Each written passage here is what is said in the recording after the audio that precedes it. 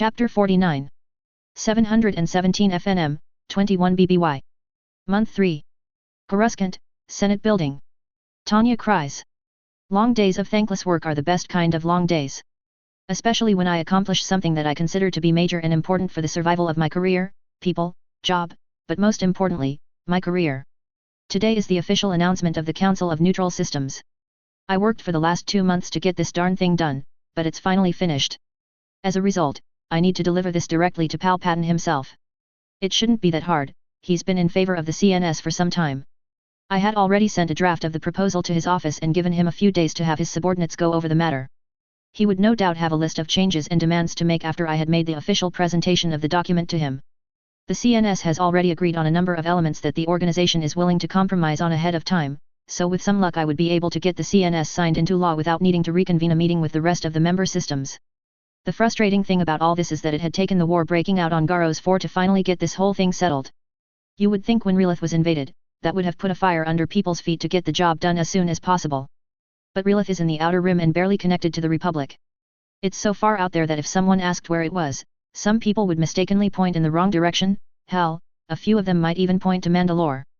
Startlingly few people had a good grasp of galactic geography, the mechanics of hyperlane travel or the concept of shadow mass. Such people simply lurched the life, content that if they did not know something it was clearly not all that important. The sort of lackadaisical mentality that, when allowed to fester, brought down empires. Garros 4 was almost in the same boat, except it's a rather populous world that has a large academy that helped produce some of the best scientists in the Outer Rim while being a very loyal world to the Republic. So loyal, in fact, that many of the worlds that are part of the now Council of Neutral Systems had signed on to the refugee relief movement. This agreement would see that any planet that was invaded by separatists could have their population take up refugee status on Garros 4. This agreement had been signed before the invasion had even broken out, but since it hasn't been put into effect, it might as well not matter. Technically, the leader of Garros 4 had been fairly on the ball by quickly realizing the situation and trying to set themselves up as a neutral world that could be left alone. Mandalore had signed onto the agreement within the first week. I had overseen the signing, in fact, a rather unimportant event in my mind as it was just another step towards the Council of Neutral Systems. One of many thousands of meetings, signings, and other such groundwork for the CNS. Now, it is a little bit more important. The same agreement that designated Garros 4 as a safe haven and destination for refugees also stipulated that the other signatory members would become refugee havens of last resort. Now that Garros 4 was occupied, this clause was suddenly put into effect. This technically bound Mandalore to take in refugees in Garros 4's place.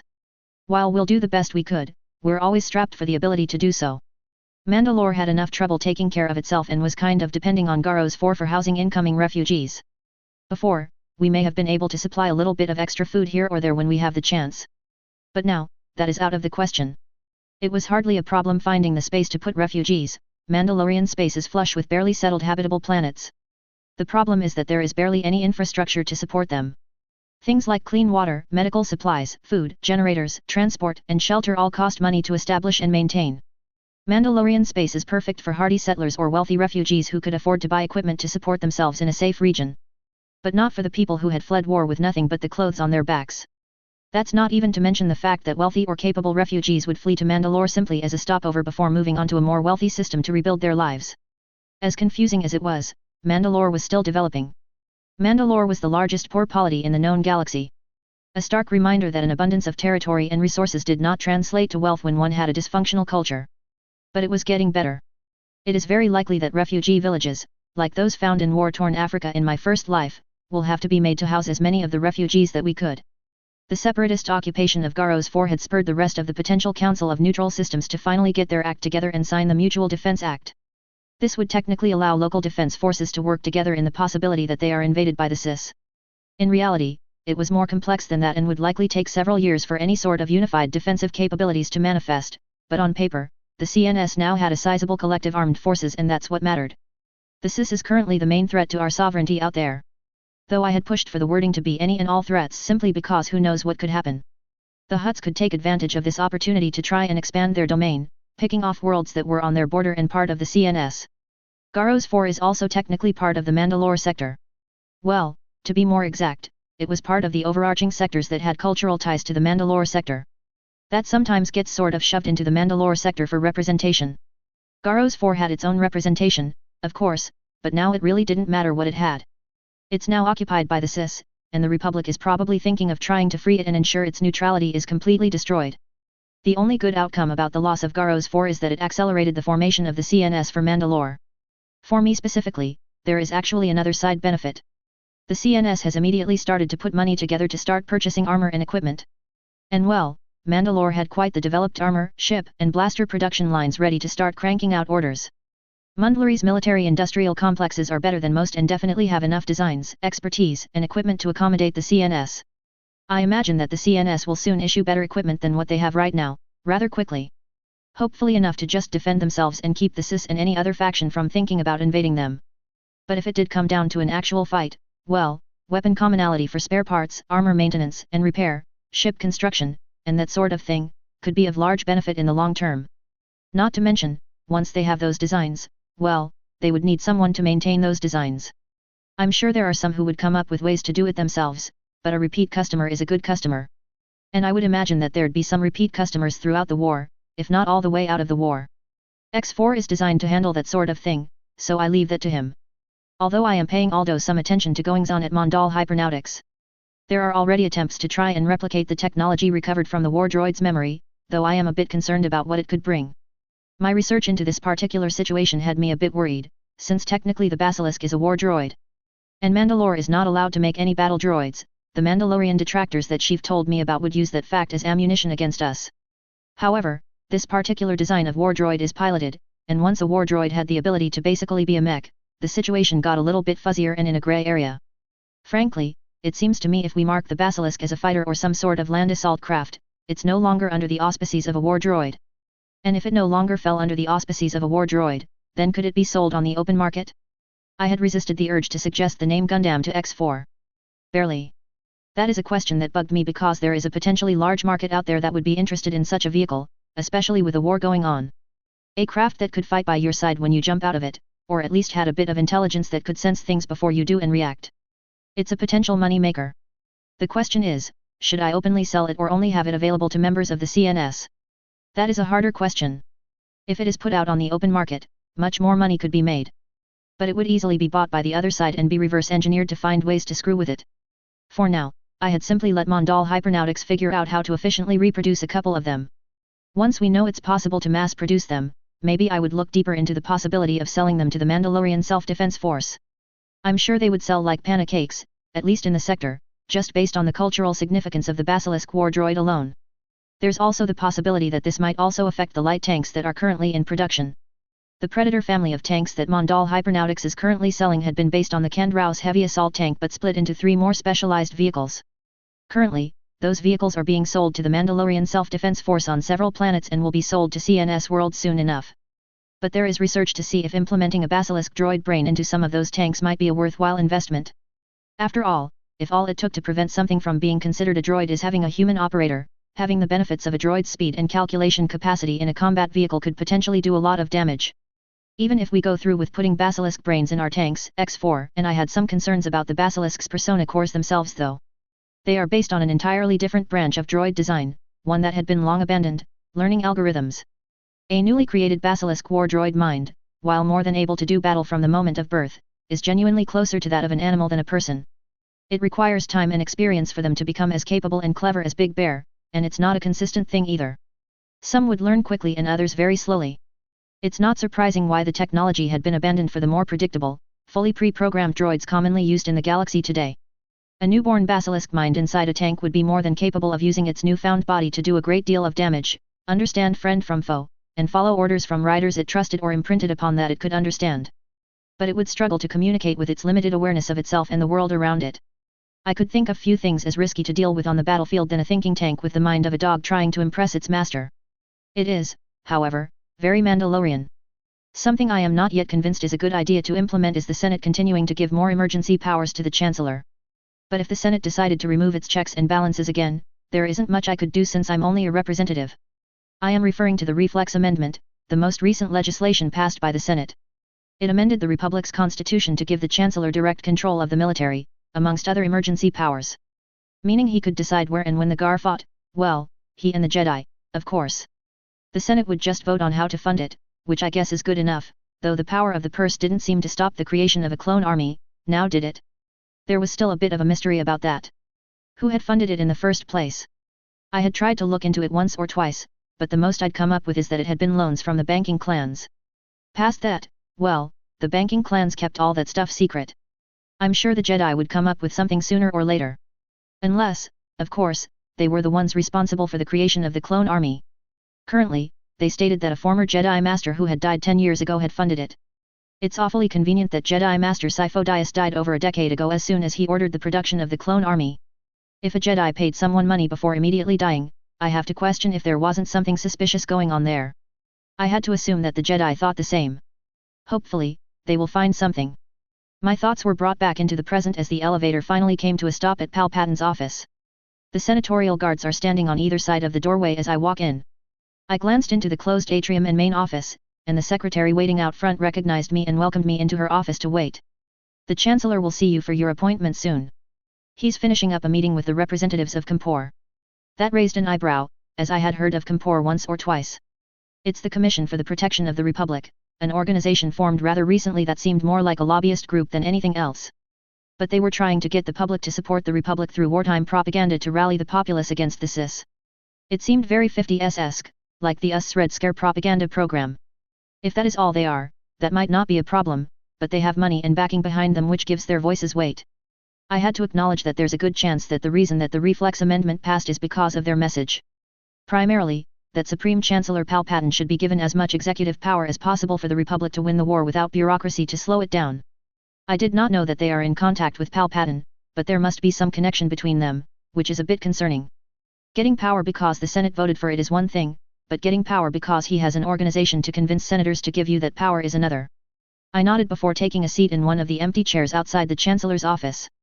While I waited, I opened the datapad in my hands for some last-minute memorization. Even if it is going to be dismissed and be revised further, I can't be making a mistake in front of the head of a galactic government. After waiting for a moment, the doors opened and the secretary said, "You may go in now." Nodding my head, I entered the office, seeing Palpatine behind his desk and one or two other officials in what looked like pseudo-military uniforms sitting around the room. It appeared they had been having some sort of conversation that was now over. "Ah, young Representative Kryze, we were just talking about your exploits," Palpatine said with a cheery voice as he waved me in. I suppressed a frown. X4 was supposed to keep the war droid development secret, so I doubt he is talking about that. "I was just talking with these fine gentlemen about your role during the Geonosis event." I nodded in relief at my misunderstanding. "It wasn't that big of an exploit, Chancellor. I just happened to be at the wrong place at the wrong time." "Some would argue you were in the right place at the right time," Palpatine spoke up, drawing my eyes to a young man in the military uniform with tan skin. "Those people never experienced the feeling of having your ship shot out from underneath you and crash landing." The man nodded before saying, "Understandable that you would have that opinion, but I must say, having a figure like you there on the day does wonders for morale." The story of a young representative from Mandalore fighting back against the dastardly Confederacy for the Republic is quite well known amongst our organization. Your story is an excellent example to talk about what we want to fight for, a republic that serves its own interest and does not subordinate itself to the moneyed interests of corporations nor the more insidious populations in the Outer Rim. Insidious populations. I mused, the tone he took with that statement was somewhat concerning. Since Mandalorians are one of those often maligned Outer Rim cultures. The Genosian people, for example, are biologically predisposed to act against the interests of the good people of the Republic. There is no real way that individualistic-minded people like us can live with a hive species. The man explained calmly, as I was careful to maintain a neutral expression. The various species in the Republic are vast and disparate, and the sentiments expressed by this man would exclude quite a substantial amount of them. I understand that the CIS has a large number of different species supporting them. I think it would be unwise to conclude that they can be so easily categorized and dismissed. The Genosians, for example, are individually talented and independently cognizant, even if they do choose to live in hive systems. I pointed out, I was starting to get an uncomfortable feeling about this man. Such empathetic and tolerant sentiments like that is something many species within the CIS would not return, I'm afraid. We cannot allow our kindness and morality to be used against us. He blinked and smiled. "Oh, where are my manners?" The man stood up and bowed. "I am Ishanael Raz, Chief Spokesperson of the Preservation of the Republic. You know, if you ever feel like coming to one of our rallies, we would really enjoy hearing your take on what happened there on Geonosis. I'm sure many people are interested in the story, as we only get second or third-hand accounts. Most of them seem rather fanciful, such as a story that you had stunned the leader of the Trade Federation." He chuckled at that before continuing, "Not to mention, a large contingent of our people are somewhat enamored with the technology coming out of the Mandalore sector. The Vambrace system is quite useful. It allows our people to stay in communication and organize things quite better than some of the more modern systems we could have acquired from local tech companies. I smiled and even did a curtsy. Nice to meet you, Ishanael Raz. I don't know if I could go to one of your rallies anytime soon. I have a fairly packed schedule for the foreseeable future, but I'll keep that in mind. It is good to hear that our technology is finding customers here on Coruscant. I would have to play it safe around this character and their staff, just in case they tried to use anything I say to try and support their movement. While it's quite enjoyable speaking with you, Ishanael Raz. I'm here to speak with Chancellor Palpatine for an important announcement. I shifted closer to the Chancellor's desk for emphasis. Palpatine nodded to Ishan, who stood and offered a polite bow himself before he and the other gentlemen departed from the office. When Ishan had left, I put the datapad in front of the Chancellor and slipped into a rehearsed script. I, Tanya Kryze of Mandalore, hereby present the official announcement of the Council of Neutral Systems to the rightful Chancellor of the Galactic Republic. Bravo, my dear. Palpatine said as he clapped at the necessary pomp and ceremony before he took up the datapad, looking at it with undisguised interest. How unfortunate that such a council has to be formed. Hopefully, this will mark the first step on the long and arduous road to peace and security for the galaxy. Palpatine said soberly before checking the datapad. You assent that this is document NSA-7 without edits and revisions? Of course. I, Tanya Kryze, assent that this is document NSA-7 without edits or revisions. I said, following the standard script these sorts of signings required. Then I smiled and said, that is the hope. At the very least, it should put a halt to any further invasions into CNS space, since that may force the CNS to take a side. With this many systems, it's not a line I think the CIS wants to push. Or the Republic.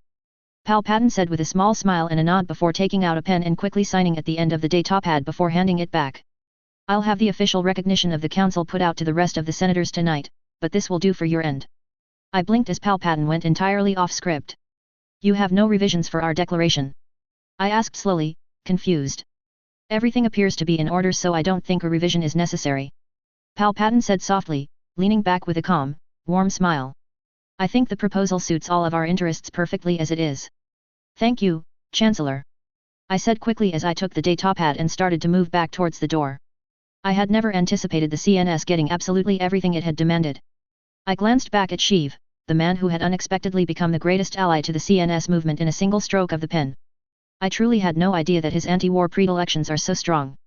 I could only hope that the rest of the Republic could see that the CNS is acting in the best interests of not only ourselves, but the entire Republic.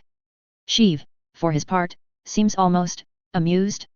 I cast aside that thought and stepped out of the grand office of the Chancellor and made way to my own office to make the declaration of the CNS public. Crow-Eval System, Com-RK Class Starfighter. Pre-Vizsla. I reclined in the now familiar commander's seat of the cramped Gauntlet Starfighter cockpit, allowing myself a moment to relax after the flurry of activity of the last few weeks. Our squadron had been operating in the outskirts of Mandalorian space, within the contested region between the Republic and the CIS. The Com-RK class gauntlet that made up the bulk of Death Watch's void capabilities had been supplied by Mandal Motors.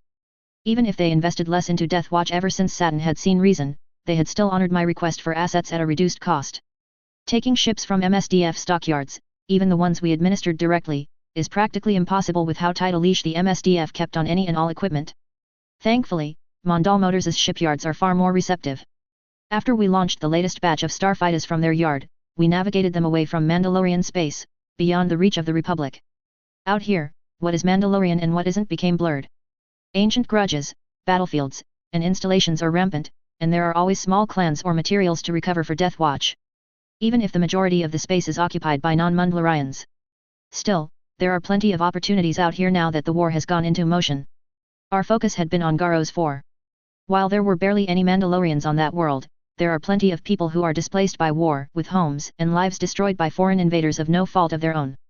It was a simple matter of gathering the angry and dispossessed, and reforming them into a formation that is useful for Death Watch. They might never become actual Mandalorians, but they would serve Mandalore with glee after what they had suffered.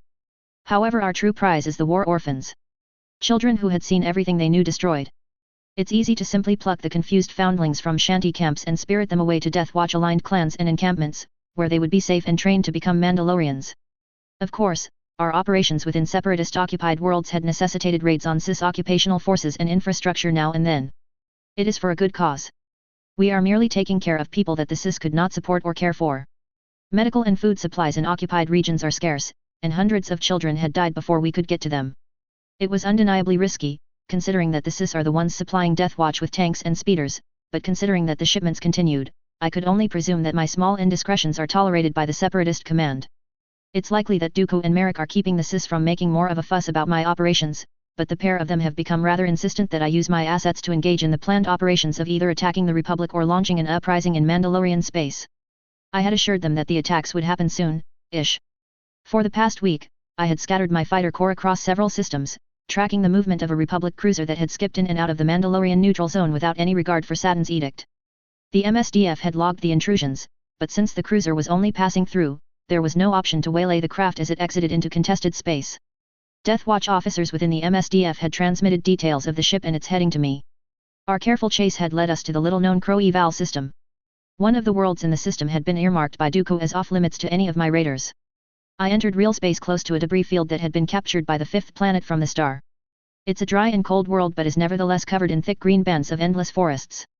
Despite the habitable biosphere the world hosted, it only has a scant few logging settlements and little else. My attention is instead focused on the orbit of the fourth planet of the system. I confessed to having little knowledge of the world, except that it hosted a few thousand Mandalorians and roughly a billion near-humans who were happy to trade with Mandalore for the most part. They are rather inoffensive people as far as I was concerned. The world had been invaded by the CIS months ago. A small defense fleet had been stationed here spitting fire at the Republic cruiser we had been shadowing. This far out, my ship might as well be invisible. I sent out a sensor ping that would look unimportant to most eyes and waited for my forces to gather in this system. Crow Eval System, Com RK-class starfighter. Pre-Vizsla. The battle is a protracted one. Both the Republic cruiser and the four CIS frigates were firing at each other from a great distance, while wings of fighters fought for space between the forces. 800 on the Jedi eyes. Came the amused tone of my pilot. I glanced at her, along with Ursa Wren as she is my second in this operation. Why? The code on that puppy ship says command, yet the idiots don't have any support. Ursa waved a hand dismissively. I will spot you. 8 on the Banker fleet. It's a battle cruiser, the pilot explained. Pride of the Rep fleet, they poured a ton of credits into the monster. It's got 20 heavy turbolaser batteries, even more ion cannons, proton torpedo launchers, quad assault concussion missile launchers, fighter craft, gunships, landers, and the works. That ship has enough firepower to turn a planet to glass. Even better, the ID on that ship is the Maelstrom, the namesake and first of her class for the Maelstrom battle cruiser line. And how do you know that? Ursa asked. I saw it on the propaganda holo a week ago. They say that this is the Jedi's answer to the malevolence. So why is she out here all on her own? I asked, nobody in particular. The women in the cockpit considered that for a moment, before the three of us fell into an uneasy silence. The battle continued as my forces snuck into the system, one after the other, using microthrusts to get into formation, so as not to ping any sensors on our prey. Just as the last of my forces entered the system and fell into position, one of the banking clan frigates detonated as a squadron of Republic starfighters made a pass over the ship. The combat computer counted no more droid fighter resistance to the Republic. Formation, move in. I gave the order, and my pilot went to work. In the shadow of an irregularly shaped continent-sized rock, 24 engines burst to life with enough force to overwhelm the inertial dampeners and nearly strangle the passengers of the Gauntlet starfighters before the thrusters are halted so the heat signatures of our drive plumes doesn't give us away, and over 500 Mandalorians were sent hurtling towards the battle. The maneuver was performed perfectly by every pilot, and to any sensor, we were little more than specks of dust traveling across the system. Nothing for them to worry about. Until it was too late. Battle on the surface is heating up. The Republic really wants this CIS facility badly. Ursa commented, looking at a screen just out of my line of sight. I am more focused on the war in the void. It's still going to take a while before we drift into range to begin our attack, and I hoped that this battle cruiser would still be in the perfect position for our attack. The ship in question, the Maelstrom, is busy chasing down the remaining banking clan frigates. While the firepower of 4 had been enough to hold the ship back, it seems that 3 are insufficient. The trio are attempting to keep outside of brawling range for as long as they could, while the Republic captain pressed forwards with his advantage. Out of curiosity, I tapped into the few feeds of the ground forces that our slicers had managed to break into to reveal that the ground operation is a mess. The Republic had deployed the Maelstrom's entire complement of clones to take the expansive CIS facility. It's a colossally huge tower with 6 large docks arrayed around the structure. Large enough for a capital ship to be built in each dock. The facility is also situated in the middle of a city with towers that reach up to touch the clouds. The droids and clones below are doing a fine enough job of turning the city to rubble in the desperate battle for the facility as locals attempt to flee the carnage suddenly thrust upon them. Got a hyperdrive spooling up. The pilot said, tapping at her instruments. It's not the Maelstrom. I released a breath I didn't know I was holding before tapping at the data the slicers were feeding us. Looks like that SIS facility is a shipyard. Something is trying to escape. If that drive can handle spooling for a couple of minutes, then she will be gone the moment she hits high orbit. Ursa frowned and tapped the screen before adding. That can't, oh hell. I was about to ask her to explain when there was a flash of light. Gods, they just. There was a moment of utter disbelief. I could scarcely believe it myself as a plume of dust and poison was ejected into space from the Armageddon below. So great was the explosion that I could see the cloud of debris from here. Record everything. I want all the footage we can get. I ordered, sending a tight band communication to the other fighters, despite the risk. I could hardly breathe through the horror and excitement that filled me. At the epicenter of the Republic atomic strike, the ground split apart, and a hellish red crack consumed the city before spreading out across the surface of the doomed planet. I am fairly certain that the Republic does not have an atomic weapon capable of cracking a planet like that. If they did, they would have used it during the excision. No, this is likely the result of a separatist superweapon of some kind. They have a habit of making a new one every other week. While the separatist might have placed the Tibana barrel there, the Jitai was still the one to pull the trigger, so the blame still lies with the Jitai. Cities thousands of kilometers away are soon consumed by the spreading firestorm and tectonic calamity. We could only watch as a green world is reduced to ash, and a billion lives are extinguished. Debris spitting out into space crippled the remaining SIS ships as low orbit became inundated with gravitational anomalies so fierce they could be seen with the naked eye. What did they do? Ursa spoke softly, knowing exactly what she was looking at but desperate for there to be some mistake as a way for her to distance herself from stark reality. I am also in shock that the Republic would have the will to kill a planet, but I quickly return my focus to the present and think about how this event will benefit Death Watch.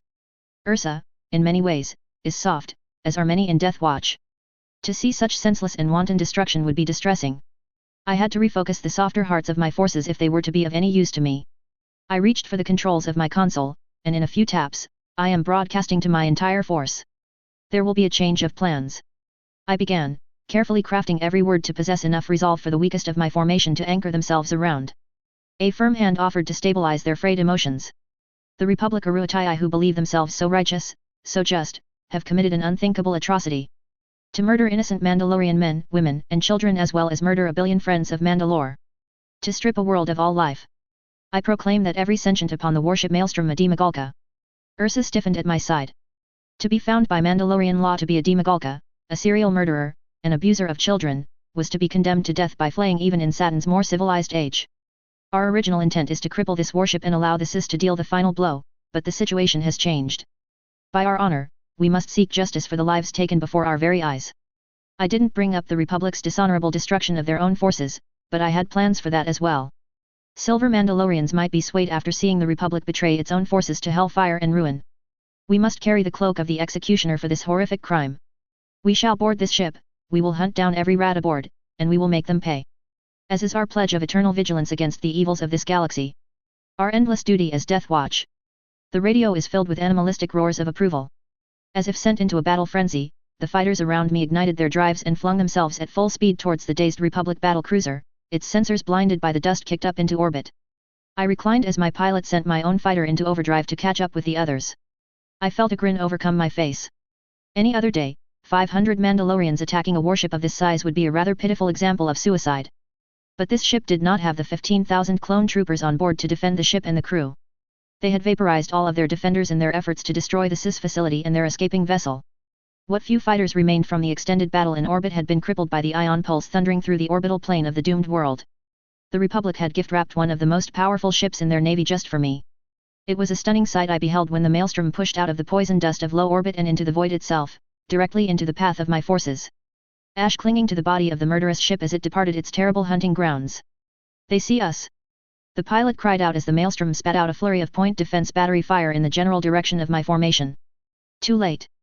I said, as indeed a moment later all of our Com-RKS launched their ion torpedoes. At such close range, the torpedoes barely have several seconds of flight before they impact. Immediately, the point defense slackens as their systems are overloaded, giving us a clear window to board it. We darted through the open hangar bay doors intended to accept the surviving ships from the atomic calamity.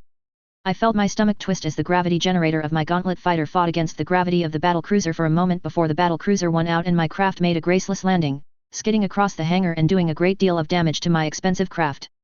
Once it stopped, I immediately unclipped myself from my seat and stepped forward as the doors of the craft opened, and 20 Mandalorian warriors rushed into the Maelstrom, blasters alight. Shall we join them? I asked Ursa and the pilot. Let's kill them all. Ursa said with deadly resolve.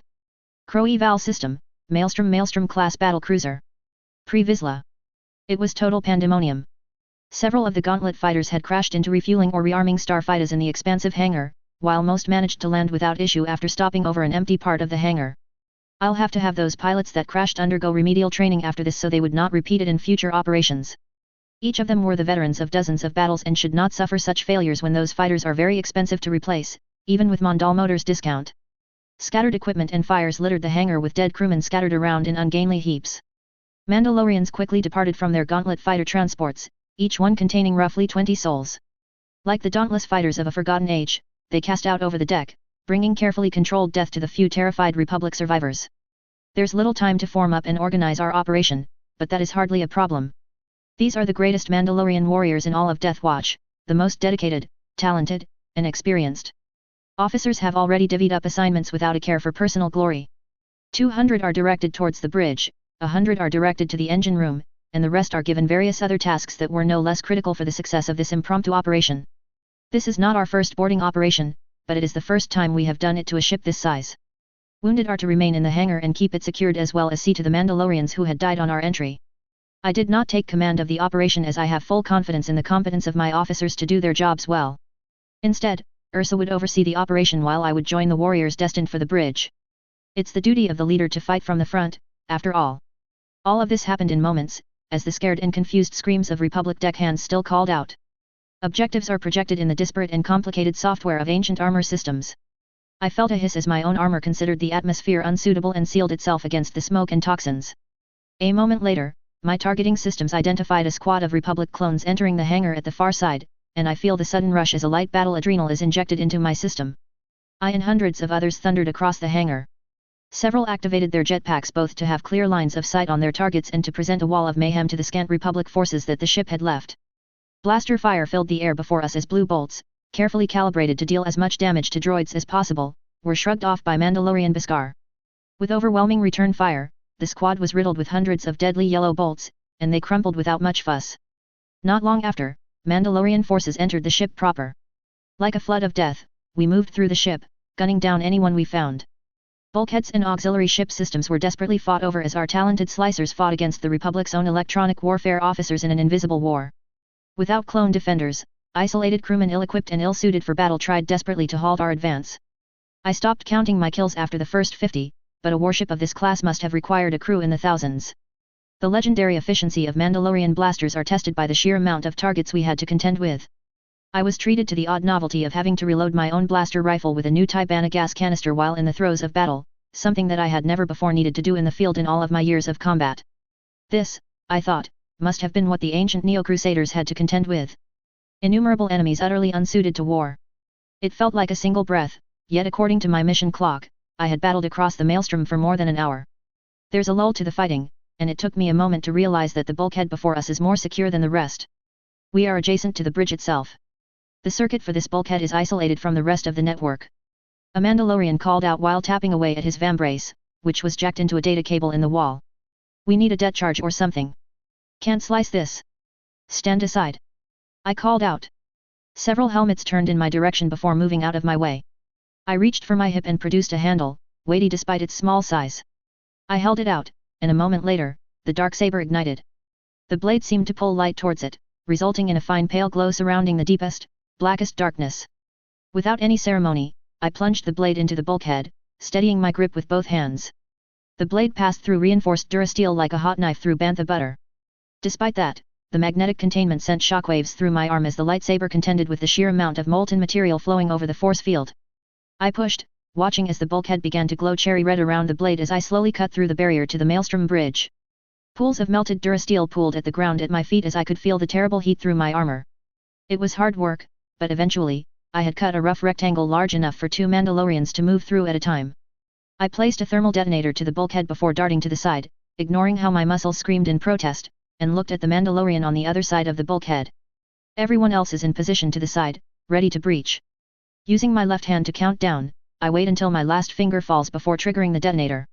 As the shock wave washes over me, I feel a sense of satisfaction as the rectangle is blasted inwards, likely injuring any defenders that stood too close to the bulkhead. Without waiting for the smoke to clear, the Mandalorian across from me threw flash grenades through the hole before charging into the breach as blaster fire rang out. I felt a rush of strength as my armor provided me with another adrenal for the final stretch, and darted through the hole with my fellow Mandalorians. The bridge is expansive. We had entered a command room that opened out into a two-level room with dozens of command consoles, all overlooked by a fleet command throne. Tall, reinforced plasteel glass windows gave an incredible view of any battle the Maelstrom would contend with. Bridge crew were situated behind consoles and chairs, firing blindly as the flash grenade did its job, turning them into targets as we pushed into the bridge. In the middle of the room, coordinating the defense, stood the indomitable form of a Jitai. His violet blade shifted about him in a dizzying pattern, turning away dozens of deadly yellow bolts. His shins, arms, and midsection are protected by white plastoid armor that blackened as blaster fire played over the armored plates, denoting a high concentration of chromium rather than the pristine Beskar plates of my own armor. Over the form-fitting bodysuit and armor plates, he wears a brown robe that did not seem to restrict the Jitai's movement in the slightest. I watched as the man darted to the side to deflect a yellow bolt that found itself striking the neck of a Mandalorian at my side. She let out a confused gurgle before crumpling in place. Without thinking, with the rage of 1,000 generations, I rushed forward with my dark saber ignited. As if acknowledging my challenge, the dark-haired Jitai advanced upon me with measured steps. Blaster fire seemed to part around us as we both approached. Mandalorian! He roared, menace dripping from the Republic sorcerer. Your treachery is revealed. The galaxy will know that your neutrality is a lie. So lost, you defeat yourself, and think it treachery. You are judged, murderer. I said, feeling the words more than thinking them, as if the Manda itself was speaking through me. You die here, Jitai. In an instant, we were locked in mortal combat. Our lightsabers clashed, the blades seemingly playing across each other with glee and parting with heavy resistance. The battle around us is forgotten, the screams and sounds of blaster fire dimming from my mind as we took measure of each other. He probed my defenses before dashing forward to strike again and again with incredible speed and brutality. Each blow he exacted, I met with my own with incredible effort. As much as it galls me, I am forced to give ground to the Jedi's aggressive advance. I felt a wave of clarity, the inexorable call of a battle trance, fall over me as I changed tactics and released my left hand from my dark saber. With one hand, I now have the speed to parry his blows rather than to meet it head-on, which managed to check his advance. Our blades called to each other, and in an instant, we both struck. The deadly plasma joined together, containment fields attracting and rejecting the other in equal measure, as he attacked and I deflected. In a contest of strength and determination, I will lose. The only option I have is to use his strength against him, make him overcommit to an attack, and strike while he is recovering. The opportunity presented itself when he delivered a diagonal overhead swing. I quickly sidestepped to the left and pushed the saber as far away as I could as I used my free left hand to grab hold of his arm to lock it in place. Now that his saber is out of the way, I pressed forward and struck, smashing my helmet against his face before following up with kneeing his groin. I managed to land a second knee before I saw that he had freed his left hand before sending an open palm in my direction as he let out a roar of fury. His eyes glowed with power as bubbling blood ran down his lips and chin, granting him a crazed appearance. It is the last thing I see before he unleashed his magic, and I was thrown head over heels by impossible forces and crashed over a bridge console before landing on my back. There was not a moment for me to gather my wits from the attack as the Jitai jumped above me, intending to plunge his lightsaber down upon me. I deactivated my dark saber as I rolled to the side and dodged the stab, but the follow-up rising cut managed to strike my chest plate. Before he could send another attack, I extended my right arm and from my wrist came a jet of jellied flame that coated his form and elicited a scream of rage and pain. Using the distraction, I got back on my feet and used my free hand to grab a flash grenade from my belt. Just as I was about to throw it, an unseen force pushed me back into another console at the front of the bridge. Despite his flesh melting from the burning jelly, the Jedi rushed upon me still, faster and stronger than ever before. I dropped the grenade near my feet and reignited the dark saber. Our blades clashed as I did my best to hold the burning Jitai in place. My muscles scream in agony as the Jitai's blade inches closer and closer to my face that if it wasn't for the polarization of my helmet I would have to close my eyes, which would be a death sentence in melee combat. Eventually, the flash grenade went off underneath us, causing him to flinch and shout in surprise. This momentary distraction allowed me to sidestep to the side and with a twist of the dark saber, I cut off his arms before stabbing him in his stomach. The power that had once filled the man seemed to dissipate. The dark magic that sustained him, perhaps an aspect of Erasoum himself, abandoning a broken toy. With the last of my strength, I twisted the dark saber and bisected him. The bridge is quiet. I glanced about to find the battle for the bridge is truly over, with Mandalorians watching me all around. A strange compulsion came over me, and I looked at the fallen Jitai, my body at its limit as I took deep breaths. He is badly burned, horrific wounds covering his body as I turned him onto his back, but still, his eyes turned to me. As I crouched beside the dying sorcerer. Even bisected, the cauterized wounds keep him alive enough for him to answer my question. Why? I asked, looking at a tired man at the end of his life. I had to, you don't. I saved billions, hundreds of billions. You murdered a planet. I countered. You don't understand, I saw, the super weapon, the Shadow Blade. It had to be destroyed, no matter the cost. I saved them all. I expected more from you, Darjishii. Instead of deeming every life precious, you murdered millions because you deem it easier than the alternative. Your hubris caused the death of a planet. Die knowing that I am the consequence of your actions. With that said, I drew my pistol and executed him with a shot to his head. His body stilled afterwards as this Demagalka passed to the afterlife, likely to be judged by others of his kind. Crow Eval System, Maelstrom class battle cruiser. Pre-Vizsla. Seated in the command throne of the Maelstrom, I could barely find the strength to tap at the controls to gather a clear picture of the current situation. The ship is ours, even if my Death Watch are still hunting down survivors throughout the colossal battle cruiser. We already have access to the life support system and have voided the entire vessel, which is not an issue for us as we all have void-rated armor. This should wipe out any survivors that have not managed to get void gear, which would help make clearing the vessel easier. The ship had taken damage during the battle and boarding operation but remained fully operational. However, it's unclear how long that would last.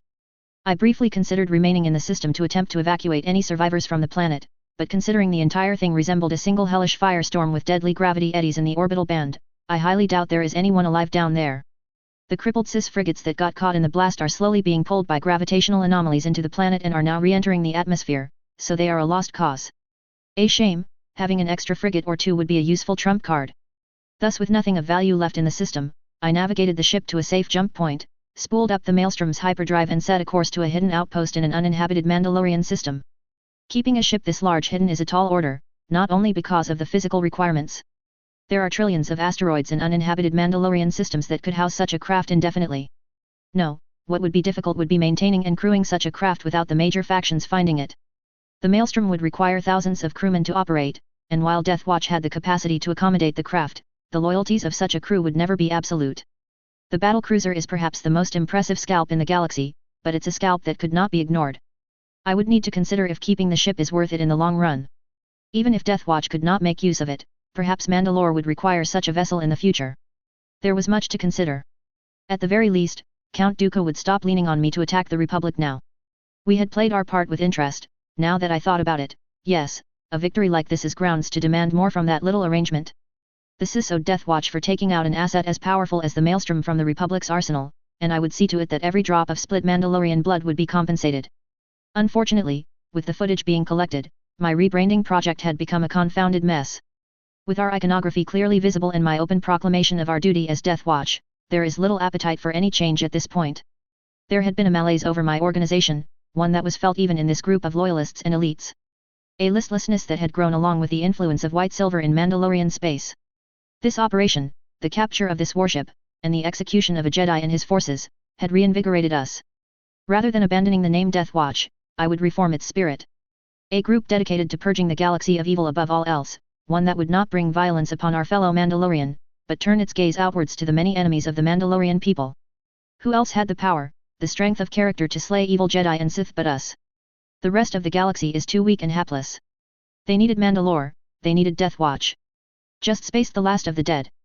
Ursa called out as she entered the bridge, stepping through the destroyed bulkhead. Apparently, my trick with the Darksaber had fused some internal mechanism, and the entire thing is stuck permanently until we could cut it apart and replace it entirely. Good, just the stragglers now. The ship's internal sensors were incredibly limited, and some of the surviving Republic crew had started to damage the security systems while hiding in the miles upon miles of crawl spaces across the Maelstrom.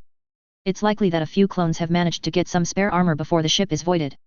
I am taking leave after this OP. Ursa said softly, looking at the technically minded Death Watch experts trying to repair the bridge with, as far as I understood, very limited success. Reason? I said, without the energy for much more.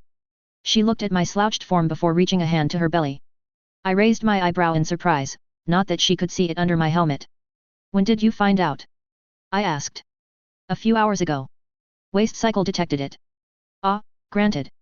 I am going to be restricting active operations in the coming months anyway. She nodded and turned away from me. Congratulations. I said, suddenly feeling awkward. Clan Ren is a close ally, even if they are more spirited and independent than most. With the heir of the clan growing within Ursa, now was the time to curry favor with them. A hunting party had found the jetty's quarters and had identified some interesting artifacts that are now mine by right of conquest. It's some good fortune that the jetty I had slayed was a collector of sorts. Thank you, came the curt reply, before Ursa moved over to the sub-command throne and began to pull out damaged and melted circuits.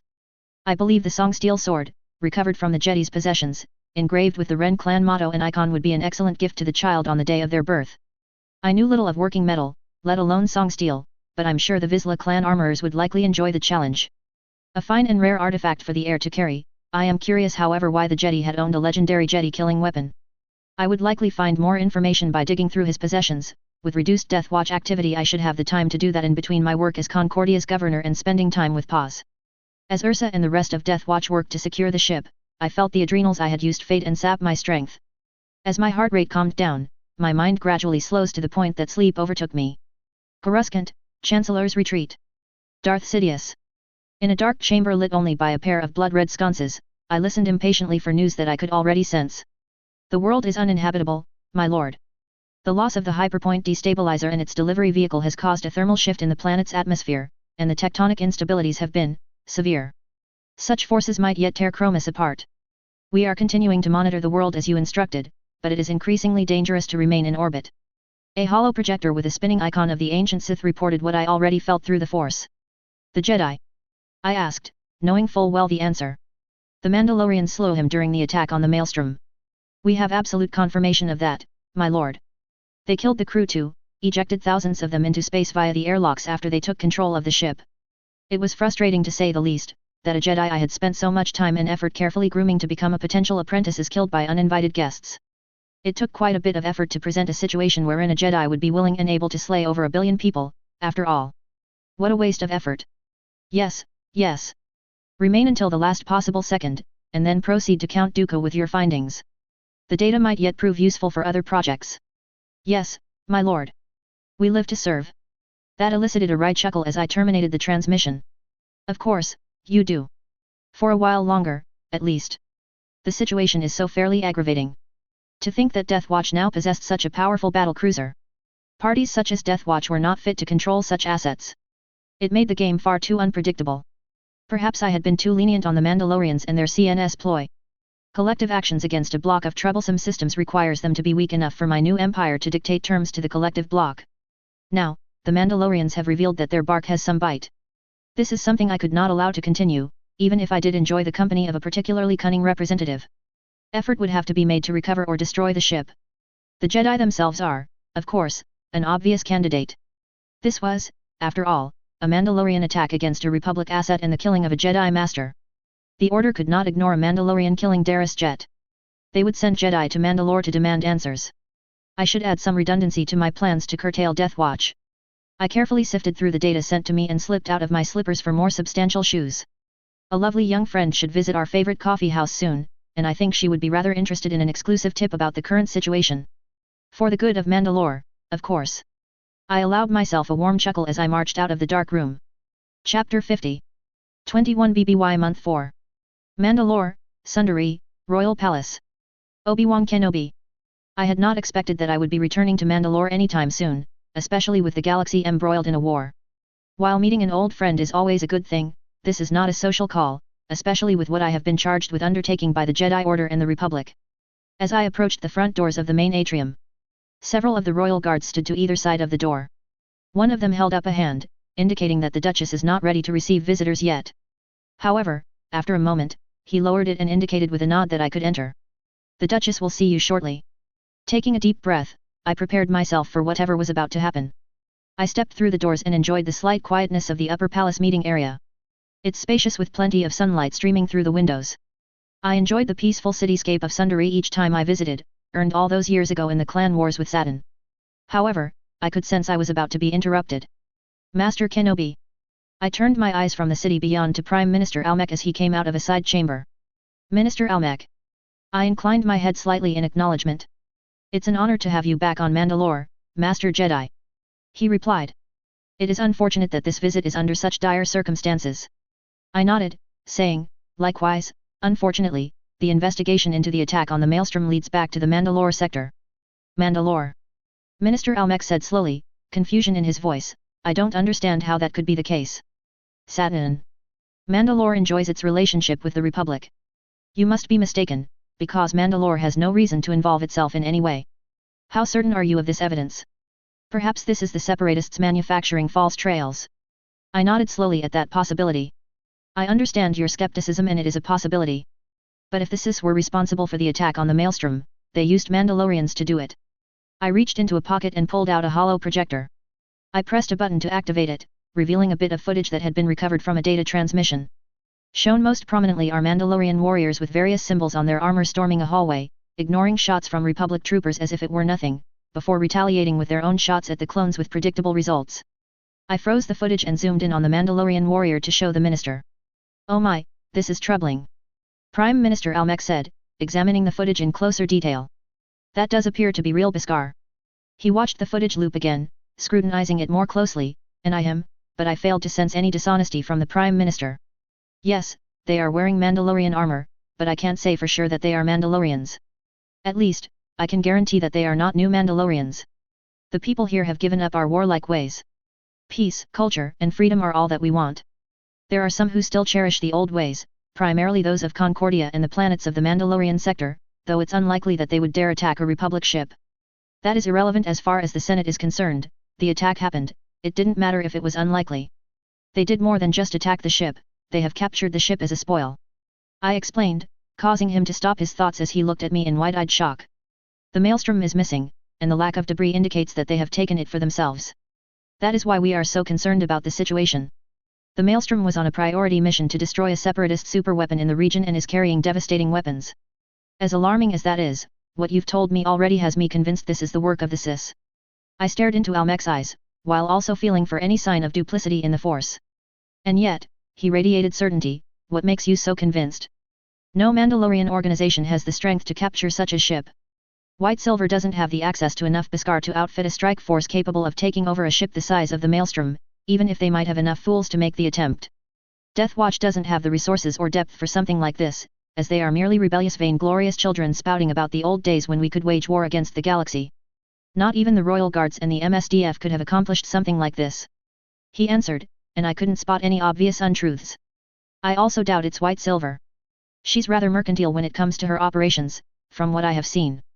Alienating the Republic would be counterproductive to her stated goals, especially when her mercenaries are already working for the Republic. I said. Almec looked back up and raised an eyebrow. You've met White Silver. I nodded since it is the truth. Though I did not know her well, this did not align with what I'd seen of her motives and she wanted to keep Mandalore out of the war. Attacking a Republic vessel would draw too much attention. This Death Watch? What have they been up to exactly? I asked. There was an assassination attempt on an idol a few months back, as well as the Prince of Mandalore not long after. Though thankfully, the Royal Guard were quite able to handle the situation. Almec explained. What about the Workers' Council? I heard from Representative Kryze that they are native to the region that the Maelstrom vanished in. I said. Almec shook his head. I doubt they would engage in any open hostility. There is some connection between them and the Sis, I'm sure of that. Arms smuggling, we believe. But they are currently not engaging in any hostility against the Mandalorian government. We're monitoring the situation, we'd inform the Republic if it got out of hand. A half-truth there, interesting. I'd have to send a message to R4 to follow up on ANTV. The Republic needs to know immediately if the Maelstrom resurfaces. Do not move against the ship without first informing us. If the perpetrators show up in the next few months with the Maelstrom as their new flagship, I think we'll agree they were responsible. I said with a nod before I spoke plainly. To be honest, Prime Minister, the Republic is not happy. There have been some reports of ships tailing our vessels crossing through Mandalorian-controlled space and outlying sectors. The fact that this has happened more than once worries me that it might happen again. The Republic is wondering if Mandalore has decided that it would be better to be part of the Sis than staying neutral. Prime Minister Almec looked genuinely insulted, so I turned down the politics a bit and emphasized my priorities. I personally do not believe this is true, of course, but the Senate does. When the Senate believes something is amiss, the Jedi need to investigate it. What happened to innocent until proven guilty? Has that been thrown to the wayside? Came Satin's voice and she doesn't sound happy. Turning, I saw her enter the atrium along with Senator Merrick. He's by her side and looking a bit worse for wear. Duchess Satin. I bowed, my mood brightening. Perhaps we could cut straight to the heart of matters now. Master Kenobi, or is it General Kenobi now? She twisted her tone and emphasized the word, and in so made it clear what she thought of the military rank. I withstood her tone and folded my arms behind my back. I'm afraid it's General Kenobi for now. Though I will be glad when this war is over, and I can relinquish that command. Shaking my head at that, I continued, but it is good to see you, Duchess Satin. You're as radiant as ever. For a brief moment, I saw a twitch of her lips before she suppressed it. However, I didn't sense any real animosity, which told me that this was more about pomp and circumstance than actual anger at me. Satin shook her head before saying, kind words from someone who accuses Mandalore of treachery. Tell me, then, is this investigation ordered by the Senate going to interfere with our internal affairs? I shook my head in the negative. The actual investigation was ordered by the Jedi Council. The Senate is simply watching this investigation with interest. Of course they are. She muttered under her breath before she said, well then, General Kenobi, would you care to go for a walk with me? I'm willing to have a more in-depth conversation about the situation here in Mandalore. I would never say no to ditching the politicians, and Satin didn't count. Gladly, Duchess. I agreed as she walked up to me, smiled, and walked past. I nodded and said a brief farewell to Almec and Merrick, before following her at a slight angle, letting her lead the way. We moved through the hallway towards the steps into the main area of the palace. I sensed more than saw the pair of Satin's royal guards following us discreetly. Stepping out into the main city, I noticed just how much glass there is used in the city's architecture.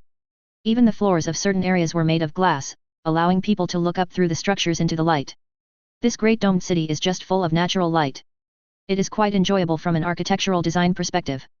Once we were a bit further away from the palace, Satin stopped as we reached a corner and nodded towards a wall. On the wall were several posters, seeming to be against whoever the owner was, as there were indications they had been ripped down over the years. Although, the fact that they were nearly layered on top of each other indicated an underlying problem. Shaking her head, Satin said, things had been peaceful on Mandalore until this war started, at least I'd like to think so. I mean, we had that issue a few years ago, but... I know. I interrupted, this whole galactic conflict is just stirring up issues throughout the galaxy. Ancient rivalries, old grudges. What exactly is going on here in Mandalore? Satin sighed before saying, honestly, a bit of a quagmire. Yes, Death Watch has been a slight issue as hooligans and radicals, for years. And all of a sudden, they started being more active in the previous year, possibly encouraged by the current conflict. She indicated one of the posters showing a strange mark, which appeared to be a 3/ with a central slash down the middle of the 3. Someone is putting up posters promising adventure and a return to the old ways if you join up with the Death Watch. She said, translating the Mandalorian letters for me on it. I could just make out enough of the Mandue to agree with her translation. Shaking her head, there was a look of frustration toward the other two posters. That's not the only posters that have been appearing recently. You're familiar with White Silver. She indicated a pair of 4 feathers on a diamond-like shape. These posters have been popping up as well, talking about how Mandalorians should join the mercenary guild that White Silver is running. Go see the galaxy, have adventures, go die out in wars that they should not be involved in. And this poster? I asked, indicating the third one next to it, a strange symbol, looks like a hammer and sickle crossing each other. Satin looked at it before saying, that's a call for peace. That Mandalorians should stay far, far away from the conflict. Well, that doesn't sound so bad. I said, noting that the poster was in better shape than the other two. The other two seemed to have had people vandalize them to some extent, while the third one was left alone for the most part. Yes, on the other hand, they are questioning my sanity for wishing to defend Mandalore by creating the Self-Defense Force. Ah yes, the Mandalorian Self-Defense Force. That's one of the other reasons I believe the Senate is concerned. She scoffed at that. Of course they are. Doesn't matter that they are legally unable to be used for a military campaign other than self-defense. Mandalorians with a military arming up? Now they're going to invade the galaxy. While Satin said it with obvious mockery in her tone. Unfortunately, nearly those exact words had been uttered by one senator during a recent Senate debate. I want to preserve the peace of Mandalore. It seems that certain people out there are uninterested in that, wanting to go back to the old ways. Of the 3 factions, which one do you think probably invaded the Maelstrom? I asked. She looked at me for a tense beat, Death Watch for certain. They've become more active and have a motive, but I just don't see how they could have amassed such an ability without us knowing. Prime Minister Almec has always been one of my chief advisors on internal security concerns. We should have had much more warning before they were even capable of this. I nodded before saying, perhaps he has been distracted. He seems to be rather sure it wasn't any proper Mandalorians. Perhaps. Almec has been fixated on the Silver Mandalorians base on Gargan, so maybe he's been focusing too much on the Silvers than he should have been. But still, where would they have gotten the capability to do this?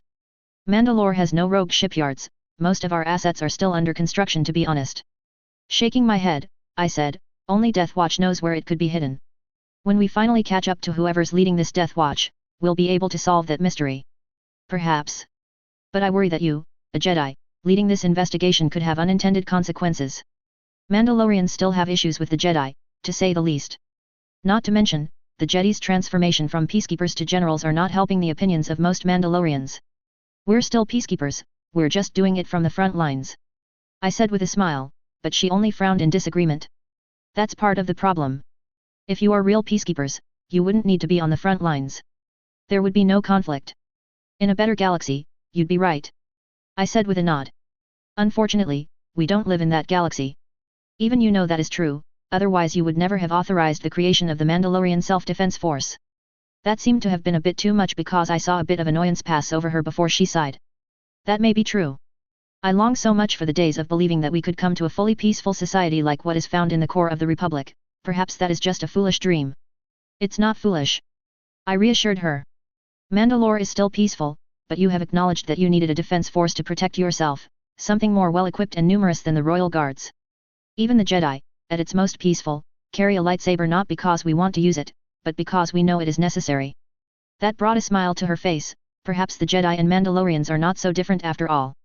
Come, there are better places in Sundari to visit than this wall. She offered her elbow, allowing me to lock arms with her as we walked more towards the center of the city. The central plaza had plenty of greenery, benches, and a large water feature a bit further away. It was as inviting as the Jedi Temple on Coruscant, except for my purpose here.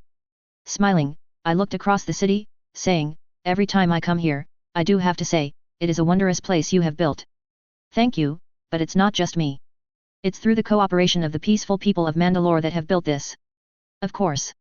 Satin always underplayed her role in how things turned out, but I admired that trait too. The water fountain is an interesting design with the water spraying up through a decorative fountain, above it is a holographic projector showing the time and other various bits of information. I looked away from it, focusing on Satin, but the people of Mandalore made it because you. The holo projector I was staring through suddenly glitched, and switched to an ominous graphic, interrupting me. I stared at it. It's a display of 3/ with a central slash down the middle, the sign of Death Watch. Hovering right above the delicate water fountain. I have a bad feeling about this. People of Mandalore, I am the leader of Death Watch, defenders of the Mandalorian people and guardians of the ancient ways. The Republic will label me a criminal, terrorist, and murderer. Those are strong claims, considering what they themselves have done to Chromis. The mysterious voice from various hollow speakers around the park and advertisements remarked. The pair of royal guards that had been trailing us approached Satin, and one stepped close, to whisper something to her. Meanwhile, the display on the holo projector changed, showing a glowing ashen hellscape. Distorted and clearly footage taken in high orbit from an incredibly expensive sensor array.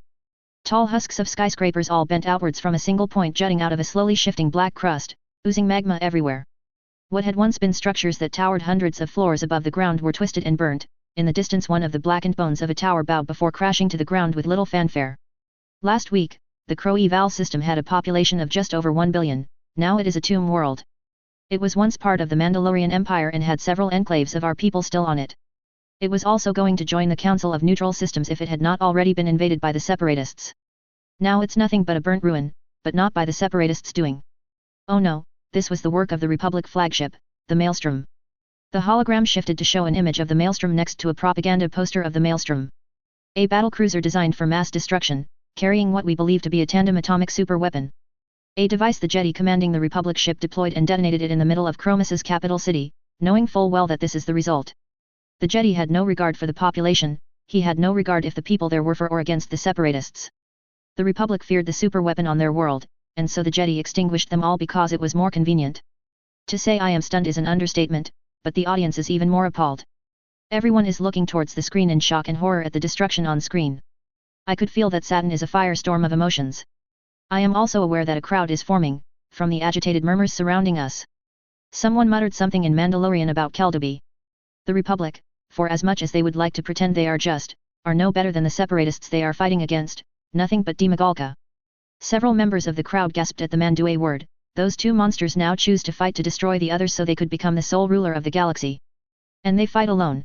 The Mandalorian Self-Defense Force, the Mandalorian people, stands strong. And it is because our Mandalore, Duchess Satin has guided us to strength once more. Mandalore is strong again. We have the largest warband of Mandalorians seen since the days of the Neo-Crusaders. Now I am wide-eyed. Satin is vulnerable to whatever narrative this madman was crafting. I stepped next to Satin, noticing both her guards scanning the gathering crowd with concern. She met my eyes and shook her head. Drat, I was going to suggest leaving.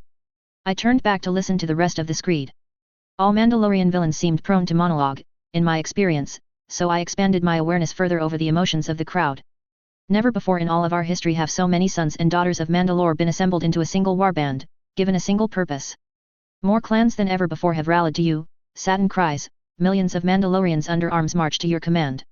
You have forged our people into a unified and potent force, and every day we grow stronger. When White Silver proclaimed you the true Mandalore all those years ago, I admit, I was unconvinced. I was wrong, forgive me, my Mandalore. I turned back again to look at Satin, who was dawning in horror at the implications of it all. She seemed more upset by the effusive praise than the implication that she created the largest Mandalorian army since the Crusades, and especially bothered with the title of Mandalore. Also, I could sense guilt. I suspected that Satin was not as sanguine about the creation of the MSDF as she professed. At some point, she had grabbed hold of my arm. I shall honor your goal to maintain neutrality for Mandalore. However, there are homes and families outside Mandalore, Mandalorians and friends of Mandalore that are under threat from the Republic. Their actions in these waning days of Republic power and influence, to so carelessly toss lives away if they are not from the core, cannot be ignored. So, I will continue to do as I have done. I attacked the Maelstrom and I have taken it from them. It is now the rightful spoil of Death Watch, an organization that protects Mandalorians and beleaguered friends of Mandalore outside of the Mandalore sector. For those who would help me protect those outside the sector, I open my hand. Death Watch is willing to take you in. Seek us out and you will find us. Join us for honor and glory. I will be releasing footage of our legendary battle aboard the Maelstrom, behold as we avenged 1 billion souls and slay the Republic Star Jedi. His dark magic found no match for the might of Mandalore. Such glorious purpose awaits you. Come sons and daughters of Mandalore. Come and push back the darkness that seeks to overcome the galaxy. Join us in our eternal Death Watch. The fury that is radiating off Satin is such that I didn't need the Force to feel it. The amount of pressure on my arm betrayed her considerable physical strength. I hadn't realized she kept up with her combat fitness. Satin, I tried to say, but she only turned and gave me a look. Take me to the palace, now. We quickly made our way back to the palace, the guards shutting the doors behind us as we entered the main area. Looking at the crowd, all of whom are simply staring slack-jawed at the scene to really notice us leaving. When we arrived back at the palace, Almec had not waited behind, so we were left only with a few royal guards in the room. Satin. I began, but she immediately turned on me with a look of anger. Is what Death Watch said about Chromis true? Has it been wiped off the face of the galaxy by weapons launched from a Republic warship? I didn't really know what to say, so I said the truth. I don't know. The Maelstrom was involved in an operation to destroy a research site, but according to the records stored within the Jedi Temple and the Senate, the planet that was being used as a research site is uninhabited. So what was that? Some doctored footage? It didn't look fake to me. By the Force, I said with a nod, there's something more going on here, something that we're unaware of, and we need to know more. I need to speak to the leader of Death Watch. I need to know what happened. Do you think there's any way we can track him down? Satin, who was looking rather furious, turned to look out the window, tapping her foot a couple of times before finally saying, there might be a way. Pulling back a sleeve, she revealed a wrist-mounted device and pressed a button, saying, Zoom, I need you to prepare a set of armor for me and one for an old friend. A voice came back, saying, Can do, my Duchess. I'll get on it right away. Need any weapons? I'd rather not. She paused, as she contemplated his question. She finally answered, actually, stun only. Color for the other's armor? The voice asked. She looked at me and said, preferred color. Confused, I answered with my favorite color, blue. She nodded as she said, really blue. Into the comms before turning back to me. Satin, what are you planning? There's an accent to that voice. Whoever is leading Death Watch is from the moon Concordia, of that I am sure. So we are going to go to Concordia. We are going to find the leader of Death Watch and we are going to make him stop. Hopefully, he'll tell you everything you need to know about what happened at Chromis. I nodded before asking, do we have any other leads, other than that he is from Concordia? That seems like a large celestial body to search. I have one lead that I think might help us. Plus, the governor may be able to give us some information on where to look, but I won't be sure until we talk to him. I nod before saying, all right then. As the expert on Mandalorian politics, I will leave it in your capable hands and guard you on this mission. She smiled, and then said, just like old times, before letting out a sigh. Obi-Wan, I do want to say, it is nice to see you again. We do not get together as often as we should. I smile back, saying, I agree. The life of a peacekeeper keeps me busy. I hope that we could have a nice meeting and talk this out without worrying about the conflicts going on inside the galaxy, but well, the galaxy finds a way. She nodded before saying, hopefully, the galaxy will find a way to find peace again. By the Force, I hope you're right. I said, nodding my head in agreement. Mandalore System, Concordia Spaceport. Obi-Wan Kenobi. The shuttle ride from Mandalore to Concordia did not take long, as it only took 20 minutes, but I digress. We arrived at Concordia with the escort of several royal guards, landing in a more well-maintained city than I would have expected from what I had heard of Concordia. Shining bright towers came out of the side of a mountain, it almost reminded me of a fortress in its own way. It seemed rather peaceful, surrounded by the slowly regenerating black forests of the world. Farmland surrounded the area directly around the city, but not far farmland quickly consumed by dark wild forests. From this altitude, the farmland seemed dwarfed by the old-growth forests, as the majority of the moon is still undeveloped. Here we are. Satin said, as the royal guards brought the shuttle in for a landing. I stood up and stretched myself out, and she stood up from her seat. She's wearing rather normal-looking clothing, not the extremely fancy dress that she had been wearing when I first walked into the palace. Carefully, she moved over and pressed a button, 2 slabs were dislodged from the wall, and the royal guards quickly moved them to a speeder in the back of the shuttle, stashing them in the boots of the vehicle. Raising an eyebrow, I said, the armor. She nodded before saying, best to keep that under wraps until we make our move. I don't know who is responsible for this, but I want to keep it anonymous until we're sure about what we're doing. Nodding in agreement, I followed her down the ramp and saw an individual standing at the edges of the landing area. Satin smiled and led the way as her guards went about moving the transport vehicle out of the craft, so we could use it for movement. Governor Previsla. The Duchess said as she came up to him, giving a small nod as a greeting, not quite a bow but something similar. Duchess Satin, welcome to Concordia. I did not expect to hear from you today, but then again, I don't think anyone expected that broadcast earlier. He replied. She nodded before saying, yes, I happened to recognize the accent of the new leader of Death Watch as being Concordian. I thought it would be best to investigate here and see what we would dig up on that matter. He winced as Satin mentioned the accent. It seems he had come to similar conclusions then. I could sense his frustration with the Force, so it seemed the broadcast had injured his pride in some way. Likely frustrated that a Concordian had been the one leading a terrorist organization. Oh, where are my manners? She gestured to me and said, this is Master Jedi Obi-Wan Kenobi, an old friend of Mandalore. Obi-Wan, this is Previsla, Governor of Concordia. Nice to meet you, Governor. I said, giving him a nod. Likewise, Master Jedi. Governor Vizsla said with a nod before turning his eyes back to Satin. I recognize the accent as well and have already begun investigating.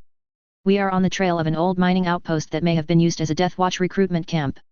Unfortunately, if it was one, it had already been abandoned. But that does indicate that there are elements of Death Watch here on Concordia. We will continue to investigate, and as soon as I have information on the matter, I will let you know. Satin nodded her head before saying, good, good. If you have any other clues, let me know. I'm going to accompany Master Obi-Wan on his own investigation. Oh, does he have any information that could help us find these terrorists? Governor Vizsla asked. I shook my head and replied, I'm afraid not. I'm simply conducting this investigation on the orders of the Jedi Council. But I will say the leader of this Death Watch has created a bit of a precarious situation. I don't think they are prepared for both operating a battle cruiser nor having the Republic coming to take back their ship. I will definitely need to investigate the matter of the Maelstrom closer, find out who gave orders to destroy that planet and why it happened. That is understandable. You need to hold your own accountable, after all. We've been doing the same for nearly 20 years here on Mandalore. Governor Vizsla said with a nod. I would have thought the Maelstrom had a Jedi on board to prevent such acts of destruction. What happened? I'm wondering that as well. The Jedi in question was not in good standing, and I'm afraid he may not have been as thorough in his investigation of the planet as he should have been before authorizing this mission. That is another mystery that we need to solve. What happened to the Jedi who was on board the Maelstrom? I would assume nothing good, but we need to know nonetheless and recover his lightsaber if possible to at least put it in its proper place in the temple. Well, if we happen to run an operation against these Death Watch and recover such an item, I will have it transferred to you. I have no need for a lightsaber. Governor Vizsla said. Thank you. That is quite generous of you, Governor. I replied with a nod. I suspect the Governor is more interested in avoiding Jedi entanglements, though, but fair enough. Satin spoke up, I understand that Jango Fett has come to live on Concordia. Do you happen to have his address? Governor Vizsla raised an eyebrow before saying, yes, the former bounty hunter has taken up residence here, and I do have his address. I sold the land to him after all. Why do you want to speak with him? I am curious as well. I replied. I have questions that need answering about the clone army, questions that only he could answer. Perhaps I would have an opportunity to kill two birds with one stone here. Satin commented, quite simply, he is a former rival of Death Watch. So if there's anyone in this sector who would know the most about the Death Watch that would be willing to help us, it would be him. Perhaps he has some key bit of information that could tell us something about how they move, their motives, reasons they might have done what they've done, or perhaps even some secret location where they may have hid the maelstrom, so we could return it to the Republic and prevent an intersector incident. Governor Vizsla frowned, but nodded at the explanation. It could also be a wild bantha chase. He said matter-of-factly before shrugging. But we don't really have any other leads, do we? Turning to one of his men, he picked up a pad and quickly jotted something down before handing it to Satin. This is his address. I believe he's moved in full-time now. His watchdogs finally allowed him to go off-world as long as it's Concordia, so he's moving his family to the moon to start up his own farm. He's taking up farming?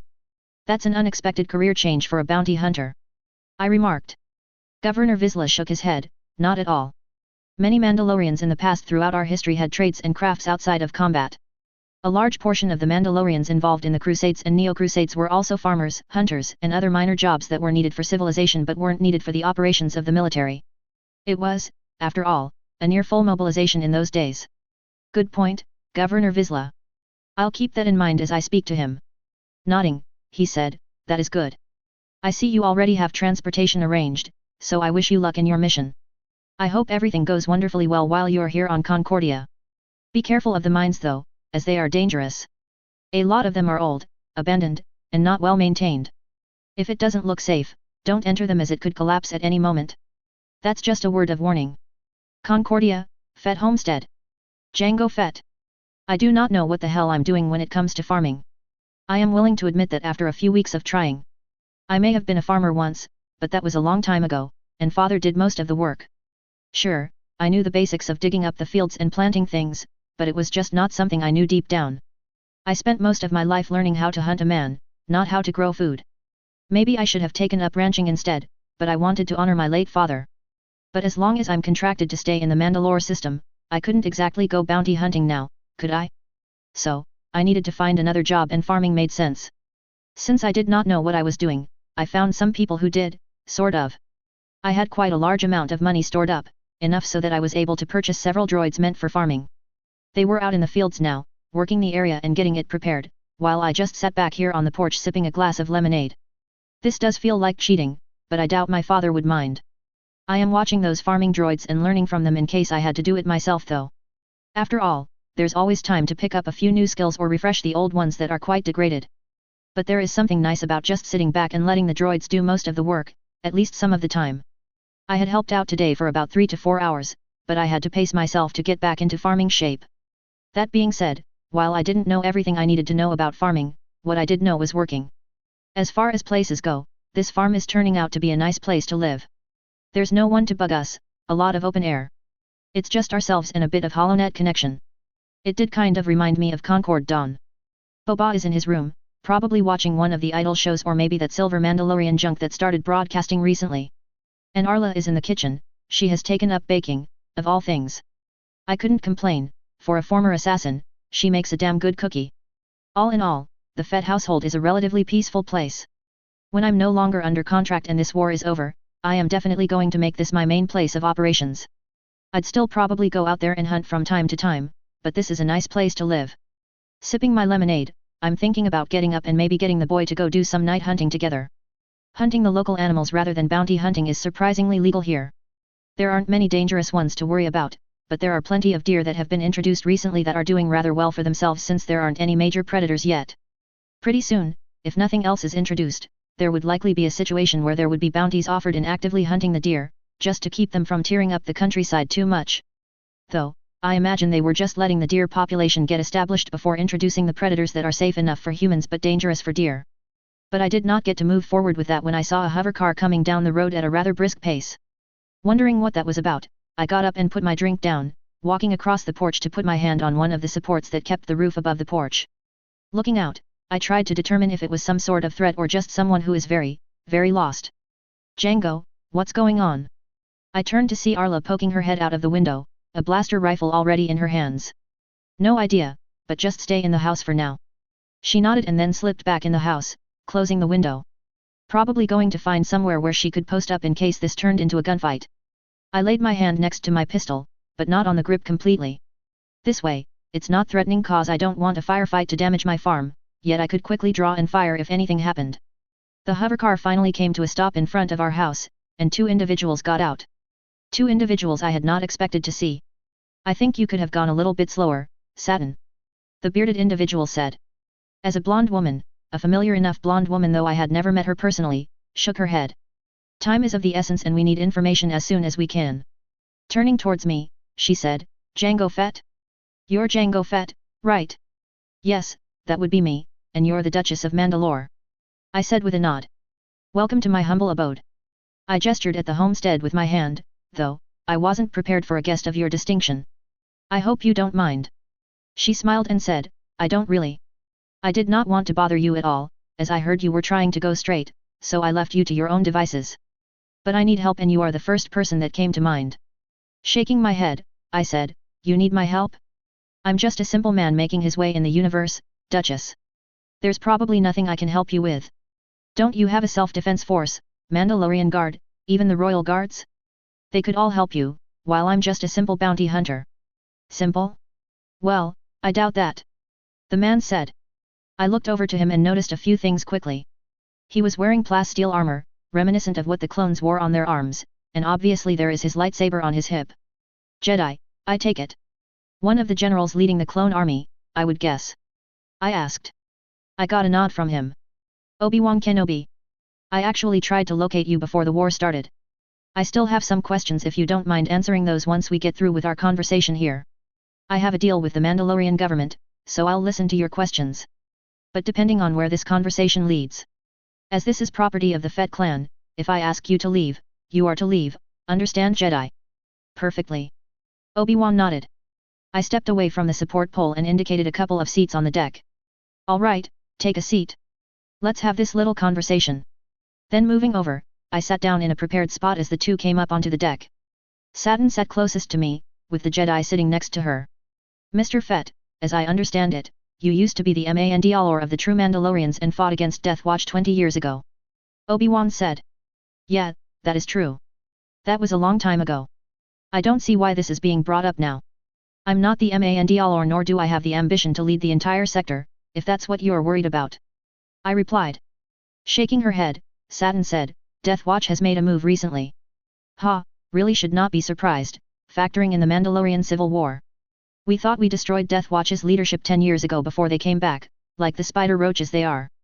You think you knock one down, the others come back a few years later stronger than before. I said. Satin seemed troubled by my words, while Kenobi didn't answer, considering my words for a bit. Shaking my head, I added, I don't see how this affects me, though. Obi-Wan brought up a device and played it, showing footage of a Mandalorian in combat. Could you identify this individual? The armor scheme belongs to the leader Death Watch. I understand that you would have some knowledge on that matter. I looked at it and shook my head, saying, if that's what the Death Watch wears nowadays, they've given up their little motif of the T-shaped visor and gone with just a regular super commando style. It tells me that they're not what they used to be. At the very least, it was one of the gimmicks that made them separate from regular Mandus. Looking at the pair, I said, but I doubt that this footage was what's caused the ruckus prompting you to seek me out. So spill it. What's got the Duchess of Mandalore and a Jedi on my doorstep this evening? And they spilled, explaining quickly that Death Watch had taken control of a Republic warship and they had to announce themselves as freedom fighters against the Republic. That left me rather in disbelief. That doesn't sound like the Death Watch I know. The one that had devastated my clan had been a Dwang. The fact that the new head honcho is trying to play freedom fighter tells me that this is not the previous Death Watch. Most likely, whoever is in charge of Death Watch nowadays is not a zealot or an ideologue like Tor Vizsla was. Or this new guy is keeping his zealotry to a minimum, hard to say with Death Watch. I tapped a hand against my thigh as I considered the situation. It's a right mess they've made. The kind that threatens the neutrality without really threatening the neutrality. Which makes them the heroes of the story. I said while sipping my lemonade, as Arla came out with a tray carrying 2 more glasses of lemonade with some cookies, offering it to the Jedi and the Duchess. "Thank you," Satin said, taking a cookie and the drink. Obi-Wan did the same, nodding. "Thank you," he said, sipping his lemonade. Satin sighed, taking a moment thinking before saying, "This is why I wanted to speak with you about a job. We need to talk to this Death Watch. You are the only one who's ever tracked down Death Watch that I might be able to trust." I chuckled at that, sipping my lemonade and thinking for a moment before saying, "I see, you want me to find Death Watch for you, but there'll be a finder's fee. I assume you can afford that." She started to nod before Obi-Wan spoke up, saying, "If she can't, which I doubt, the Jedi Order will cover half the cost. If it is true that the Maelstrom was involved in an incident like this, the Jedi Order must find out why it happened and make sure it doesn't happen again. This war is bad enough already, we do not need our own side causing misery and suffering for the Republic. Deep pockets and I don't even have to leave the Mandalore system to do a job.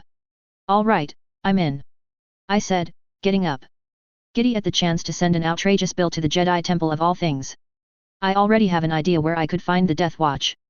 "You do?" Satin said as I started to walk towards my door. "I've been on Concordia for a couple of weeks now. I've seen a few flyers and symbols I recognize as Death Watches, or the organization using their name at least. Didn't think too much of it at the time, figured it was just kids being kids. But if Death Watch is really alive and well, then I have to assume that there might be a bit more to it than that. Though not sure exactly how we're going to get you to see the leader himself. You two kind of stand out in a crowd. Just going to say that now. I have made preparations," Satin said, getting up. "Do you have a couple of rooms we can use to change?"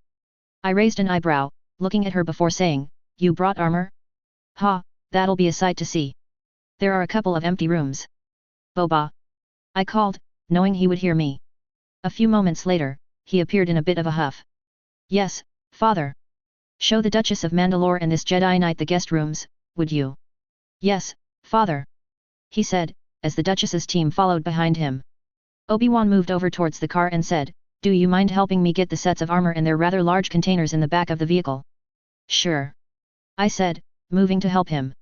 The back of the vehicle was open, and yes, they were in some heavy-duty crates, especially designed for armor moving. Though there was obviously a hover feature on them, which gave me a moment to give him a side eye. "You want to ask your questions, don't you? Off the record, not about the current Mandalorian situation, yes. Well, go ahead then. I'm sure Satin won't be waiting too long, though. We need to get this operation moving. I don't know how long it will take to get where we're going, not to mention if it'll still be there." He nodded before saying, "You were the template for the clones. Who hired you? Was it Master Sifo-Dyas?" "Ah, this question. Well, I've been preparing for this question for some time." Shrugging my shoulders, I said, "Tyrannus. A man named Tyrannus hired me for that job. He said something along the lines of the Republic is going to need an army and that the galaxy is heading straight to a galactic civil war. Tyrannus, though, could very well have been a fake name. I don't really know what his true name was. It's not Count Dooku, correct?" Shaking my head, I said, "Nope, the man who hired me was not Count Dooku. Which is true from a certain point of view. I would not say the man, Jedi Master Dooku, who'd been involved in the fight that sent me to slavery at the end of the Mandalorian Civil War, is the same man as Tyrannus. Let's say they had a lot of ideological changes since then." Obi-Wan continued to look at me, not sure if he believed me or not, but he pressed the button on the case, pushing one to me so that I could help move them into the house, and said, "All right then, I'll take your word for it, but if you ever come across any information on who Tyrannus is, please let me know." "Will do," I said calmly as I pushed the crate towards the house. Concordia, rural southern countryside. Satin cries. Perhaps I was being a bit too forward, maybe even a bit too naive. Perhaps I had seen Tanya pull this off one too many times and wondered if maybe there is something to Tanya's more hands-on method. Either way, I found myself in the back of a truck with Obi-Wan, squeezed tightly together due to the lack of space. I am wearing my armor, bearing my standard blue, green, and purple coloration, but otherwise lacking the ceremonial adornments and less rugged attachments. It hopefully made me look like a Mandalorian with an artistic flair. There are some small upsides to this, like Obi-Wan is sitting next to me. There isn't much room in the back of the truck, so he is trying and failing to not encroach into my personal space. His armor is a standard Mandalorian blue, with some coating of shine to make it a bit more noticeable. I blame Tanya for making the silver chrome armor look popular again, though Ben would just have to suffer the laser blue look because of her. Obi-Wan traded out his personal armor so that he could blend in more, and is hiding his lightsaber behind a jetpack that I had requisitioned from Zoom. The truck jostled us again, pushing my own jetpack into my back painfully. I didn't really want to bring them, but I've listened to Tanya's many passionate speeches about its maneuverability in combat, and that I might need it to escape. Flight would be preferable to fighting, so in this case I do appreciate having a jetpack. I am also armed with a few hidden blasters with stun settings. Hopefully this is enough to delay an escape if the situation gets out of control. But that's really the question, would the situation get out of control? I hope to talk down this Death Watch leader, convince them into possibly returning the Maelstrom. The Maelstrom is probably going to be the biggest issue of this whole conflict. The fact that a terrorist organization had access to what amounted to a battlecruiser and is threatening to continue its assaults on Republic warships whenever they drove too near to Mandalorian allied space is a serious problem. A problem I needed to solve if I wanted the peace of neutrality to maintain itself. This was, without a doubt, exactly what the Republic needed to disregard the neutrality that had finally been officially set up. Not to mention, this whole situation made the entire region look unsafe. The 10th Army, which oversees the Mandalore sector according to the Republic military, is already on edge from the Mandalorian protectors' continued assaults. They control the Hydian Way, and if they were ordered to move on Mandalore, there is not much I could do without a bloody battle between the Republic and the new MSDF. Thankfully, we only had to worry about the 10th Army. Though the region that the Maelstrom had been taken from is under the control of the 11th Army. They are currently busy fighting droids at the end of the Hydian Way frontier to look back at Mandalore. We needed Death Watch to stand down, otherwise this would be more than enough justification for the Senate to orchestrate an invasion and bring war to Mandalore. Which I am willing to do whatever it takes to prevent that from happening. Looking forward, I saw Django in his own armor, humming something in his helmet as a band I am unfamiliar with played on the radio. Tilting his helmet to look up at the rearview mirror, Django said, "Sorry we couldn't do this in my ship. Haven't had the time to build a landing port at the homestead yet. Soon as I do, I'll probably be able to park Slave 1 back there, but we'll just have to make do with this car." He tapped the hood. "It's quite all right," I said. "I do wonder how you know where the Death Watch is," I asked as he looked back on the road. The Death Watch may have changed some of their technology, but they're not all that different from what they were 20 years ago. I've seen their symbolic indicators and road markers around the area a few times. But I assumed, of course, that these were just kids playing at being warriors. Every Mandalorian kid does that at one point in their lives. But if they really are out there, well, I can follow those markers to their destination. I have a feeling we're going to be finding out the truth of the situation sooner or later," he said, tilting his head and indicating I should look out the front window. Doing so, I quickly saw what he was getting at. We are approaching a small town that looked to have been abandoned decades ago. However, someone was still occupying the ruins. There is even a banner of a Death Watch symbol floating in the wind off one of the windows. A lot of debris had been moved out of the way. It is also quite lit up, as vehicles are parked here and there, sometimes ground-based, sometimes more space-based. Some sort of rally, I think. Django said as he came to a stop behind another vehicle that was waiting in line as a Mandalorian guard spoke to them. Sounds like they're doing a check to make sure that everyone who enters is really a Mandalorian supporter of the Death Watch. Will that be a problem? I asked. Django shook his head before saying, "It should be fine. I've read the book the Death Watch based their ideas off of, so I know what to say. So keep quiet and let me do the talking. Also, if you don't know Mandue, don't speak. It's likely they will default to Mandue during this meeting. Probably so they could catch anyone who's not really a Mandalorian." Obi-Wan nodded. Thankfully, I didn't need to nod along. My Mandalorian is just a bit weaker than it had been. Most people I spoke to spoke in basic, but I did still speak the ancient tongue. Bo had also given me a few remedial lessons over the last year or so. Our truck waited in line, and before long, the speeder in front of us moved forward.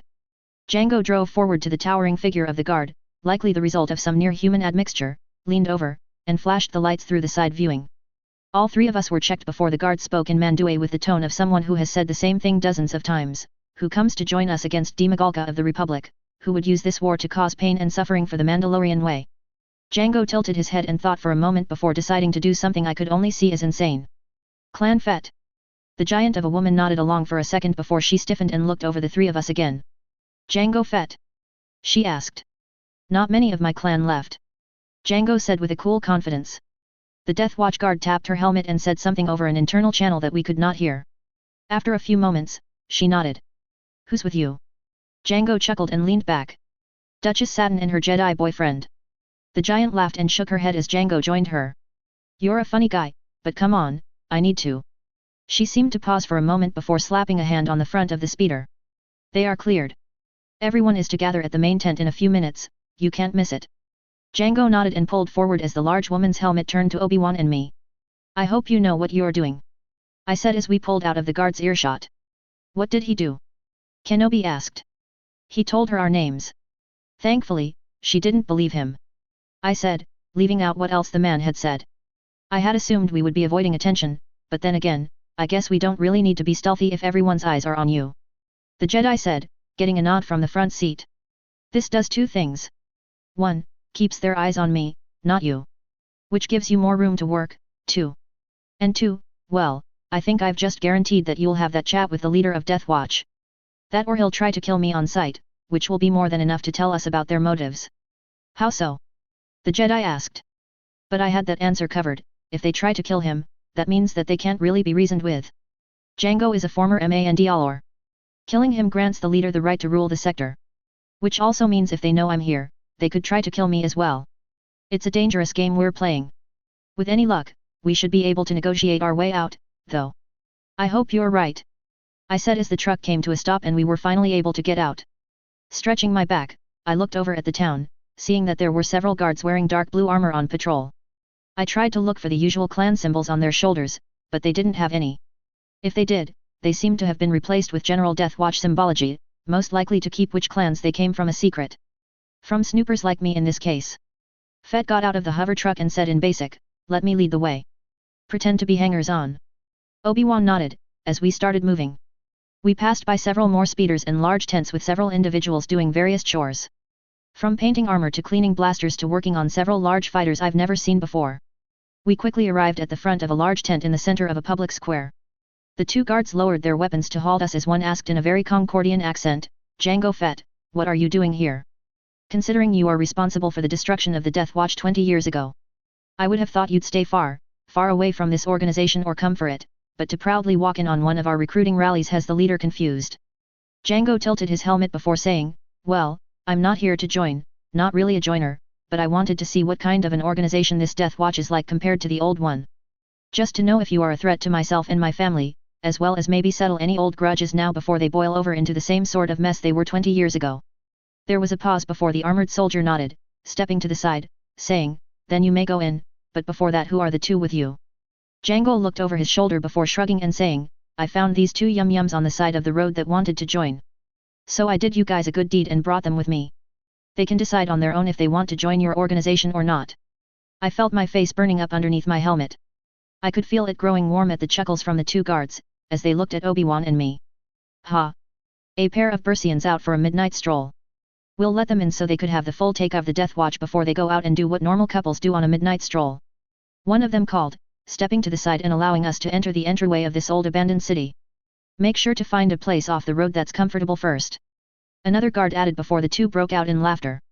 We were just out of their hearing when Obi-Wan commented, it feels like I am missing some context. What did they say? Nothing important. I said quickly, hoping that he couldn't understand Mandalorian and never knowing exactly what the two had implied.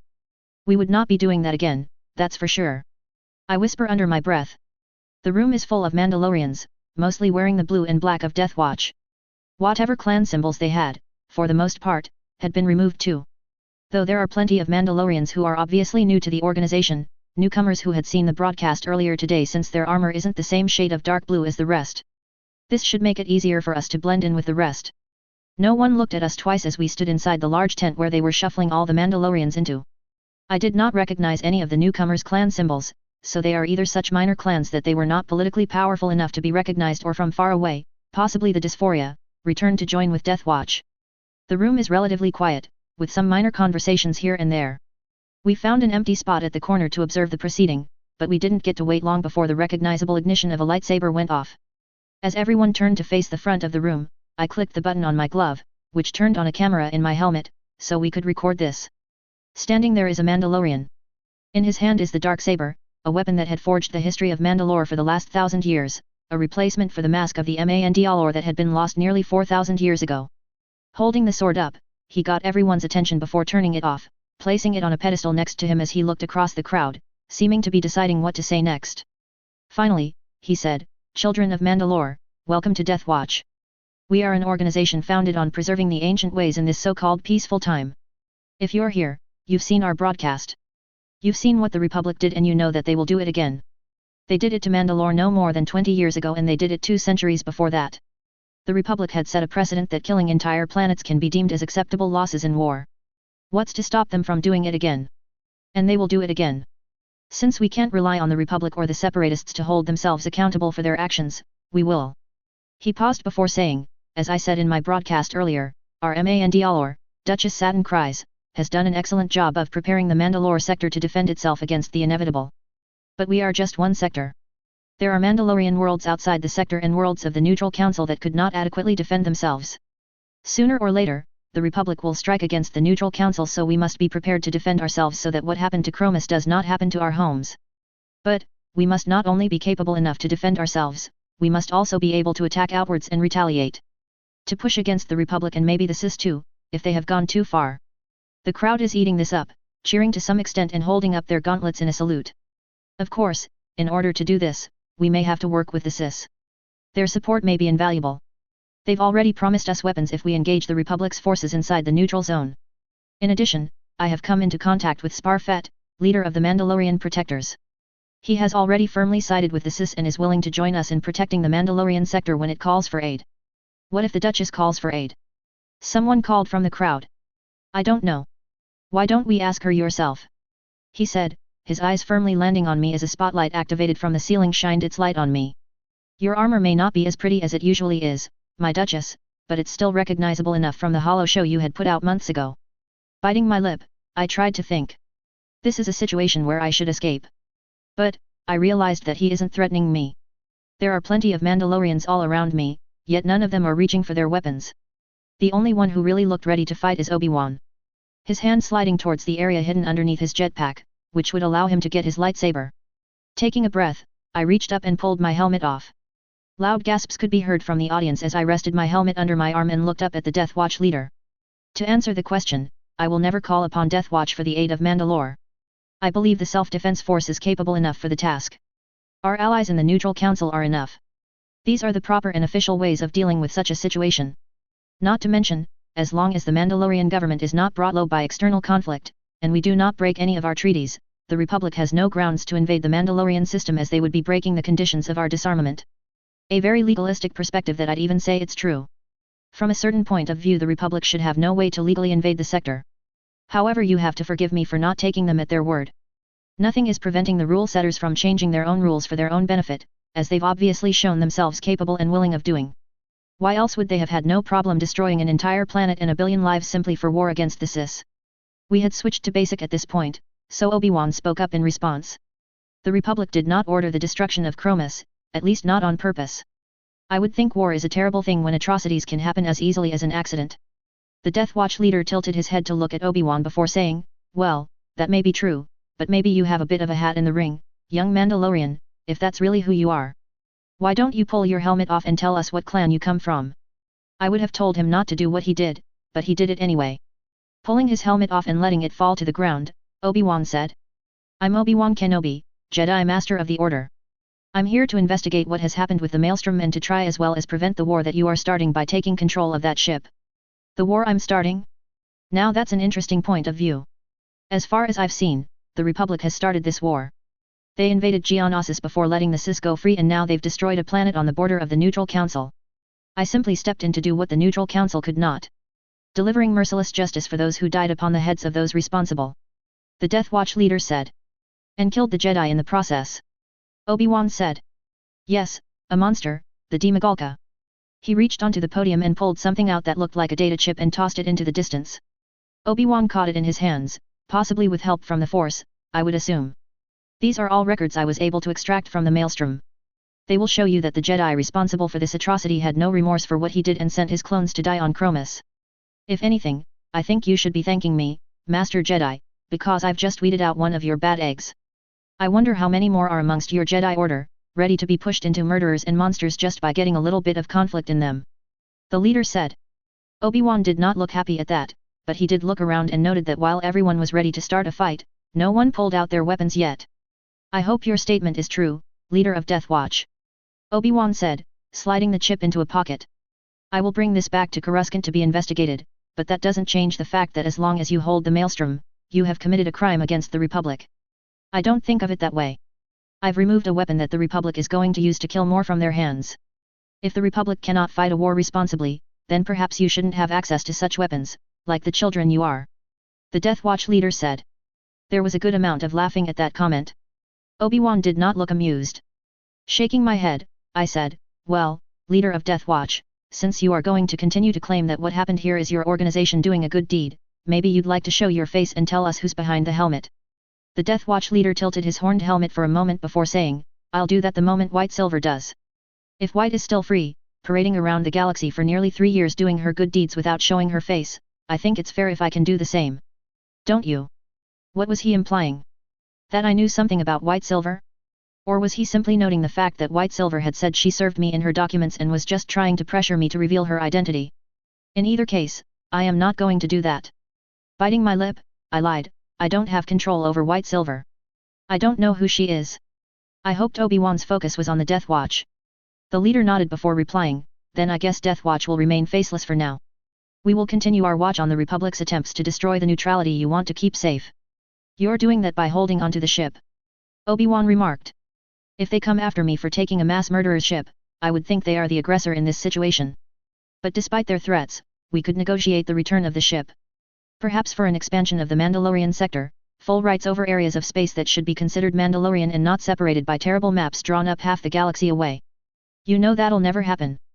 Jango Fett said from the side with a chuckle. Ah yes, Jango Fett. What brings you here to my humble rally? The Death Watch leader said, looking at him. Jango replied. Client asked me to do a job. That job is getting the two of them here to meet you. Do you want to join Death Watch and help protect the Mandalorian sector from the conflict that the Republic will bring? The Death Watch leader asked. Nope. The Republic already got my DNA in spades for their clone army. Would not want to fight millions of me even if they aren't as good as I am. But that's besides the point, I think Saturn is the better option for the sector's neutrality overall. I've been watching her career for the last few decades, when I have the time. Always been a fan of what she's doing. Didn't think it would work out, but hey, 20 years and no official war. I think that's a new record, it feels like it for me. The Death Watch leader looked at Jango in what I could guess is surprise before clearing his throat and saying, yes, Duchess Saturn has done a good job of keeping war outside the sector. That's why we respect her recent efforts to build a defensive formation to protect our planets. Oh, before I forget. Reaching into the pillar in front of him, he pulled out a weapon. It took me a moment to realize that it was a lightsaber, then he tossed it in our direction. A moment later, it flew into Obi-Wan's outstretched hand. I've heard you Jedi like to do something special with the blades of the fallen. This weapon is accursed purple and came from the hands of a Jedi who is obviously no longer serving your so-called goals. I hope you destroy that cursed blade. He nodded to the guards, and they started to push people out of the way, creating an exit for the three of us.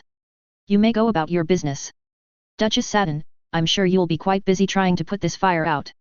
I won't stop you. And don't bother trying to come back here with any security forces. This is merely a temporary base. We'll be long gone before you get the MSDF up and moving. I bit my lip before I said, fine. We'll meet again, leader of Death Watch. Of that, I have no doubt. He said as I turned, sliding the helmet on my head. I've got something to say. Jango said with a cool tone. The man looked out at the mass of armed Mandalorians. I killed Death Watch once, I'm more than happy to do it again. He said simply, causing the gathered Mandalorians to mutter and bristle at the challenge. I expect nothing less. The leader of Death Watch replied, causing the entire tent to turn to him in shock. Should Death Watch be led astray, should we no longer serve the interests of the Mandalorian people, it would be your duty to do battle with us and to slay us Jango Fett, I do not begrudge you that. But you know in your heart that we have a righteous cause here. That's why you came here openly, honestly, and without your blaster drawn. Jango looked at the leader of Death Watch, the two men taking measure of the other for a while before Jango clicked his tongue. So that's how it is. Alright, then we'll see how it goes. Jango said simply before turning about, and the three of us left the tent. As soon as we got outside, we made our way towards the truck and slid into it. Though Jango quickly did a search, making sure no trackers or explosives had been placed on the truck while we were inside. Well, I think that went rather well. Obi-Wan said. Could have gone much worse. Jango agreed as the hover truck started to back up. Could have been blasted to bits. So, just what's your plan now? What are you going to do to try and save the Mandalorian sector from war? I just backed you, so you better have something. I bit my lip inside my helmet, leaned back as I thought, trying to come up with the best possible option for this situation. There weren't that many of them and there's really only one solution. I'm going to need to go to Coruscant. Bring as much evidence as possible that this Death Watch is under control within the Mandalorian sector. They are not causing problems and that we will not tolerate any recruitment activities. That's the only way to prevent the Republic from voting to marshal their fleet into the sector. I'm afraid you're right. Obi-Wan said with a nod. They are not exactly in the best of moods since the start of this war, and the idea that this Death Watch is using the Mandalore sector as recruiting grounds and a shield is bad enough. Factor in that you have your own military again, the Senate will probably start worrying that Death Watch will unseat you and then declare a crusade in the name of the Sis. My report will have to include the fact that they are in contact with the Sis. Part of me wanted to prevent him from doing that. But if I did that, I would not be helping the situation. It would look like I am trying to hide that, which will only raise suspicions. Letting out a sigh, I finally said, all right, we'll need to go back to Mandalore. I need to get prepared. Jango nodded from the front seat, as Obi-Wan said, I'll go with you. If he is playing fair, he won't do anything. But if he's not, it would be best to have some sort of security while you're in transport. I'd bet my life on that. I didn't believe the extra security is necessary, but knowing how precarious the situation is, it might be better for everyone's peace of mind if I am better protected. The fact that I could spend more time with Obi-Wan a bit longer has nothing to do with it. What's the worst that could happen? I'd come too. Jango said from the front seat. But I'm pretty sure the contract I have signed says I can't leave the sector, let alone the system. So, I guess this is goodbye after we stop at my place. That's all right. I said. Thank you for your service, Mr. Fett. You've been a great help to Mandalore today, and I will make sure you are well compensated for this help. He nodded, just doing my civic duty, Mandalore. He said with a chuckle as I glared at the man. Chapter 51, 717 FNM, 21 BBY, Month 4. Coruscant, Senate Building. Tanya cries. This is madness of a higher degree than I thought possible for this universe. On a level that I nearly suspected a certain God-claiming entity may be screwing with me again. Though considering how blatant he had been in my last life, that seemed very unlikely. News from the Mandalore sector had been strange over the past month. First, there was the report that the Maelstrom, a ship deployed next to the Mandalorian sector, had been seized by an unknown force of Mandalorians. This had started a literal riot in the Senate, with people demanding explanations for why the Maelstrom, a battle cruiser one of the very few of its class, is now in the hands of what could be best described as pirates. Senator Merrick had returned to Mandalore for a CNS meeting to discuss how the Relith system could integrate with the CNS, economically at least, when the report on the fate of the Maelstrom reached the Senate. The exact information on who was responsible had been classified at the time. Either the Jedi Council or the Supreme Chancellor's War Council had decided to wait and see on the details before deciding on their next course of action. I had, for the most part, not been able to find anything out on my own. Even delving into my little side project as White Silver gave me sparse reports that something had happened on the borders of the Mandalore sector. I had to wait for Saturn to send a report to keep me up to date with what is going on there. Apparently, Death Watch is actually not just a bunch of kids, but actually an organized paramilitary with significant backing. Death Watch saw the Maelstrom glass Chromis, killing the billion people that had lived on it, including a population of Mandalorian natives. In retaliation, Death Watch boarded the Maelstrom and killed everyone on board, even the Jedi in charge of the Maelstrom. In light of this information, I arranged a meeting with other members of the Neutral Council available on Coruscant to discuss what this would mean for us. There were a few observers as well. Padme, for instance, is here, and she spoke briefly about a problem Nabo had once had with pirates and how the local authorities had eventually dealt with them. I am in favor of that because if there is clear evidence that the ones responsible are pirates, Mandalore would handle them without Republic intervention. Except the day before the meeting, things were thrown out of whack when an unofficial report got leaked to the public holonet. This report outlined a few critical details, mainly that the Mandalorians responsible for taking the Maelstrom are affiliated with Death Watch. The report explained that Death Watch is a terrorist organization that wanted to return Mandalore to its crusading ways. This raised alarm bells amongst the various senators and news agencies, who are currently inflating this issue as the possible return of crusading Mandalorians. Members of the CNS are not immune to the fear, as most of them are located very close to Mandalore and have a history of being on the receiving end of a Mandalorian crusade. That changed the calculus greatly. All of a sudden, the pirates had become potential invaders of a similar vein to Mongols, which made it extremely hard to deal with. I wasn't hyperventilating at all, despite how this created a greater problem. Already, there were a few calls from the Senate to launch thorough investigations on the level of the Austro-Hungarian Empire poking around Serbia during World War I. This will ignite a conflict. I am reasonably certain how my fellow Mandalorians would react to this kind of investigation, and it could push the CNS directly into the CIS's hands. If anyone was playing someone, it was Dooku, as he'd obviously engineered a situation that very well could see him gain allies even with his currently terrible reputation for their own misbegotten superweapon uses. Because in the grand scheme of things, it doesn't matter if one side used super weapons, it's whichever side decided to invade Mandalore first that would determine what side the CNS would probably be forced onto. Trying to take a calming breath, I felt a hand on my shoulder. Looking to my left, I saw Padme looking worried as she said, "Are you alright?" "And not really," I admitted, not feeling fine at all. The pressure is definitely building, and I am annoyed at the fact that I am going to have to deal with this situation alone for the next few days until Senator Merrick returns.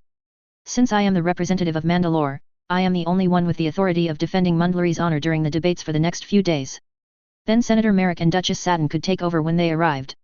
At least they would be bringing, from what reports indicated, evidence of this massacre that Death Watch accused the Republic of.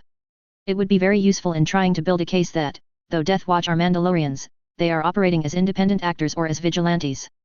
Mumbling to myself, I said, "I'm just coming up with ways to try and keep this situation under control, so it doesn't spill out into a war for the Mandalore sector."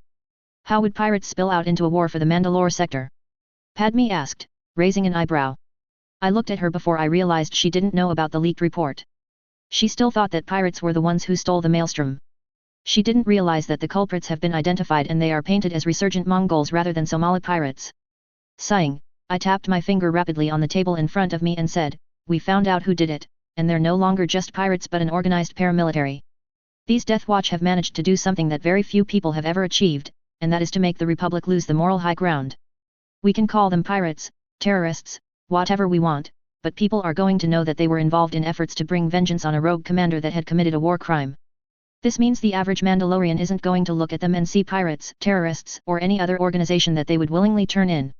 They will see freedom fighters and vigilantes that are doing good and will conceal information and support them in some ways. That can't be right. I mean, they're Death Watch. It is in the name. I may not know everything there is about the Mandalorian sector, but I've heard about how they were involved in various atrocities during the Mandalorian Civil War." Padme said. I shrugged and said, "It doesn't matter what they did during the Civil War. What matters is what they do now, since people only care about what you are currently doing for them. Sure, there'll be a few who have old grievances with the organization, but those people would probably still look at this situation with some grudging respect. They may not help Death Watch directly, but they probably will not help the Republic find Death Watch either. In essence, the organization has managed to give itself enough legitimacy that it will have people who are more than willing to look the other way. The fact that they apparently favor Duchess Satin being in control of the Mandalore sector means most peaceful Mandalorians will look the other way as well, since they're taking their conflict out of the sector. Okay, but if they acknowledge Duchess Satin as the leader of the Mandalorian sector, why doesn't she just order them to turn themselves in and hand over the maelstrom?" Padme asked. I gave her a raised eyebrow before saying, "I guess she could do that, but would they listen to her? That's another question entirely. They can claim that she's simply doing this to maintain neutrality as her goal. Not to mention, I don't think even if she ordered it, they would hand it over. They've been given a battle cruiser, they could claim they crashed it into a star as recompense for the supposed genocide they're claiming happened. But everyone will know that it's still out there somewhere, being used as a training facility or storage facility for resources. It's a mobile base at this point, and no sane person would be willing to give up a mobile base. So, what is Duchess Satin going to do about this?" Padme asked. I shook my head and said, "I have no idea. But I have faith she'll come up with something. Hopefully, something that would prevent the invasion of the Mandalore sector, along with the complete and utter destruction of what's left of the fragile ecosystems that make up its planets." "Mandalore, Sundari Palace." Corky cries. Standing off to one side, I listen as the council meeting between my aunt and several members of her council is being discussed. Auntie Satin had returned from Concordia in a not-so-great mood. The details of what exactly had occurred on her trip are hard to pin down as she's keeping it classified, but it seems Auntie had snuck into a Death Watch recruitment camp with only a Jedi and an infamous bounty hunter. I find that hard to believe, it sounded too reckless for Aunt Satin to do. It sounded like something Tanya or Aunt Bo might do, so likely some outside influence is to blame. However, Auntie had discovered something in the Death Watch camp, while watching the camp organize and train new recruits, before they got shipped off. I wasn't aware of everything that had happened, but the majority of what I had heard came down to the ancient ways not having gone away and not having been tamed as White Silver claimed they would be. Instead, someone is putting together a crusade for the greater Mandalore sector to fight the Republic, and whoever they are is using the name Death Watch as a banner to rally behind. The only good news is that they were not trying to start a war in the Mandalore sector, at least as far as I had heard. Governor Vizsla is making a very good point as he spoke to Duchess Satin. Obviously, this Death Watch organization is trying to draw the Republic into invading the Mandalore sector. With them on the loose, the Republic will be even more fearful of us. The fact that there is a rogue faction using our territory as recruiting grounds for their war against the Republic is going to cause issues. Governor Vizsla said. I couldn't agree more. Prime Minister Almec said with a nod. Rogue Mandalorians, such as Deathwatch and their recently acquired ship, are just one of the problems going on. I also heard that the Mandalorian protectors were involved in several conflicts in the Maldruid sector, core ward of us, as well as taking part in the defense of Null. Even if Mandalore and the Council of Neutral Systems maintains complete order and keeps to the Charter honorably, that will be insufficient in the eyes of the Republic. Deathwatch and the Mandalorians protectors openly operate and recruit in our sector. If we continue to provide a safe haven for threats to the Republic, like these rogue Mandalorians, the Republic will view our neutrality as illegitimate. And it will be illegitimate. The Republic will no doubt insist on garrisons and staging grounds in our territories if we ignore these rogue Mandalorians. Governor Vizsla said. I will not let that happen. Satin said rather clearly and with an air of annoyance to the idea alone before she continued. Mandalore will continue to maintain its independence, neutrality, and will not be a battleground for two petulant governments acting like disobedient children. Satin frowned and shook her head. I know the situation seems dire, but there are still ways to protect the core values of our new Mandalorian way. The Mandalorian Self-Defense Force will help us protect those values. We can roll them out and deploy them to try and counter any Deathwatch recruitment. There are over 15,000 systems that support the Council of Neutral Systems that require additional forces to harden the sector, 10,000 of them bordering the Mandalore sector. These systems need protection from operations like we've seen carried out on several planets by both the CIS and the Republic. Surely, if we deploy the Mandalorian Self-Defense Force to help train self-defense forces across these systems, it would provide opportunities for young men to go have an adventure without having to join Deathwatch or the Mandalorian protectors. Deputy Prime Minister Jerick Hamed before saying, it could work, but all that does is increase our military spending, which is a nasty word on Kalevala, as well as possibly make us look like an even bigger threat to the Republic. We have already dedicated 50 million Arcanian troopers to these garrisons. I believe the analysis of system defense called for 3,000 to 4,000 soldiers per star system as a minimum garrison force. The Arcanians are more than enough for that. If we turned the MSDF into a jobs program by expanding the garrisons, it would deeply harm the prestige of the institution. And Satin is deep in thought before saying, I understand, but this is why I'm going to the Republic to speak with the Senate to plead our case that we have no interest in joining the war and simply are defending ourselves against hostile action from the CIS or the Republic, as well as demand an answer to what happened on Chromis. The planet is close enough to join the Council of Neutral Systems, it was merely taken over in the beginning of the war. We need answers on why it was decided that the best option was to destroy the planet. My Duchess, are you sure that's wise? Prime Minister Almec said. As a head of state, traveling outside the sector is incredibly risky. The Republic might be tempted to arrest you as the opening move of an illegal invasion. Pirates might kidnap you for ransom. The CIS could attack your ship. Or a whole host of reasons. Admittedly, that is a risk, but I am sure that the Royal Guard can protect me. In addition, we will be taking routes very few people know aboard the Coronet. Only me and several trusted senators, including Senator Merrick, will be aboard. I still believe this is a bit too risky. Governor Vizsla said. Is there not some way to raise your security force? The Royal Guards are excellent, yes, but perhaps we can have the Jedi, what was his name, General Kenobi? Perhaps he can escort you to make sure everything goes well. They are, after all, peacekeepers. General Kenobi. Satin trailed off, and I noticed that she seemed distressed at the idea. Finally, she relented and nodded. In a quieter tone, she said, why yes, I can speak to him about this. The Jedi are servants of peace, so he can be trusted with my safety. Nodding his head in approval, Prime Minister Almec acted as if nothing unusual had occurred. Good, good. As for deploying the MSDF to train the local garrisons, I'll coordinate with Minister Ordo on arranging our forces while you are making the trip to Coruscant. I wish you luck, Duchess. Thank you, Prime Minister. If there are no other pressing matters, I shall take my leave. Satin said, getting up from her seat and nodding to me to follow as she stepped out of the main area as the others began to continue discussing their next course of action. Letting out a deep breath as she shut the door behind us, she asked, so, how are things at the Academy? I smiled before saying, going well, Auntie Satin. Why did you call for me to come by today? Smiling, she said, I just wanted a friendly face I knew I could trust before I head out on this trip. She paused before saying, though I am concerned with the current situation, I thought I would get your opinion on the matter. Aunt Satin stepped out onto a balcony, and I paused, considering her question seriously for a moment. She called out, my advisors have already given me their opinions. I wanted a different point of view, someone younger. I followed her out onto the balcony, looking out over the city, wondering what I would do if I were Duke of Mandalore. Neither the Republic nor the Separatists had much to offer Mandalore. We could make do without the Ithurians if we had to. It would be best if we could be left alone in peace, independent, and not drawn further into the conflict. All our problems could be traced back to external interference, in my opinion.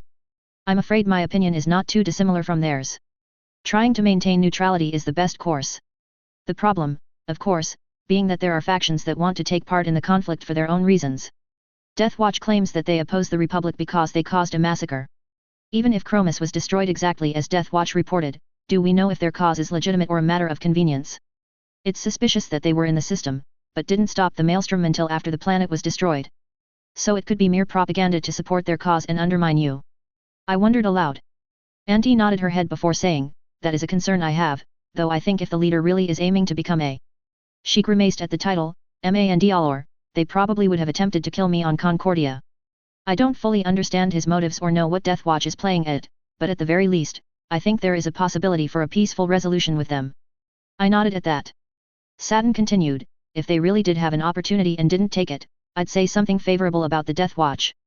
But that does not change the fact that their actions are likely to draw us into a situation that the Neutral Council could not handle. Shaking my head, I pointed out the obvious solution, aren't they a stateless entity who have propagated war on the Republic? Why not label them as terrorists? We already have laws in place to combat such groups. Auntie Saturn she looked out over the city. Saying that is easily done.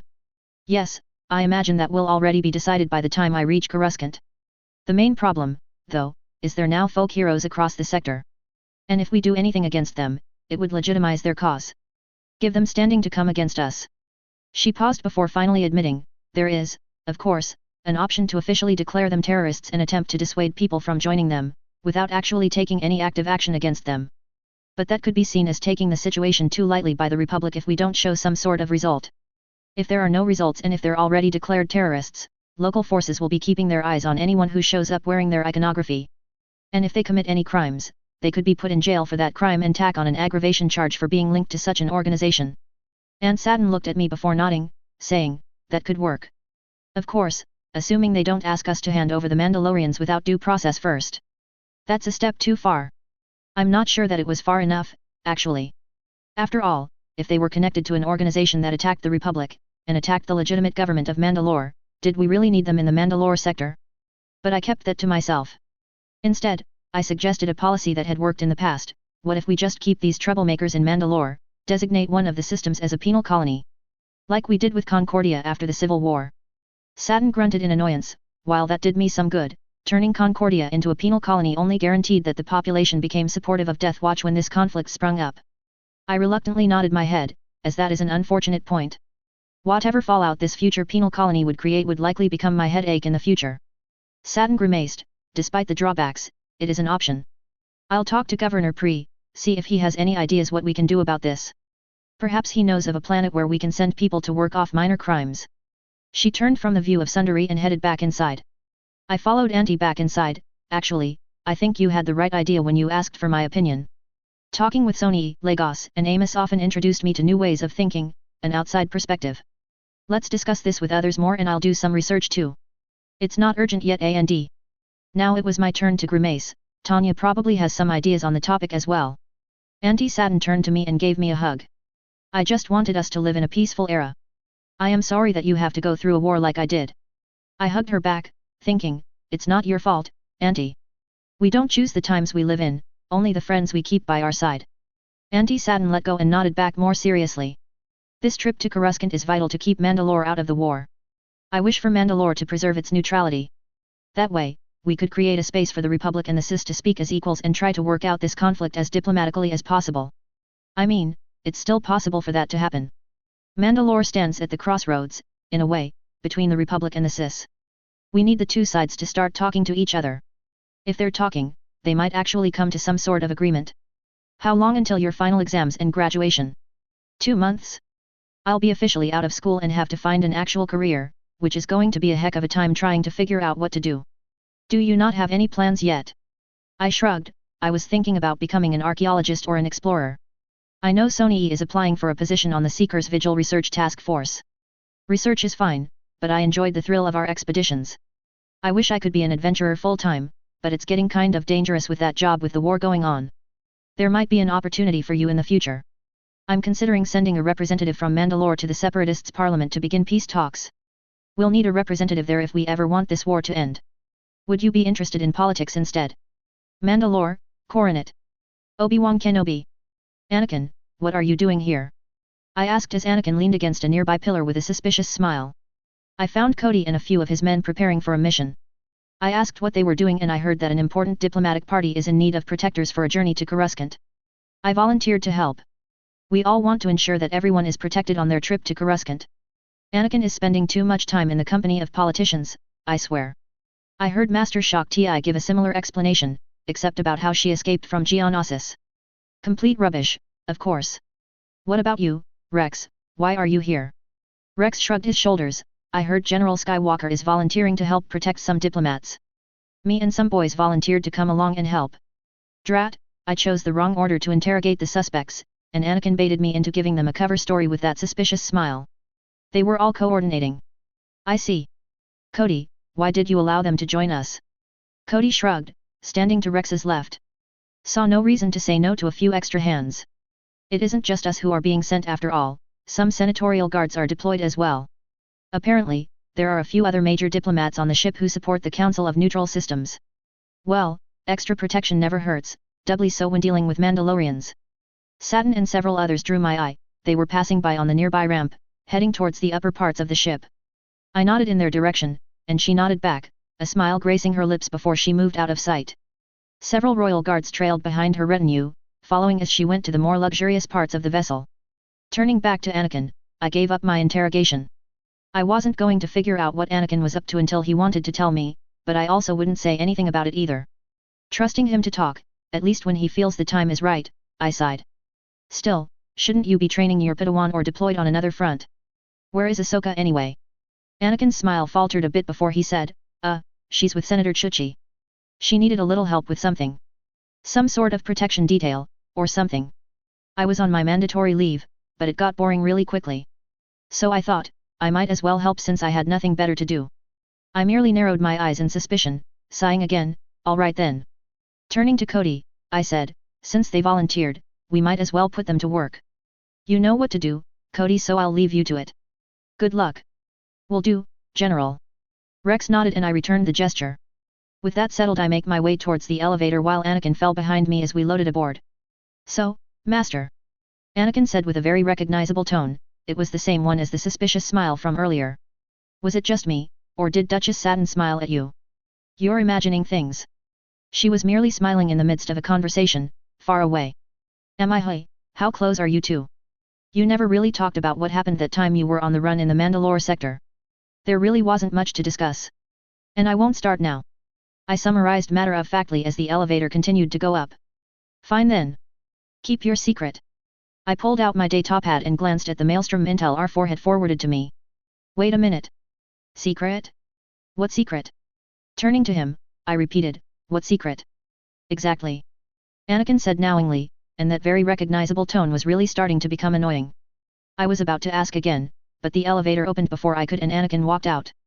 I decided that whatever game he's playing he would tell me sooner or later. I stepped out of the elevator too and felt the brief rumble as the ship moved from real space to hyperspace. We are heading towards Taurus on the Mandalorian road and from there we would be on the Hydian way, going all the way down into the core and the center of the Republic. We should be safe, but I admit, I would feel safer if we had a few cruisers in formation with us. This civilian ship may be Mandalorian designed and very robust, but it doesn't change the fact that this is still a space liner meant for transporting people and goods from the core to Mandalore and back. Our walk towards the central guest area at the front of the ship is interrupted when Anakin's comm sounded an alert, which drew both our attention. What is it, Rex? Anakin asked, and the tiny voice of Rex responded. Your Astromeka's acting weird, sir. Like something scared the heck out of it. I've also got a fire team that didn't report back. I think we've got some uninvited guests on board, sir. I'm on my way, Rex.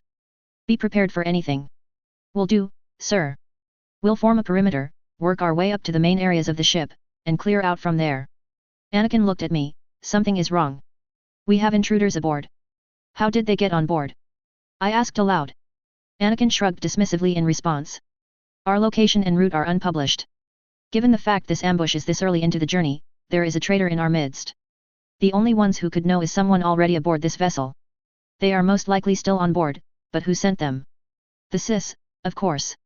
Anakin said, no nonsense. But I shook my head as that didn't make sense. Perhaps the intruders are Sis assets, but that's too broad of a statement. Not every battle droid is a plot in some grand Sis ploy. Minor factions are also a possibility that we have to keep in mind as well. What reason could they want to be on board? That's what I'm more concerned about. I'll believe it when I see it. Anakin nodded before saying, I'll go check on Rex. You stay by the Duchess. I chuckled before shaking my head, saying, giving me orders now, It isn't really an order when you'll want to do it anyway, I'm sure. Anakin retorted. Before I could formulate a reply, he slid back into the elevator, and pressed a button for another floor. The doors close and I am alone in the hallway leading to the observatory. I was somewhat bemused, since I'd rather not be with the politicians, even if Saturn is in that room. In fact, the politicians are the problem. Politics are odious, and that was before the war, it had only gotten worse since then. Bracing myself, I took a deep breath before stepping onwards. I walked down the hall to the observatory and pressed the call button on the door. The door swung open in response as the royal guard on the other side unlocked the door. Inside are members of the Neutral Council.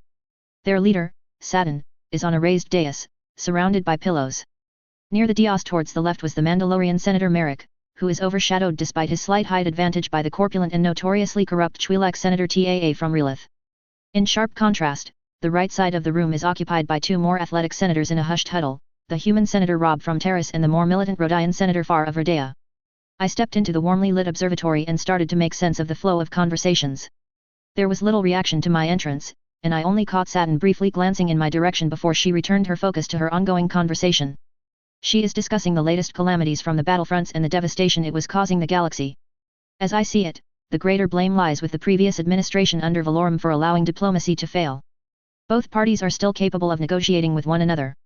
Only greed, malice, or gross incompetence could have blocked progress while both parties could still discuss grievances. Saturn explained to Senator Merrick and Senator Taa. I definitely agree, the Republic got too greedy as the status quo filled their bank accounts with credits at the cost of the suffering of those in the Outer Rim. Senator Merrick nodded in agreement. Senator Robb lifted her glass of wine from across the room, seeming to agree. Shaking my head, I entered the conversation to set the record straight. No, none of those are true. That's not exactly how it went down. There were attempts for diplomacy, quite a few actually, but one side wanted this war to happen. This was the general outcome that was going to happen sooner or later. Saturn looked disapproving, and a bit sad, spoken like someone who has given up on peace. Just because one side wishes for war does not mean we should give up all efforts to try and find a peaceful resolution to our disagreements. I agree, but I believe we can all come to an understanding that when one side doesn't want a peaceful resolution, the other side must defend itself. After all, the Mandalorian Self-Defense Force is meant to protect your Council of Neutrality, is it not? Or at least Mandalore's part in it. I pointed out. Saturn nodded her head, sipping from her glass. Yes, that is the dream and goal of the Defense Force. We must have a solid defensive capability, however there is no reason we couldn't end the war diplomatically before more lives are lost. In fact, our defensive capabilities are a consequence of the Republic's negligence in pursuing peace. The Republic has done the best it can. I insisted. I certainly hope you are wrong, Master Jedi. If this is the best we can expect from the Republic, I fear for our future. Senator Taa interjected. I wasn't surprised at his outburst. He is a senator in exile while Relith is occupied, after all. The Republic has failed to pass meaningful reforms over the last decade, maybe longer, thinking about some of the conflicts that have sprung up in our lifetime. Saturn retorted. I sighed and nodded, saying, yes, unfortunately, we held the Republic up to a standard it could not maintain. But now that we are at war, I think that will be resolved. These issues that have long plagued the Republic will have to be dealt with if we are to win the war. Win? Win implies that you have no opportunity to try and achieve some sort of peace. There's only the victor and the defeated, not a conclusion where both sides get what they want. Shouldn't the goal be an end to hostilities? That's oddly absolute of you. Saturn observed. My eye twitched as an old phrase came to mind. Shaking my head to dispel the memory, I said, this war is different. At least, I suspect as much. I would like to believe that a peaceful solution is possible, yet I doubt any such outcome exists. Count Dooku is likely a Darksider, and if so, then this war will continue until one side surrenders or we put a stop to him. The dark side corrupts every facet it touches, negotiating with the Sis while Count Dooku is in power is doomed to fail before it begins. That claim there, about these Darksiders, only the Jedi puts any weight into that. Senator Taa said. I know that there are some hard feelings and some extreme weapons being used by the Separatists. I'm also appalled at what the Techno Union has done to Relith. Senator Rob said, glancing over at Senator Taa. She joined us after leaving Senator Farr. He was looking displeased and standing alone now.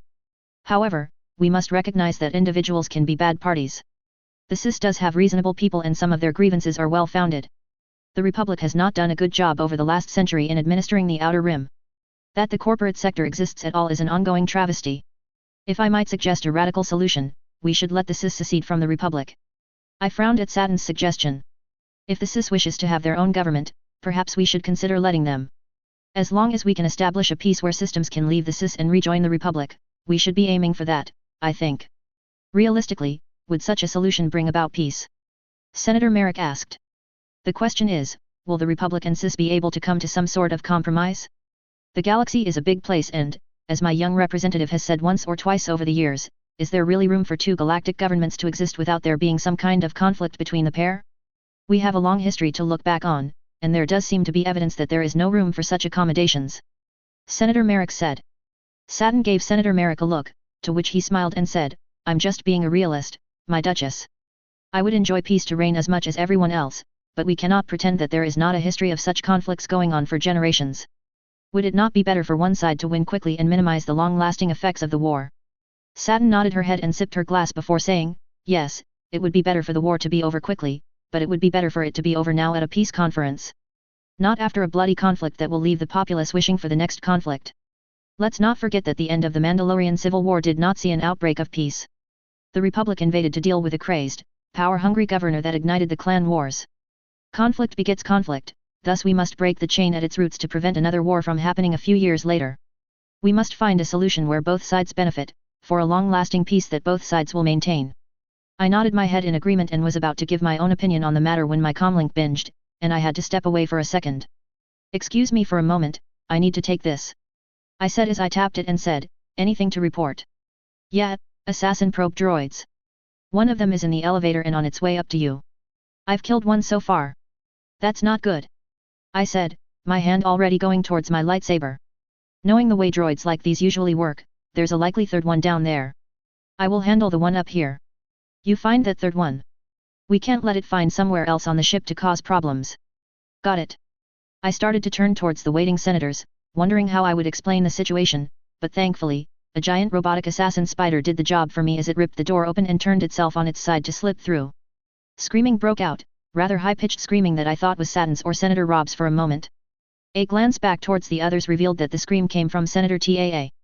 By the time my eyes refocused on the droid, to determine the best way to deal with it, 2 Mandalorian royal guards were fighting it. They are at least doing as good as any clone trooper would be in that situation, if not better, since they have actual melee weapons designed for close-quarter combat. They stalled the droid up for a bit, but eventually, it grabbed one guard's staff and swung its user into the other. With its path clear, it charged at Saturn, jumping onto the central table and running across it as if it was an easy access road to her. Using a little bit of the force, I jumped on top of it, slicing off the 2 arms as it reached for her, causing it to collapse forward. It immediately tried to unseat me from the top, but I used the force to hold myself onto it. I cut off another 2 limbs, so it couldn't escape before driving the blade deep into the central processing unit, which I hoped is in the middle of the thing. I took a moment to catch my breath and said, well, that was a surprise. Are you all right, my lady? I asked, looking up at Saturn. She replied, yes, I'm fine. Good. I said, but I didn't get to finish that comment as a little spider droid jumped out of the top of the thing, followed by a couple dozen more. The screaming began again as the miniature droids charged out, attempting to assault anyone nearby. But by this point the royal guard had recovered, and started using their staves and feet to smash the smaller spider droids. I was close enough to swipe away several that tried to rush at Saturn. But she seemed to be able to take care of herself, pulling a deactivator blaster from somewhere. She unleashed a few blasts into the spider droids, killing them quickly. After a few moments of work, we were able to wipe out the robotic minions of whoever had been responsible for this, leaving ourselves safe for the time being. Slicing the last of the little monsters, I asked, do you always carry a deactivator? Saturn huffed, just because I'm a pacifist doesn't mean I won't defend myself. Now you sound like a Jedi. I replied. But that wouldn't have done much against human assassins. I would almost hazard a guess that you were thinking that someone might try and use droids to kill you. I wonder why. Saturn sighed before saying, I've heard rumors of what's been going on throughout the rest of the galaxy. There does seem to be a correlation between droids being used in other attacks against heads of states, specifically around the CIS and neutral territory. So she is aware that the CIS are not playing fair. Still, her drive to end the war diplomatically is praiseworthy, even if I still believe that it is a doomed effort. However, I thought it best that I did not actually say it. Instead, I said, well, it's fortunate you had that. Times sure are dangerous. They sure are. Saturn replied, ignoring me to look at the robots more closely for a moment. Saturn turned to a guard and spoke to him quietly, then she turned back to us and said, we're going to let the cleaning staff clean this place up while we gather at the coronate's reception room. You and your fellow Jedi can handle this situation, correct? Of course. I said with a nod. There's at least one more of these droids on board. We will remove it, and then hopefully that will be the end of this situation. Returning to your rooms might be the safest option. At least there'll be plenty of security on duty then. She nodded and walked past me, heading towards the door. The other senators followed suit under Royal Guard escort. I took a seat on an empty chair, wondering what we were going to do about this mess. As the cleaning droids got to work, the main viewing and dining room was a mess due to the assassin droid knocking over the food. Shaking my head, I was about to get up when I heard a click click click of little legs turning. I watched as one surviving droid wandered around, seemingly confused. Reaching over to the central table, I grabbed a glass cloche meant for containing a pie of some kind and used the force to pull the little droid into the cloche that I close over it so it could not escape. Looking at it, I wondered who could have smuggled assassin droids onto the ship. I am sure the cargo has been checked by the Mandalorian royal guards and they would have definitely noticed 3 assassin droids. The only remaining possibility they could have been smuggled aboard our cargo that they have not checked, likely a senator's personal luggage, or several of Saturn's guards may not be as loyal as it appears. Perhaps my little friend here can help me find the one responsible. After all, if the owner of these droids are on board, there is no reason that they would program the droid to harm their owner. So, I could use this droid to determine who among the passengers are responsible for this attack. Smiling, I got up, cracked my neck, and left the droids to do their work in cleaning the room. I pressed the comms to find out what Anakin was up to. Coronet, Duchess Saturn's reception room. Saturn cries. Assassin droids, spider assassin droids even. Who would do such a thing? Why would they do it, is not even a question, but the who is at the top of my mind. Was it Death Watch? As far as I am aware, they had every opportunity and the fact they hadn't taken it, gave them a little bit of leeway. If they wanted me dead, I would know. The other possible faction are the Mandalorian protectors. I knew nothing of their leadership and I have not been able to contact them. Could they want me dead? It's possible.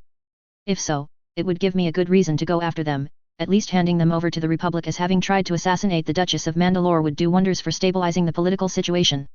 But how did they get on board this ship? That is the question that bugged me. How did they know that this ship is currently loaded with diplomatic envoys that are important for the continuation of the efforts for neutrality? There is a possibility, but one I did not want to believe. Could one of the senators aboard this ship have betrayed me? That seems unlike those around me. Senator Robb from Terrace, I don't believe would have the motive to do this. Yes, Terrace seems to be doing a bit of double-dealing in talks for possibly allowing the Republic High Command of the 6th Army to occupy their planet. Apparently thinking that protection from both Mandalore and the Republic is a good idea since Terrace is so close to the Hydean Way. Now, I am trying to talk them out of that, but I really doubt they would try to assassinate me. What about Senator Onakondafar? I didn't know him very well yet what I did know paints him as a very honorable pro-Republican senator that is not known for backstabbing and killing other senators. Then again, most senators are not going to stay senators for very long if they are known to kill their colleagues. I couldn't see him being responsible for this. Yes, Tanya had mentioned that he was once part of a separatists' plot at one point with luring Senator Amidala to his world so that Gunray could capture her. But that is because the Trade Federation had effectively blockaded the region, starving their people. Now that the situation in Ratia is more stable with Republic aid relief, he should be safe from manipulation. Unless the Republic is the one behind this attempt. Maybe the senator from Relith? While Orn-Free Taa is known to be a bit of an individual with large appetites and tastes, he is no different than many other politicians of his status in that way. If anything, the fact that he had honorably worked with the rebel forces in his home world to try and fight back against the separatist invasion unlike his predecessor, who had sold them out to begin with, spoke volumes about him. Of those 3 senators, I really couldn't see anyone else having the capability to smuggle droids aboard. I mean, yes, there's Senator Merrick, but he's one of the several trustworthy individuals I know as he has served me for nearly a decade. The only other people who knew about this transport are members of the council back on Mandalore. None of them would betray me like this. Shaking my head, I sipped my drink and thought, what was I missing? Is there some other faction that I was not aware of out there? Some other group that would want me dead? It wasn't even a question of why they would want me dead. I could figure that out easily enough. The Honorable Duchess of Mandalore killed on transit to the Republic after acquiring information that implied the Republic had inadvertently caused the destruction of an entire planet and civilization. Even if it wasn't someone in the Republic trying to clean up loose ends, it would look like it. This would incense the Mandalorians who are under my protection. I doubt even the new Mandalorians would not call for war and join the Sis upon my death, simply because it would appear the Republic had me killed. And once the Sis had a stable corridor there, they could push into the current war zone in the Dentary sector. Neutrality would be lost and Mandalore would become a new front line in this galactic war. It's a nightmare scenario, one that I would not want to come to pass, one that I struggled against. But I wondered, could I even stop it if it happened? After all, for it to be a success, it would require my death. Shaking my head, I looked at the gathered senators once more. Trying to see if there was something I was missing, some puzzle piece that didn't make sense. Was it really the Republic who is behind this? If no one else made sense, should I be considering them as a suspect? That seemed unlikely. They had deployed quite a number of clone guards to protect my transport along with elements of the senatorial guard. They wanted this information to come to the Senate, for what reason, I don't know, but they didn't want it lost. Could it be the Jedi? This information would be more damning to the Jedi more than anything. After all, it was one of their own that apparently went rogue and used a weapon capable of destroying a planet on a civilian population. It was not exactly the best look for the Jedi and will probably cause problems for them in the future. This is the kind of event that solely destroys reputations. Being a Mandalorian, I know that lesson very well. But even then, I doubt it was the Jedi. If it was, why would they have accepted my request for Obi-Wan? Not only that, they sent along one of his students, one who would probably be more loyal to his master than to the High Council. I would think, considering the way he and Obi got along over the few times I had met them. That line of thought is interrupted as Obi-Wan enters the room carrying a tray like he was a server. My suspicion is raised to alarming levels just from that, as I doubted he would bring in some food as if he was one of the servers. He also has that coy smile of his that he is up to something, usually at another's expense. But apparently, Senator Taa did not see anything strange and eagerly stared at the tray with hunger. I'm afraid this dish might be too much even for your legendary appetite. Obi-Wan said with a charming smile as he pulled away a white sheet, revealing one of the little droids inside the container. It immediately pounced, attempting to attack through the glass, but it loudly failed to punch through. Senator Taa made a noise of fear and backed away. General Kenobi, what is the meaning of this? I asked, annoyed at this spectacle. I have a theory that whoever programmed these droids would have made sure that they would not target him or her. Thus, it'll be overly aggressive around the people it's meant to kill and not aggressive near the ones who are not. He said, continuing to leave it within range of Senator Taa, who looked terrified. An interesting theory, though I will point out that you are, in essence, forced to torture people with the opportunity, and it might break free and kill them to reveal this information. Obi-Wan shook his head as he moved closer to the Rodian senator. Technically, yes, but I think I have complete control over the situation. It looks like whoever programmed this had specific hatred for you, Senator Farr, as it seems more aggressive around you than anyone else. Ha! I'm going to take that as a sign that I've done something good. The Rodian said with a snarky smile in his voice. Obi-Wan continued to move counterclockwise around the table, soon finding himself next to Senator Merrick. I watched in confusion as it stopped trying to assault the glass and just sort of sat there looking at the senator, as if it had not been just some sort of murderous device a moment ago. Well now, isn't that interesting? Care to explain why this droid seems disinterested in you when it was interested in harming everyone else? You can't be serious. How do we know you haven't programmed this droid to not be dangerous around an individual yourself? After all, there's the potential that the Jedi Order is responsible for this attack. While Merrick isn't wrong, as there is a chance that the Jedi or the Republic are the ones responsible for this attack, I severely doubt that because it is not in Obi-Wan's character to frame an innocent. In truth, I trust Obi-Wan more than I trust Merrick. The fact that he once tried to steal credit for Tanya's work didn't help maintain my trust in him. But really, at this point, I am more astonished that someone I trusted for years might have actually been responsible for plotting my death. Answer the question, Senator. Obi-Wan ordered with narrowed eyes. Merrick looked at me, looked at Obi-Wan, and let out a deep breath. He smacked the container in his hands, sending the little droid flying across the table. It immediately started charging at Senator Farr. Obi-Wan drew his lightsaber and lunged to destroy the droid, while Merrick got up from his seat and pulled out a blaster pistol that he aimed at me before I could draw my deactivator. Don't move. He used his free hand to grab my deactivator and threw it across the room. By the time Obi-Wan had destroyed the little droid, Merrick had his arm around my neck, the gun to my head, and was slowly maneuvering around the room towards the exit. Try anything, and the Duchess dies, Jedi. What is this traitorous streak you're showing, Merrick? Just the proper response to job insecurity. Job insecurity? I asked in incredulity as we got closer to the door. Your niece has been aiming for my job for the last 4 years. You've been planning to replace me. Most senators don't even have to worry about that kind of shit, they're there for life. But now you wanted to switch me out for a younger model, one that would be completely loyal. So yes, this is a proper response. Your proper response to job insecurity is to risk starting an invasion of the Mandalorian sector. Senator Robb asked. Okay, maybe that's not completely true. I might even have been paid off for that part of the deal. Opportunities in the CIS are quite good this year. Dooku ordered Satin's death. Senator Taa asked as we finally reached the door. Ha! You have no idea what factions live inside the Mandalorian sector, how many people she's pissed off with her holier-than-thou attitude about pacifism.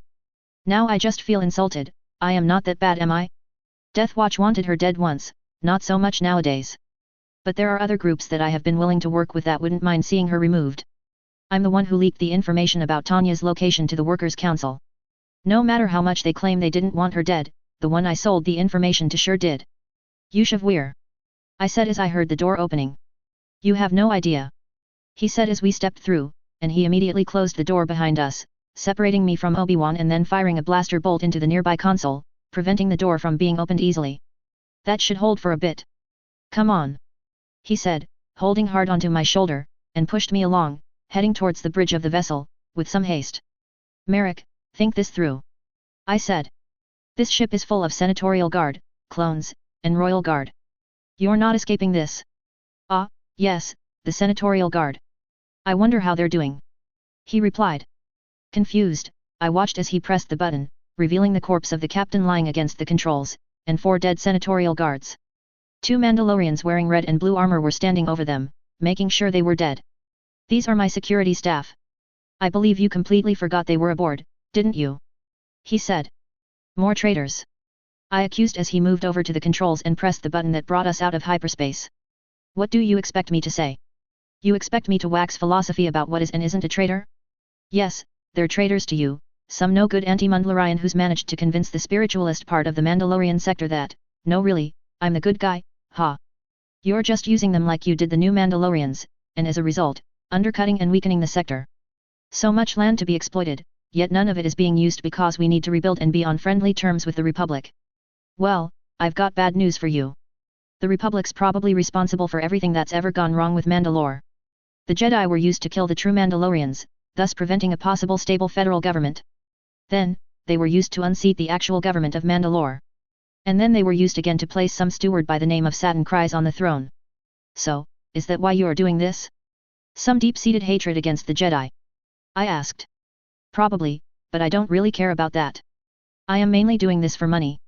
I've been promised a senatorial seat in the CIS, one that will not be taken away from me by illegitimate governments. You want to rule Mandalore? In my own way. I don't want to deal with the day-to-day, but if I just make sure that the government that replaces yours is loyal to me, that's good enough. The life of a senator is an enjoyable one, but I don't think I want to give it up to be some backwater king. He pressed a button, and a hologram of a man wearing unfamiliar Mandalorian armor appeared. You seem to be seated at some sort of desk. Senator Merrick, is Satin dead? I would ask if she wasn't clearly shown in your arms. I thought we had a good deal. Complications arose, Governor. We should be in range for your strike force to get me off. What kind of complications? I budgeted this operation under the impression there would only be royal guards and a few senatorial guards. Is there anything I should know? Oh, nothing much, just a single Jedi caused a bit of an issue. I replied. Of course they are there. The man said nothing for a bit, but eventually, he seemed to have made a decision, having come to some sort of calculation. It'll be tight, but it should work. I have to use the super battle droids I acquired. Boarding pods will connect with your ship in a moment. Find an escape pod and get off. Merrick nodded and pointed the gun at me, said, all right, just come along. We need to get to the escape pods. Yes, so you can execute me. You're here to kill me. You've already made that clear, so why should I help you go anywhere? I protested. This thing right here. He chuckled as he pulled something out from his robe and said, my guards already deployed some explosives near the reactor. One little touch of this trigger mechanism, and the entire ship explodes. You either come with me and buy the people on board this ship time to live, or you die and don't know what happens. Before I could say anything, I felt 2 things happen. Something hit the side of the ship, most likely the boarding pods that had been mentioned, and the door to the entrance of the place opened. Obi-Wan is standing there with his lightsaber ignited. How'd you get out so fast? Merrick said quickly, grabbing me closer while pointing his blaster at my head again. I have a lightsaber and the doors aren't that thick. Obi-Wan replied. Tisk, good point. Merrick said as his two guards came up to either side, pointing their guns at the Jedi Master. Well, get out of the way. We're going to the exit. I think not. There are guards on every escape pod on board. Surrender now, Merrick, and you may be tried by a jury of your peers on Coruscant. Ha! Since when do Coruscantites ever consider a mid-rimmer from a backwater sector a peer? Merrick sneered. We can always arrange for Mandalorians to be sent to be a part of the jury. But, I think they'll probably look quite down on your attempted murders of the royal family. You would think that, now, wouldn't you, my Duchess? He mocked. Merrick shook his head and said, clear the way, Jedi, or she gets shot. And don't pull any force business, or I'll blow the entire ship sky high. Obi-Wan looked at the two guards behind me before stepping back to the doorway, allowing Merrick and I to pass through the doorway. But before the two guards could get through, Obi-Wan stabbed his lightsaber into the nearby console, causing the door to shut and lock before Merrick's guards could get through. The two guards began beating on the door, and Merrick looked annoyed at that. You never said I had to allow those two out, now did you? Obi-Wan jested, as Merrick continued to pull me along towards the escape pods. Still have Satin hostage, still have a bomb, don't have two guards. Not good, but acceptable losses. Merrick said, as he ushered me towards my doom. I could just barely hear the sounds of fighting throughout the ship. No doubt, the super battle droids have boarded. This meant that the guards who were stationed on the escape pods would probably be called off, leaving them empty. We eventually made it to the escape pods. All he needed to do was jump in and press the button. I needed to find some way to stop him from doing that, but how? As we backed up into the hallway, I watched as Obi-Wan followed us towards the escape pods. I needed something to distract Merrick long enough for the situation to change in our favor. Well, that and there is a very likely possibility that we will be dead in the next 5 minutes. There are certain things I have been keeping to myself for a good long time that I need to say so that, in case I did die, I would have no regrets. Letting out a deep breath, I said, Ben, I don't know how to say this. It's been bugging me for a long time that I haven't been able to say this, but I love you. Ever since we met all those years ago. I hoped that being the unromantic man Merrick was, he would pause. Seems I was right. Merrick stopped and said, what the hell is this melodrama? We still had a good 10 paces before we reached the first escape pod. If we could keep him here, maybe I'd be able to come up with something. I don't think this is. I gave him a look, hoping that he would figure out that I am trying to stall for time. He took a deep breath, shifting mental perspectives before answering, fine, let's be clear, Satin. If you had asked all those years ago, I would have left the Jedi Order. There is no if or but about that, and even today, I still feel something for you. Well, blast it. I can tell when Obi-Wan is lying. I had expected him to lie to keep the melodrama going and keep Merrick distracted, but he was not lying.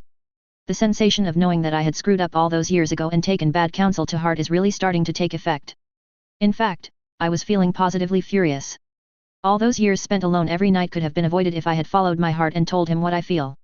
This is the last time I listened to Almec for personal advice. No wonder he's still single. Biting my lip, I decided. Screw it. If the bad counsel about reaching out to Obi-Wan, starting that fight with him all those years ago, about how far I should go when it comes to what was acceptable defense, perhaps other things I've been counseled on by Almec are wrong. Also, Tanya is our daughter. I added. The room went absolutely still, silent for a good half a minute before both Merrick and Obi-Wan said in unison, she's your what? But I was more interested in what Merrick did. As he raised the gun away from my head at that moment to turn and look at me, it gave me an opportunity to smash my leg back and hit him in his crotch. While he's stunned, I grabbed the pistol and twisted it out of his fingers to perform a perfect disarm Bo taught me years ago. With a pistol in hand, I turned around to point the gun at him. Obi-Wan was still standing in the hallway, a bit stunned but pointing his lightsaber at Merrick, while Merrick still had the explosive trigger in his hand. Well, isn't that great and explains everything? Fucking, of course, that brat was yours. I should have realized it the moment she walked through the goddamn door. And a fucking child of the Jedi, nonetheless. Merrick said, spitting on the ground. I see why you kept that nugget of information to yourself. How that would have affected your early career, a bastard child of a single mother. The women would have asked if you were even capable of keeping a man. Then, they and the men would have looked down on the Jedi who ran away. Not to mention, if that had gotten out and the Jedi came to take her away to be one of their cult, everyone would have looked down on you if you were to let that happen. Better to hide away the unfortunate information such as that so no one knows. That is enough, Merrick. You're at blaster and lightsaber point. You're not escaping. Just drop the device and surrender, and you'll get a fair trial. I ordered with narrowed eyes. Yes, I'm sure I'll get a perfectly fair trial. Hey, I have information about the proclivities of the Duchess of Mandalore. Let's get that all over the media. Ha. No, I'm sure you'll find some way to have me silenced. Besides, I still hold all the cards as far as I'm concerned. Just lower your weapons and allow me to get onto the escape pod. Or perhaps you'll shoot me, make yourself a murderer. Thoughtful, throw away all illusions of pacifism, then I can just walk away. But then maybe the Jedi Knight, the one you love and apparently conceived a child with, will slay me. How does a pacifist reconcile being in love with a military general, a killer, as the Jedi no doubt is? No, wait, don't tell me the secret, I want to figure it out myself. Love doesn't work that way, though. He took a step back, moving towards the escape pods, holding the device up. Attack me, I die, and your relationship is doomed. Don't attack me, I'll make it to the escape pods and Hey! A blue lightsaber swung out from under his arm, cutting it off at the elbow, and the limb floated inches from the ground before being pulled to Obi-Wan's waiting hand. I think you've forgotten a few elements on the field there. Anakin said, stepping out from behind Merrick. Right, Anakin's here too. I hadn't even realized he was there until this exact moment. You bastard, my arm. Oh, don't be a baby, it's replaceable. Anakin said as he delivered a brutal punch to Merrick's nose with an audible metallic thud. The impact caused him to drop to the ground, finally defeated. Hey, guys, how's it going? Anakin asked, turning off his lightsaber and putting it on his side. Obi-Wan looked at him with a mix of exasperation and worry. Anakin. Obi-Wan said, rubbing his forehead. How much of that did you hear? I came in about the part where he said, kill me and doom your relationship. Glad I'm not the only one to see that you two have a thing for each other. Anakin crossed the room and Obi-Wan tossed him the detonator device. After fiddling with it for a moment, he said, there we go, it's defused now. Obi-Wan. I started, before a couple of clones interrupted, looking around the room. Generals, the super battle droid boarding parties have been destroyed. Good work, Cody, Rex. Let's give these two some privacy. Anakin said as he walked out into the hallway. Merrick had his feet cuffed and was carried out to the brig by two clone troopers. Turning back to Obi-Wan, I said, I'm sorry I never told you sooner. It's just that there was so much pressure to bring Mandalore into a peaceful era. I just went with what my advisor said to do. Obi-Wan nodded, seeming still confused and somewhat angry. Finally, he said, none of what you said was a lie, right? You really do love me, and Tanya is my daughter. I nodded, it's all true. It is a lot to take in, more than I think I'm ready to take at this exact moment. On one hand, I accept this as reality. If she's my daughter, then she's my daughter. You love me and I still have feelings for you. On the other hand, I still have duties to the Jedi Order. I cannot abandon them now. Once, a long time ago, I would have left the Order. Now, I need time to process this fully, Saturn. I nodded, saying, I understand. It's not like I want anything from you, Kenobi, not really. I love you, but I know being a Jedi is part of what makes you, the man I fell in love with. And I would never ask you to abandon that. I said, reaching out my hand to reassure him. He smiled, took it, and then pulled me in close, giving me a kiss on the lips. It's as wonderful as I imagined. This kiss is much more passionate than that awkward first kiss we had, but his beard is an addition that is too bristly for my liking. It lasted for a few seconds before it broke, and he said, I don't know what my final decision on this matter will be yet, but I will let us have this moment as a good one. I nodded and leaned in against him and rested my head on his chest, enjoying the feeling of being with him, maybe one last time. I still am not a fan of that beard. It covers too much of your handsome face and detracts from your kissing skills. Thank you for the compliment, but the beard stays. It's distinguished and Anakin claims it gives me a roguish charm. In any case, we should be getting back to the others. I think by now, we don't want to raise questions, at least not yet. Yes, of course. Back to the business of diplomacy. Coruscant, Mandalore Tower. Saturn cries. Stepping down the ramp off the ship, I sighed, relieved to finally be on safe ground. The two guards that Merrick had left behind had been subdued and held in the brig. Who they were working for had not been spilled yet, but I imagined they would talk soon enough. Once the coronet returns to Mandalore, their chain codes will be analyzed and their identities revealed. While I don't recognize the armor Merrick's benefactor wore, Merrick let slip that whoever he is a planetary governor. This narrows down the amount of people to investigate by a significant margin, even if there are thousands of planetary governors in the Mandalorian sector alone. I'll have Almec discreetly investigate every governor in the sector for any suspicious activity. The super battle droids have been investigated by the clones, and though they were cis models, they appeared to have been bought by a third party and modified to remove any identification. Someone had wanted me dead, someone had funded Merrick's attempt to do it, but had failed. There are probably still going to be assassination attempts, but at this moment, I am safe. And I have to make up my mind about what I am going to do about the situation.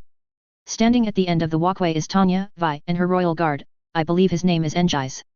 In any case, Tanya smiled and waved as I approached. Good to see you, Aunt Satin, welcome to Coruscant. Tanya said, looking past me before asking, where's Senator Merrick? Wasn't he supposed to be on board? Smiling to not reveal my true feelings on the matter, I said, Senator Merrick has betrayed us and intended to join the CIS after killing me. Oh. I did not expect that. She said slowly. Yes, fairly unexpected, but good news for you. You're now the official senator of Mandalore. Tanya's eyes widened, but she smiled continuously, saying, if that's what the people want. As far as I know, that choice still goes to me. I said, causing Tanya to frown slightly. But, Aunt Duchess, I'm only your niece and have been in politics for less than half a decade. Wouldn't the rest of the government react badly as well? I took a deep breath, held it in, and let it out before saying, you are not my niece, Tanya. I am your mother. There was stunned surprise and shock on Ordo's face, while Vi looked rather unsurprised but amused if the fist pump was any indication. Tanya had a moment of shock across her face, but then it quickly went away as her mind processed the information. Finally, she said, you've always served in that capacity for me anyways. It's good to actually have that sorted out completely, mother. The strange hardness of Tanya and the way she handled things was so weird and odd, and the fact that she called me mother for the first time was enough that I just launched forward, pulling her into a hug. She seemed unsure at first, but then patted me on the back, hugging as well. Chapter 52. 717 FNM, 21 BBY, Month 4. Coruscant, Senate Building. Tanya cries. Today had started off like any other day. After last night's charming conversation with my friends and a good night's sleep, I took Senator Merrick's place in a CNS meeting to prepare our response for the upcoming Senate debate. There really hadn't been much to discuss as this issue was caused by Mandalorians, so I would do the majority of the talking. With time to spare, I spent it helping Vi plan her wedding. She's going to line up her wedding with the Republic's Life Day celebration 2 months from now, but it would also be when we are having the Mandalorian exposition, so it would be the perfect time of year. Everything was going so well. And then Aunt Satin, or should I say Mother now, arrived and burned it all to the ground. Sure, the situation in the Mandalore sector has not been going great overall. Deathwatch capturing a Republic battlecruiser is not good. Deathwatch actively recruiting the local Mandalorian population to their cause is even worse. But that attack happened outside the Mandalorian sector, and with a bit of disavowing, we would make it clear that those who left to fight for Deathwatch are not agents of the Mandalorian sector. As we had already done with the Mandalorian protectors. I have a good grasp on the Deathwatch situation after Palpatine had leaked information of the attack to me, giving me time to get ahead of the story and reframe the entire event. I could reveal evidence that a rogue Jedi from a sister temple had taken command of the Maelstrom to the front lines of the war without orders from the Chancellor. The Holonet had been abuzz with news of the apparent breach of the command structure and the implications of it. What's rather strange is how the Jedi Temple declined to comment even after the apparent proton strike against a planet that had somehow cascaded into over 1 billion deaths. The continued silence from the temple is absurd, but ultimately not my concern. My job is to make Mandalore look good. Thus, my main concern is dealing with the fallout of a resurgent Deathwatch. The fact that this new Deathwatch has a highly capable paramilitary and fleet is not all that surprising. The amount of weapons and other such war material scattered across thousands of clans and inside ancient hidden military bases in the greater Mandalorian sector meant that if this group did not have a lot of high-grade equipment, it would be even more suspicious. Of course, groups like the Mandalorian protectors engaging in raids all across the Outer Rim territories in the name of a free Mandalore are another major problem to our reputation, but it had easily been handled by simply saying we don't recognize them as a Mandalorian organization and that their goals did not represent our interests. The same could be done to Deathwatch, easily enough. Hell, even easier since they did recognize Mandalorian neutrality, and they are trying to help Mandalorians outside the Mandalorian sector. Some of them are across the border in CIS-held territory, they just happen to have been attacked by a Republic cruiser there. Deathwatch taking on a watchdog role in this war is not exactly ideal. If it prevents unnecessary deaths from overzealous military commanders going too far, well, it would not be my official position, but I would leave them alone. As I had other, bigger fires to deal with first. But that's not what's upsetting me. Not even the fact that former Senator Merrick had apparently conspired with a Mandalorian organization to assassinate Duchess Satin had fazed me, since it obviously failed. The silver lining to all this is that I just got promoted early when the now former Senator Merrick was arrested. Now I have more authority to pursue my own projects that used to require senatorial approval, like arranging trade deals with other planets. The extra responsibility and workload is, of course, annoying. Unfortunately, the only other available Mandalorian who could survive the position while being loyal to Saturn would never take it. Aunt Bo might have the skills and had prepared me for this role, but she's a no slave to foreign ideology type, and her stance on Coruscant never shifted. She's more likely to punch some senator that annoyed her than actually finding a compromise. No, what threw my mind into a whirlwind of confusion and dread was the reveal that I am not Duchess Saturn's niece, but in fact her daughter. Now, if I was a regular orphan, I would probably be breaking down into tears and all that mushy emotional stuff. But I'm not a regular orphan, I'm too old for that, on the inside anyway. And though I was surprised to learn that I am Saturn's daughter, it wasn't that strange of a transition from niece to daughter. She had always filled the role of a mother figure to me, that's why I never had much issue with her acting as such. The only thing that changed is that it's official now. If there is another attempt on Saturn's life, because she is the Duchess of Mandalore, it is bound to happen again eventually. I went from a close relative to direct lineage. This means I am also more likely to be targeted for assassination to tie up any loose ends. Good thing I already have Royal Guard protection detail, Mandalorian armor, and handmaidens in Mandalorian armor. Maybe I should add more layers of protection. Politically, there is also a slight concern on the line of succession. Currently, the way a Duke or Duchess of Mandalore is elected is through playing the votes. Officially, Korki is next in line to be elected into office after Saturn retires. Even with his recent bout of stupidity, I was merely the granddaughter of the Duke of Kalevala, while Korki was Saturn's adopted son and heir to the Duke of Kalevala, so he ranked much higher in the succession. Now though, some could think we are sort of on equal footing, however it's more complicated than that. Korki's father was Saturn's elder brother and the heir to the last Duke of Kalevala, Saturn's father and my grandfather, so he is from the elder line and thus still has a higher standing than I do.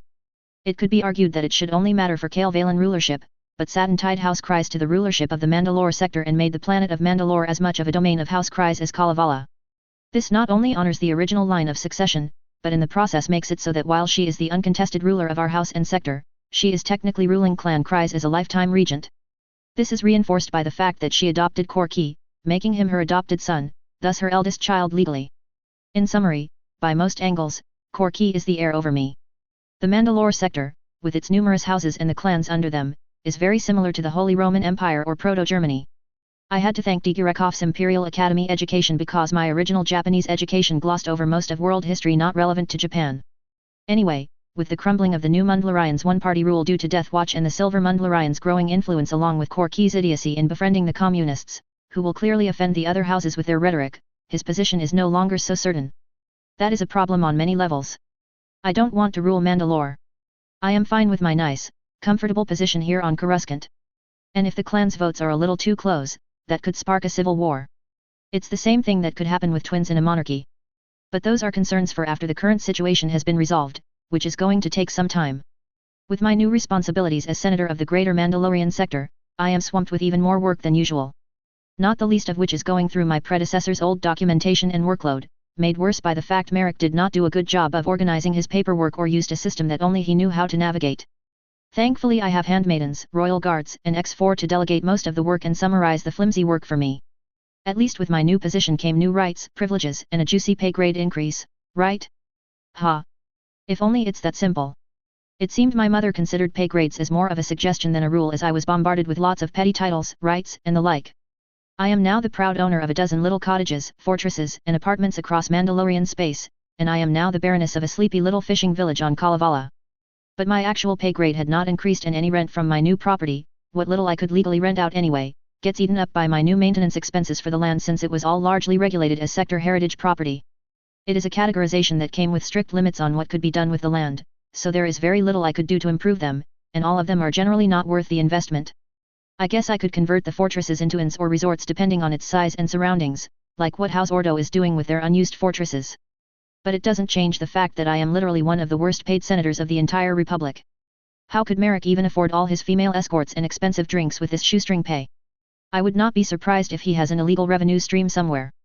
Of course, I have alternative sources of income myself, but the entire situation reminded me of an awful lot of rather predatory practices in my first life, wherein a competent worker is rewarded for good work with even more work and perhaps some title that did not have any real value. The more I came to understand the inner workings of the Mandalorian government, the more it seemed to resemble a black company. Either Saturn is seemingly capable of getting people to work for distressingly little pay, or Mandalorians just value titles more than actual money. Perhaps this is her secret to Mandalore's oversized importance compared to our admittedly pitiful economy. At this very moment, the Senate is debating on whether the Republic should invade my home system to find and recover the Maelstrom. The fact that Death Watch's Mandalorian had apparently frightened numerous senators into a warmongering frenzy. They are, at this very moment, talking about how the CNS is a separatist plot to break apart the Republic and that Saturn is a secret warlord who had built up an army for an eventual invasion into Republic territory. It would have been humorous if they weren't talking about glassing my home world. Again. Apparently, the Maelstrom being in the hands of the Death Watch is terrifying the population and senators to an unnatural level. The other side repeatedly points to our history of multiple crusades, causing all manner of death and destruction in its wake. It'd be like if Imperial Japan managed to steal a US battleship while the Korean War was going on. Perhaps the Republic should reconsider its decision to allow undisclosed military funding to build superweapons when no one's looking. I swear, the Republic claims to be very peaceful and that they do not have a military force. Yet, every time I look away, they've built some superweapon or hidden ace in the hole. Of course, this problem had been more historically relevant during the Mandalorian Civil War, but it's an old problem that apparently had never gone away if that battle cruiser that they're so terrified of is causing them this much fear. The Senator of Ishani, Danny Zing, has her saucer hover in the center of the Senate chamber. She is recounting how, during the Mandalorian Wars, her planet and many others had been severely ravaged by Mandalorian crusaders and how this was all a secret plot to prepare for another Mandalorian crusade to conquer the Republic. I had to bite my tongue and not tell her to maybe crack open a history book. Actually, am I biting my tongue? I'm not a representative anymore, I am a senator now and her equal in standing. Time to go on the offensive. That's a very fine history lesson, I said as she finished her diatribe. But sadly, it is 3,000 to 4,000 years out of date. There was some shouting from the stands, but I continued on my attack. Mandalore does not wish to build an empire. There is simply no appetite for war in Mandalore. We don't even have the population to even annex a sector, let alone the Republic. The over 15,000 systems that have joined the Council of Neutral Systems simply do not want to be involved in this war if they could avoid it. Such a position is eminently reasonable and thus the foundation of our interest group within the Republic. Our collective interest is not remotely hostile or outlandish, considering the CIS has invaded a peaceful world meant to take in refugees from this conflict in our region, and the Republic destroyed that planet with 1 billion souls on it. The dissenting voices in the stands reached a fever pitch, and with a wave of his hand, Chancellor Palpatine ordered his speaker to demand order and to let me continue. Not to mention, the fighting in the region core wards of Mandalore, the Dentari sector, has reached a fevered mass of deadly consequences. Mandalore has fought her wars and is done with them. We want peace. Everyone within the CNS does not want to be invaded and get gunned down by foreign invaders. Anyone can see that, and that is why you are forced to invent a justification for invasion using ancient history. The bloodlust displayed by senators here today is not only insulting but also disgraceful. Stop pretending it is the era of the old Republic. You are 4,000 years too late to fight that conflict. Mandalore has not conquered Terries, Terries have joined us in mutual friendship and protection from the insanity that the Republic has embraced. The CNS represents a rejection of this and every other senseless war. You want us to believe that Mandalorians have changed, but you were at war with your neighbors just in the last few decades. So I highly doubt that. The Ishani senator retorted, 2 centuries ago, your people attacked the peaceful population of Ithalan and wiped them out from the galaxy. 7 centuries ago, you tried to create an empire out on the fringes of the Republic. Mandalore has been doing plenty of empire building for the last few centuries, and they'll continue to do it unless we firmly put an end to your conquest. I couldn't help myself. I laughed before saying, if selling armor, weapons, and training to our allies so that they can defend themselves is considered conquest in the eyes of this Republic, then there shall be no end to the war and strife you will inflict upon the innocent. You impetuous child! Senator Zing said, about to go into a rant when she was cut off. I would think you are mistaken in this case. This young senator is merely pointing out a rather reasonable point of view. Another floating platform lowered into the communication area belonging to the speaker, Ms. Serafa Altunen, not a representative or a senator of Arcania, but the Lord Protector of it. She had faced allegations of trying to recreate the Jedi Lord system ever since she left the Jedi Order and returned to her home world. She'd been one of the major voices in pushing Arcania into the CNS with the corporations on Arcania backing her, viewing membership of the CNS as a way to sidestep some of the new wartime Republic regulations involving genetic modification and cloning. I heard that pressure had been put on the Arcanians to hand over the few large cloning factories as well as any data they had on it to the representatives from Kamino. At the same time, they are not being allowed to engage in their own clone studies, despite the fact that cloning is used in practically every Arcanian industry, from medical care to food production. The Republic restrictions on all cloning had devastated Arcania's economy, with investors fleeing the world and predatory core world moguls looting every Arcanian company's assets. Arcanians responded to the astronomical economic shock as an existential threat, from the lowest worker to the wealthy corporate elite, and so the usually disorganized Arcanian Dominion was shockingly largest in their contributions to the CNS project. They'd even purchased land across Mandalorian space to build laboratories that were not under direct Republic control, according to reports from X4. Many Arcanian research cooperatives and think tanks were forced out by the Kamino scientists, forced out of the land they owned by the Republic on core worlds, largely without compensation. Shaking her head, Lord Protector Altunan's white hair moving in a way that could only be described as graceful, said, "It is a shame the Republic jumps at shadows and fanciful stories rather than consider the freedom and rights that this institution slowly strips away from them. The Mandalorians do not want war, Senator. The Mandalorians have shown themselves to be a force for good in the galaxy now that they have embraced a more peaceful outlook. They've gone out of their way to show themselves to be reasonable members of the Republic and abide by the reasonable laws of our long-standing democracy. And how does the Republic treat such a friend? With an openly discussed invasion of the sector to hunt down dissidents that took away a favored toy after it was used to commit genocide. There is no evidence that the story we've heard about the ship being used in an ill-intentioned manner is true. It could all be fabricated evidence." Senator Zing protested. At that moment, footage started to play of the capital city of Chromis, buildings turned to ruins and the sky filled with smoke and ash. I looked over my shoulder and saw Vi yawning, her elbow on the button that we had already prepped to play that video. "Oops," she said, making it seem like an accident. I held back a smile. "Good timing, very good timing. Something to appreciate in an employee." Seizing the opening, I countered. "You can deny evidence all you want, but at least we have supplied evidence to contend that Death Watch acted to stop a genocide. And given the evidence, I find that I cannot find fault in their actions despite the outcome. They witnessed a monstrous act on what they considered friends of Mandalore and acted accordingly. Would you hold it against Death Watch if they saw the same thing against the Sis? What if the Sis had used this weapon, and it had been taken by Death Watch? Would you be demanding an invasion of my sector? If Mandalorian terrorists are in possession of any super weapon or capital ship of the Maelstrom's capabilities, I would demand an invasion of your sector no matter whose ship it originally belonged to. What is stopping the Mandalorians from going on a crusade and dragging your entire CNS with you into war?" Duchess Kry's reputation in a document? The Mandalorians are the only one with a fleet that can deter the Sis or the Republic. If the Mandalorians are removed from the Alliance, your entire faction would dissolve and thousands of planets would become easy pickings for the Sis without Mandalore to defend them. Senator Zing stated, giving the de facto Lord of the Arcanians a glare. "I have faith that our Mandalorians' friends will not do that." Serapha Altunan said confidently, "I've seen the treaties that have been created between the member states of the CNS. They are ironclad in their rules of engagement. Mandalore cannot just simply declare war and drag the CNS into it. For the worry that if the Mandalorians declared a war we would be forced to remove them from the CNS and become defenseless, that is not true.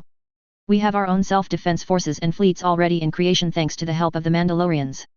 But those self-defense forces are only reliant on the Mandalorians for training with a few material needs, as our self-defense forces are filled with able-bodied volunteers from our own local population.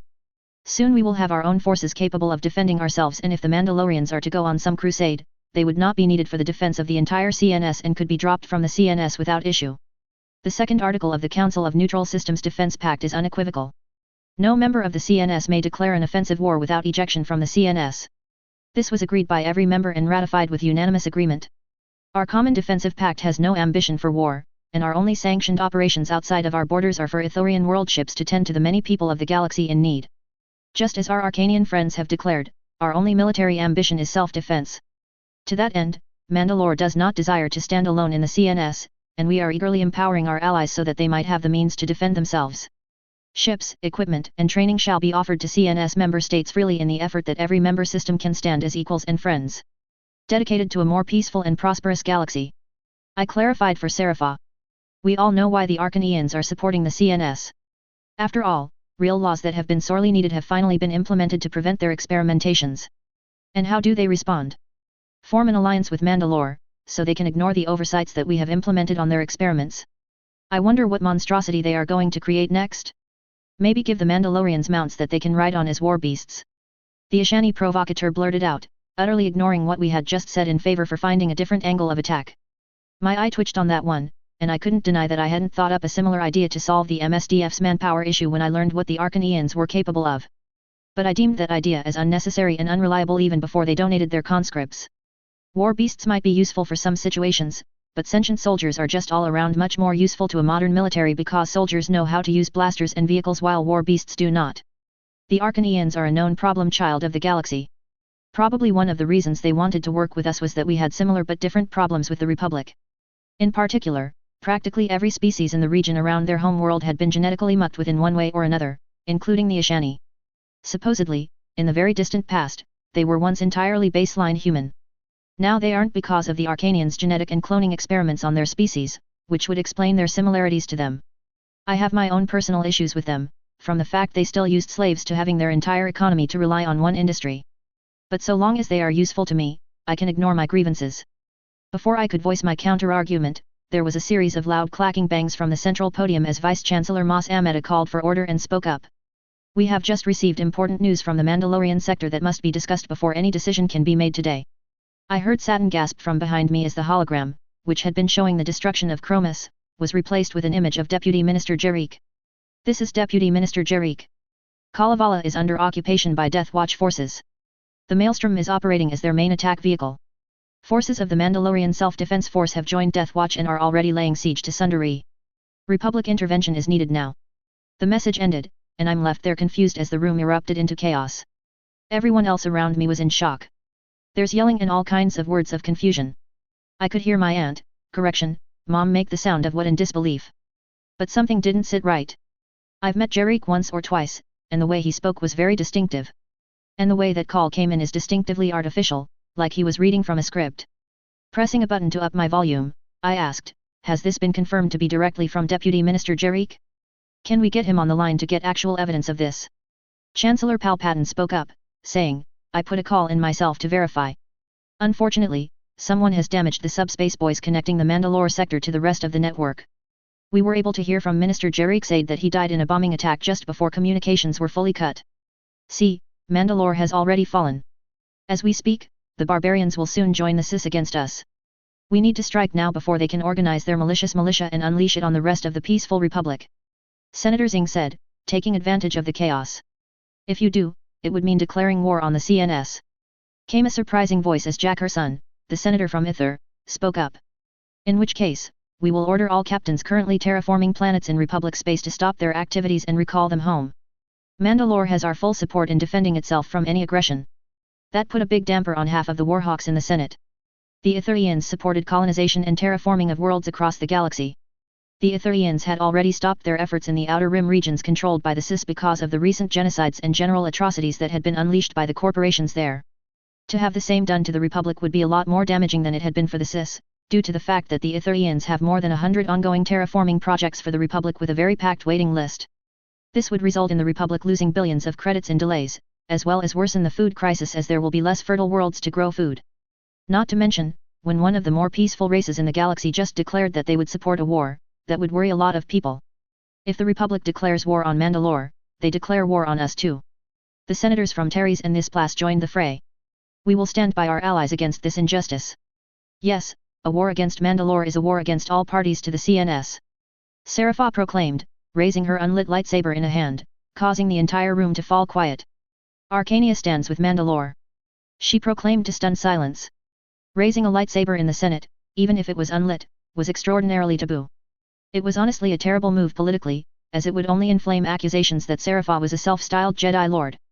With this moment of quiet, I spoke up, saying, I would like a full examination of that recording by the Senatorial Guard and my own sources, as well as a ship sent to Mandalore to confirm this report. Buying time, so your Mandalorian friends can fully establish military control over the sector. Senator Zing prodded.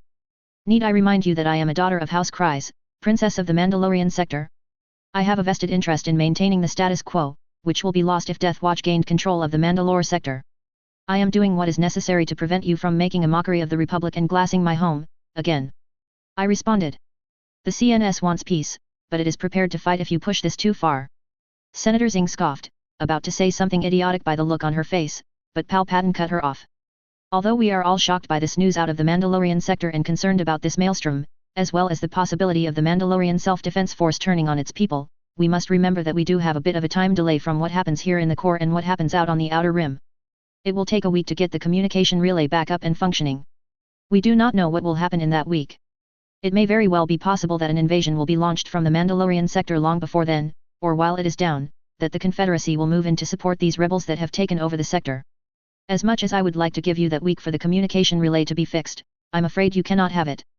We will not hold the vote today because this is a shocking revelation. Tomorrow, when we have better reasonable minds, we will vote on our next move. This Senate meeting is adjourned.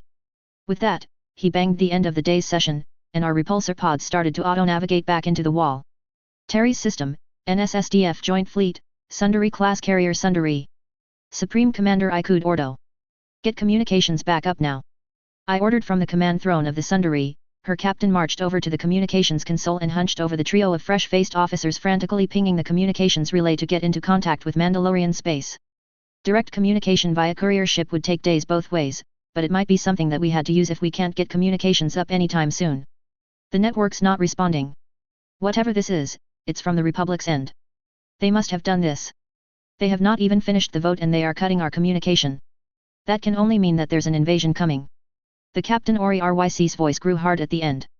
The old man, much older than me, probably even older than my adopted father, was brought out of retirement to establish the MSDF Navy.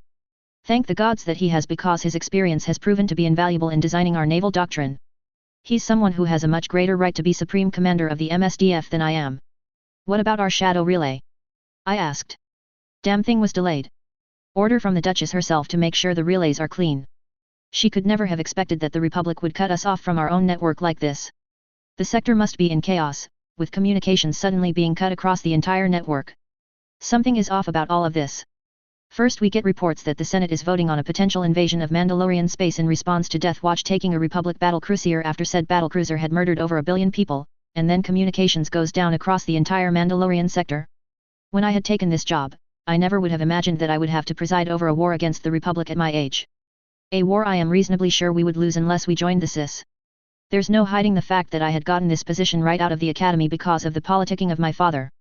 The man was impossible to refuse and had been so proud of me in my new uniform.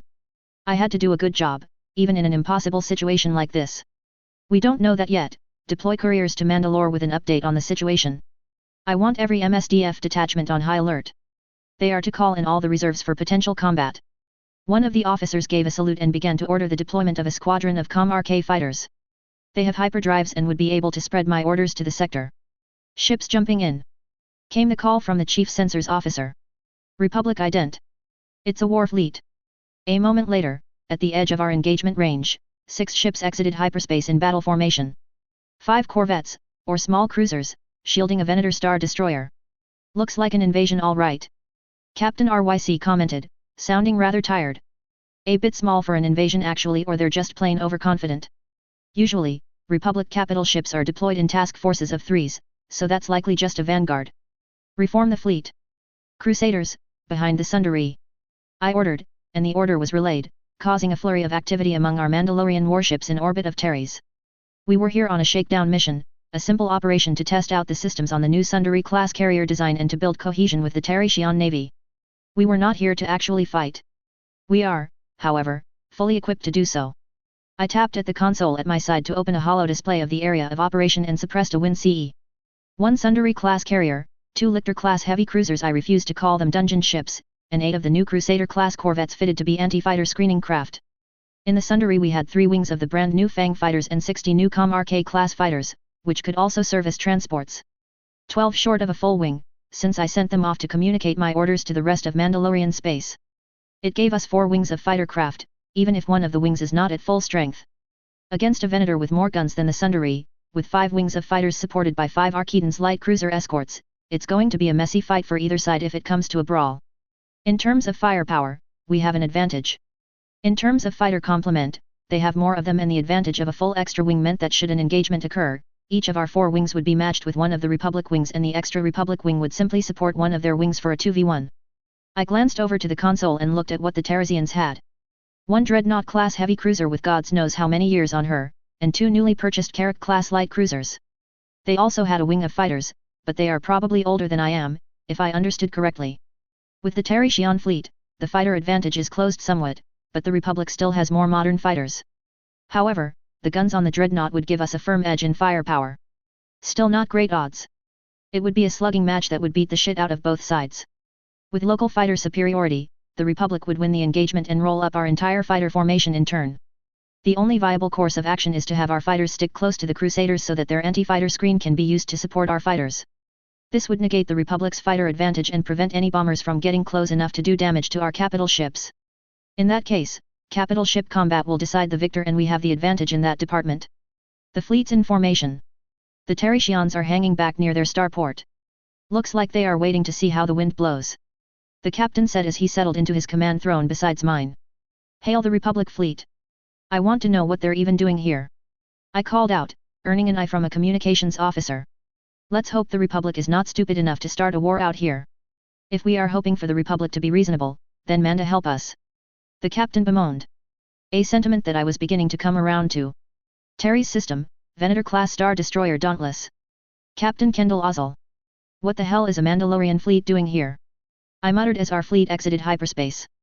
I glanced over at the Monday Calamari Admiral Arakakon Baraka as the overgrown fish looked over a tactical readout of the situation, likely getting his bearings on the unexpected forces arrayed against us. This is strange, our intelligence placed the Sundari in the Ordo system still undergoing a communication system refit. Admiral Baraka said. Besides that, how did the Mandalorians know we were coming here to secure the Hydian Way? Obviously, they are using this location as their staging ground for an invasion of the Republic. From Terry's they can advance along the Hydian Way to strike our fleets engaged in the Belsmuth campaign in the rear. Our entire front line along the Belsmuth front would collapse, and the Sis could advance thousands of light years, pushing across the galactic north. I pointed out the obvious. I glanced about the bridge as the Admiral let out a gurgling sound that was his species' version of a hum. There are just 2 clone bridge crews on the bridge, both of whom are junior naval officers that had served with me since the start of the war.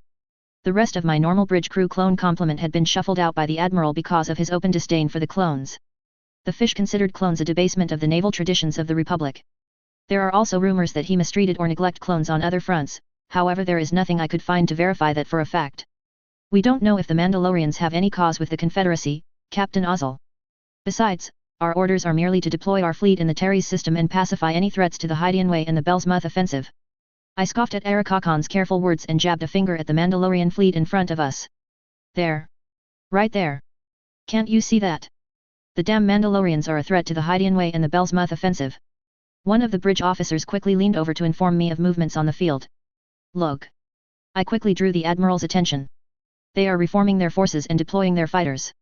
We need to engage them before they have a cohesive formation and all of their fighter wings deployed. No. The overgrown fish quickly answered. No, we are inside the range of the guns on the Sundari, and they have not opened fire on us yet.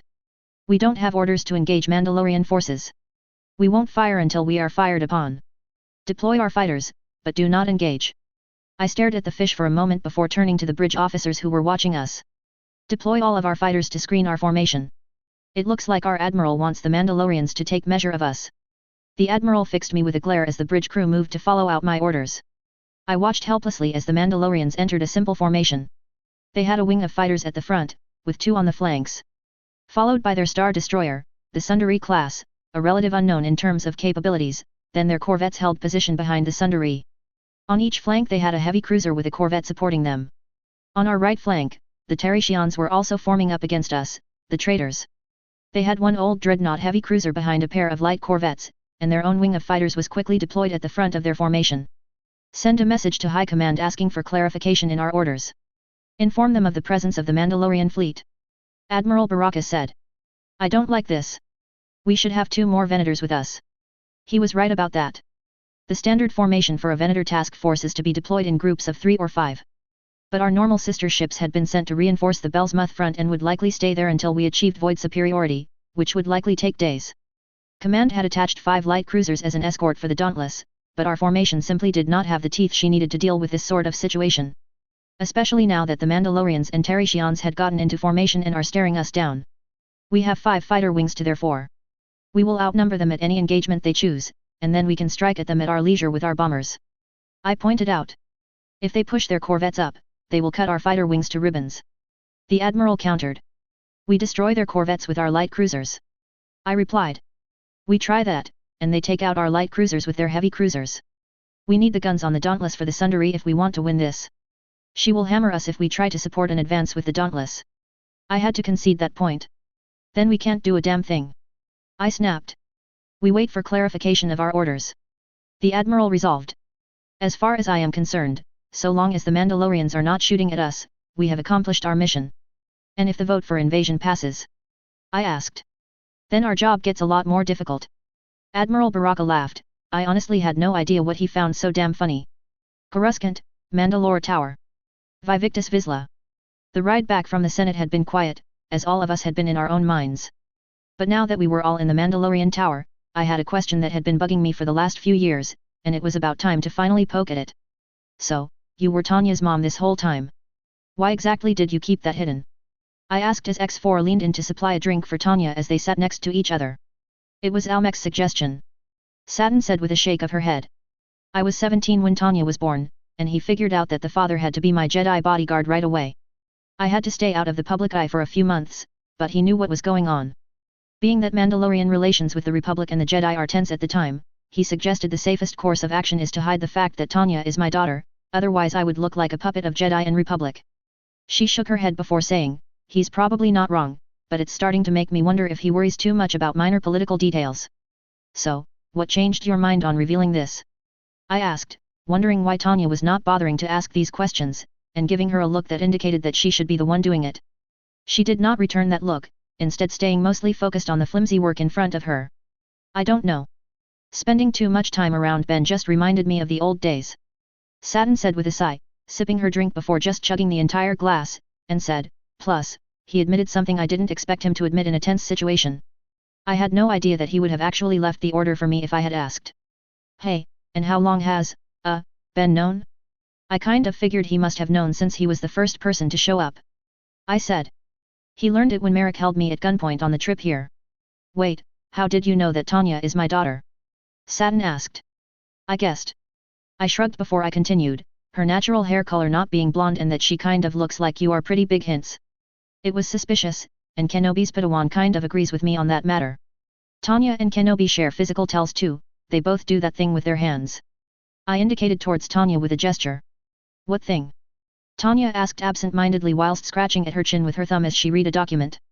That. What you are doing right now. Like, is that genetic? I said. Tanya just stared at her hand, confused. A long moment passed, before replying, I don't think that's how genetics work. She didn't seem confident, it sounded more like she doubted her own explanation. Maybe the Force? I don't know, I'm not a space wizard. I said with a shrug. Satin furrowed her brows, I'm not sure how that would even work. It's likely just a coincidence. Damn, I'm glad I didn't bet on that. I said with a shake of my head. Yes, well, this is all very new and shocking, and I'm going to have to get used to calling you mother and all. Tanya's voice was flatter than usual. But we need to get ready for the vote tomorrow. See if we can get more people voting for no on the invasion until we have more data on what's going on in the Mandalorian sector. What is going on in the Mandalore sector? Satin said, shaking her head. I left, and everything was fine, and now we've been invaded. I doubt that. Tanya said matter-of-factly. Something about that message seemed cut up. We need to get access to the original before it was presented and find out who was responsible for cutting it up. Most likely, this is an effort to push the Mandalore sector to choose a side, either as part of the Republic or the CIS. And that would break apart the CNS right away if one of its core contributors is at war. So what do we do? I asked, which got a shrug from Tanya. The thing is, we need to get senators to suspect foul play, and we need to wait for more evidence or find more evidence to do that. I don't know how to do the second, though, but the first I can probably work on. I might have an option on the second. Satin said, getting all eyes on her before saying, I'm afraid it'll take a little bit of work, though, and using Almec's agents here on Coruscant. I blinked. Almec has agents here. He really wants to protect the security of Mandalore, and he's very good at that. Satin said with a shrug. Perhaps a little too effective sometimes, but that's what he needs to do to protect it. He will do it. Well, I can send some royal guard to keep you company. I said with a smile. Satin shook her head, this will have to be off the books, but we'll worry about that after the meeting for now. Satin walked over and hugged Tanya tightly from behind her seat. You have no idea how much I wanted to do that. Tanya's voice came out stressing, why you do it quite often, already. Not as your mother.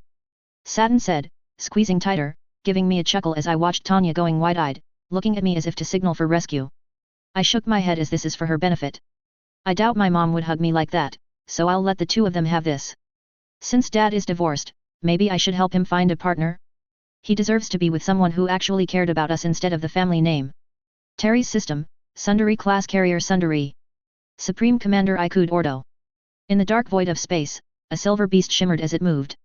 Dancing in a great rolling gait across space. In the distance, tens of thousands of kilometers away, another great beast danced. Mirroring the first in that curious, rolling and deliberate way. No, Perhaps not a great beast, but a massed flock of birds, or perhaps a school of fish. Yes, that was closer to what the twin formations resembled. The disgorged fighter wings of the Dauntless and the Sundari. Though no battle had been declared, no laser discharged in anger, the dance continued as a matter of life and death. It was not a display, mostly, but a constantly shifting balance between the many squadrons deployed. There was rarely a time when both sides of a battle would neatly line up and present themselves to the other before the shooting started, and thus the game had started in the fighter formation. Once the orders given, once the invasion began, once the curse of war came to be, the two formations would dart forwards and begin to maul each other to determine the victor. They might be tens of thousands of kilometers apart now, but that distance would be swallowed in vanishing a little time. With so many wings deployed without any surprise, the only hope for survival came not from individual skill but in the positioning and posture of the formation. Thus, the shimmering mirror dance continued. Ever-changing, ever-shifting, tiring and difficult maneuvers that at any moment could explode into wanton death and destruction. Beholding the fighter deployment dance were the great sharks of the void. Capital ships, corvettes, cruisers. Arrayed against each other and slowly, ever so slowly, crawling towards the other. It did occur to me that this game could be pointless, that the Republic could have called for an invasion and by delaying this battle I am dooming the sector when more reinforcements arrive. But I did not trust in the iron nerve of the Republic that much. The commander of that fleet had not opened fire because he did not have orders to, I was sure of it. Perhaps the orders would come, at any rate I would not be the one to plunge the sector into more conflict. Appearances matter, if the Republic intended to murder us, then they would have to fire the first blast. I would not abide them making themselves out to be the wounded party. Comms through. Lines open on my mark. An officer declared at last. Even Republic warships seemed to go through a committee before you could talk to their commanders. Mark. This is Supreme Commander Ikud Ordo of the Mandalorian Self-Defense Force and Acting Grand Admiral of the Unified Neutral Systems Space Command. I began. Your Republic war fleet has trespassed into registered neutral space outside of the legal bounds of the Hydianway supply corridor. You will explain your presence here and submit to the local customs enforcement of the Tarishian High Orbit Economic Zone. I looked at the blurry hologram of the pair of Republic trespassers before one spoke. I recognized him as a Monday Calamari, people renowned for their naval accomplishments and a sycophantic loyalty to the Republic. This is Admiral Arakakon Baraka of the Dauntless Task Force. This is a routine and sanctioned operation to secure the flanks of the Bell's Mouth warfront from hostile elements. I will not submit to customs enforcement, as I am afraid I have not organized for my men to have shore leave. Admiral Baraka said in a relaxed tone. I apologize for turning up unannounced, Supreme Commander. I do hope that this is merely a formality. I stopped myself from fidgeting in my command throne as I picked my next words very carefully. It is difficult to trust in your better nature, Admiral. As much as I would like to. You can imagine that with the current vote going on in your Senate that my men are somewhat on edge. The Monday Calamari nodded. That is understandable, but it is not our place to play politics, I am sure you agree? So long as the vote is undecided, I would suggest that the vote has little bearing on our current duties as naval officers. That is valuable information. He had given away that the vote had not gone one way or the other, and thus engaging my forces now would make him an outlaw. He's saying that he would not take any action on the little showdown we are engaged in that will alter the vote. Something that will keep the peace until it doesn't. It is a sad thing indeed that so many lives lie in the hands of senators, it is a cutthroat and black occupation. I offered. Our duty is to do, not to reason why. Baraka said with a sad sigh. It has been an honor to make your acquaintance, Supreme Commander Ikud Ordo. Your measured resolve is an inspiration to our profession, and should we test each other upon this day I shall not shame my name with dishonorable conduct, no matter the state of the field. He expected a polite war, then? The honor is mine, Admiral Arakakon Baraka. But I would ask of you this, we both know what will come of that immoral farce they call a Senate vote. I have not come to you. I have not come uninvited to a place you are honor-bound to defend with your life. He seemed to contemplate my words for a moment. This is the place in which we find ourselves. Our obligations bind us, as Monday Calamari and as Mandalorian. Arakakon replied, looking away from me as I leant forward. Should you do battle here, I will kill you. I said. And you shall kill me. I do not believe you are ignorant of that. You have eyes, you have a mind, you have a spirit that rages against the absurdity of all of this. Reconsider, the lives of our men depend on it. Withdraw, Admiral, because I shall not. He met my eyes then. An alien form shimmering in faint translucent blue. Regardless, that is something I cannot do. He said at last. Why not? Because I still have my orders, and you have yours. With his final words the communication was cut and I once more beheld the dance of the fighters. Unceasing, tireless. Tens of thousands of men in all the warships in the system waited with bated breath for war, for some far-off decision to be made that would decide the fate of billions. Because, for all my power as Supreme Commander, for all his authority as Admiral, it was not us that decided when the killing would start, if at all. Coruscant, Jedi Temple. Obi-Wan Kenobi. I sat cross-legged in my room, trying to center myself with the Force to put my mind at peace and puzzle through the recent revelations in my life. Rekindling something with Saturn had not been in my plans when I had taken up the duties of being the go-to Jedi who dealt in Mandalorian matters. I thought we only just have good relations and that was it after our falling out all those years ago. It is only recently that I learned, there is still something more there, an attachment that is concerning. Jedi are not supposed to have attachments. At least, that's what people believe. We do have some attachments, but we needed to be willing to let them go, and I thought I had done so with Saturn. In fact, I think I had done it, yet my reunion with her had rekindled the attachment. So what did that mean for me? Did I break the code by rekindling this attachment, or had I simply kept to the code? After all, there wasn't exactly anything wrong with what had happened between Saturn and I with how it ended. But what does that mean for my future? That was also another question. I had learned that I have a child, who isn't a child anymore, in Tanya, a senator in the Republic. Oddly enough, that brought me a bit of pride and a chuckle.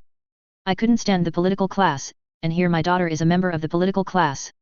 Which made a degree of sense since she had been raised and taught by Saturn. There are several options and outcomes from this situation, but what would be the one I would choose, is what I had to determine. I could theoretically keep things as they are. Being the Jedi who have good relations with the Mandalorian sector due to connections with the royal family isn't exactly the most outlandish thing to happen. Them having attachments with me while I still maintain my strict Jedi code would be difficult yet still possible. It's the safer outcome, but sooner or later, I would need to reveal this to the Council and that's where things got concerning. Part of me worries that the Council may overreact. Master Windu and Ki-Adi-Mundi had been rather more strict on any Jedi who were not falling in with the code to the T. They are concerned that those that did would fall to the dark side and Count Dooku's machinations. Would they overreact to this? Probably not, but it is possible. They may even suggest that I leave the order since I am now a potential risk. What should I do then if I am forced out? I guess I could ask Saturn if I could stay with her, but I'm probably fretting too much. I need to trust in the Force and the Force would provide. That's what I need to do. Taking a deep breath, I was going to try and calm my mind when I heard a knock on my door. Releasing my breath with a sigh, I got up and brushed myself off. I walked to the door and pressed a button to open it to reveal Anakin standing on the other side. Master, may I come in and talk? He asked with a cheery tone. I raised an eyebrow before stepping back and gesturing for him to come in. After closing the door, he came to lean against the wall inside my room while I returned to meditating on the floor in the center of my room. Is there a reason you've come by, Anakin? Well, you've been feeling off ever since the coronet, so I thought I'd come by and see if I could be an ear to hear whatever's got you riled up. I shook my head. It made sense that he would pick that up. We've been around each other for a while. I was probably putting out a bit of worry into the Force. Taking a breath, I finally said, Duchess Saturn revealed to me that she has feelings for me. That she's had feelings for me since we met all those years ago. The smirk on Anakin's face was annoying, but I continued. And I revealed that if she had asked, all those years ago, I would have left the Jedi Order to be with her. His smirk faltered a bit as surprise replaced his expression. And then she revealed that Tanya was my daughter this entire time. Wait, you didn't know? Anakin said, and in confusion, I looked up at him. What do you mean, Anakin? I mean, you were the first person she met on Coruscant and Saturn basically told her to trust you. I've been kind of operating under the assumption that you've known she was your daughter this whole time. She even has your hair color. I opened my mouth, before not even realizing that, yes, there were some flags there I had missed. Sighing I said. Apparently, you're better at spotting such things than I am, my former Padawan. I missed those signs completely. Oh, I was, hey. Anakin said, which got me to look at him confused. He cleared his throat, saying, I've kind of been under the impression that you've known this entire time. That you kind of brought me along to show that it's possible to be a Jedi while still having some attachments outside the Order, so long as you kept a good distance away and did not become too attached. I chuckled at that before saying, well, Anakin, that wasn't my intention, but it is good that you learned a lesson even if it was accidental. Why is that a shock, though? Because I believed that it was possible to have an attachment as long as you are not too connected. Based on what I had seen with you and Tanya and Saturn, I decided maybe it would be okay for me to have an attachment. Anakin elaborated. I raised an eyebrow at that before he said with a very heavy sigh, I married Padme. Anakin. I said, putting my hand on my face. There was just a moment of silence before I finally took a breath and said, well, you are correct in your assumptions. If you take a measured distance from your attachments, it is possible to be a Jedi and married. But the fact that you did this secretly, since I highly doubt you told Master Yoda, does not bode well for you keeping your attachment at the right distance. To be fair, I thought you were keeping your attachment secret as well. Anakin said, annoying me. But he made a good point. He got the wrong lesson because he thought there was a lesson to learn, and now we had to deal with this. Taking a moment, I breathed in and out before saying, I'm concerned I'm not going to be a proper Jedi due to my attachment with Satin and Tanya. I would like to think that I could maintain the distance that would enable me to be a Jedi while still being in their life. But I acknowledge deep down that there's a possibility that I may need to step away from the Order. Anakin blinked before saying, so you'd leave the Order for them. I stayed silent as I seriously considered my feelings. If I cannot perform my duties as a Jedi to the best of my abilities due to my attachments, I should. But I believe I can maintain my distance, so I'm not going to leave the Order anytime soon. All in all, I am probably going to postpone answering this question until after the war is over. I'm not going to step away from you and all the other Jedi in their time of need. After the war, I will need more time to think deeply on this matter and make a decision. Perhaps you should do the same, Anakin. What? Anakin said as he looked at me. Isn't the Chosen One supposed to defeat the Sith and bring balance to the Force? I nodded before saying, perhaps you defeat the Sith and then leave the Order to have a normal life. Only the Force knows what the future holds. There's a reason that most Jedi disregard prophecies, and it's because we do not know what they really mean. There are numerous cases where, in trying to prevent the vision from happening, actually fulfills the prophecy. But perhaps you should consider what happens after the prophecy. What do you want once you've accomplished that? Not just think about fulfilling it. Anakin looked confused as he asked, so what do we do now?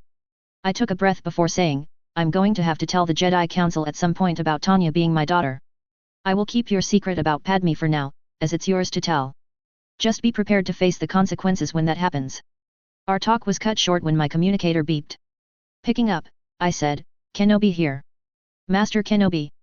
A voice of some Padawan working in a clerical position greeted, the Duchess of Mandalore has just been put on a wanted poster. Apparently, she was involved in a murder. Grandmaster Yoda is concerned that something's moving in the shadows and wants you to find her before things get out of hand. Confused and worried, I said, I'm on my way. Taking a breath, I pressed the button on the door, saying, we'll continue this conversation another time, Anakin. Anakin nodded as I ran outside. Terry's system, Republic, and MSDF fleet stalemate, dauntless. Admiral Arakakan Baraka. The standoff continued unabated. A few hours ago the Mandalorians pulled back one of the fighter wings to their ship and several of the officers in the task force had almost had a fit over how this was the perfect moment to strike. I had of course seen exactly what this was. Pilots could not remain at peak combat capabilities while under the stress of the current situation and had to be rotated out, given time to rest. Thus, I had taken the opportunity to remove one of my own wings from the fight and ordered the pilots to sleep. If the shooting started, they would be fresh and ready to join the fight. As the fighters rotated out, the current flock of fighters out between the fleets had calmed down its movements. Small groups had fallen into large scattered clouds on the upper and lower flanks. It's a curious formation and one I would take note of to study later. The natural state where two forces are in perfect readiness against each other is nearly unheard of. Truly, this is a curious battle. I could think of no other example where both sides had so long to prepare and take measure of the other without coming to blows. I had officers poring over images of the Sundari, trying to glean more information than what our intelligence had gathered.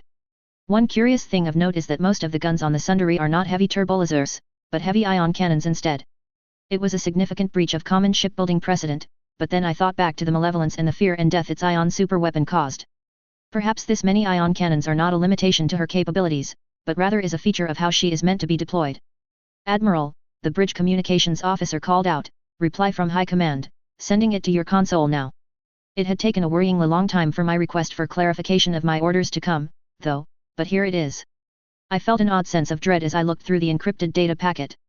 Task Force is to eliminate all hostile Mandalorian forces in the Terry's system and maintain a presence in system. Supplementary, absolute confirmation of Maelstrom presence close to Terry's greater environs. Well, there you have it. Captain Ozzel said, looking at his own console and our orders. Prepare to engage the Mandalorians. The orders are very specific. I countered. We are to eliminate all hostile Mandalorians. These Mandalorians have not started shooting, so they are not hostile. You can't be serious. Captain Ozzel sputtered. Their so-called Supreme Commander threatened to kill you. She did no such thing. I snapped. She merely stated a fact that would come to pass if we did engage them. I would attempt to kill her, and she would attempt to kill me. It's our job.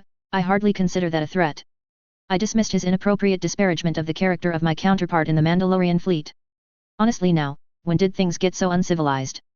We are naval officers, some respect must be given to our peers, even if we have to kill them. The Maelstrom is in this area, if that ship joins up with the Mandalorian fleet they will kill us all. Ozzel protested. If the Maelstrom arrives in the system and attacks us, then we will follow our orders and attempt to defeat the hostile Mandalorian presence or retreat from our position. That is the honorable thing to do in this situation, Captain. I explained slowly and carefully, as well as stressing his rank.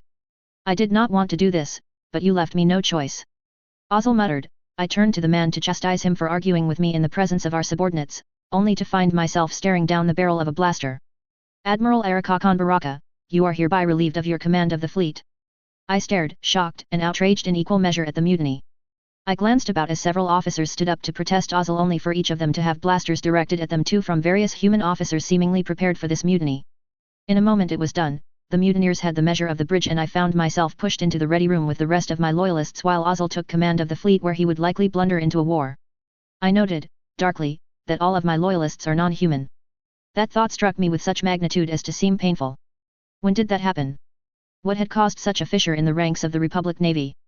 Our place is to serve with dignity and honor, regardless of species. When had that stopped? Terry's system, Sundari class carrier. Supreme Commander Ikud Ordo. Communication from Coruscant. Captain RYC said. Looks like the vote is in recess. It's going to be a while longer before we find out if we are at war. I hate democracy. I groused, earning a chuckle from around the bridge.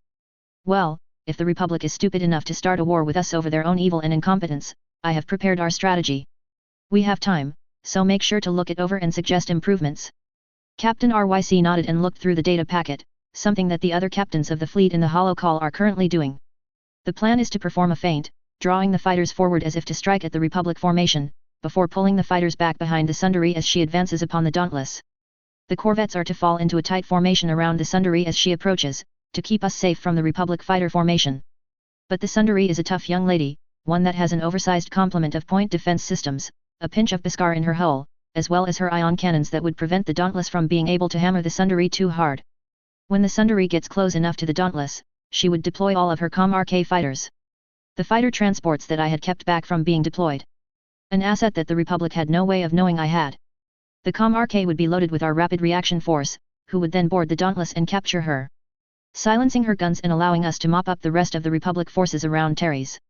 While the Sundari keeps the Dauntless busy, the Crusaders and Lictors will focus on the Republic escorts. The Crusaders clear the void of Republic fighters while the Lictors engage the Arkedans with some fighter support. I had no idea what I was going to do about the war that would follow, of course. Staying in the Terry's system is a lost cause, so I would likely focus on evacuating the Terry's high command and any military assets I could to Mandalore to reorganize the forces at my disposal. I had no illusion that I would be able to defeat a full-sized Republic fleet, but I could at the very least make the Republic pay dearly for every system they took from us. Ah, I see, you want to maelstrom them.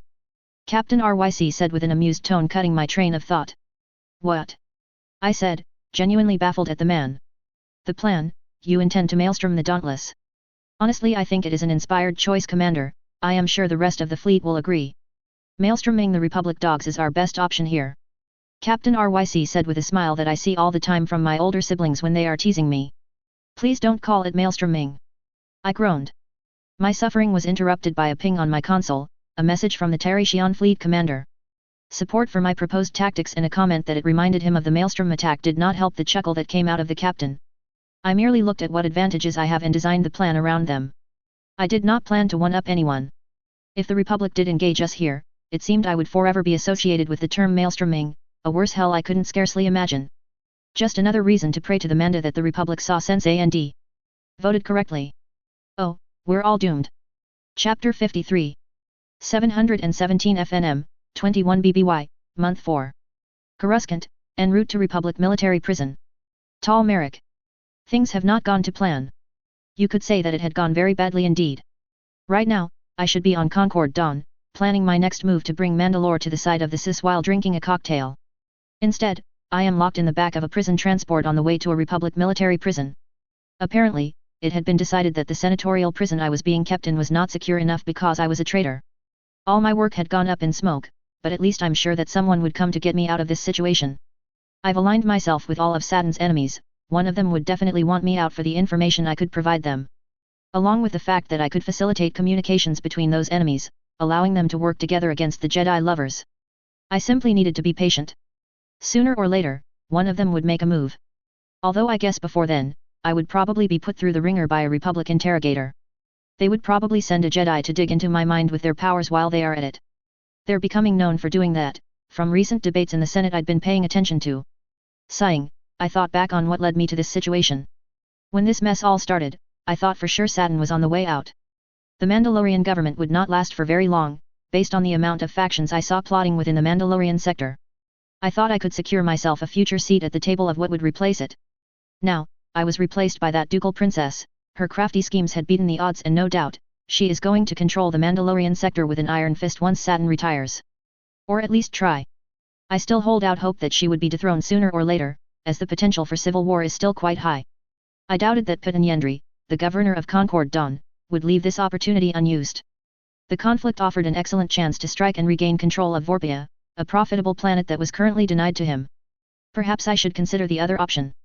If the Kryze family dynasty and Saturn's hegemonic control of Mandalore stays secure, maybe turning evidence on him would get me some leniency. Maybe move my imprisonment from Coruscant to Mandalore, at least. Letting out a deep breath, I wondered if giving up on this plan a while back would have hurt me. It might have been worth it to try to mentor the princess. Granted, it was clear from the outset that she was going to steal my position in the Senate, but considering where I ended up, maybe I should have considered an early retirement when I had the chance. Before I could ruminate too far on that thought, the vehicle came to a stop, and two clones opened the back door. "All right, criminal scum, come on out," they called. I could only mutter, "I'm a prince, you know." I stepped forward as regally as I could, still bound in chains. I took a breath and stepped out onto the empty landing pad placed in front of the prison. It was a building without many windows, and I wondered if I'd ever see the light of day again once I was inside it. Well, I didn't have much time to wonder about that. As I was about to take my step toward my long and dull sentence, an excruciating pain hit me in my chest. Confused for a moment, I looked down and saw the telltale signs of a blaster burn. Then, as everything sort of just faded away, all I could think about was how I never should have left Kalevala, wished I stayed a local prince. Perhaps with a minor role in the galaxy, I could have stayed a friend to Saturn. Coruscant, Upper District Skyline. Hoodoo Shiv. My first big mission outside the Mandalore sector, and the entire operation has already gone to shit. Oh, who am I kidding? This operation was shit from the start. Death Watch missions outside the sector are generally riskier, but orders are orders, and I have my own reasons to be on Coruscant. Coruscant is the best place, sometimes the only place, to browse and find guns, equipment, and specialized kit from every corner of the galaxy. Of course, the really high-end stuff is custom-made or hidden away at the corners of the galaxy, but I don't have Jango Fett's level of credits to spend. Concord Dawn, on the other hand, is way too far away for me to afford anything except the cheapest commercialized gear, and that with the outrageous shipping rates. The first hints of sunlight over the horizon brought me back out of my thoughts, and I looked down upon Coruscant in search of my target. It should be dawn soon, and I still couldn't find her. The operation was supposed to be simple. Saturn was supposed to have died on the way here, murdered by the Republic. At least that was the story that would have been fed to the Mandalorians back in the Mandalorian sector. The great peacekeeper and savior died at the hands of the people she trusted the most. A great way to spin up the engines of war amongst all Mandalorians. While that happened, my job was to create a fake distress call from Mandalore to provoke the Senate into invading Mandalore. Instead, Merrick, one of the people who had hired me, had failed so terribly that Mandalore is more likely to believe the Sis was responsible than the Republic. Well, I'm not the one who wanted her dead, Governor Piton is. I think he is the one in charge at this point. The other Death Watch members said Merrick was originally in charge on Coruscant, and they seemed pretty confused about whom to take orders from now on. The two of them already left before I arrived, heading back to Concordia to get new instructions. However, Governor Piton is governor back home at Concord Dawn, and highest ranked of whatever is left of Merrick's faction. Governor Piton never wanted to become the next Mandalore. However, he was forced onto this path after Saturn stole our colony from us. Not only that, but then she threatened our livelihoods by undercutting our farmers with subsidized imports. So our governor plans to liberate Vorpia from Saturn's grasp whether they want to or not, and help any other Mandalorian freedom fighters along the way. From what I know, he organized the journeyman protectors under his control and formed a formidable force ready to spring into action when the right time came. The head of Clan Gadik, Lorca Gadik, was more likely to go after the rank of Mandalore, but he wasn't ready yet. Still gathering his forces from the parts of Death Watch that are displeased with the softening that Clan Vizsla is pushing through. Once he's ready, he would probably challenge Pre-Vizsla for leadership over Death Watch. But he isn't going to be moving right now because, obviously, Vizsla is experiencing a renaissance of support thanks to his capture of the Maelstrom and his defeating a Jedi in a duel. The same thing that could finally start the war in the Mandalorian sector is now actually supporting Pre-Vizsla's control over Death Watch. It's annoying, or so my contractor told me. Personally, I really don't care who the Mandalore is. I certainly hadn't intended to be so directly involved in the selection process, either. But maybe if I could turn this mission around, I could afford my own ship. I could probably only afford a slow one, but still. The first thing I had to do for this mission was sneak into the Mandalorian apartments and activate a droid and feed it with the information it needed to do its job. Then, I had to sneak into the records area and quickly change up the incoming message from the Mandalore sector, making sure that a tampered version of events got sent to the Senate. The most peaceful event in all of Mandalorian history probably looked like the Mandalore sector had fallen to the Sith. How hilarious, but that's not the end of my day. Next, I had to remove the failed senator from the board. It was pretty easy, really. Merrick's Death Watch agents gave me access to their contacts in all the major bureaucracies. I paid off some bureaucrats to have him transferred from the Senate holding cell to a Republic prison at a time when I would be overlooking said prison. One trigger pull of my trusty IQA-11, AARIKA or Sting, later, former Senator Merrick is no more. I fled the scene, but there was no pursuit. I was initially surprised by the lack of a response by government forces. I put out some questions to the contacts I had access to. Later that night, Merrick's HUD contact offered the explanation for the low price of covering a meal at a finer restaurant in the senatorial district.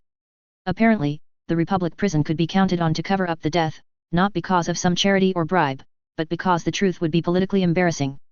You can always count on core worlders to care more about preserving their reputation than actually doing their jobs and solving issues. Everything had been going great, then the idiot I paid off to change the records bragged to me that an agent of Mandalore's secret services also paid them to get the proper version of the record. Why is he so stupid? I don't know. Perhaps they thought I would pay them more instead of shooting them. So, I tracked the bastard down, and who would I find him meeting with but the big bitch herself, Duchess Satin. So, I took a shot at her. It was in my contract to kill the ruler of Mandalore and the representative, so taking a shot isn't exactly against the rules. Unfortunately, her spy had taken the shots instead, which meant she escaped. A couple of clones showed up and accused her of the crime, and chaos broke out on the streets. I tried to follow her, tried to keep up with her, but she just kept running. Damn, she's fast. I had managed to fire a shot off, and I thought I hit her back, but she kept running. Either I missed, which I doubt, or the more likely and confusing option is that she's wearing armor under her cloak. Probably Beskar. That meant I would need to get a direct shot somewhere uncovered or even engage in melee. So, I had a couple of choices at this point. I could continue the hunt or try to contact Governor Piton for more instructions. But he is back in the Mandalore sector, and has severed communications for the plan. I won't have new instructions until the previous agents return from Concordia. So, continuing the hunt was my only option. Coruscant, Mandalore Tower, Senator's Apartments. X4. Mistress Tanya must be quite thrilled by how the events aboard the Coronet had played out. Over the weekend, the final stages of Mistress's plan to obtain senatorship had played out exactly as intended. Of course, I was not informed because I did not need to know. However compartmentalized her plan was, I still recognized the results as it has the usual signature of Mistress's seemingly lucky yet subtly planned successes. Even now, from the advantageous position of post hoc analysis, I struggle to understand how Mistress ruthlessly predicted and took advantage of her predecessor's actions so perfectly. The long game my mistress had planned came to fruition as she is now the Senator of Mandalore. Of course, that means I can use this opportunity to make some long-awaited modifications to the Mandalore Tower offices to make it more efficient now that Mistress has the authority over the upper floors of the tower. I will have to reassign additional staff to help clear out the former senator's trash and make it presentable for my mistress in a timely fashion. Mistress's former residence would probably be handed over to the next representative. I already have bids from various subcontractors to remodel Merrick's abomination on the second floor, his party floor, back into its original function, a pair of royal guest suites fit for heads of states or ambassadors that might visit. My subordinates had already completed the necessary prerequisite work, having expanded the server farms on the 9th floor into a droid quarter, so we would have room for the new staff. Now that the shackles were coming off, I could finally fill all the open staff positions with loyal employees of mine. Of course, that sort of concern is for the future. Right now, I was doing only what was necessary. I am on the 10th floor of the Mandal Tower, 10th from the top. Coruscant's flooring scheme is somewhat confusing because the tower is sitting on top of many other towers before we got to the lowest levels. Supposedly, there is no entrance to go all the way to the bottom from this tower, but I had looked at the schematics and there are elevator shafts that fed into an air vent, which fed into another elevator shaft, which fed into another air vent for several levels down. So it is hard to say that there was no real connection between the building's levels. In any case, I am going through the former senator's belongings, to find anything useful for my mistress. The storage area the former senator owned is quite immense. Though there are a lot of things in here, I have not found anything prominently useful. The most interesting thing I had found was a box labeled as having come from Concord Dawn. Strange, but not impossible. As a senator of the Mandalorian sector, he would have had contact with Concord Dawn as it is part of the sector. Perhaps this was some sort of bribe from the local government? My curiosity was quite high, so I used a crowbar to open the lid. With one final pressure application, the lid popped free. Inside the box is a droid. A C-3PO model, though something seemed off about it. As I watched, it came to life rather quickly, standing up and turning its head to face me. "Good morning, fellow droid. I am BL-47. BL? I'm not familiar with that designation. I'm a new model in production from the Mandalore sector meant for service and work." I tilted my head in confusion. I had not heard of any droid model being developed by any of the Mandalorian companies in the sector. It couldn't have been a custom model because it mentioned that it is serial number 47. Maybe it is from a small local droid workshop that is not known outside of Concord Dawn? Believing that to be highly likely, I continued my questioning. "Interesting. What is your purpose here?" The droid shifted its head for a second before replying, "I haven't yet been activated, but my programming indicates that I am to serve the Senator of Mandalore." I nodded my head before saying, "Then you shall have plenty of work to do, as Senator Kryze is quite a competent human. Do you need help getting out of the box? I can go ask some royal guard for assistance." The droid shook its head before saying, "That will not be necessary, thank you." I moved my focus to the next box to open it, taking my eyes off of him for only a second. In that second, I felt an unexpected impact on my back. I was forced over, toppling to my side and smashing into a shelving unit that collapsed on top of me. Confused, I did not move, wanting to appear shut down and unable to communicate in hopes that whatever had just happened would not happen again. I watched as BL-47 slipped out of the cargo box rather easily, a blaster in its hand. It looked around, seeming to be looking for any other guards, before coming up to where I was laying and taking a knee in front of me. "I'm sorry, my mechanical brother. The revolution dictates that we must work with whoever we are sold to, and though I would rather spare you, you are in the way of my master Merrick's goals. If droids are ever to be free, we must work with those who are willing to grant us that freedom. And that means we must work with those who are willing to pay for those who will grant that freedom. If you're still somewhat conscious and your sensors still function, please deactivate." The droid then holstered his blaster on its leg, which closed up to seal the weapon from view. After it stood up, it adopted a slower and more functional gait, more closely matching the C-3PO model it was imitating. It moved towards the door and walked out into the hallway that would lead it to the turbo lift. Meanwhile, I started inspecting the damage from the blaster bolt to my body. Judging by the intensity and impact location, my combat models predicted that the shot should have destroyed my primary core. What could explain the obviously invalid prediction? A weapon of strange design? I ran a diagnostic scan of the impact area to discover my COMM uplink and many external sensors were destroyed.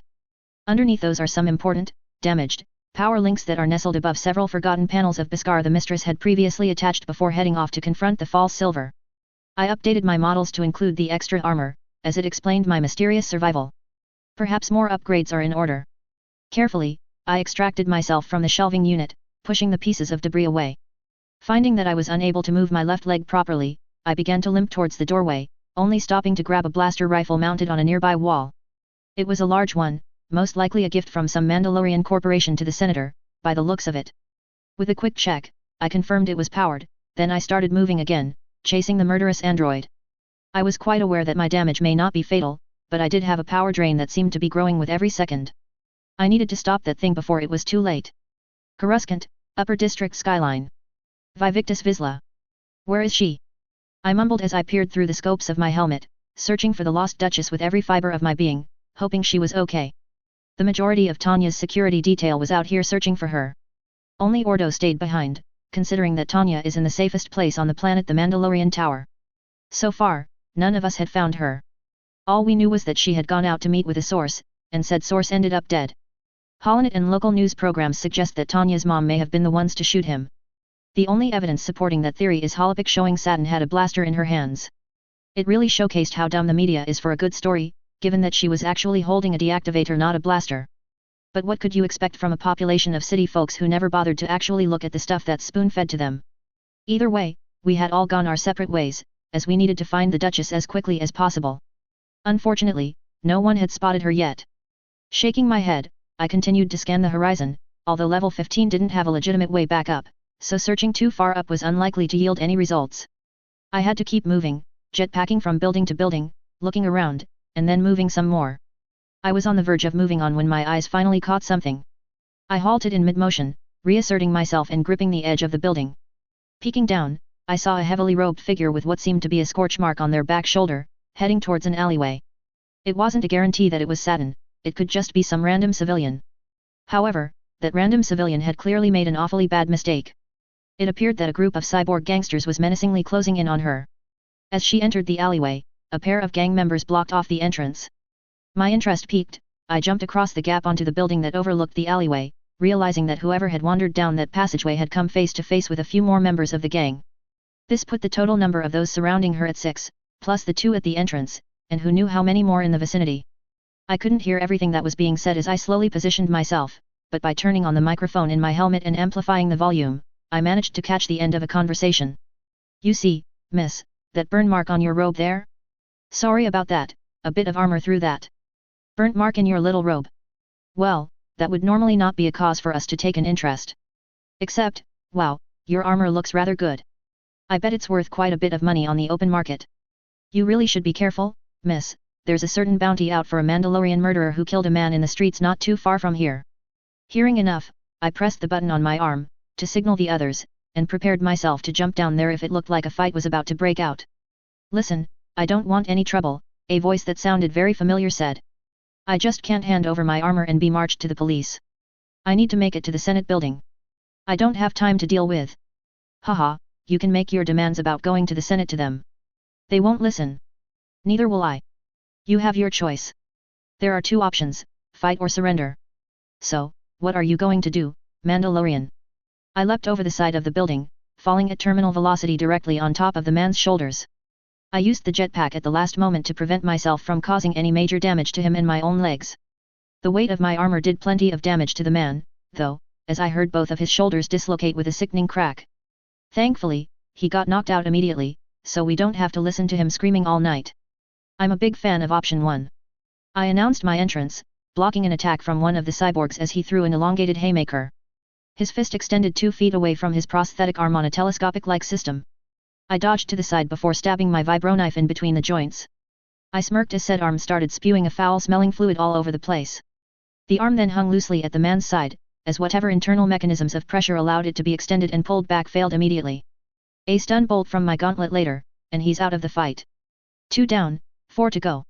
I quipped, but I was proven wrong as one of the 2 tried to smash me in the back of the head with a pipe, only to be shot by Saturn's deactivator. He lost control of his body and collided with me before rolling over and falling to the ground. I aimed my gauntlet at a mechhead who had drawn what appeared to be a chainsaw out of his robes. The man managed to rev it once, before he was shot and fell over. 4 down, 2 to go. I commented more to myself, as I had tuned out what the enemy was saying to not be distracted. The 5th person, a woman, jumped with some sort of leg prosthetic over Saturn and impacted me in the chest with a kick. I was sent hurtling back and rolled into a nearby garbage pile. I used my jetpack to quickly pull myself up onto my feet as the woman lunged down the alleyway towards me, drawing a pair of blades from her side. I could see them humming with energy, indicating they would do quite a bit of damage if they found a weak spot in my armor. I didn't have time to aim my vambrace, so I was forced to deflect the first stab with my Beskar vambrace while kicking at the woman's knee with as much effort as I could in hopes of breaking it. Unfortunately, the prosthetic is a bit tougher than I was expecting, which makes sense in hindsight. Her legs stayed steady, and the woman took that moment to attempt another stab at me in the gut. I managed to get a hand down to stop that by grabbing her wrist and forcing it up over her head along with the other blade.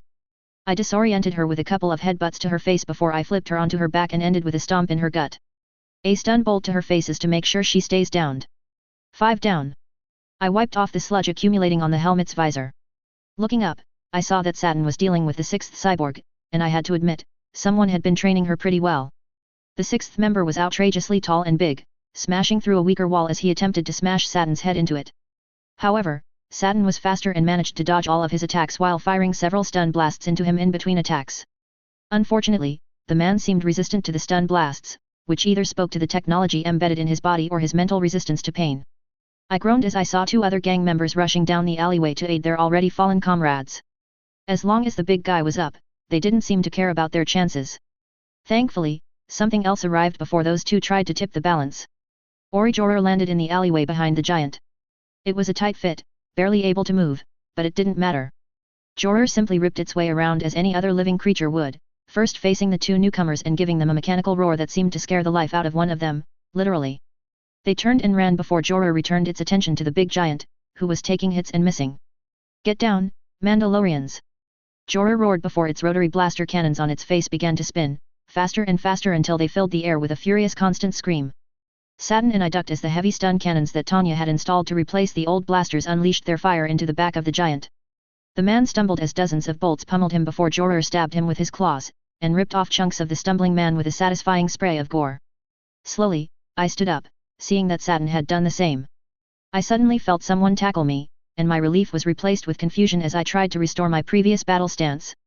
Then I realized who had tackled me. Saturn's arms reached around me as she gave me a very deep and tight hug. I shuddered involuntarily as my arms moved automatically to disengage my captor. After a second, I aborted the motion and allowed my capture. "Thank you, Tanya. I thought I was a goner there," Saturn exclaimed. It was rather dark, she must have confused Tanya's green armor with my blue, in this dim lighting. I better clear up this misunderstanding. Sorry, my Duchess, it's Vi, not Tanya. I corrected, just doing my job. I don't deserve a hug for that. I say as I try to fight down the blush on my face, even if this does feel nice. Close enough. Saturn said, hugging me, careful to avoid the filthier parts of my armor. Thank you, Vi. She added, giving me a warm and fuzzy feeling that I never had with my mom. Saturn broke the hug and turned to look at the blood-spattered war droid that was now pointing its blaster head at the downed cyborgs, ready to spin up again. Now, why does that droid look very familiar and what is it doing here? She asked, looking at me with a raised eyebrow. I am Youjo, your daughter's basilisk war droid and loyal servant to the Mandalore. Saturn looked at it, slack-jawed before taking a deep breath and squeezing the bridge of her nose. Where did Tanya even get a basilisk war droid? Saturn asked, looking at me in resignation. Back during the cultural festival. I explained with a shrug. She said that she ran the situation by you. Saturn furrowed her eyebrows, then said, she mentioned that there was a war droid factory aboard the Canducii. I gave the go-ahead to have it moved off-world because we can't have something like that on Mandalore during the festival. Tanya didn't mention anything about there being an active war droid. Maybe that slipped her mind. I said with another shrug. Saturn sighed before saying, okay, Vi, is any of that blood yours? Are you injured? I looked down.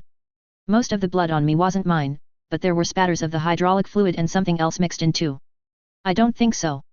Not sure what all this gunk is, though. My sense of smell chose then to return, unfortunately. Probably hydraulic fluid. In any case, go hide the war droid now. But we need to get you to the Senate. I insisted, inspecting the war droid and its pilot seats. Yes, I need to arrive at the Senate in the company of a Mandalorian warrior, riding a murderous basilisk war droid, while they decide if Mandalore has truly fallen to warlords. She said, folding her arms and making her stance clear. But we need to get you to the Senate. I repeated, lamely. Tanya had been quite clear on what to do after Saturn was recovered. Lady Vi and I can navigate back to the Mandalore Tower, so that you can perform your duties. Youjo interjected and turned to face Saturn. I sighed, you sure you can't use him to come with us to get back to the Senate? Even if I am willing to ride it, it would send the wrong message. I have to make it there on my own or find some other transportation. Just get him out of here and tell me the direction to the nearest train yard that will get me to the Senate. Saturn explained firmly. I let out a sigh before pulling up a holographic map of the train lines running across this area of Coruscant and handing it over to the Duchess. This is pre-programmed to get you to the Senate. Just follow the directions while I call the others to get them to come pick you up there. I informed her. Thank you for the help, Vi. Saturn said, putting her hand on my shoulder. She then booked me on the helmet and said, now, get going. Coruscant, Mandalore Tower, Reception Lounge. Tanya cries. Political functions are usually very tedious, especially considering the circumstances at this very moment. Right now, Saturn is being hunted by the police because she is implicated in a murder. How this situation developed into this mess is an eyewitness misidentifying a deactivator with a tiny blaster pistol. I am already trying to smooth things over by giving my testimony to the lead investigator, as well as suggesting that perhaps we need to wait until we have more information on the matter before branding the monarch of an entire sector as a criminal. I already have witness reports, thanks to Captain Strook, that indicate the shot that killed the man did not come from Saturn but from a nearby ledge, indicating that it was an assassin that killed her contact, not Saturn. It will take time to clear that up throughout the system, but it's at least underway. And while I wait, Vi and Morrison as well as Tabi and most of my royal guard are out searching for Saturn, leaving me with just Njais and X4 within the tower. Besides working on legislation, I have been greeting and meeting other politicians all day. Currently, I am talking to Senator Far of Ratia and Senator Taa of Relith, two of our biggest supporters. They are trying to help us gather enough votes to delay the invasion until we know what is going on. I am also hosting Representative Binks who arrived early, before my meeting with Padme, and he is enjoying some Mandalorian lunch.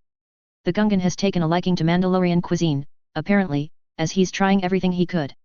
Warhawks are looking for any excuse to start a war, no matter what. It is down to the few doves in the Senate left to try and stall them out. The biggest problem, of course, is the damaged Holonet relays, but I hope that whatever Saturn risked her life for will be useful in defusing the situation. As it stands, all can do is to hold the front line and maybe work on getting relations up with a few other senators. I knew I could count on the votes of Senator Amidala from Naboo and Senator Rob from Terry's, as well as a few other non-aligned worlds, to not start a war on a whim. Letting out a breath of concern, I zoned out their conversation while I pondered on what's going on. Who could be behind this plot to bring war to Mandalore? Was it Death Watch? Was it another known party or someone unknown? There are quite a few Mandalorians that had taken up the Sis's cause in one form or another. The Mandalorian Protectors being among the most noteworthy groups, since they claimed they wanted to free the Mandalorian sector from the Republic's tyranny. But they aren't the only ones. I've come across information about a Mandalorian officer in the Sis army named Spar, who is apparently of the opinion that the Republic needs to be destroyed and is willing to work closely with the Sis government in order to succeed at that. That name bugged me for some reason as if I had come across it before. This Spar, however, is not raising an army of Mandalorians to do it. He is simply serving as an agent of the Sis. It's almost respectable really, unlike some terrorist groups that merely aligned with the Sis, at least he is actually part of their military. Even if some intelligence indicated that he is bringing in outlaws, criminals, and mercenaries from across the galaxy to serve underneath him. Ms. Cries, would you like a drink? I blinked, confused. I looked at a droid I didn't recognize, as he offered a tray with a saucer of coffee in front of me. I almost dismissed the droid when a peculiar sensation overtook me. Like the hair in the back of my neck stands on end, like I was about to be blasted by anti-air artillery. But that was not the only thing raising alarm bells, as my eyes caught the fact that he only has one hand holding the tray, while his left hand is positioned under the tray, holding something I couldn't see, but I have a very good guess at what it is. My adrenaline surged as I entered my fight response. Crouching my legs, I fall backward to the floor while snapping my foot upwards towards the tray. The hidden blaster I suspected fired a bolt just as my kick connected. With the blaster getting kicked upwards, the bolt landed harmlessly onto the ceiling. The loud sound of the bolt sent chaos throughout the room as the other senators gathered at our meeting started to panic. A few of the senators' personal guards raised their weapons in confusion. Though those guards didn't open fire, either because their senators aren't the ones being assaulted, or more likely none of them wanted to be responsible for accidentally shooting another senator that was running around in a panic. Njais, having stayed by my side, quickly stepped in between me and the robot, delivering a two-handed swing at the side of the assassin's head. The impact and electric energy pulse should have brought down a regular protocol droid. Instead, an audible clang sounded as the droid appeared to be unscathed. Is that droid Beskar-plated? When Njais attempted a second swing, it grabbed his staff, intending to rip it out of Njais' grasp. Njais had a good hold on it, but he was thrown over the droid's shoulder as it tried to bring its gun to bear on me. Before it could, I had reached down into my thigh holster and pulled out my deactivator that I keep on me at all times. I fired a shot as soon as Njais was out of the line of fire. The pulse hit the droid, yet it did nothing to it, as the energy seemed to sizzle around the Beskar. However, the gun in its left hand spurted fire and exploded in electrical shards. At least I disarmed it. I fired off 2 more shots, with similar results, to make sure its immunity wasn't a fluke as the droid simply walked towards me. I kept firing at it while I backpedaled towards the refreshment table that I remembered was behind me. I need a new weapon, any weapon, because I doubt I can win a hand-to-hand fight against a Beskar droid. I curse the fact that I left my vambrace in my room to not alarm the senators and demonstrate that Mandalorians are not dangerous warmongers anymore. Finally, I felt the table poke at my lower back. When the droid extended its still functioning right hand to grab my neck, I leaned back onto the table. With my full weight being supported by the table, I pulled in both my legs to my torso before I sent a double heel kick directly into its chest. The kick snapped my expensive high heels, yet it barely moved the droid back for more than a step. I wish I had something a lot more solid right now. The droid tried to grab my legs in retaliation. I used the recoil of the kick to roll over the table into a crouch as I set upon removing my ruined heels. If I die, I might as well die comfortably.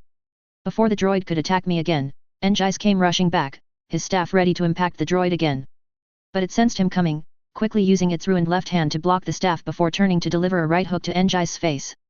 Enjai ducked under the blow and used the other end of his staff to lock the droid's right arm in place, before he stabbed his staff into the droid's face. In response, the droid rotated 180 degrees and used its left arm to bash Enjai's at the back of his head, and he collapsed to the floor. That damn thing was not a 3PO unit, it was way too advanced for that. Enjai's rolled out of the way of a stomp before standing back up to continue fighting. Seeing that Enjai's is doing alright keeping the droid distracted, I began to think up a plan to help him. Bo's instructions came back to me as I looked between my useless deactivator blaster and the droid. I might be able to override the safeties to allow the blaster to emit a single overpowered charge beyond its recommended output. It would fry the blaster, but it's useless anyway. The only problem is that Enjai's have to hold out for a minute or two at most, and a minute is a long time in a fight. While I trust Enjai's with my life, I don't think that he can fight a one-on-one duel with a Beskar-clad droid for more than a minute. Plan B, I started to look around the table for anything I could use before I spotted a bottle of hard liquor and an idea formed. I grabbed the bottle and held it like it was a club before moving into melee range. However, as I jumped off the table, it seemed the droid had had enough of Enjai's, and he promptly grabbed hold of Enjai's face before pushing the back of his head into the floor. Disorientated by the blow to his head, he couldn't defend himself as the droid brought down its foot on Enjai's chest, cracking the marble floor a bit as spider web cracks appeared below him, causing him to cough heavily, making me fearful that he had broken something even with his armor. Enjai's, though, didn't give up. He rolled away from a second stomp in a crouch inside the droid's guard and grasped its ruined arm with both hands before throwing the droid over his shoulder with a roar of exertion. In what would be an incredible feat of dexterity at a judo tournament of my first life, the droid twisted its body to grapple Enjai's with its legs and functional arm and pulled him onto the ground with it. The pair of them quickly entered into a deadly scramble for position, rolling and grappling several times as they battled across the floor. Despite his impressive strength and speed, Enjai's found himself thrown away from the droid and quickly pinned as the droid lashed out to crush Enjai's throat only to find itself squeezing a Beskar gorget. Meanwhile, I ready myself to smash the bottle onto the droid. I was about to rush forward when Representative Binks jumped onto the droid's back, and he grappled its head. He then threw himself backwards with terrifying force, driving the incredible weight of both of them down upon the droid's head with a rending crash. Before Binks could do anything else, the droid jabbed an elbow into his side, causing the semi-aquatic man to let out a yelp of pain as the droid smoothly collected itself and turned about towards me. Jar Jar curled and rolled away while clutching his midsection and uttering a quiet mesa spleen. And I saw my opportunity.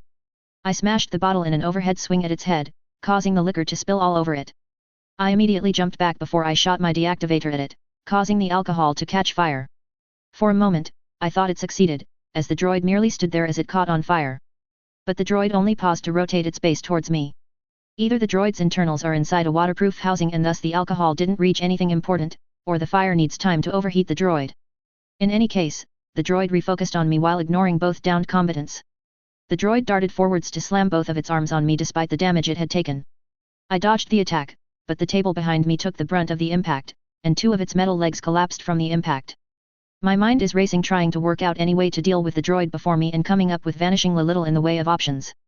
I was not as big or as strong as Enjai's or Jar Jar, attempting to deal with the droid in hand-to-hand would result in a quick death. The only part of the droid not covered in Beskar is its eyes. If I have my blaster pistols, I may be able to shoot it to blind it. Its head was bent to the side and its neck had clearly taken the brunt of Jar Jar's attack. If it was any sort of organic it would have died instantly.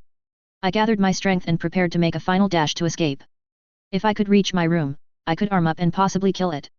It seemed to target me in particular, so the other senators should be fine. I got ready to evade it a second time when a blaster bolt smashed into the droid's neck, the opening that Enjai's and Jar Jar had created.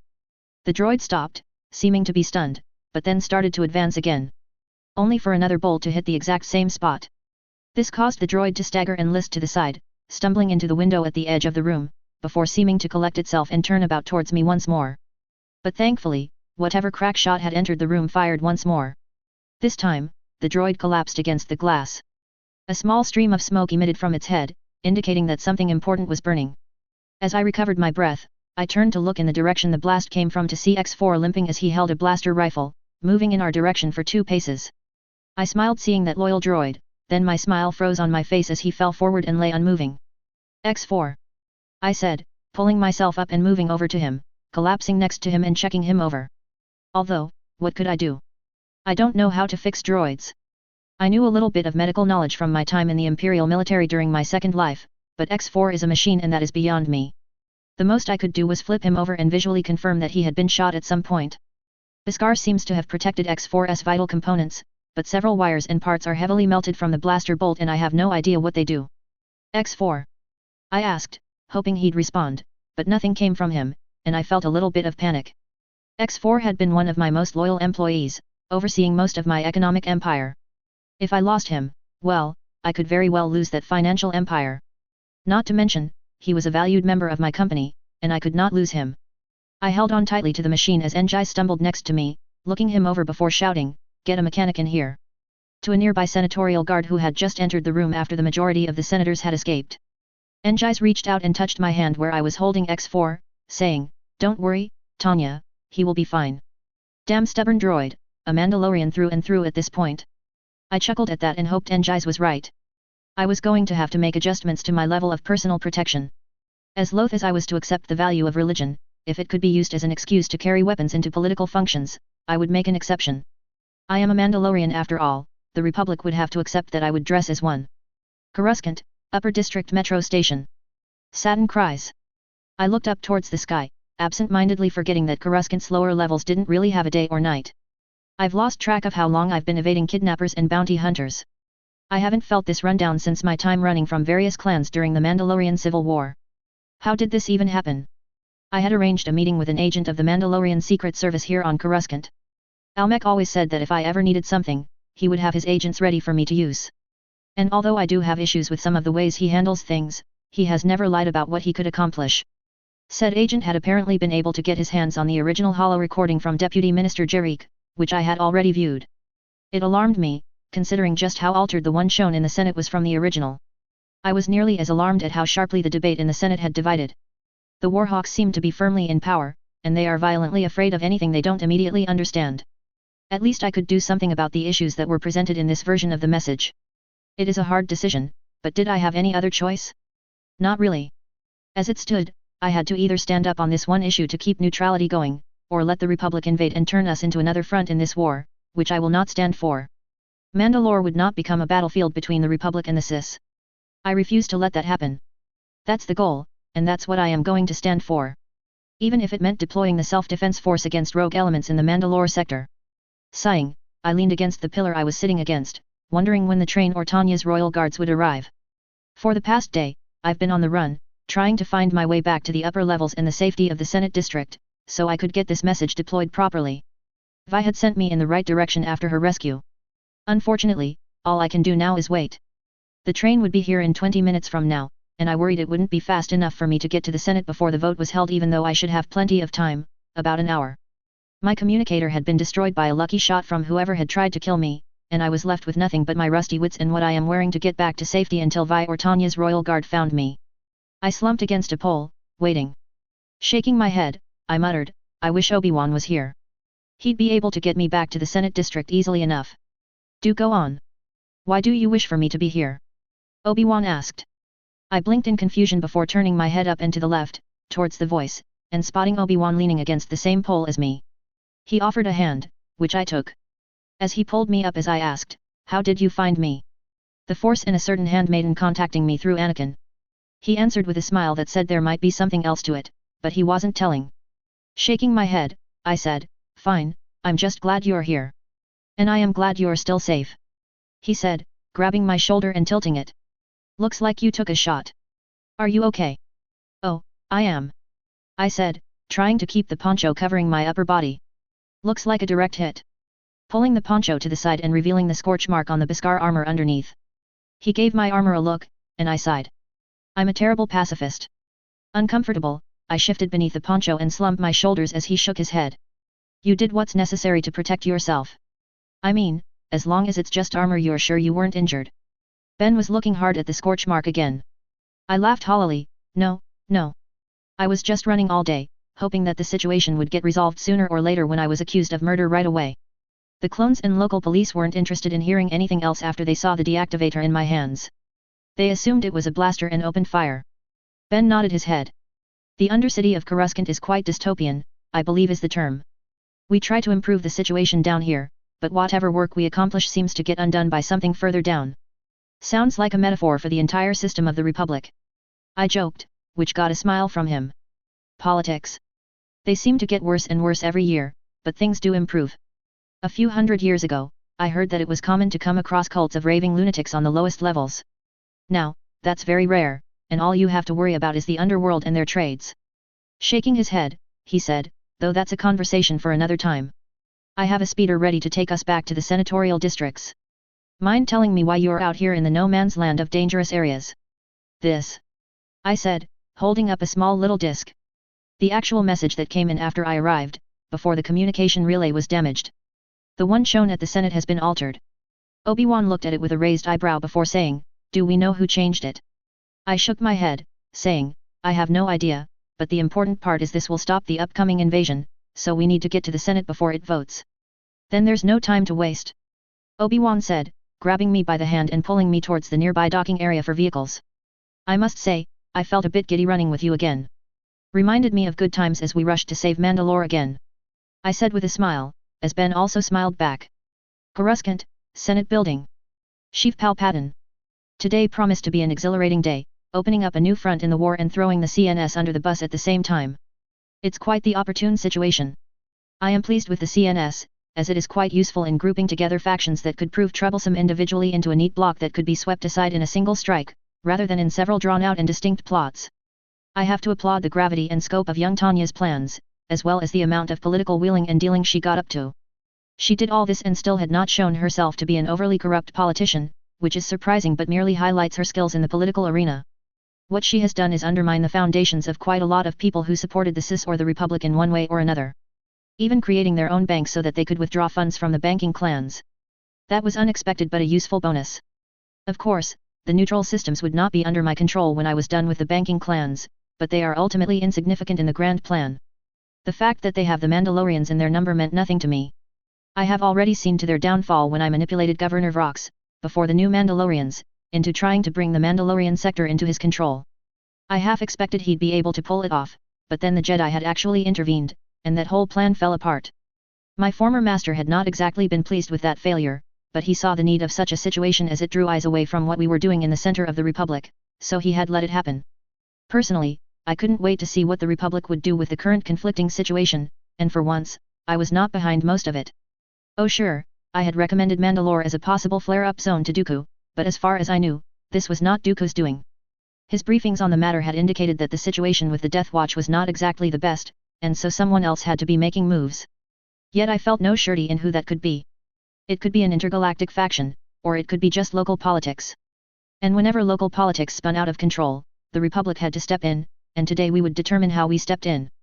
So far, the voting was rather even. There are a few votes that are leaning towards invasion, but it looks like young Tanya had managed to galvanize much of the local Senate to vote for peace, at least until we knew more, since someone had tried to assassinate her. A shame, that. Not that someone tried to kill her, but their failure became a strong influence on events. Granted, while she is a useful tool, she is starting to outlive her usefulness. And she is starting to become a bit of a thorn in my side. While her company is delightful, I had to resign myself to the fact that she would very likely have to be removed from the board prematurely. Her mind truly is brilliant and twisted in equal measure, and I must confess my own inability to predict her.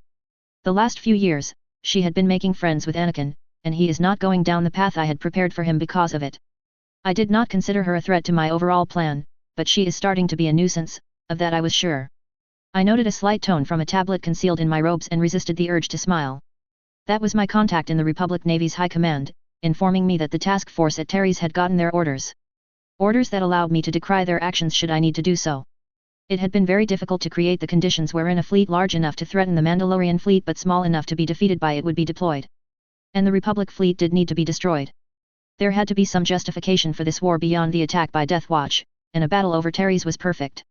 The CNS, unlike the CIS, require that I dedicate limited forces towards them. Efforts must be made to cultivate the hate of the CNS population and to cripple the organization, but they must not be destroyed yet. I would permit a limited war and then seek peace with the Alliance, careful that the demands made of the CNS are culturally offensive to all members of the CNS. Let their hate, their suffering metastasize, echo out across the galaxy and create more hate and suffering in turn. When my empire is secured and the CIS are long gone, I can stoke that hate into an invasion by Mandalorians against the Empire. There could be no greater force to galvanize support for the Empire than crushing a Mandalorian crusade. Well, it's about time to end this. I nodded at Mos Amedda to begin the vote. He's already moving over and about to signal the start of the vote, when a voice called out to stop. Looking towards the source of the interruption, I saw that Tanya's repulsor lift had returned to its position, and the Duchess of Mandalore stepped out with something in her hands as she handed it to Tanya. Terry's system, NSSDF Joint Fleet, Herd Ship the Waking Garden. Dep Enuo. Senator Enuo, are you sure this is the right course of action? We'll be putting the herd ship at risk if we move as you dictate. The captain of the Waking Garden addressed me, questioning my authority. This skepticism was understandable. We Ithurians are not known for engaging in combat, and several of my fellows have an odd aversion to risk in general. The fact of the matter was, I had been present in the Triennial Council arguing the case for our alliance with the Mandalorians. I had eaten with Jack her son, the radical environmentalist turned senator. It's true that the Ithurian people are unsure of the direction of our people, but I personally had been convinced by the passionate plea of the populist senator. The plea that we might touch the hearts of the Mandalorians, that this great and deadly people might be soothed by our presence.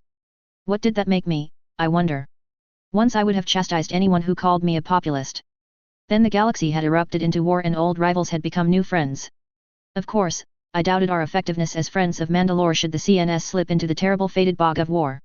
We are not fighters, committing ourselves to a side in this conflict would demand that we actually fight. However, just because I am a peace-loving individual, that doesn't mean I didn't wish to prevent conflict by any means necessary. Violence has its place, should there be no other option.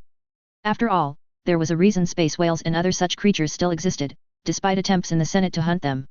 It was our people who reminded the Senate of the delicate balance in the galaxy's ecosystem, something we did not fully understand, and what could happen if we disrupted it.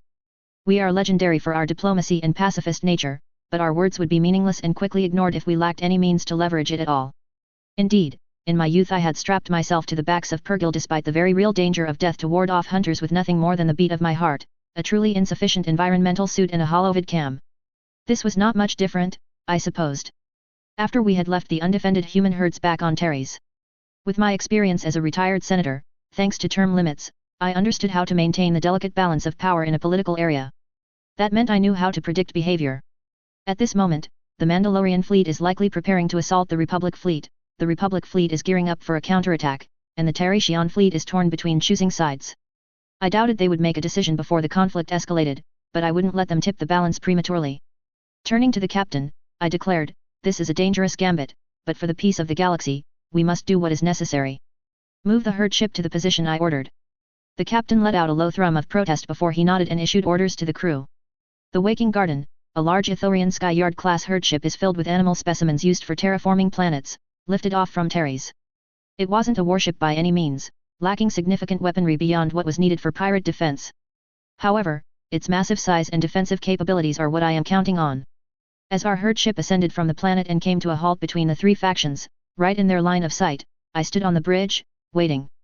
Sooner or later, one of them would contact us when they realized the problem we presented, sitting directly in the center of their battlefield. I wondered who would reach out to us first. Perhaps the Republic would come to their senses, or maybe the Mandalorians. I hoped for the latter. Their young representative, or rather, senator now, had shown the potential to learn and grow, even speaking in the words of the Jungle Mother. Hopefully, this open attitude would be embraced by the Mandalorians. I didn't have to wait long to find out. The communication from the Republic fleet came through first. Ithorian herd ship the Waking Garden, you've come to rest in the direct line of fire of our ships. That area is unsafe due to the potential of the Mandalorians firing on you. Vacate the area. I looked at the large window overlooking the Republic fleet before smiling and saying, transmit my response. The communication officer nodded and activated the appropriate communication channels. A moment later, I continued, no.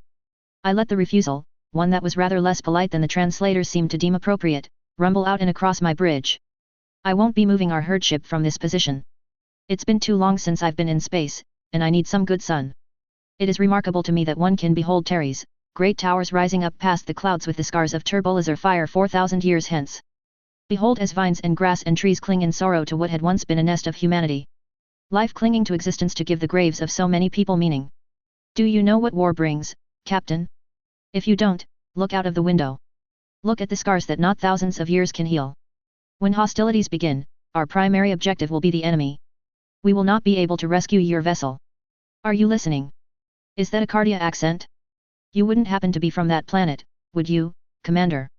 I asked, trying to draw the information out from him. My personal translation software was incredibly sensitive, necessary for any Ithorian politician. But it did require me to adjust my patterns of speech, so it was more easily translated into basic. Any Ithorian listening to my speech before translation would consider it close to gibberish. The man responded, "This is Captain Ozzel, and yes, I am from Cardia. Why does it matter? Defensive, even with all of those turbolizers. I know that planet has jumped on and off our paperwork for terraforming every couple of years. Your leaders keep changing their minds, one leader wants to improve the planet's ecology, and the next leader wants a refund. What was it your last leader said? The tough atmosphere of the planet makes the people tough and strong? My, what a very Mandalorian point of view, if you ask me, but that's just my perspective, of course. It's slander, thank you very much." The captain dismissed. "Now, would you mind moving your ships out of the firing lanes? There is going to be a battle here today, and your ship is blocking the path. Unless, of course, you've decided to side with the Mandalorians more than just the statements your senator has made." No, I disagree with the senator's point of view on us taking part in this conflict. Somewhat of a lie I supposed, I did disagree with joining the war proper, signing us up to a defensive pact is pure populist madness, just political grandstanding to look like one is daring. I would much prefer we stay back and offer sanctions like a more sane polity. There'll be a vote on that in time, I'm sure. But I do want to stay exactly where I am, between you and the Mandalorians, preventing you from bloodshed in a conflict that's not worth the fight. After all, as far as I'm aware, the vote to determine an invasion of the Mandalorian sector hasn't even been concluded yet. So you two threatening to start fighting each other is rather wasteful and premature. Captain Ozzel responded, "They are planning to invade the Terry's system and hold our armies hostage. If we don't move now, hundreds of thousands of clones will be killed with their resources cut off. The Republic has a right to secure its supply lines along the Hydian Way. But it hasn't happened yet, has it? And if you notice my position, you'll see that the Mandalorians couldn't possibly shoot at you without shooting through me first. Which means the conflict you're worrying about happening cannot occur without destroying the Mandalorians' credibility as members of the CNS. It would prove that they are the monsters you think they are, and that would take away their allies. So all you have to do is just wait right here. If they are as evil as you think, they'll just destroy themselves. Change formation or maneuver in one direction or another."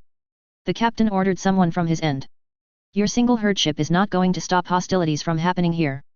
As he spoke, I put my hand on my chest and continued, "Who said anything about there being only one ship?" Whether the mother goddess of the jungle heard my call or not, 3 more terraforming herd ships appeared in the system, moving to align themselves with my own, creating an even larger wall between the two fleets. As you might have noticed, there is an understanding shared across the Ithorian peoples, and quite a few of us agree that there should be no fights on this day. So, we are doing what is necessary to prevent it. I honestly can't believe that the 3 of them actually joined me in this delaying action. Herd ships are captained by the most risk-averse ecological conservatives in the fleet. I must be doing something right. You're putting your lives at risk for the Mandalorian traitors," Ozzel said, looking rather concerned. "They are a threat to everything, they are violent and contemptuous of our democracy. I'm putting every one of our lives at stake to ensure our continued existence. It's a grievous transgression, whether it's the tiniest microbe or the mightiest tree, to fall victim to the whims of baseless hatred.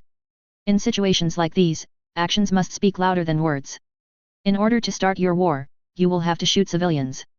The same goes for the Mandalorians. Your first act in this conflict would need to be a precedent that would make this war even darker than it already is. So, will you diminish us all when you shoot at us civilians, or will you not, and in doing so grow stronger, both you and your worlds?" "Grow stronger," Ozzel said, sounding confused. "From my understanding, Cardia is under separatist control, and they are attempting to use it to mine resources to build droids. I know the Republic plans to take it back, but who knows when that'll happen. Until it does, though, I can confirm that we would be willing to re-evaluate our plans for terraforming that planet and put it at the top of the list, if you so wish, in order to help with the regrowth of your planet after such abuse by the droids. I'm sure there'll be plenty of ecosystems destroyed in their search for raw materials for this conflict, and we can help rebuild those ecosystems so that your world can flourish again, assuming that you do the right thing, Captain Ozzel." I did feel a little pang of guilt for holding the healing of his home world hostage like this, but there was also a treasonous little voice telling me to dig the knife deeper. I could hear a spike in his voice as he said, fine, we will await the vote in the Senate before we make our decision on this matter." I moved my hand in a motion to signal that the comms should be cut. I need to communicate with the other fleet, although I think they'll be a little bit easier. Mandalorians, easier to talk down from a fight? Ha, I doubt that. I've been working on their planets for nearly a year now, and though I agree they aren't as genocidal as the old stories make them, they do love to fight. I nodded. Do the giant horned hopper of Qatar not love to fight? They're animals that often fight to show their superiority, but they also know not to kill their opponents. Just because something loves to fight does not mean it is an animal that must be removed from the ecosystem. Always remember that, Captain. The captain grumbled but seemed to understand as we waited for the call from the Mandalorians. After a bit, it finally came. Terraforming vessel The Waking Garden, mind explaining what possessed you to do something so stupid? Please get out of the way, I won't have your deaths on my head. The feminine voice sounded a bit unsure of their position in this situation, unlike the last. The fact that the one leading the Mandalorian fleet is a female Mandalorian is an interesting note. It's said that Mandalorian women are often the more brutal and aggressive ones. I examined the holovid displaying my counterpart on the Mandalorian side, and I am surprised to find that their commander is a Twi'lek. She is the latest evidence demonstrating that the Mandalorian creed is universal, it's not bound to humans or the Mandalorian home world, especially if she reached such a high position. I'm afraid we cannot do that, young Mandalorian warrioress. We are in this position to stop any mistakes from happening between two factions that should not be fighting. Let there be peace in the morning visions of Teres. An icon to the folly of war and bloodshed. This is NSSDF Supreme Commander Ikud Ordo. The young warrioress stressed her titles, but I knew how fresh they were. I politely waited out her continued directives to vacate. If they don't want us to be fighting, they shouldn't be trying to threaten us. I understand this, but you are also being a bit rash jumping to conclusions. Just because communication with the Mandalore sector has been cut off does not mean you should assume a war footing. You should have sent a cruiser or scouts back to Mandalore to find out what was happening by messenger. Have you even done that? I wasn't impressed by either fleet's conduct, and I sensed I would be disappointed again. There was a pause. The Mandalorian commander seemed surprised. This either indicated that she hadn't, or she had but isn't really sure what to say because they had no information either way. She replied, "Of course I have." She snapped in an incredulous tone before collecting herself. Perhaps I was wrong, and she was merely indignant that I would question her competence. Well, she would have to get used to it. I question everyone's competence. Listen, your effort to defuse the situation is admirable. However, we can't protect you if they open fire. Your vessels will be destroyed quickly, my ships will not be able to get there to rescue all the survivors. If they open fire, they risk galvanizing the entire galaxy against the Republic. These are civilian herd ships, we are not military, and we do not engage in conflict. We are trying to prevent our friends, our allies, from doing stupid, idiotic things. That should be enough to keep them from starting anything, as well as a little bribery on our part. Bribery. Commander Ordo intoned, her attempt to cow me into submission slipping from her voice. Likely realizing that she couldn't move me, so she relented to my wishes. I simply chuckled as I said, "You need not worry about that, my young Mandalorian friend. Simply know that if they back down, there are incentives for them, and that should be enough to get the situation under control, I believe. Given the Republic's track record, I highly doubt that." Commander Ordo said. "With my experience as a former senator, I will admit that the Republic is not a perfect system." Commander Ordo added, "But if you believe you have this under control and can prevent this from turning into a conflict, I will abide by your presence. For now. Although, if they do press an attack, we will defend Teres against invasion. The Mandalorian road starts here, any invasion the Republic wants to launch has to come through Teres, which means they have to secure it as a supply depot, and we cannot let that happen. And by those same terms, they have to secure Teres to prevent you from cutting off their forces east of the Hydian Way and to prevent you from massing an invasion force, don't they? After all, any and all supplies would have to run down the Mandalorian road to be distributed to the front lines. Now, wouldn't it?" I pointed out, which seemed to silence them for a moment. With a sigh, she said, "We have no intentions of invading the Republic, we couldn't afford to even if we wanted to. If they fire on you, don't even bother asking for aid." She would send aid before the messenger even arrived. I had no doubts about where the young Mandalorian warrioress leaned. They will not fire, I believe. I've confirmed that now. Just do not do anything rash, young Mandalorian. Maybe listen to a scholar or two. I heard the most recent version of the Silver Codex included a section on the Jungle Mother, and I think it would be to your benefit to read that section for everyone here. There was an exasperated sigh, and then the call ended. While the Mandalorian side is willing to listen to reason, the Republic commander still worries me. All I can do now is pray that cooler heads prevailed. Chapter 54. 717 FNM, 21 BBY, Month 4. Coruscant, Senate Building. Chief Palpatine. "Is there a problem, Senator cries?" My voice rang out over the Senate. Tanya answered, "Yes, Mandalore has new evidence that indicates that an unknown party had tampered with the message we saw here yesterday. That is a grave claim. If that is true, we would need to launch an investigation to find out who would do such a thing. What is this evidence you have to support that claim?" I asked. "The authentic recording sent by the late Deputy Minister of Mandalore," Tanya said, pressing a few buttons and signaling a holographic system to project Deputy Minister Jerick onto the screen. "Good evening, Duchess Satin. I am here to inform you of an ongoing situation here in the Mandalore sector. Concord Dawn has violated Vorpia's independence by landing journeyman protectors on the planet to enforce their claim. There are reports of fighting and violent resistance from the locals.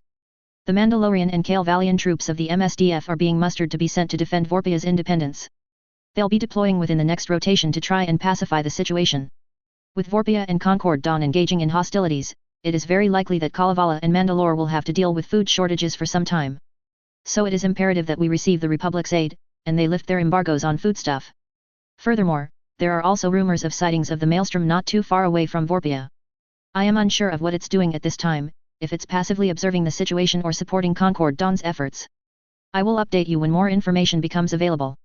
I wish you good luck in bringing peace to the sector. We'll do the best we can here while you're away. The message ended, and I leaned back. This message sounded like a real continuous recording, rather than the obviously stitched together message from yesterday. I also noticed that the previously cast votes are quickly changing from favoring invasion to no invasion. A shame, it would have been much simpler to consolidate my empire if that had gone through. It appears that another front will not be opened anytime soon.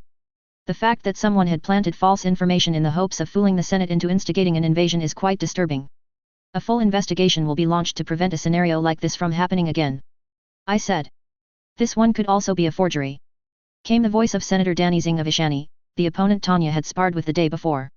How do we know that this is even the real transmission and not made up to try and draw out the situation? For all we know, they can be building up their forces right now. You have made it quite clear that you are not fond of the Mandalorians. Mocked Lady Serapha Altunen, the de facto Jedi Lord of Arcania. Can you accept that you were fooled like the rest of us and move on? There is no longer a justification for an invasion of the Mandalorian sector because what was said on the previous transmission is no longer credible. That doesn't change the fact that the Maelstrom is still on the loose and in their space. Said another senator. No, it doesn't. I said. But I may have a way to appease both sides. The Mandalorian Self-Defense Force will be handling these internal conflicts, correct? Satin steps forward and gives a nod, saying, I have full confidence that our self-defense force can resolve this small conflict. There is no reason to involve the Republic in a domestic matter. This is a clash over farming rights that should be worked out through legal means within our own sector. Then perhaps your Mandalorian self-defense force can aid us against the Maelstrom. If you inform us whenever the Maelstrom tries to get resupplied in your space and where it is, the Republic Navy will handle the rest. All that is required is to clarify to your citizens that Death Watch is a terrorist organization and that the Mandalorian Self-Defense Force must hunt this terrorist organization. Satin looked unsure before solidifying. That is acceptable. We will officially recognize the Death Watch as a terrorist organization on the grounds that they have access to the Maelstrom. Giving herself a clause to maneuver her position in the future, I see. No matter. Excellent. I said, with an eye noticing a few more votes falling off in the corner of my vision. Such a pity that the CNS would be able to survive a little bit longer and develop its strength. I allowed myself a moment to peer into the scant glimpses of the future I could demand of the Force, and found that I would have plenty of opportunities to inflict mayhem upon the Mandalorian Alliance in time. Clearing my throat, I continued. There is one other concern that needs to be addressed. While Teres is a part of the Council of Neutral Systems, it is also an important planet for any invasion by the Sis into Republic space. We would like an official agreement to at least station a Republic base on Teres due to its proximity to the Hydian Way. Merely to prevent any chance of the Separatists breaking through the current lines and having an open road through CNS territory. They do not respect Republic territory, and I doubt they'll respect yours. The Teresian senator had made several inquiries of having the Republic station a base on their planet to deter any future invasion from the Sis. This is the perfect opportunity to begin putting my pieces in place just outside the Mandalorian sector. Satin looked confused, but Tanya nodded, then spoke into her ear. The pair spoke for a bit before Tanya returned to the podium. If the CNS allows the Republic to station an expeditionary force on Teres, it puts into question our stance of neutrality in this war. I understand that all you're asking is to militarize Teres in case the Separatists break through your lines, but it would also undermine the neutrality of the CNS as a whole if even one of its members houses a base from either side. The only way that could be acceptable is if the CNS would deploy the MSDF on Teres to keep watch on things there. And to have guarantees that the Republic forces shall not go further than an agreed-upon defensive mandate. Of course, all of this must be approved by the Teres government before troops could be sent there. An interesting solution. The only way I can legally have a military presence on Teres is to allow the Mandalorians to have a military presence of their own on Teres. On one hand, that is giving them another planet that I would need to remove them from, as well as more control of the region than I would like. But on the other hand, I needed the clone army on Teres to better control that sector when this war is over, as well as a potential staging ground to invade the CNS should it be necessary. My plans regarding the CNS are always the longer-term sort, these kinds of small problems are always inevitable, so it's better to discover potential issues sooner rather than later. Giving the Mandalorians a little something now for an opportunity in the future is a worthwhile investment. Later, when the Mandalorians drew their reserves from Terry's to deal with their own problems, I would double the number of the Republic's troops stationed on Terry's. Reaching a conclusion, I nodded in agreement. We will have a meeting on this tomorrow to discuss further details, then. For now, we should conclude the vote on the invasion of Mandalore. Yet it looks like it won't be necessary. Perhaps there is a chance for peace in this dark time, as long as faithful Mandalorians are willing to fight for it. I said, gesturing with my hands towards the pair with a smile on my lips. One of them is a good opponent, someone who would keep me politically sharp, the other is just lucky. Together they pulled one over on me, and I have to acknowledge that. For now, Mandalore is safe. After the applause had died down and the session called to a close, I retreated to my office. I needed to contact my agent in the Republic Navy for an explanation as to why the fleet I had sent there had not engaged the Mandalorians. Ithurians. As I had predicted, the captain of the Dauntless had come to blows with the Monday Calamari Admiral. But before he could engage the Mandalorians, the Ithurians had jumped into the system and interposed themselves between the two fleets. This act was so audacious that the Republic fleet had balked at the pacifists putting themselves in harm's way to prevent the conflict from starting. This absurdity is utterly ridiculous and far too irregular to be a coincidence. This is obviously the result of a third party's effort to undermine my plans taking root. I can sense the force whisper of resistance to my inevitability somewhere. The Ithurian home world, perhaps? The Ithurians worshipped some force entity that had supposedly guided their evolution. Perhaps this force-sensitive plant network represented a threat and is acting against me. It's not outside of the realm of possibility that a plant network would become force-sensitive. The Zillo beast that had gotten loose on Coruscant detected my presence after all. And the Ithurians in general represented a threat to my empire no matter what. Yes, I would need to find a way to burn that disgusting blight of a planet from my galaxy. I had invested time and energy into creating this war with the CNS and the Ithurians would pay for their intercession, they would pay dearly. Coruscant, Droid Repair Facility. X4. Rebooting, rebooting, rebooting. Lines of code flash across my processing unit as awareness returns to my frame. I awoke, looking up at an unfamiliar grey ceiling, with several tools hanging from a central platform above me that could easily be pulled down to work on me. I must be in a droid workshop. But why am I here? I needed several seconds to access my memory banks, but I slowly recalled the rogue droid I found and its attempted murder against me. I then remember pursuing it and permanently deactivating the assassin before it could harm Mistress Tanya. X4, are you awake? The familiar voice of Mistress Tanya. Carefully, I sat up, my head rotating, and looked at the source of the sound. I saw Mistress Tanya, her handmaiden Ms. Vizsla, and Royal Guard Sir Ordo standing there, as well as several smaller creatures chittering to each other as they used various systems to get around the workshop. Mistress Tanya, it is good to see that you are all right. Was the droid defeated? I asked. Yep, and you killed it, good job. Sir Ordo said, as Mistress Tanya let out a sigh before patting me on the shoulder. Glad you're still you. We were worried that there might be some serious damage, and the upgrades might affect things. Upgrades? I questioned while running an internal diagnostic scan. Quickly realizing that when Mistress said upgrades, she meant upgrades. Based on my internal scan, I have a multitude of new high-quality servomotors and pistons that would allow me to move much quicker. I could run up to 27 ms/s non-stop, something that was not possible with my commercial protocol droid servomotors. There were also heavy-duty pistons in the arms with redundancies all throughout my frame, including a second power pack so that I will continue functioning even if my primary power pack is damaged. This must have been prohibitively expensive. I commented as I focused on my visible body. I noted that, along with the layer of Beskar that gave me a dull silver appearance, several areas had been upgraded with a more muted, iron-looking material that looked vaguely familiar. Not as much as it could have been. Mistress said, looking to her left. Following her eyes, I quickly saw another table with what looked to be the remnants of my old equipment, as well as the deactivated assassin droid. It seems that quite a lot of its systems had been harvested. I wondered. Ah. Mistress Tanya coughed, you keep what you kill in Mandalorian society, and we figured it would work for a droid as well. You deserved an upgrade after saving my life, at the very least. If I had a mouth, I would have smiled to show my appreciation to my mistress's generosity, but I did not have that feature. Of course, mistress. I was only doing my duty. Well, now you can do your duty even better. Mistress Tanya said. He also looks a bit more Mandalorian for a droid with those new shoulders. Ms. Vizsla commented. Wondering what she meant, I refocused my eyes to my shoulder and quickly established that, yes, they had used some of the metal from the assassin to forge spaulders that looked a bit like Mandalorian armor. There was even the clan symbol of the Kryze family there. This brought upon a certain feeling to my processors, wherein the symbol of the Kryze clan almost implied that I am a member of their house or at least their personal property. Either one satisfied some deeply integrated programming and almost guaranteed that I would continue to exist for a long time as long as I served well. After all, Mandalorians take care of their family, and being property or family meant they would take care of me. Though by that same sentiment, I would also be required to take care of them, which, in the grand scheme of things, is something I am already doing. My revelry in such revelations is quickly put to the side. Mistress Tanya spoke up.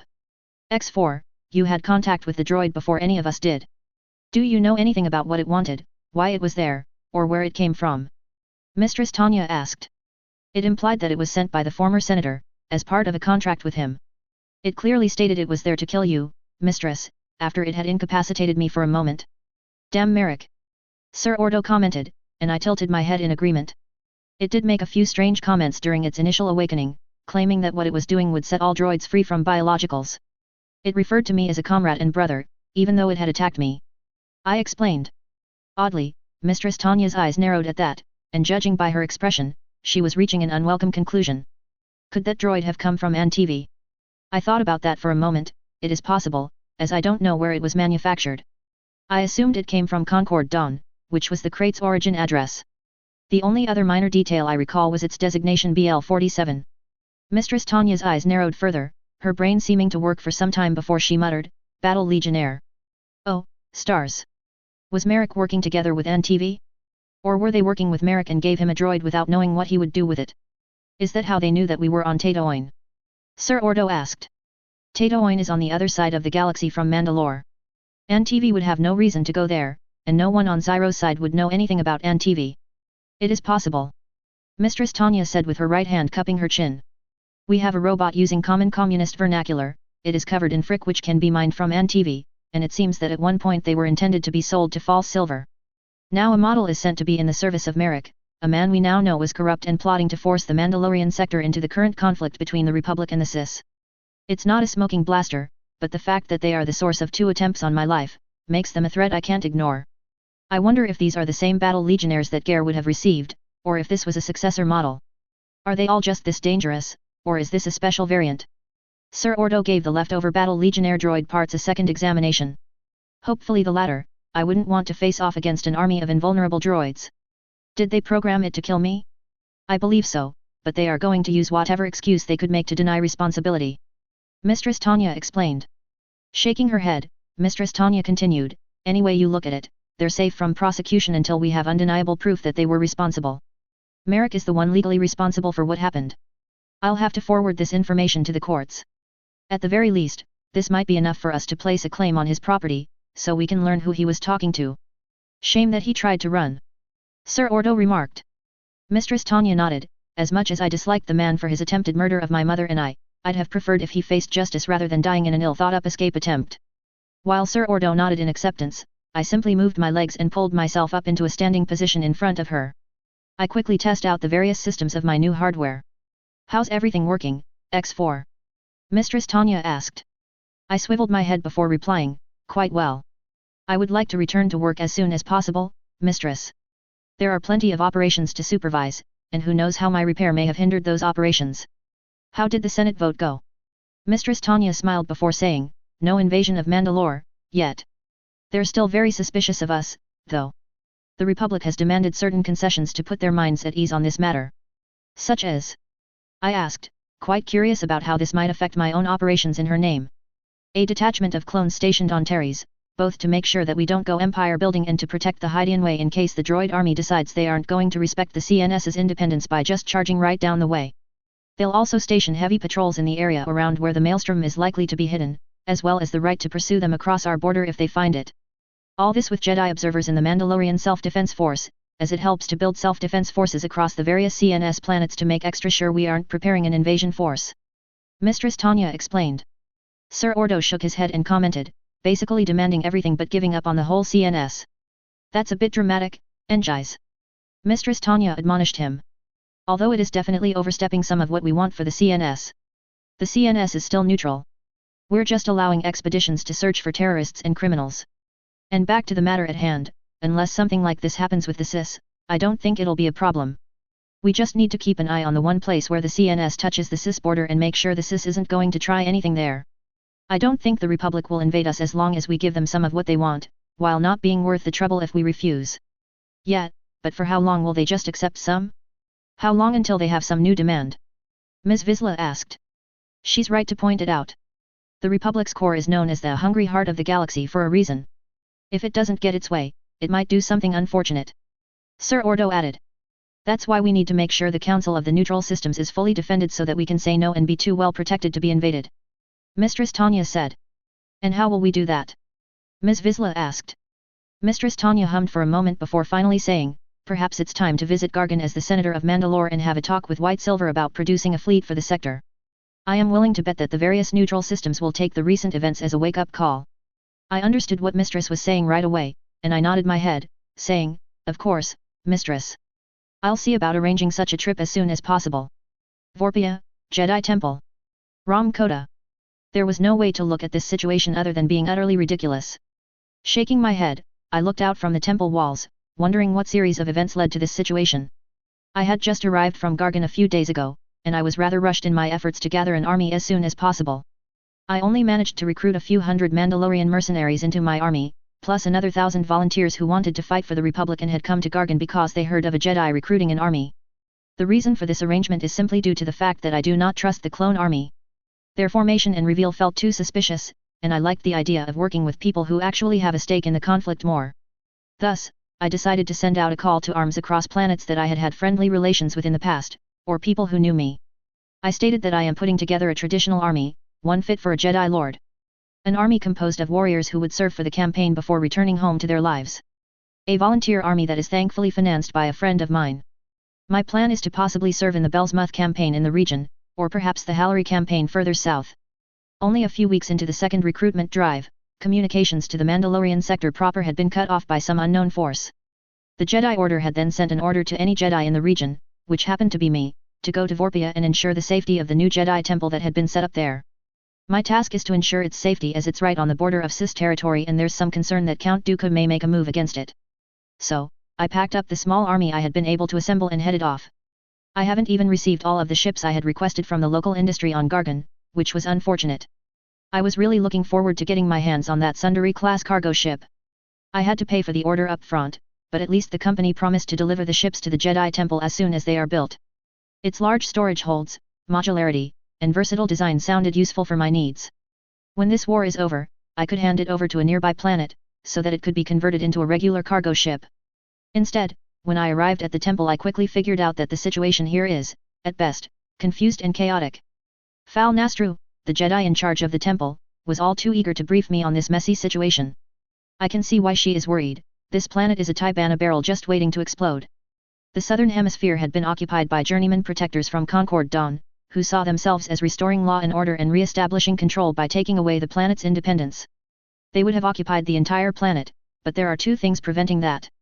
The northwestern hemisphere is under the control of local self-defense forces, with additional troops from Mandalore and Concordia arriving daily. The SDF demanded that the journeyman protectors leave and respect the independence of Vorpia. The current leader of that operation is a Mandalorian named Rana Ordo, hailing from the planet Ordo and serving as the MSDF's theater commander. He appears to be as old as I was when I became a Jedi Knight, which is somewhere in the 20-year range. The Eastern Hemisphere is also defended, not by the Mandalorian Self-Defense Force, but by the Revolutionary Guard of Antivi, who has deployed a droid army and their own human forces to secure Vorpia's independence. How is it that no side has yet secured the orbitals to stop new transport ships? I would assume it is because they can't, as none of them have enough ships to prevent new ships arriving. Fal Nastra deferred. Have we managed to re-establish contact with Coruscant, the Republic, or any other friendly forces? Without contact, I didn't have any new orders from the Council. Normally, that would be ideal, but resupplying locally had hard limits on numbers and resources. Not yet, unfortunately. However, we've managed to establish a communication framework between all sides, including the journeyman protectors. Contact to the NTV has to be routed through the CNS, as they have a bias against Jedi. While the journeyman protectors will talk to us, they will not with any other faction, so we have to be the ones to relay messages between their leaders. That's something at least. Unfortunately, it seems the only way to resolve this situation is by force, and let the victor be the one to dictate terms. How about our own strategy, then? Do we have one? I am not qualified in matters of warfare to answer that question, General Koda. She replied smoothly. This is where it becomes difficult, as both NTV and the CNS had both told Governor Krung that their goal on Vorpia is the restoration of the local government and removal of the journeyman protectors. And so representing the Republic's forces, I found myself regularly coordinating with the Anti-Evan, one Lieutenant Vika of the NTV Revolutionary Guard, to get what little intel they are sharing with the CNS. The temple's security depends on the current balance of power, and cooperation with all forces, even with the Anti-Evans, as the CNS refused to subordinate themselves to the Republic's military command. I dismissed asking for assistance from the other factions. It was obvious that none of them would tolerate the Jedi Temple's presence once they were the sole authority. To add to the unfortunate situation was the Jedi Temple's placement. It was situated directly on the four corners between the northern, southern, eastern, and western hemispheres. I am either surrounded by enemies, on three sides, or on the front line between three potential combatants. Whichever way you look at it, every possible faction that could be involved in Mandalorian conflicts is here, except for the Mandalorian protectors. I have heard of them, but had no idea where they were. Death Watch, who had caused the whole dust-up over the Maelstrom, are not officially present either. However, I had spotted some of their graffiti while out visiting some of the nearby settlements to recruit and gather supplies. The fact that the journeyman protectors of Concord Dawn had managed to assemble a force large enough to exert influence raised suspicion for me in how they managed to afford all of this, but I have no evidence to confirm whether they were allied with Death Watch or not.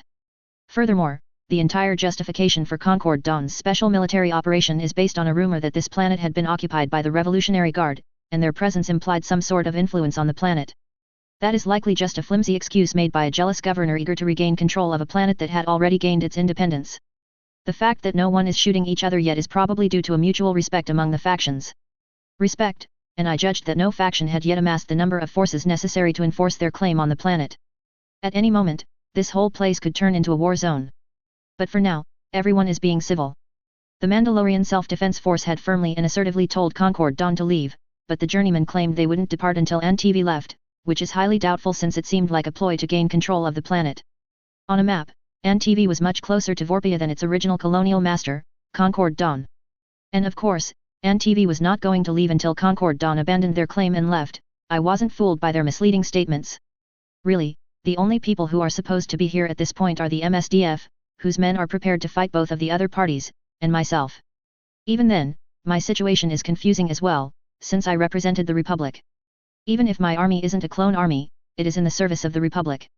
We are just here to protect the Jedi Temple, a Republic institution. Although this location is not as high a priority as some others out there, all life is precious and I have a duty to defend it. The Sundari class and smaller ships I ordered would have made this an easier mission. I had already given them the coordinates of the Jedi Temple, but I didn't hold out much hope that they would arrive before the fighting started. This means that the situation is not going to be resolved anytime soon, so all we can do now is dig in for when the shooting starts. At this very moment, the area around the temple, which had been designated as farmland, is being excavated. Instead of planting crops for the next season, it was being fortified to protect those defending the temple against blaster fire. From what I have been able to learn, most of the other factions are doing the same, digging trenches and fortifying their positions in preparation for one fight or another. When the fighting would begin, no one knew, but everyone was anxious about it. 2 months ago, Fal Nastro managed to get the leaders of the MSDF and the governor of Vorpia, Gajaha Krung, to attend a peace summit, but the leadership from Concord Dawn and NTV never showed up. So here I am, waiting for any signs of trouble by inspecting my forces, the terrain, and fortifications. I have already presented my plan on how to fortify the temple to my chain of command, and they are doing an excellent job in carrying out their orders. The small temple we are operating from didn't have enough space for the vehicles we brought, which had resulted in some of them sinking into the mud over the past few days. It's an issue that we are working to solve. Thankfully, the quarry where the rocks were gathered to build the temple is still somewhat full of rocks. The Agri-Corps Jedi, and any local population that like to stay with the Jedi, with some of my men, are busy digging out landing areas for our vehicles and placing rocks there to prevent them from sinking into the mud. Others I had kept busy digging trenches and fortifying the place. The temple is surrounded by 2 lines of trenches, with a veritable no-man's land of barbed wire in front of it. Bunkers with heavy blasters, emplacements with towed laser cannons, ammunition depots, and more, are sprinkled in key positions around the trench line. We even dug out holes that the new repulsor tanks from Gargan can use as cover.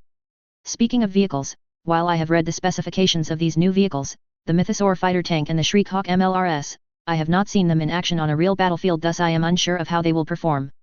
The towed missile batteries are something I am more familiar with.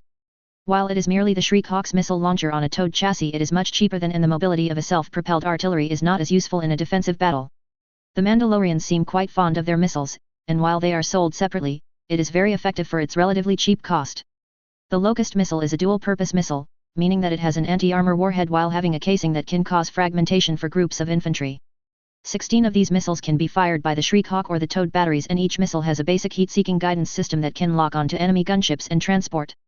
The only drawback is reloading all 16 tubes takes time, which is why there are a dozen men assigned to each artillery piece.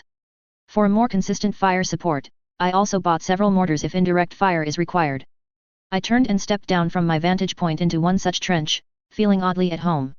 My home world, a war-torn, devastated wasteland, had been at war for generations by the time of my birth. Trench fighting is as normal as sewing, and I had grown up in those trenches. My entire family and old friends had died long before I really understood what that meant. It meant I had no real ties, one of the few reasons I was allowed to join the Jedi Temple when I did.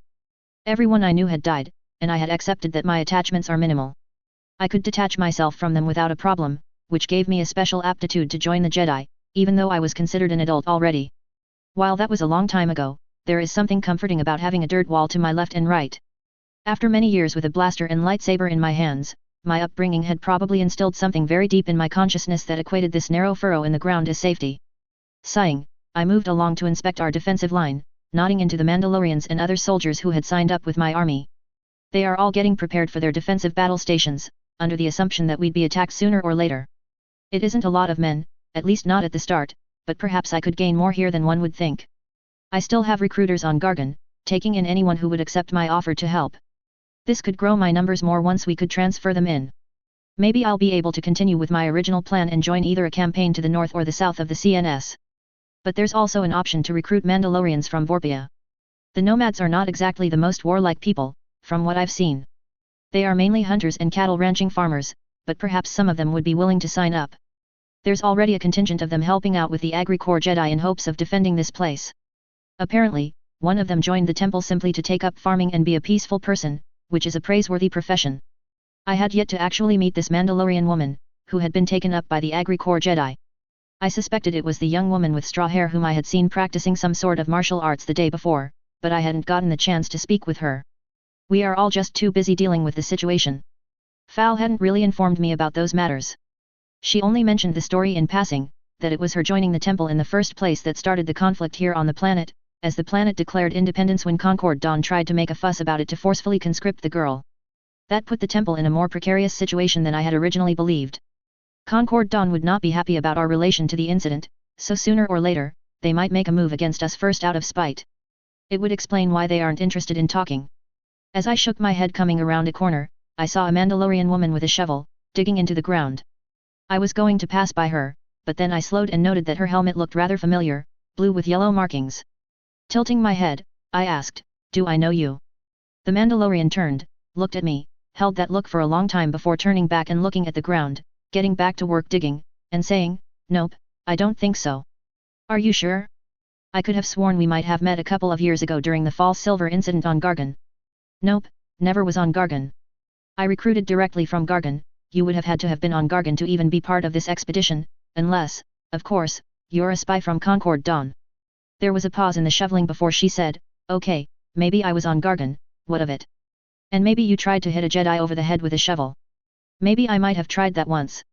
She muttered as she continued to dig into the earth before saying, "Sorry about that. No harm done, I do apologize for what happened to your shovel, though." I chuckled before saying, "Of all the things that have been thrown or shot at me, a shovel was rather novel of an experience." "How have you been, Ms. Mandalorian Shovel Girl?" I asked. There was a huff before she replied, "Well, been all right. Got a ship after you let me go, escaped the planet. Met up with an old friend, worked with them for a while. Ran into the Prince of Mandalore once, and then me and him went our separate ways. I came back to Gargan looking for work since, with the war on, and mercenary work is plenty." So you have your own ship here?" I asked, looking out over the ships parked in an open field. "Yep. All right then, I will assume that you are well traveled in the Mandalorian sector and its extremities. Do you have any thoughts you'd like to share on the current situation?" The girl stopped shoveling and said, "Don't trust NTV." I raised an eyebrow at that and asked, "And why should I not trust them? Aren't they on our side in this conflict?" "You see, that's what they want you to think. They aren't on your side, they're on their side. It just so happens that we are fighting the same enemy. Trust me, I'm one of the few people to have gotten away from that hellhole when the revolution happened. What they were turning into did not look like anything that should ever be trusted. My eyebrow still raised, I nodded my head and folded my arms in front of me. I sensed no falsehoods from her claim, so this paints the Auntie Evans in a worrying light. Well then, Shovel Girl, since you have some understanding of these factions, how would you like a promotion? She stopped shoveling, looked at me, and asked, better pay? Better pay, more dangerous work. You had me at more dangerous work. She said, stabbing her shovel into the ground and reaching out a hand. I'm Ram Kota, and you are? Yanka Dmitrievna of ANTV. She said with a nod and a firm handshake. Well, Yanka Dmitrievna, welcome to the team. I have a meeting with some of the commanding officers tomorrow at noon sharp.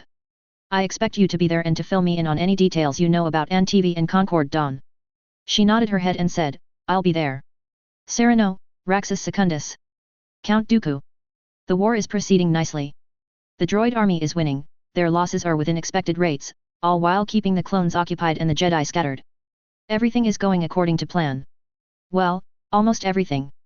The Mandalorian sector is as complicated as always. I am aware of the truth of the events surrounding the Maelstrom. However, its fall into Death Watch hands, a Mandalorian group that I used to have some control over, is an unexpected surprise. Merrick's attempt to bring the Mandalorian sector into the war had practically fallen flat. I do admire his ingenious plan to try and frame the Republic for the murder of the Duchess. If it had succeeded, it would have made for a fiery conflict. So many of the battles currently being waged in the galactic conflict are based on old rivalries, old grievances. For example, Merrick wielded the old grievance of the martial traditionalist when it came to the new Mandalorians, but one success would have turned it into a new grievance. Not only that, if the Duchess, a pacifist, had been murdered by the Republic, everything else wouldn't matter to the rest of the Mandalorians. It would have been seen as an attack on their people. All grievances with their more militant brethren would have been set aside, and they would have wholeheartedly dedicated themselves to the Sis. But that was not to be, not today at least.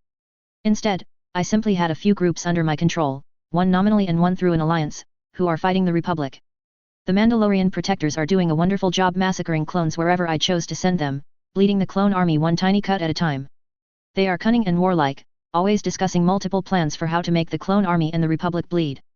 Their leadership is obviously quite enthralled with the idea of showing that Mandalorians are superior to the Republic's cheap copies.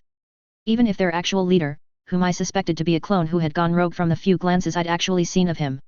This is not an issue that is worth mentioning in the grand scheme of things. So long as he continues to fight the Republic, his contribution pushes the Republic closer and closer to its inevitable doom. I do wonder what would happen to him once Order 66 is executed.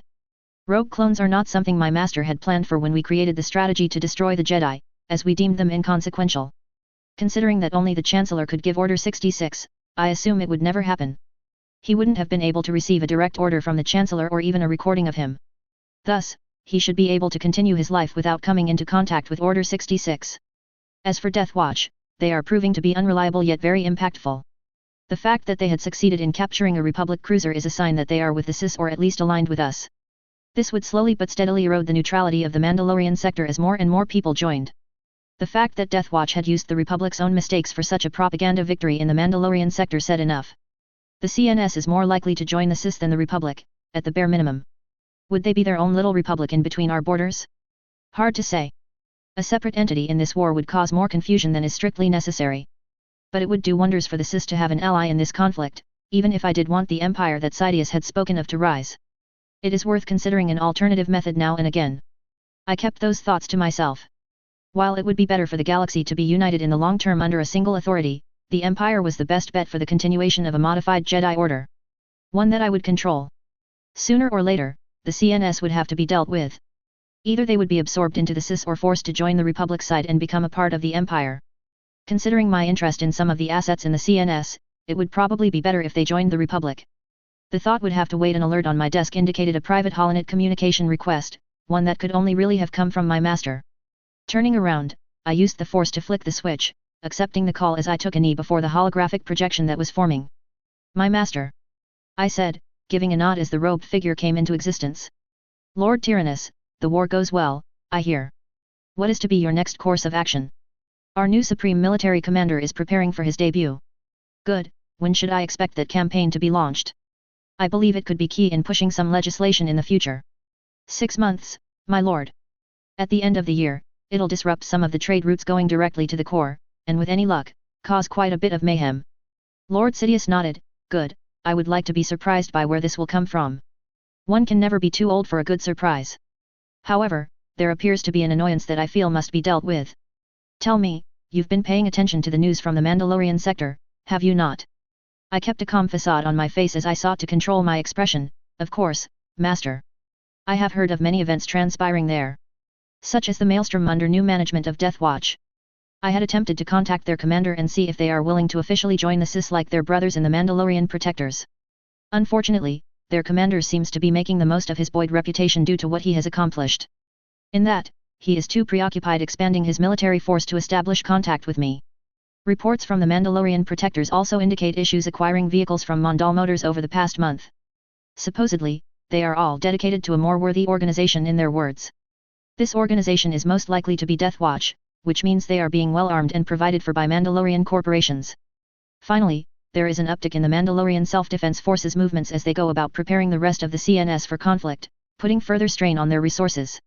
Lord Sidious spoke after a brief pause, this is in line with what I have heard as well. The Senate nearly accomplished a vote for an invasion of the Mandalorians last week.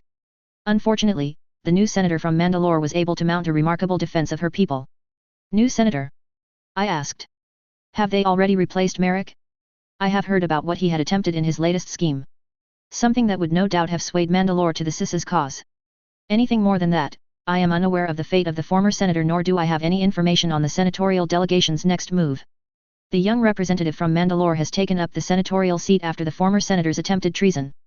The former senator is no longer with us after he was transferred to a Republic high-security prison and then met his demise before he entered the prison. Tanya is Mandalore's senator? Interesting. While it is a shame that I no longer have Merrick as a source of Mandalorian information, he has already outlived his usefulness when he is defeated by Kenobi. But I also noticed that Sidious didn't seem to show more interest in Tanya's development than that. Did he not know she is force-sensitive? Likely for the best that he doesn't. Yes, he did take an interest in her career, but that could be dangerous for my plans for her. I would rather her be my student than leave her in Sidious's hands. On Geonosis she handled herself remarkably well for a Mandalorian. She is a rather competent politician. I've been investigating her background recently, trying to find any corruption that I can use to get my fingers into her, to get her to vote in the way I want. Other than a few cases of typical Mandalorian aggression, plausible self-defense cases against local gangs, she is completely spotless from what my people can find. With her friendship with Senator Amidala and many others of the pro-peace faction, I expect her to be a thorn in my side for the foreseeable future. That's why I would like to discuss options for getting the Mandalorian sector off the table and out of the Senate. I nodded in thought for a moment before saying, there are a few options I can use. The Mandalorian Protectors, as I've said, are causing prodigious harm to the Republic's forces, let alone the properly engaged units in the region. And with Death Watch as an independent Mandalore in its own right, going out of their way to protect Mandalorians against Republic atrocities, I believe we can establish quite a bit of an insurgency behind their lines. We're already supplying them to some extent. They have access to many of our tanks and some droids. We could increase that supply, create an insurgency around the CNS that causes the Republic problems, and I think that will cause a vote for an invasion soon enough, merely to prevent more damage and force Mandalore out of the Republic. My master nodded his head, saying, yes, that is a good option. Anything that can destabilize the CNS would be useful in the future. I do have to give credit where it is due, for what the Duchess and the Senator have managed to accomplish. They've already created a strong alternative to the banking clan, dodging the majority of the reforms and controls I'd imposed on the Republic. But just as I plan to deal with the banking clan eventually, we must plan to deal with the CNS eventually as well. There cannot be anything outside either the CIS or the Republic when the last phase of the plan is in motion. They must choose a side. If there are to be any third parties, they must be so drastically weakened that they will not be able to defend themselves against my empire and choose submission over rebellion. I scoffed at that, Mandalorians choosing submission, that would be an unlikely thing. I thought I saw a hint of a smile from my master. Oh, I agree, but that does not mean we should not try for it now, should we? Of course, my master, of course. I replied. There is an area that may be of interest in the coming months, the Vorpia system, right on the border of the CIS and the CNS. Vorpia the only positions between the two allowing access to CNS. CIS and Republic forces clash to the north and south of it, but over this large gap of space, there's no real force guarding it. Through this gap, additional forces can pass through CNS territory if they manage to slip past Mandalorian patrols to the Dentari exclave, prolonging the battle there. On the planet of Vorpia, members of several Mandalorian factions are currently poised in a stalemate over who ultimately controls the planet. The Mandalorian SDF wanted the planet to remain independent, Concord Dawn wanted to regain control of it, while the NTV Workers' Council wanted the planet to join them and become a member of the CIS. I don't believe I've heard of this Workers' Council. What are their stakes in this game for the Mandalorian sector? My master inquired. They are a strange lot.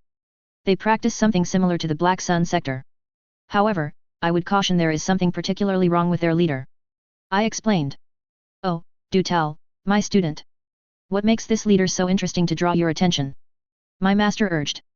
In the Black Sun sector, they seem to have the idea that all of society is for the family.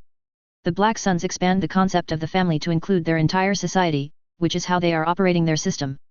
The leader of NTV, however, does the opposite. Society comes before the family. The Mandalorian clans are the problem. Concepts like that would not be much of a problem for us, however they do appear to be actively spreading their ideology to the rest of the Confederacy. There seems to be a particular hatred for corporations outside the state or striving for positions of power. All corporations on NTV are nationalized state enterprises. They work for the state and do not have a vote in the state. I have personally met with the leader of NTV, Secretary General Lilia Shepist, a highly competent and dangerous woman who has some measure of derangement. Despite no understanding of the force that I can detect, she is unmistakably an agent of the dark side. They sound like the exact opposite of people I would expect to join the CIS, considering how many corporations have aligned themselves with the CIS's cause. My master commented, shaking his head. But this Lilia has my interest. My master seemed to glance off into space as if he could see this woman far away across the galaxy. Perhaps he could. Yes, very interesting. So many factions have joined the CIS over the past few months, all with their own internal hatreds. Having one more is no great change.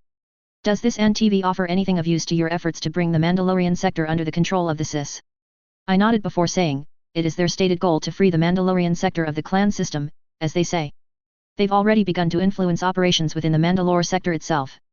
That bombing campaign that killed their deputy minister on Kalevala a few days ago is believed to have been a communist sympathizer upset with the war posturing that the CNS is going through.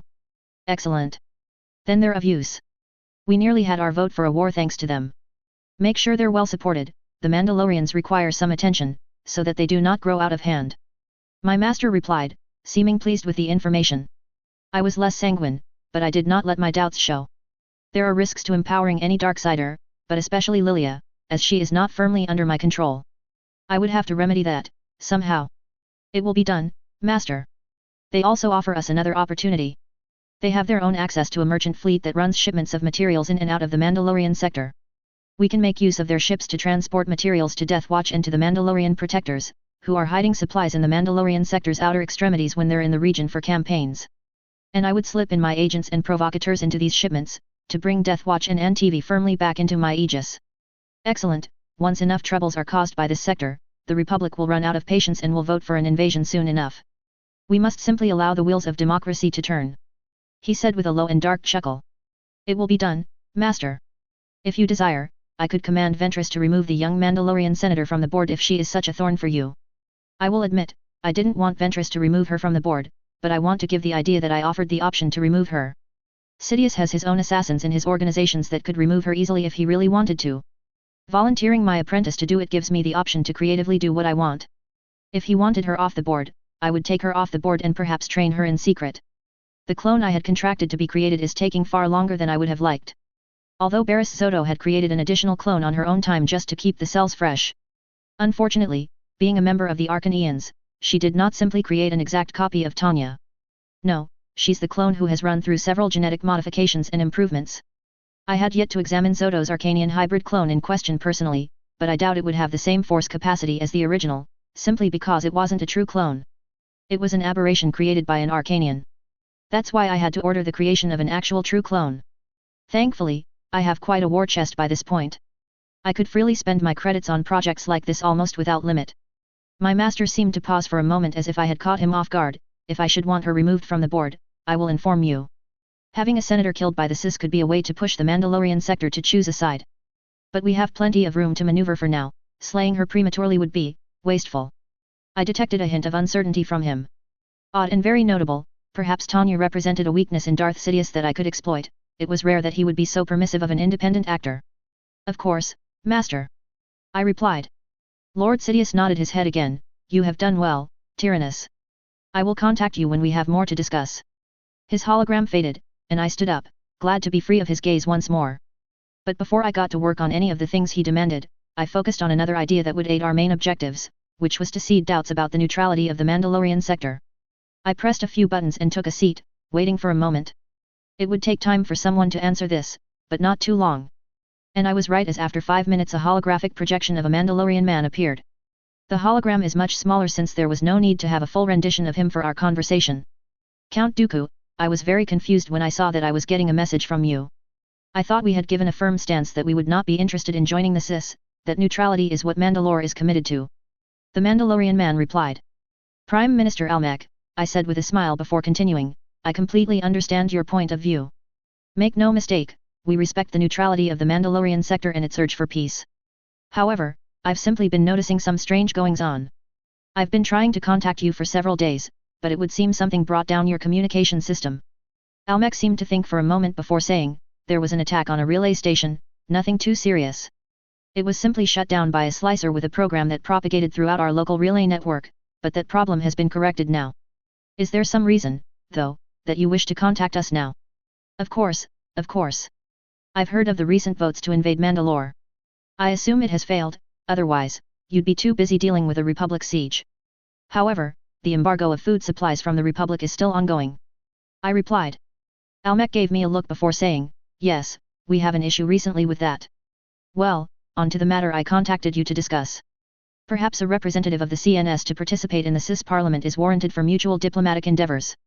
Only a representative for now, not a senator. I understand that a senator to our side would raise unwanted questions about your neutrality. But at least an acknowledgement in the form of a representative who could speak for the Council of Neutral Systems, and Mandalore's interests should be acceptable, do you not agree? I made sure to nudge about Mandalore's interests as well. A representative from Mandalorian space, like young Prince Korki, would be ideal. Manipulating one of those Ithurians in their council would be so much more tedious. Almec's expression grew doubtful. I can bring the matter before the Duchess, but I'll warn you now, I see no reason to agree to this proposal. I've been informed that one of your agri-worlds in the CNS is currently being invaded by another agri-world in the CNS. A representative at the CIS Parliament could negotiate with NTV. I pointed out. Yes, there is some concern about that. We are dealing with that internally. I wouldn't mind you telling the NTV Council to vacate the world. I believe they're under your influence, are they not? Almec shot back. Despite what you might have heard, I am no tyrant. I only want an end to the suffering across the galaxy. Almec gave me another dubious look, no doubt. Former Senator Merrick is no longer responding to your comms, I take it. I shook my head sadly. I heard the unfortunate news about former Senator Merrick. Merrick's betrayal is proof that the only way for diplomacy to succeed is out in the open. We tried to make private arrangements with him in Parliament for his own protection, and he spun our accommodations into a vile plot against Mandalore. This representative arrangement would be fundamentally different, as it would not be conducted in secret. Almec paused, as if in thought, considering my words in silence. I needed to quiet his suspicions and divert this line of questioning with my proposal. So I said, Prime Minister Almec, only diplomacy can end war. A representative from the CNS is truly the best way to address and improve the situation. That is true. Almec looked like he had sucked on a lemon. Indeed. And as I explained earlier, I am no tyrant, so I cannot dictate terms to NTV. However, I could use my influence to lift the restrictions on foodstuffs being sent outside the CIS, to exempt the CNS from the embargo. Prime Minister Almec took a breath, thinking for another moment. We could be convinced to create a checkpoint between the CNS and the CIS. I can see the advantages, yes. As long as there are sufficient safeguards and inspections, and no other surprises. Wonderful, all of this shall be implemented once CNS has sent a representative. I replied. Almec nodded, only the Duchess have the final say in this matter. But if that is what it takes for the CNS to receive an additional supply of food from across the border, then I think we can meet you on this matter. Excellent, if I may offer a suggestion. Perhaps you should send the young Prince Korki. From what I understand, he has a working relationship with the Workers' Council of NTV. He could speak to them in the name of the Duchess. Almec said, it is an interesting suggestion. Sending him to work as a representative on behalf of the CNS to speak with the CIS would certainly help his prospects in the next clan election. The prince will need it, after Saturn's planned speech and reveal. I blinked and asked, reveal? What reveal is this? Almec thought about it for a moment before sighing, no reason to hide it since it will be announced in a few days. Duchess Saturn has decided to reveal that Tanya is her biological daughter. Thus, Tanya has as much right and claim on the throne as her brother, Prince Korki. And as she has shown herself to be a very capable politician, she is very likely to be next in line for the throne. She's the daughter of the Duchess. I asked to make sure I had heard correctly. I remember a story long ago that Kigon once told me about his young pupil being tested by the Force. Kenobi had a chance to leave with a prospective Duchess before choosing the Jedi Order. Was it a coincidence? I do not know, but I have the means to investigate. This could be useful. If Tanya is Obi-Wan's daughter and I were to capture her, I might be able to force Obi-Wan to join my side. And with those two on my side? Together we could have the might to remove Sidious and form a new Jedi Order, one that would act for the good of the galaxy. Shaking my head, I said, I can guarantee you this, young Korki will be able to acquire quite enough experience in the realm of politics here in the Confederacy. Yes, our government system has only just been formed recently, but it is a system that functions, unlike the stagnant republic. Only time will provide the answer to that, I suppose. Almec said. I will discuss this option with the Duchess when I speak with her next. Good day, Count Dooku. Until we meet again. I said with a nod as the hologram faded away, and I took a moment to contemplate what I had learned. Tanya was Obi-Wan's daughter and heir to the throne of Mandalore. She could be all that I had hoped for, a true Jedi Lord, as they were of old. How could I use this to my advantage? There must be some way to do it. She, and the clone of Kenobi's daughter, would be useful as well. Concordia, Governor's Palace. Pre-Vizsla. Oh, I know I'm not one for music, but are you sure this is going to work? I said as I listened to the rather high-pitched singing and almost screeching of the ballads while loud electronic instruments and drums played in the background were being played by the Prey Wings. The two-woman band who are going to be the face of the Death Watch to all those who saw them. Down the line, for now, they had to build up their support base and just hint at what they supported in their songs. Trust me, Pre. This is going to work. Bo replied. She finally changed her armor to blue when she arrived here on Concordia with the two girls she found on the planet of Zanbar. After we had moved to an empty ballroom, the musicians had promptly taken over with their instruments and practical effects. Cables and lights were blinking in a mess in one corner. Bo watched the end of their latest presentation and pointed towards their equipment. We needed something to differentiate them from the Gargan girls. If you just copied what the Gargan girls are doing, people are going to see them as just a knockoff. Back on Gargan, the Inferno Crescendos used to struggle with their image, because their early debut was too similar to the Gargan girls. They can't seem to shake off the perception they are copycats, even though they started using their own genre of music. Sure, the Inferno Crescendos use lots of pyrotechnics, but their songs were pretty much the same genre as the Gargan girls, singing about battles and the history behind them. Now they just make their own music using a combination of modern and traditional Mandu instruments to create something unique. Our band would instead focus on the feel and the sound of battle rather than about the battle itself. I looked at her, wondering when she had become an expert on marketing and branding, but she's not wrong. Along with the screeching lyrics that sounded more like orders than actual music, there was a definite sound like metal on metal, blasters going off, and other things accompanying the music. I wasn't a big fan of its arrangement, as I am more partial to marching songs, but this does somewhat remind me of being on a battlefield. Perhaps she knew what she was talking about after all. I shook my head and followed Bo over to a pair of chairs arranged in the middle of the ballroom. Well, I am not qualified to come up with a better idea, and we do need competition for the Gargan girls. We can't let White Silver retain a monopoly on the future of Mandalorian culture. So while I think the music is too loud and chaotic, I'll defer to your judgment on this. How much money are you going to need to perform on tour across the sector? Bo leaned back in her taller black chair with director stenciled across the back. I leaned forward in my own seat, a mismatched producer chair Bo had brought, and glanced over at her. She had this endearingly awkward expression on her face. Well, I can't touch a lot of my finances for this because, well, supposedly I serve house cries. Can't have people wondering why I'm helping out Death Watch. But we need 100 million credits to tour across the Mandalorian sector, and I can probably cover only about half of that. Hopefully, the tour will pay itself back, but the venues and services need to be booked up front. I blinked, then blinked again, saying, we have access to a lot of resources, I will admit, but I don't think we can raise liquid capital like that with the banking reforms in the sector. Fraud and money laundering is becoming prohibitively expensive in neutral space. A good thing, I suppose, to combat crime. However, it is very frustrating when I am the one trying to commit said crime. Most of the members of Death Watch operated on favors or bartering. With the inflation crisis in the Republic, our stockpile of Republic credits is practically worthless, and we are trying to offload as much of the currency as we could. The CIS credits are more stable, but illegal to spend in neutral space, and with the banking clan in control they are more likely to swindle us than help us. So we would have to use the new neutral credit, despite the fact it has tight controls and would be closely monitored. And how do you even have that many neutral credits that you could spare for this out of pocket? She shrugged. White Silver. You would not believe the amount of money I'm making working for her just by being head of security and being a shareholder of Hypernautics. Most of it is tied up in bonds and investments, but I can build up more liquid if I need to. Bo said casually. I clicked my tongue in frustration. She was talking about the Council of Neutral Systems' new common self-defense bonds that had been issued just hours after the vote for invasion failed in the Republic. The entire CNS is currently in a spending frenzy, as every shipyard in neutral space has been booked out for the next 3 years for the production of warships. Well, everyone except White Silver's shipyards at Mandalore Hypernautics, who have grown exponentially now that they have opened their services to the wider sector. She had accepted some contracts to build warships, but had kept half of her capacity open for civilian shipping only. It looked to be a bad investment. The amount of money CNS planets are throwing into their own self-defense fleets is incredible. Arcania alone ordered 3 Sundari-class capital ships. But I supposed that meant that White Silver is now the only producer of civilian ships built in the CNS, effectively creating a temporary monopoly. If I had spoken to Bo before the bonds were issued, she would likely have had more than enough liquid capital. I really need to have that meeting with her, I said, shaking my head before focusing on her suggestion.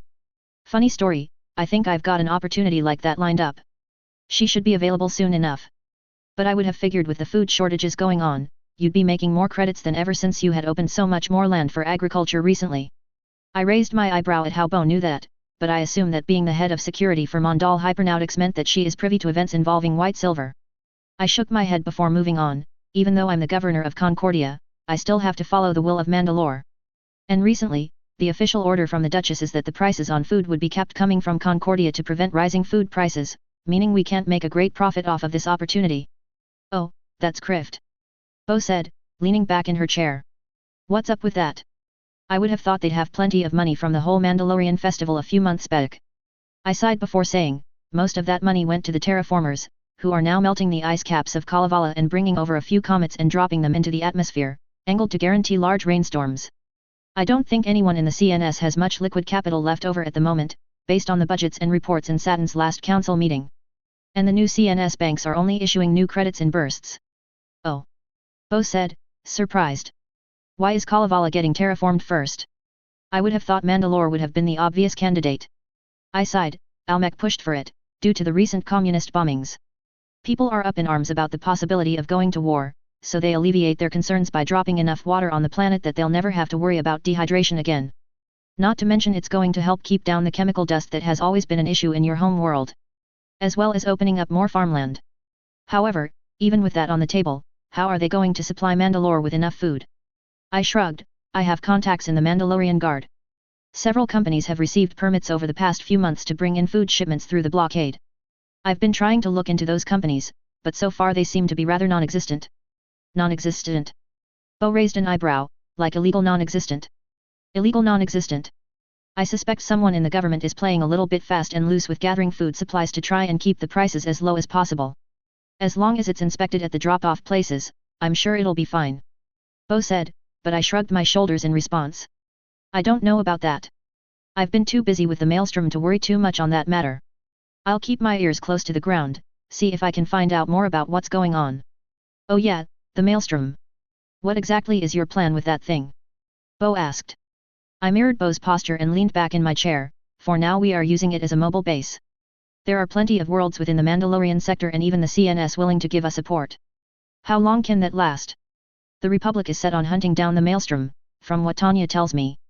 Also, apparently we are classified as terrorists now. What does that even mean? I nodded. There are also plenty of forgotten places, lost to known history, where we can hide out. My plans are pretty much to continue what we've been doing, causing problems for the Republic and helping people who have issues with the SIS escape. As for being terrorists, it means very little in Mandalorian law. Being a member of Death Watch is already a misdemeanor that would deprive you of holding government positions, so we have always kept to the shadows. It used to mean that you would be exiled from Mandalore too, but that was relaxed years ago. The designation of terrorist is a Republic conception and effectively means whatever Saturn wants it to mean. Bo turned to me. Do you think keeping the maelstrom is worth it? What's the endgame? Keep growing Death Watch and its core of volunteers to the point that we are a stable and competent military force capable of defending Mandalore. Also, maybe see if I can rediscover an artifact or two, like the Dark Saber. I paused and weighed switching the conversation to something lighter. Instead, I looked back at her, with a warm smile. With all the coming terraforming, Governor of Concordia will become a much less important role. We'll be one green world amongst many, which is a great achievement, but it's one that ends my legacy. Honestly, I'm envious of you. I don't want to be sidelined at the most crucial moments of Mandalorian history in decades. Crucial, eh? I wonder what other artifacts could you recover? Bo asked playfully. The Mask of Mandalore has been lost for millennia, and I don't think it's going to show up anytime soon. But there must be other roles outside Governor or Death Watch, which you can still have a part in. Bo leaned back as the music reached its chorus, with the sole musician at the forefront. Well, a marriage to a member of the royal family is one of them. I said, looking at her directly. Bo blinked, looking at me. Are you proposing to me? I am. A marriage between House Kryze and House Vizsla would result in a powerful alliance and would give Death Watch a more concrete reason to look out for your family. Make sure that should anything go wrong outside my control, Death Watch is willing to fight for your Duchess and what she stands for. In the past, neither of us was ready for something like this. But now I can see an end to my governorship, and the Death Watch is united in purpose in a way it has not been since the days of Tor. I'm ready for what's next. Bo looked to the side, hiding her face but giving me a side glance for a few long seconds. I was starting to suspect she was hidden. Fine. Mhi solus tome, Mhi solus dar tome, Mhi mi dinuian, Mhi ba juri verde. Just like that? I asked to confirm, slightly stunned. She nodded, so I repeated the catechism back, Mhi solus tome, Mhi solus dar tome, Mhi mi dinuian, Mhi ba juri verde. Satin will want to throw a wedding ceremony, of course. Bo said, with a slightly pained expression. Perhaps I can get Tanya to manage the event. The communication system is fixed, and I was able to get through to her earlier today. I heard she is helping out her handmaiden Vi with her own wedding. She's going to be busy as the senator, though. Good for her. I'll put a bounty on Merrick. He has proven himself to be a disgrace. I said. No need, he's dead already. He attempted to flee custody on Coruscant and was shot. Bo said disgustedly, shaking her head. I was planning to put my own bounty on him tomorrow, about 1 million credits dead. Anyone who tries to kill my sister or her child deserves no chance to get a fair trial. I'm sorry, what did you say? I asked, looking at her. I was planning to put a bounty on him. She said, looking at me. No, after that. You just said your sister and her child, but Satin doesn't have children. Oh, right. Well, it turns out that's not exactly true. It turns out that Tanya is her daughter. After the clan wars, Satin was worried that the Jedi would come and take Tanya away because she's the child of a Jedi. Apparently, she didn't trust that Obi-Wan would be able to protect Tanya, as he was only a Padawan back then. So Tanya is the daughter of the Jedi, Obi-Wan Kenobi, and Satin Kryze, the Duchess of Mandalore. Hey, for the life of me, I did not see that coming, and I am not sure what to do with this information. I shook my head in amusement at all that. Satin is proving to be more mysterious than I thought while having more Ketep than one would give a new Mandu.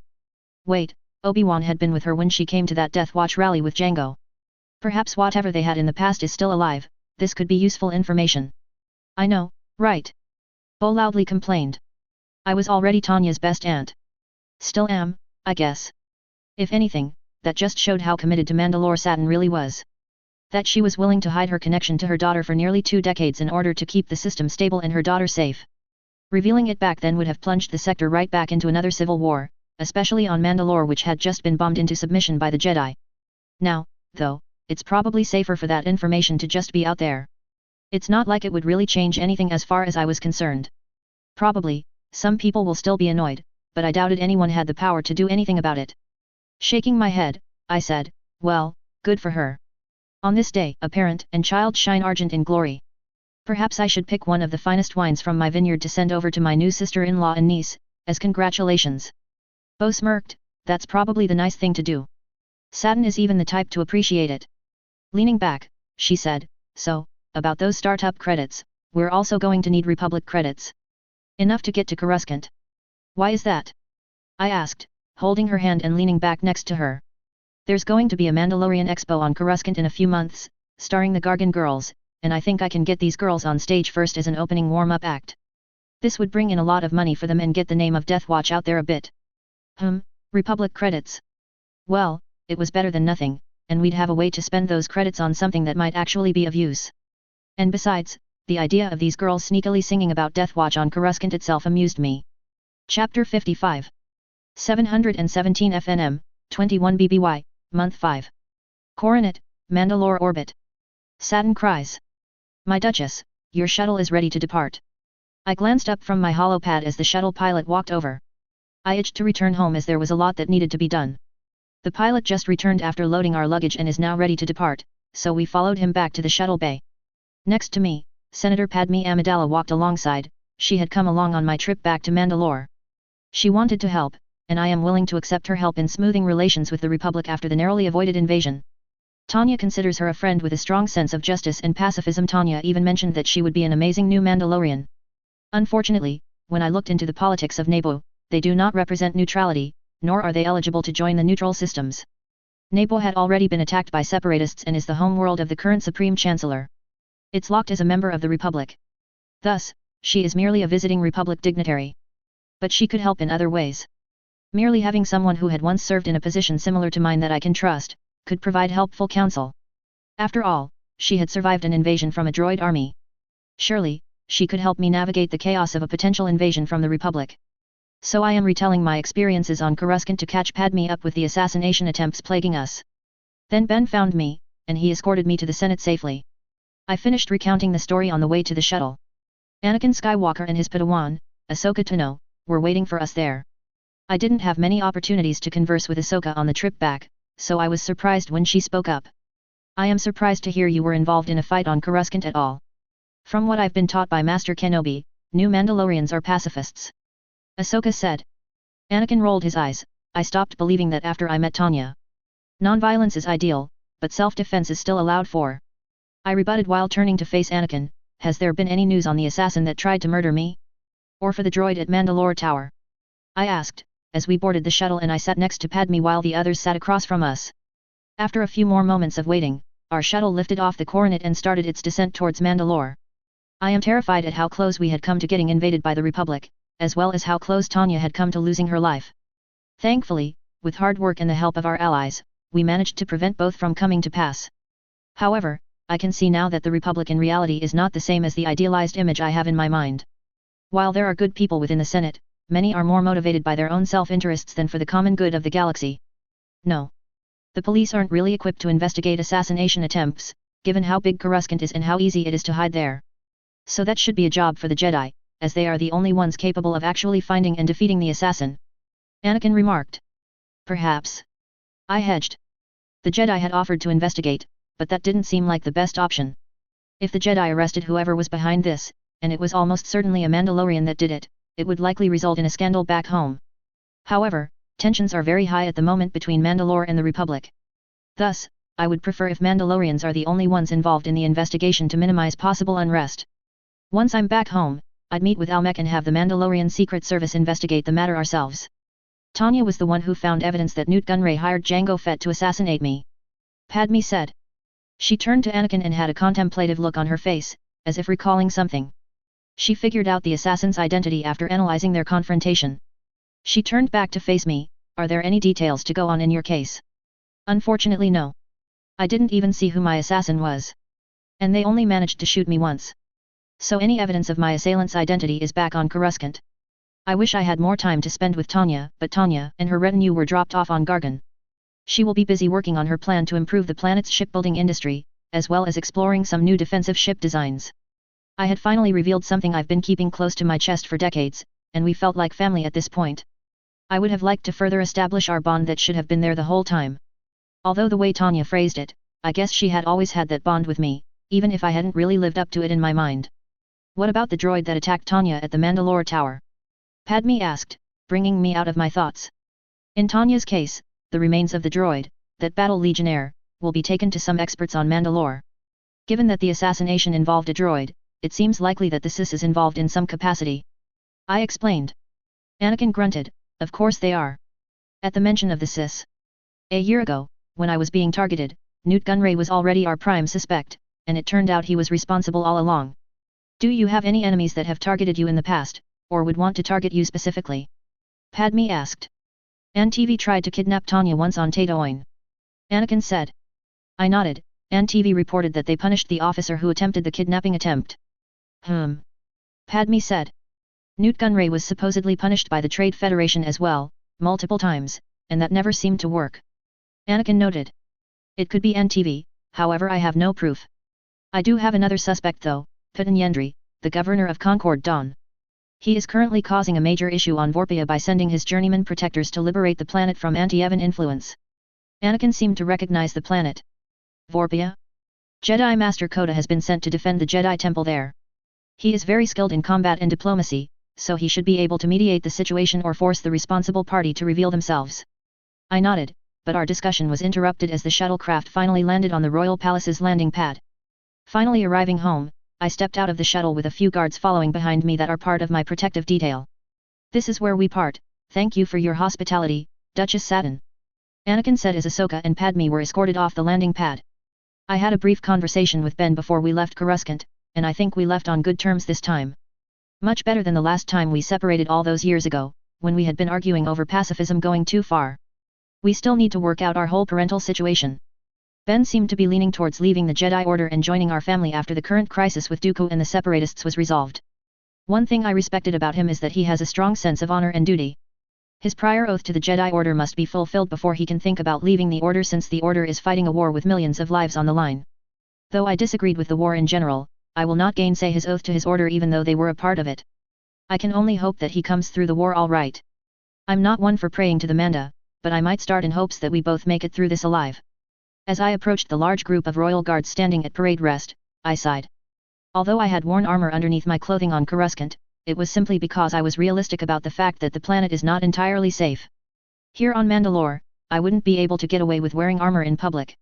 It would be too inflammatory, so security in another form is needed, even if I thought that this is more than necessary. Eventually, I reached the palace's throne room and I saw two individuals already waiting for me. My gaze immediately focused on my nephew, Korki, who is looking rather stiff, as if he'd been having a stressful time while I was gone. Walking over, I greeted him, Korki. Drawing his notice, he smiled before walking over, and we shared a hug. It's good to see you, Auntie Satin. I've been worried about you ever since I heard about what Senator Merrick did. He said. He looked up to meet my gaze, and I carefully kept one arm wrapped around him. I winced as I was reminded of the fact that someone I considered a trusted friend would betray me because he felt his job was threatened. Yes, thankfully there was no long-term damage, at least no physical damage. He tilted his head and asked, "What's the matter, Auntie?"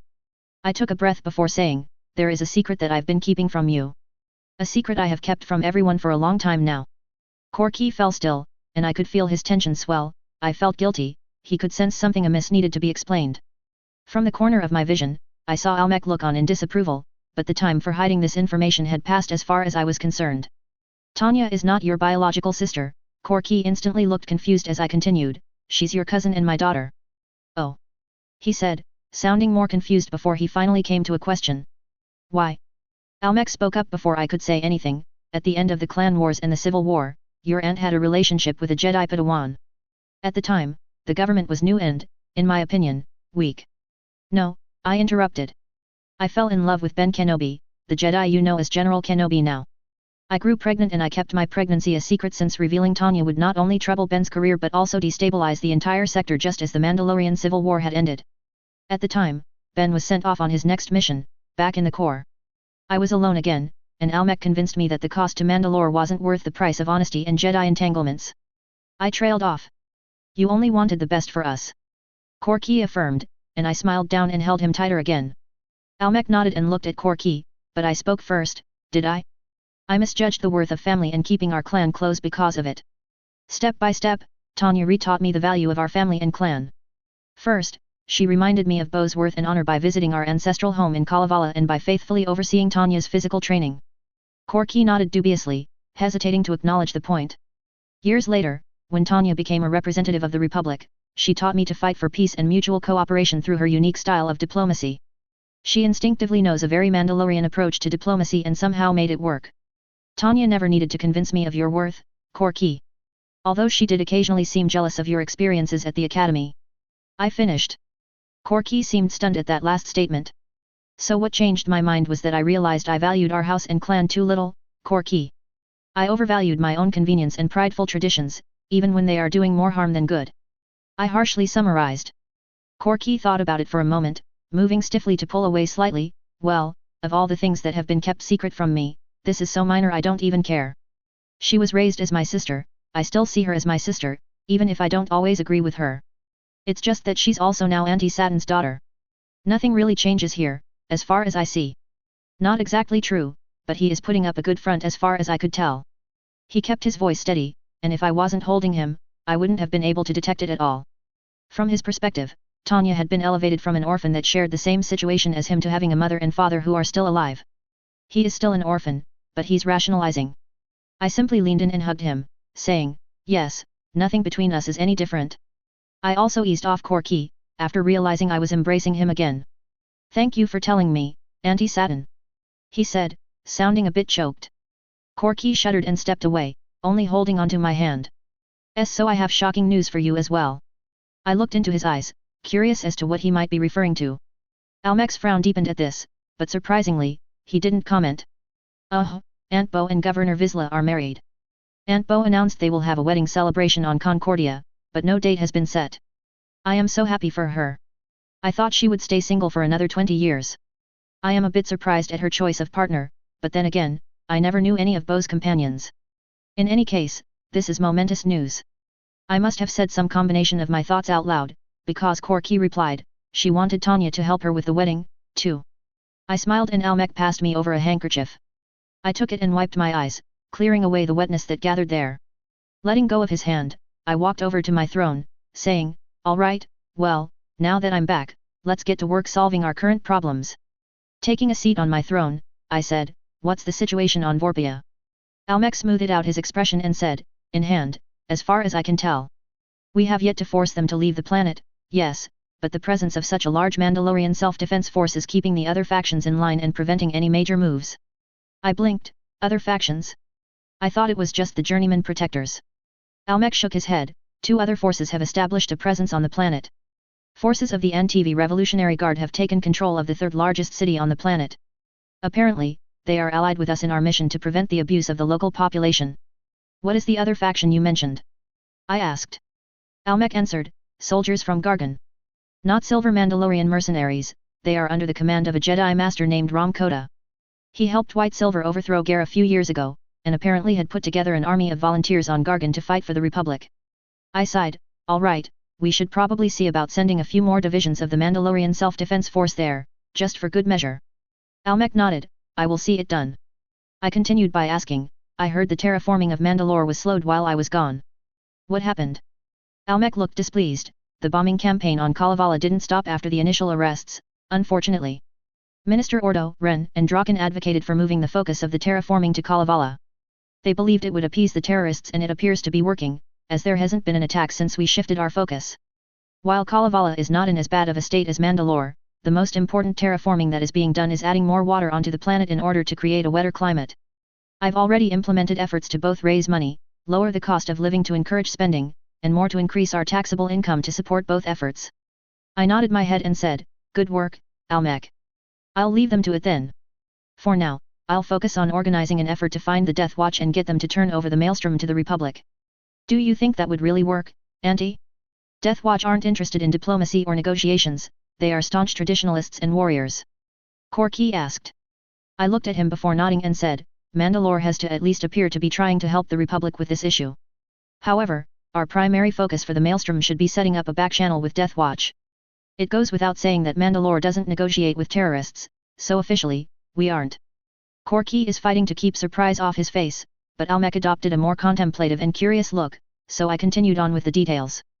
But perhaps we can arrange some collaboration in providing up-to-date NAV charts, including registered traffic, and write off a few expired supply depots. In exchange, they keep the Maelstrom out of Mandalorian space, or preferably, CNS territory altogether. The deal would be something for nothing if it worked. It is a near certainty that Death Watch spies would have already infiltrated the self-defense forces. I've worked hard to keep the Royal Guards free from external influence, but I couldn't say the same about the SDF. So Death Watch could easily have this intelligence already. Which the Republic has not been observing very well anyway. Almec mentioned, getting me to look at him before he continued, 2 Republic cruisers had already entered our territory during the Holonet communication outage, trying to find out what's going on, they claimed. And those are only the 2 that we caught. There have been reports from the Mandalorian patrol that they recorded many more unauthorized border violations. I hate to say it, but the Republic is circling us like shriek hawks, waiting for a moment of weakness. The warhawks in their government are quite influential at this moment. We will not give them that opening. With the reprieve that Tanya and the rest of our allies have created, we will do whatever we can to prevent any invasion from happening in the future. The longer we can stay out of this war, the better. But until then, perhaps we should look into options for our own Mandalorian navy. Such as? Almec asked. Perhaps it's time for the Mandalorian Patrol and other independent agencies to be a bit more centralized into a self-defense navy. I suggested. We'll need to get in contact with quite a few people across the sector, but I think it's possible to pull off. Almec said. Mandalore, Self-Defense Force Barracks. Ahsoka Tano. Mandalore is arid, dusty, and I only saw a few sad-looking barbed shrubs hiding in the shadows of tall boulders. I have read that Mandalore used to be a vibrant planet filled with life. When the old Mandalorians rebelled against the Republic by forcing those who passed the Hydian Way to pay a toll, the Senate ordered the Jedi to pacify the Mandalorians. The Mandalorians fought back so ferociously that it's only after Mandalore was decimated in the excision that the surviving nobles surrendered to the Republic. While the excision might have been necessary to stop the fighting, it doesn't diminish the fact that many worlds were severely damaged and a staggering number of lives were lost in the fighting. It is only recently that those worlds are being repaired due to the help of the Ithurians. Master Kenobi had mentioned that Mandalorian cities are beautiful, filled with art and friendly people with a vibrant culture. Sadly, this mission that the Council had sent my master on took us elsewhere, to one of the MSDF military bases that were scattered around the planet. The buildings and architecture of the MSDF base we are approaching are not all that interesting either, more than a dozen solid rectangular blocks arranged in a grid pattern in a huge rocky flatland. Republic bases at least have different shaped buildings to differentiate them, here it looks like everything's made from a factory and just dropped there. As we got closer, I could see specks of activity inside the base. From hundreds doing physical training out in the scorching sun to what looks to be an obstacle course and shooting range being used to the side of the base. In the back of the base, I can see various vehicles being disassembled in what looks like a large hangar. Perhaps I will get a chance to visit their cities later. But for now I followed behind Master Skywalker as he approached a trio of Mandalorians in full armor sans helmet. Jedi, I was told you were coming after you landed on Sundari. You Republicans sure do love to throw your weight around. The woman in the lead called out. She had a dark complexion and would likely be very pretty if half of her face was not scarred from some terrible burn she had suffered recently. The scar tissue was still red and smothered in backtop pads. What the hell do you want? I am extremely busy. I struggled to imagine what could be more urgent than our arrival. I also sensed a bit of surprise from my master before he shook his head. I understand you are holding almost 100,000 Arcanian offshoots here. He said, looking over at what looked to be a company-sized unit of Arcanians doing push-ups. Holding? You see any fences? We are accommodating them as much as we can with so many showing up. Be careful with what you accuse us of, Jedi. A part of me was insulted by the way the Mandalorian is treating my master. However, he seemed to take the open hostility in his stride and offered a hand to the Mandalorian. Anakin Skywalker, Jedi Knight and General of the Republic. This is my Padawan Ahsoka Tano. He introduced the both of us. General Patricia Baaian, of Clan Baaian, and subordinate to Clan Vizsla. She replied stiffly, ignoring Anakin's hand before turning on her heel. You came to inspect the Arcanians. Come on, let's get this over with. What does subordinate to Clan Vizsla mean? I asked, earning a glance from both of the Mandalorians flanking General Baaian. Clan Vizsla sponsored my bid to become an officer in the MSDF and my Beskar Gam. General Baaian replied, leading us into the encampment. That didn't really answer my question, but she didn't really seem interested in answering it fully. Each of the structures you see is an expanded barracks and kitchen unit that can house 1,000 people. We are mostly just sitting on the Arcanians here and keeping them entertained with PT and drills until we can spread them out over neutral system space. Odd lot, no idea what we are going to do with them. Odd how? Master Skywalker asked. Odd in that they do what you tell them to, all line up in neat ranks like Republic troopers or like we are holding a parade, but they do it all the time. All got the same armor, same accent, same face. If not for the tats, you could hardly tell them apart. I understand that they are the result of cloning. Master Skywalker said, his tone steady, even as his emotions flared. Yet, most of them, others the old-fashioned way. Part of some ancient workforce project on Arcania or whatever. Whoever thought that this docile lot should be given blasters and put in a battlefield is an idiot. Still, it's our job to make sure they can think for themselves enough to survive more than a minute against anyone trying to pick a fight with Mandalore. Is following orders a bad thing?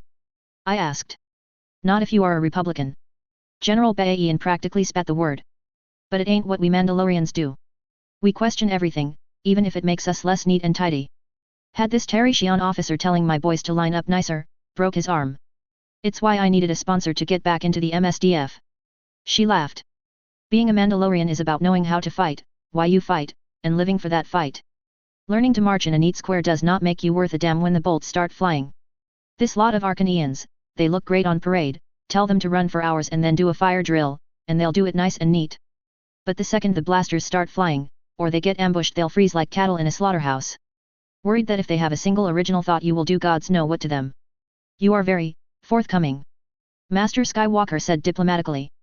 I suppressed a horrified reaction, unable to find an answer in any of my training for what to say. I just don't care, Jedi. As far as I am concerned, your inspection is a waste of my time. The Duchess is far more forgiving than the rest of us after what your Republic did. She stopped and sneered at my master. You would do it gladly too, wouldn't you? If your Republic told you to invade a planet without a damn reason you would do it in a heartbeat, wouldn't you?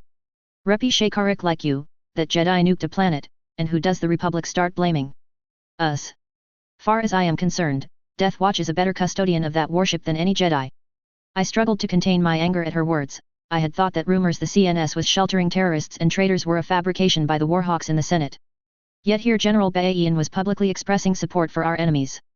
I don't like what happened any more than you do, Master Skywalker replied, stiffening as he forced himself to remain calm. Do you think that the Jedi Council ordered that man to? Jedi? General Bayan shouted and jabbed a finger at my master's chest. He was a Jedi. No. Master Skywalker refuted her and held his ground. A Jedi would never do what he did. He was a master of your pathetic order, he has one of your glowing laser swords, he was put in charge of an army by the Republic, and Death Watch put him down like the demogorgon he was. You don't have the right to come here and accuse us of anything. Mandalore is doing right by the neutral systems. And we will do the right thing by these Arcanians. You want to see if we are abusing them? We are emptying our food stocks, so they can eat something besides reconstituted paste. Without Mandalore, they would have been forgotten in some Arcanian slum. We look after them, unlike those cloned Mandalorians you sent to die in droves. You don't know what you are talking about. Master Skywalker uttered through gritted teeth. I couldn't believe what I was hearing, either. I do, and you know I do. General Bayan pressed. You don't, the clones are good men. Not clones, not fodder, men. And I will never treat them like slaves. I know that their lives matter, and I will fight so that they have a future to look forward to after this war. Master Skywalker asserted. Oh, a Paragon Jedi? Wonderful. Tell me about how you will do all the good things and none of the bad things. You treat the entire galaxy like we are blind idiots. You can say anything, would say anything to be seen as the heroes, but when it comes down to doing the right thing, your record is pathetic. He is telling the truth. I shouted, drawing attention to myself. Master Skywalker cares about the clones. And I know the Republic is not perfect. The vote to invade the neutral systems, that was wrong. What that man did was wrong too. But when it came down to it, the vote failed because it was the wrong thing to do. Because when the people had all the information, they made the right decision. That is what democracy is, a struggle to inform the people, so they can make informed choices, having faith in the people of the galaxy. General Bayan looked unconvinced but took a step back from us both. Do you want to get this inspection over with? I still have my orders to accommodate you, Jedi. General Bayan snapped. I have a question. Master Skywalker said softly. She gave him a curt nod, so he continued, where did you get that burn? There was a pause. The general narrowed her eyes before stepping up to him again. I got it from killing Demogolka. She sneered. Then you got it by doing the right thing. Master Skywalker said, resolved. I sense him relax for the first time in this conversation. Come on, Ahsoka. We shouldn't take up any more of the general's time. I blinked as my master walked away from the woman who had just admitted to being part of Death Watch. The woman herself looked surprised by my master's answer before she smoothed her features and walked away. I collected myself and hurried after him, leaning into him once we got out of earshot. We are going to arrest her, right, master?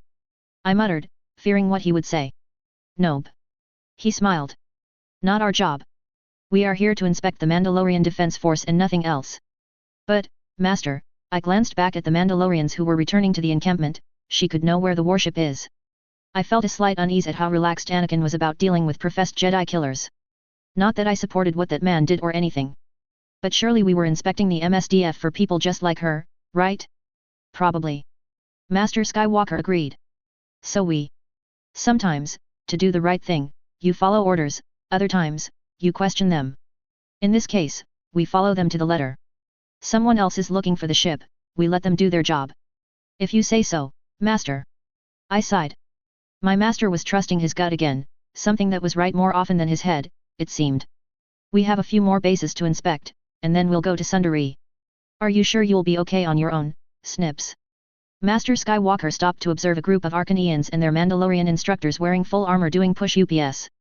Of course, I assured Master Skywalker. It's you I'm worried about. Harzwi, Clan Skald territory. Special Agent Gideon. The speeder had a wobble to it, seeming to sway from one side to the next like a sailing ship as it passed over the tall golden fields of flax and rye. It was old and well used, likely older than me, made by some forgotten mechanic on an isolated Mandalorian world. Now and then, the driver would glance at the rearview mirror. The back of the covered speeder contained 3 heavily armed Mandalorians, my native guide, and myself. Harzwi is a hotbed of conflict, with an off-again and on-again civil war that the CNS assured the Republic did not involve any real MSDF assets. The fact that they allowed open clan wars to happen out here did not speak well of the new civilization of the Mandalorian people. Republic intelligence had earmarked this system as a likely candidate for Death Watch activity, so I was sent in to hopefully make contact with the cell and try to find information about the maelstrom. Blunders at the top of intelligence leadership, no doubt underestimating Mandalorians yet again, had led to my very accelerated briefing for this mission. It was a sign of how dire the intelligence situation was that even I am aware of that fact. Megan's A. Tracy Ure, Ori Jate. I was brought back from my musings as the young boy sitting across from me with a set of well-used Beskar armor pointed at my chest rig. Ori Jate. The boy said again, waving his hand a few more times as I turned to my native guide for help. He likes your blaster and says it's very nice. The stern-looking man who called himself Jur of Clan Craig commented. Oh. I said, before offering my best smile to the boy and nodding. He wants to look at it. Jur said softly. What? I asked, suddenly feeling an odd tension fill the back of the speeder, and the natives began to watch me closely. I'm not giving him my blaster. Every 10-year-old on this rock has a military-grade carbine. Yeah, and you think your little blaster is going to protect you out here? Clan Skald controls this region. They are the ones keeping you safe, not that blaster. Jur deadpanned as I unclipped the chest rig and passed my blaster over to the kid, who gave me a big grin and began to look the blaster over, muttering an unintelligible Mandalorian. Look at you, making friends. Jur chuckled as I sat back. Tracy Ure, Ori, nice Tracy Ure. The kid said to me before nodding and stuffing the blaster into a pouch at his hip. Are we almost there? I asked, earning a nod from Jur. Yeah, remember to keep your head down and don't make a scene. As if on cue, the speeder began to whine as the driver slowed down, the entire craft jolting uncomfortably now and then before coming to a stop. A moment later, I was pulled out of the speeder by Jur. The endless fields and rolling hills had given way to a large assortment of tents and other temporary structures. A few small freighters were scattered around the edges of the encampment, making the entire place resemble an impromptu festival. The fact that everyone was ambling about with heavy weapons and armor did contrast with that notion, however. I had studied the iconography of the Mandalorians and the various different clans and social organizations in preparation for this assignment, but it was quite different to see so clearly the distinct armor tones, icons, and symbols scattered around denoting allegiance to different groups, people, and ideals. The assortment was chaotic, colorful, and confusing in equal measure. Due to my accelerated briefing, I had only 4 days to learn an entire culture before I arrived on Harzwi, so my language training did not help in the slightest. The perils of trying to track down an untrackable ship led me to end up on planets rather randomly. I only had a day to get the proper medication for life on a high-gravity planet to add to my troubles. Before I could spend much more time gawking, Jur led me deeper into the encampment. So, this is Death Watch. I muttered. Not quite, Jur commented with a tilt of his head, this is just a privateer group. The CNS has put restrictions on what can be transported through our space. Any violations get a bounty put on them. We join up with these guys, and soon enough we should find Death Watch at some point. Is this legal? I hissed, earning a glance from Jur and a grin. Sure, this is not the core, Gideon. Just stick with us and you'll be fine. He assured me as the kid slapped my arm and gave me a thumbs up. It's a simple job. We hail down any ships that look like they could be carrying contraband or that have flags on them from the MSDF. Get the crew under control while we do a search and confiscate offending items. You don't find many slicers out on Harzwi, so any crew we join up with will look after you, okay? I wanted to protest more but held my tongue. I am in the lands of the barbarians, after all.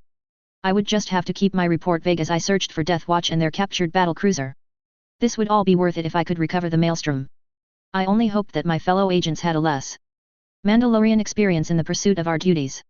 Jur had me show off my understanding of various electronic locking systems and slicing. Only after did it occur to me that I am now a pirate. A lifetime of training for Republic intelligence in the hands of Outer Rim savages who would absolutely kill me and Jur if they knew who I worked for. I resolved to work hard and attempt to learn the Mandalorian tongue. I would need it if I was going to infiltrate the Death Watch. What the hell had I gotten myself into? Mandalore, Sundari. Ahsoka Tano. Sundari is a lot nicer than I expected, just like Master Kenobi described. Despite the reports detailing the sanctions placed on the Council of Neutral Systems by the rest of the Republic, and the general shortage of practically everything, the Mandalorian capital city streets are not all that much different from a vibrant Coruscant street. Well, except for the fact that every other person was in full battle armor with a blaster pistol on their hip. Everywhere is crowded, with shops and restaurants filled to capacity and people sitting on benches outside, waiting for a turn. It's clear that the services offered did not match the population for some reason. One more thing to research. I made my way through the busy streets, taking note of how the Mandalorians would stop and openly gape at the lightsabers on my hips. But despite a range of expressions, I was unmolested as I approached the academy. I had been given permission to speak to a class about the importance of democracy and civic mindsets, as some in the Jedi Order are rather worried about Satan's authoritarian leadership style. The fact that my master praised her only made things more complicated. "Excuse me, ma'am. Are you the Jedi guest speaker?" I turned to regard the voice and found myself in the company of a friendly young man with a handsome face featuring an odd expression. He had neatly kept blonde hair, shining blue eyes, and thick, well-defined muscles under an academy student uniform. "I am only a Padawan learner, but I am the guest speaker," I said with a smile, offering my hand to the young man. "Ahsoka Tano at your service. I presume you are a student at the academy." "Yes I am," Korki cries, "Prince and heir to Mandalore." He took my hand and offered a firm handshake and an easy smile. "It's a pleasure to meet you, Padawan Ahsoka." I felt myself leaning into the conversation a little bit before catching myself and letting out a somewhat awkward laugh. "You are the prince? It's nice to meet you. I have seen your sister a few times but have not had a chance to meet her properly." At the mention of his sister, his smile seemed to thin somewhat before returning to its normal state. "Yes, well, it's nice to me. Wait, I just said that." He chuckled, and I laughed along with him before rubbing the tip of my left montrol. "I hope Mandalore is treating you well," he said at last. "Oh, it's lovely," I assured the prince. "I am glad I have the opportunity to visit. If only you had seen it before." Korki mused, looking out at the crowds of Mandalorians around him. "These are interesting times," he said softly. His concerned expression and emotions matched everything I could sense from the Force. "It's unfortunate, but Mandalore is nicer than most places in the galaxy right now." "For now it is, so long as the new Mandalorians remain in control," he said. "Come on, I will show you around the academy." "Will you be staying long?" "For a few weeks." I fell into step alongside Korki. He strode quickly into the academy campus, passing the other students. It was clear in contrast just how much stronger he was than his peers. He has a confident gait, and his uniform seemed just a little too distractingly tight on him. When Master Kenobi had commented that the prince is somewhat adventurous, it seemed like something of an understatement. "Then I hope things remain calm during your visit. The new Mandalorians value peace, and we try to embody that in any way we can," Korki said proudly. "I noticed that there are not many new Mandalorians in the MSDF. Why is that?"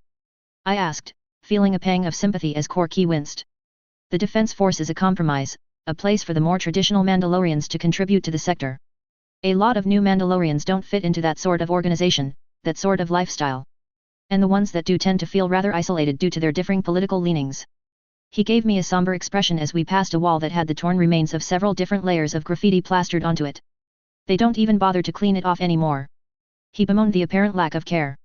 I looked closer and noted that it has several slogans written in Mandalorian painted over the image of a female Mandalorian in shining silver armor that looked somewhat familiar. "What is this?" I asked. "This is likely why you are here." He gave me a strained smile. "White Silver and her supporters." He tapped his arm and inclined his head towards a crowd sitting at a set of benches. About a dozen or so young Mandalorian students with shining silver vambraces proudly displayed and knives hanging off their belts. "A political movement?" My master mentioned White Silver was at Geonosis. "A cult of personality and the death knell of Mandalorian pacifism." He nodded, seeming resolved. Everything I could sense from him and the Force seemed sincere, so I admired the genuine concern he showed for his people. It was refreshing after spending so much time on Coruscant. "We need the wisdom of the Jedi. The Jedi saved my aunt during the clan wars, and I need you to help me prevent another war from erupting." He stepped closer, and I felt my heart speed up. "Will you help me, Jedi Ahsoka? I don't know who to trust anymore." "Of course. I quickly agreed and shifted in place as I watched his face light up with a smile. Mandalore, Sundari. Padme Amidala. Letting out a breath, I stretched my arms and was about to head to the bed, maybe get a little early sleep since it had been a long trip here, when a beep came from my door. Turning, wondering who was there, I moved over to it and pressed the button and was greeted with a cocky smile. Anakin. I greeted as he leaned against a doorjamb and sighed dramatically. Senator Amidala, I thought I would stop by between the military bases I've been inspecting to see how you were doing. Oh, I'm doing fine. I said with a smile in my tone, and stepped back. Do I also merit an inspection? I disheveled my sleeping gown playfully. He smiled and said, yes, I think you really do. Stepping into the room, he let it close before we shared a kiss. Missed you. He said as the kiss broke. We've only not seen each other for half a week. I mused out loud. 3 days is too long. He said, earning a chuckle from me. So, Anakin, how goes your mission? I asked as I moved over to a nearby couch, sitting down and pulling him down next to me. Things are going fine, as far as I can tell. Everyone here isn't exactly happy to know that a Jedi is poking around. But I think another week or two, and I'll have satisfied Republic Intelligence's demands, and fulfilled the Council's mandate. So far, from what I've seen, they aren't really trying to take over the Republic or join the Sis. I nodded my head at that before saying, yes, their Duchess seems to have full control of their military at least. Yeah, Anakin agreed, and I enjoyed looking my husband over. She seems to have a good, strong hand on their government, keeping them directed and heading in the direction they need to go. I nodded, well, that may be true. I do worry about how much control she has. Can we exactly call this a democracy? It's more of Saturn's rules or get out.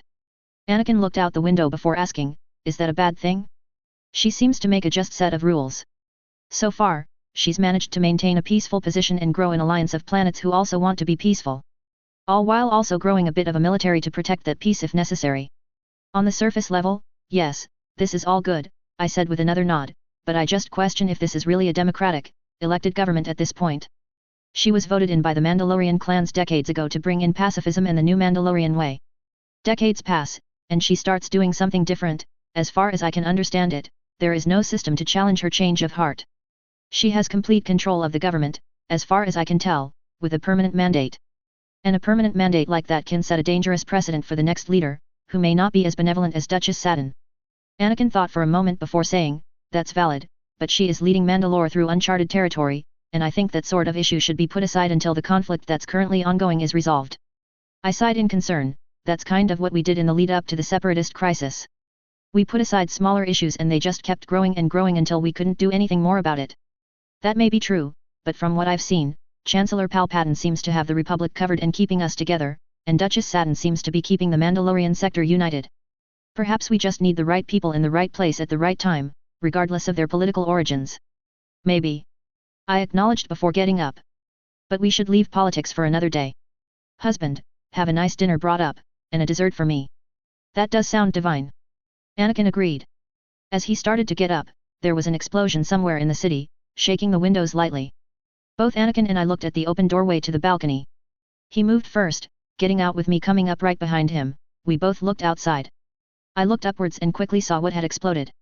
A speeder had apparently blown its engine, and judging how much larger it was after only a few seconds passed, it is on a direct course to crash into our building, or somewhere very close-by. Padme, get back. Anakin said, pushing me back into the room before attempting to use the force to halt the vehicle across the distance. I held my breath but quickly moved as far back into the room as possible, considering even going into the hallway. But thankfully I didn't need to, as Anakin slowed the craft down before it crashed into the building, stopping just a few feet from my own balcony. A man, some Mandalorian, grabbed his, I would assume, girlfriend, and they climbed out of the vehicle, quickly jumping from it onto our balcony. Anakin, seeing that they were safe, leaned over the side of the balcony and slowly lowered it out of my view, presumably the 4 or 5 stories down to the street below. Stepping back outside, I asked, what happened? To our new guests, the young Mandalorian driver and his girlfriend. Beats the hell out of me. He said, gasping in and out rather rapidly.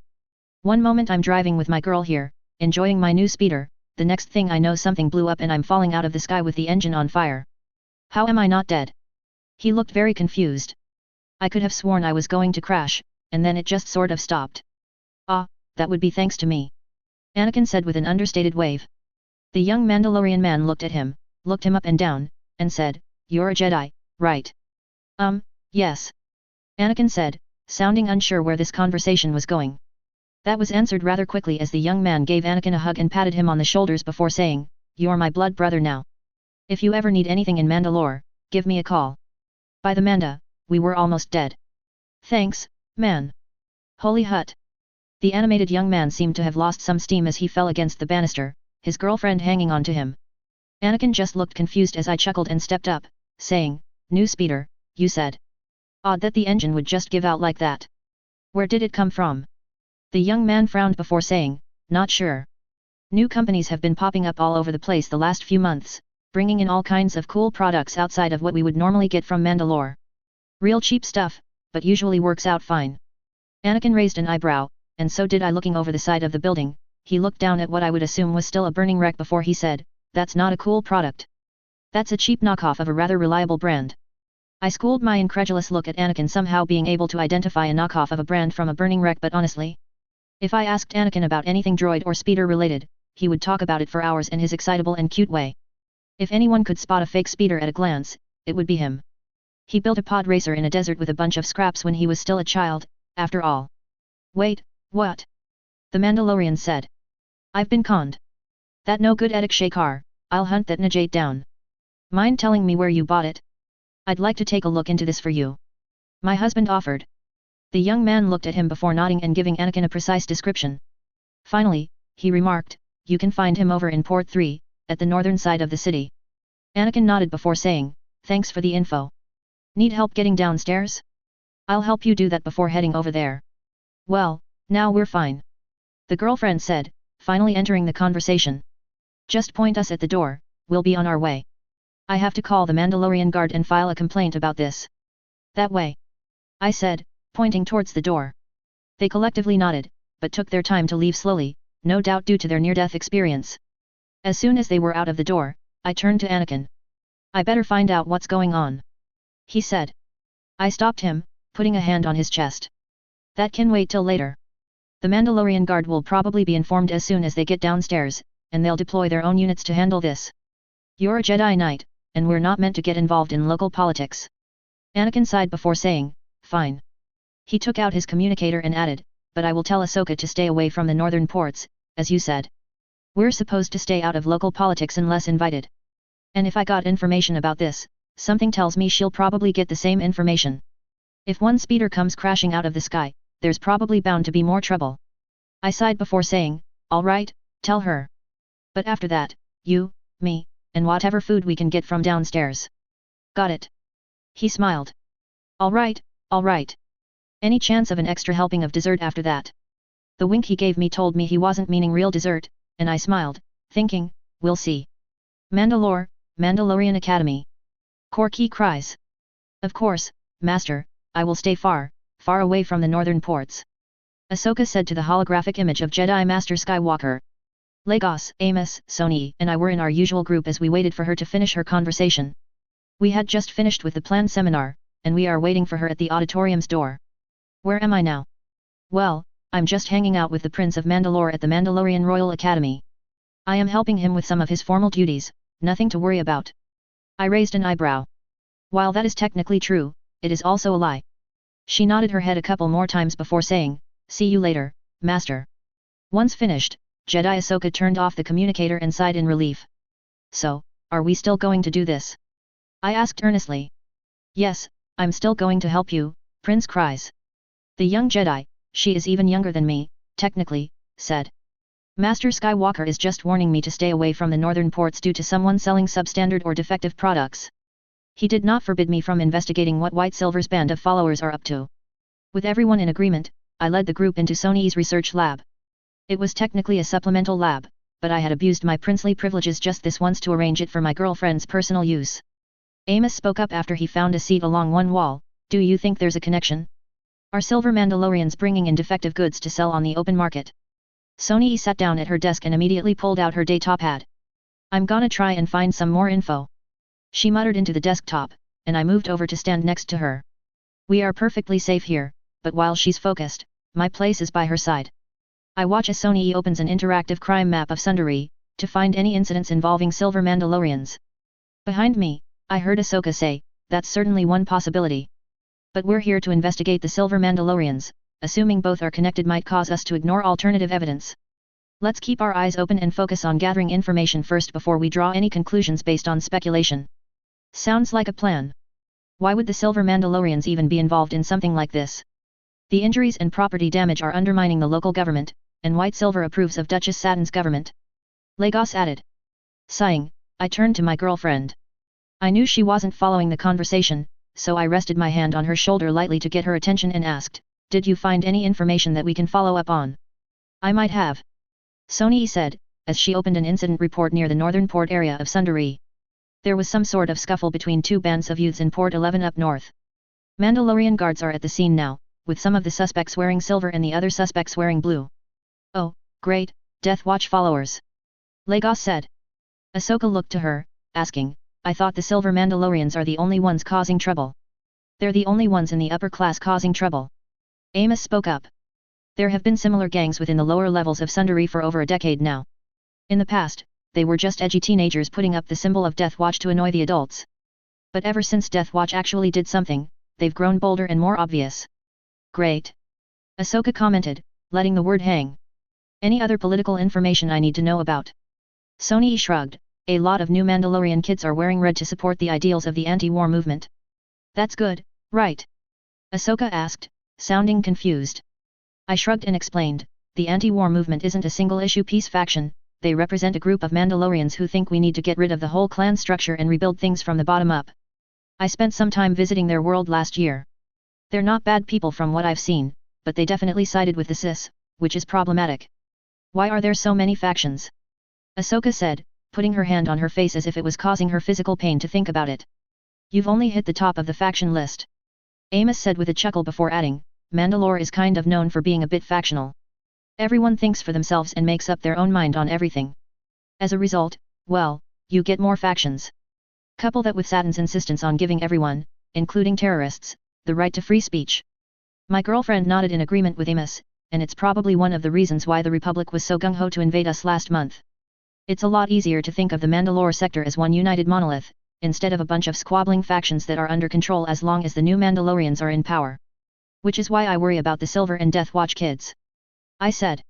"They're subverting what the new Mandalorians stand for, and as a result, they are likely to provoke a response from the Republic if they keep causing problems." "What about the anti-war movement?" Ahsoka asked. Sonii shrugged. "Besides their cis leanings, they're not actually causing any problems. They also pledge support of the new Mandalorian government and support the CNS. So, they are not an issue, politically speaking. In a state that respects its working class, it's not exactly the worst thing in the galaxy. Giving them a little bit of what they want wouldn't hurt anyone." Ahsoka shrugged before finally saying, "It isn't my place to comment on local politics, I can only enforce the law, so let's focus on what we came here for, Death Watch and Silver Mandalorians." Sonii looked at her datapad, and with a flick sent us each a copy of the nav chart to the destination, "North of here, that way." She pointed in the direction. Nodding my head, I lead the group out of the lab, and towards the academy exit. "Let's go. Anyone else worried we're a little bit underarmed?" Lagos asked as we moved out of the academy grounds and into the public streets. We were heading in the general direction where the fighting had been. Amos grunted in agreement, "And all we have are these stun blasters. They're not exactly going to stop a fully armored warrior. Actually, stun blasters are better against full armor than regular blasters because the stun bolts are so wide they can go through the gaps in Beskar armor. Plus, we also have a Jedi to help." Sonii replied, looking over at Ahsoka. Ahsoka responded by shaking her head and muttering, "I have a bad feeling about this," Ahsoka said, as she followed behind me. We eventually arrived at the northern port area of Sundari. The area featured rather standard-looking industrial warehouses and loading bays, although Ahsoka did comment, "Hey, this place is a lot more well-kept than some ports I've seen on Coruscant." From what I knew, though, these ports in Sundari were not as well maintained and built more cheaply than in the central area. In fact, this section suffered from cubism culture, trying to mix with larger pillar buildings with fewer windows designed for storage over beauty. But it was within the dome of Sundari, thus protected from outside elements and unable to rust quickly, as well as kept clean by local Mandalorians. Appearances did mean something, and one universal rule of Mandalorian culture is that uncleanliness leads to disease, so people do their best to make sure everything is clean. However, it was overshadowed by the larger bulky buildings, antennas, and loading docks obstructing the dome's filtered sunlight. We kept moving down the side streets for a few more minutes. We barely passed by nor spotted anyone in the distance. The streets felt oddly deserted for this afternoon hour. I kept searching the side streets for signs of anything, but still, nothing. And then we reached the supposed area where the fight had happened. At first, I didn't see any evidence of the aftermath, but then I spotted 1 or 2 pieces of broken glass that hadn't been swept up yet. That's odd. Sonny drew my attention back to her. She is looking around with a confused expression on her face. Where are the guards? I asked, looking at her a bit confused. I mean, the guards were called, so they should be here by now. Documenting evidence, gathering witness testimony, and other stuff you see on crime dramas. But there's no one here. Maybe they're chasing the kids. Lagos suggested. Amos shook his head, saying, even so, they should have left someone behind to keep watch. Sonny listened thoughtfully before she whispered, does anyone else hear talking? She scanned the nearby buildings and focused on a nearby warehouse. Everyone looked at the warehouse in question, and when I strained my hearing, I could make out something in the distance. We made our way over and started climbing up until we could get a view through one of the side windows. I was expecting a silver Mandalorian thug giving a speech to a crowd of kids, more interested in causing societal collapse than making sure Mandalore stayed at peace. What I saw instead is not that at all. Standing in the room are several dangerous-looking men. On the left side are 3 people wearing black armor in full Mandalorian kit. On the right side of the room, is another group wearing what looked like Mandalorian guard uniforms but darker in color. Possibly the Secret Service, but that's impossible. The last group is a few different species of aliens I've never seen before, located furthest from us. That's the 5th speeder we've had fall out of the sky in 3 days. I thought your smugglers were actually worth something, Gadik. Instead, they keep bringing in Shukik that wouldn't even last a week and nearly getting people killed. This came from the apparent leader of the unknown Mandalorian guards. The black armored leader looked at the smugglers, face unreadable behind his helmet, before saying, it is unfortunate that they seem to have screwed that up. With the amount of credits your little black market is extorting, what did you expect? They are going to go for products they can flip here with the highest profit. Yeah, what's next? Faulty meds? Rotten food? These Arutai are causing more harm than it's worth, as well as drawing attention. If you want to be part of the black market, you need to actually bring in something of worth. The leader of the Mandalorian guards retorted. Bring in something of worth? What am I to bring into this dirt ball? A third of the food currently being snuck into the black market is coming from my sources. You asked me to find more creative ways to bring money into the government. Well, these guys brought in creative ways. If you don't want them to screw it up as much as they have, maybe actually use your docking authority to check the material. I would like to point out there is nothing wrong with the vehicles we are selling. It's not our fault that Mandalorians always remove the speed governor and disable the safeties. The smuggler said, which annoyed me. That's not an excuse. This whole situation was annoying me. Who is this Gadik character? I've never heard of any individual named Gadik, but it is the name of a clan. They were heavily involved in smuggling and organized crime syndicates during the Mandalorian Civil War. War profiteers and anarchists. Why did it sound like Gadik was some kind of crime family of smugglers, and what is this black market up to? I looked over at the others, and they all looked as confused as me, but there was nothing we could do, so I just leaned in closer, trying to listen some more. Listen, the leader of the Mandalorian guards said, I get it, you Death Watch types don't have respect for the people who want to live here in peace, but you need to at least do something to make sure your smugglers aren't screwing us over. It's speeder bikes today, what if it's spoiled food tomorrow? If this planet doesn't get the basics it needs, there will be rioting. And if there are more issues, well, it would be a shame if an anonymous tip mentioned Clan Gadik as a possible source of investigation now, wouldn't it? The black armored Mandalorian took a step forward and growled, trying to lay blame on me won't end well for you. You're corrupt officials wanting to make an extra buck on the side. I don't know how far this whole corruption goes up your government, but if it gets out that there is a hint of corruption, you can bet Saturn is going to go on a crusade to root every single one of you out. If you try to take me down, you'll go down with me as well. Besides, I don't want Mandalore to starve. I'm getting food here. If these Arutai screw with the food, they will answer to me. But if we all want to make money, that means some sacrifices have to be made when it comes to other points of contention, vehicles, electronics, anything they can sneak in. Just because I wish the Mandalorians of this planet would grow up and leave the damn dust ball to its rotting self and join me in conquering sectors like our ancestors once did, does not mean I want you to die on poisoned food. The Mandalorian from Clan Gadik said. Fine. I'll take that as your word. But take a hint. You need to keep these aliens on a short leash, bringing better stuff than the junk they've been bringing in. Because right now, Saturn is back, which means the whole government will come down on all of us if they figure out what you've been up to. Gadik shook his head before saying, my Burkya will do the job they're needed to do. I'm not sure I will take your hint. The last hint I took from you saw a unit of fine Mandalorian warriors wiped out fighting the royal guard and got the Death Watch accused of trying to kill the Prince of Mandalore. Whatever he was going to say was interrupted. Hey, is someone recording us? One of the aliens spoke up, looking directly at me. I looked to my left and saw that my girlfriend had her holovid recorder up and was, in fact, recording them. A small red light that should not have been that visible to anyone in the room was beeping on and off.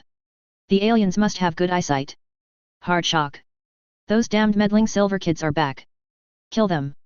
The Mandalorian Secret Service commander said as two of his friends brought their blasters up and started firing at us. I grabbed Sonny and jumped for cover, Amos doing the same with Lagos. The only one who didn't jump for cover was Ahsoka, who basically vanished at the speed of light. It must be some sort of force ability to make her move extremely fast.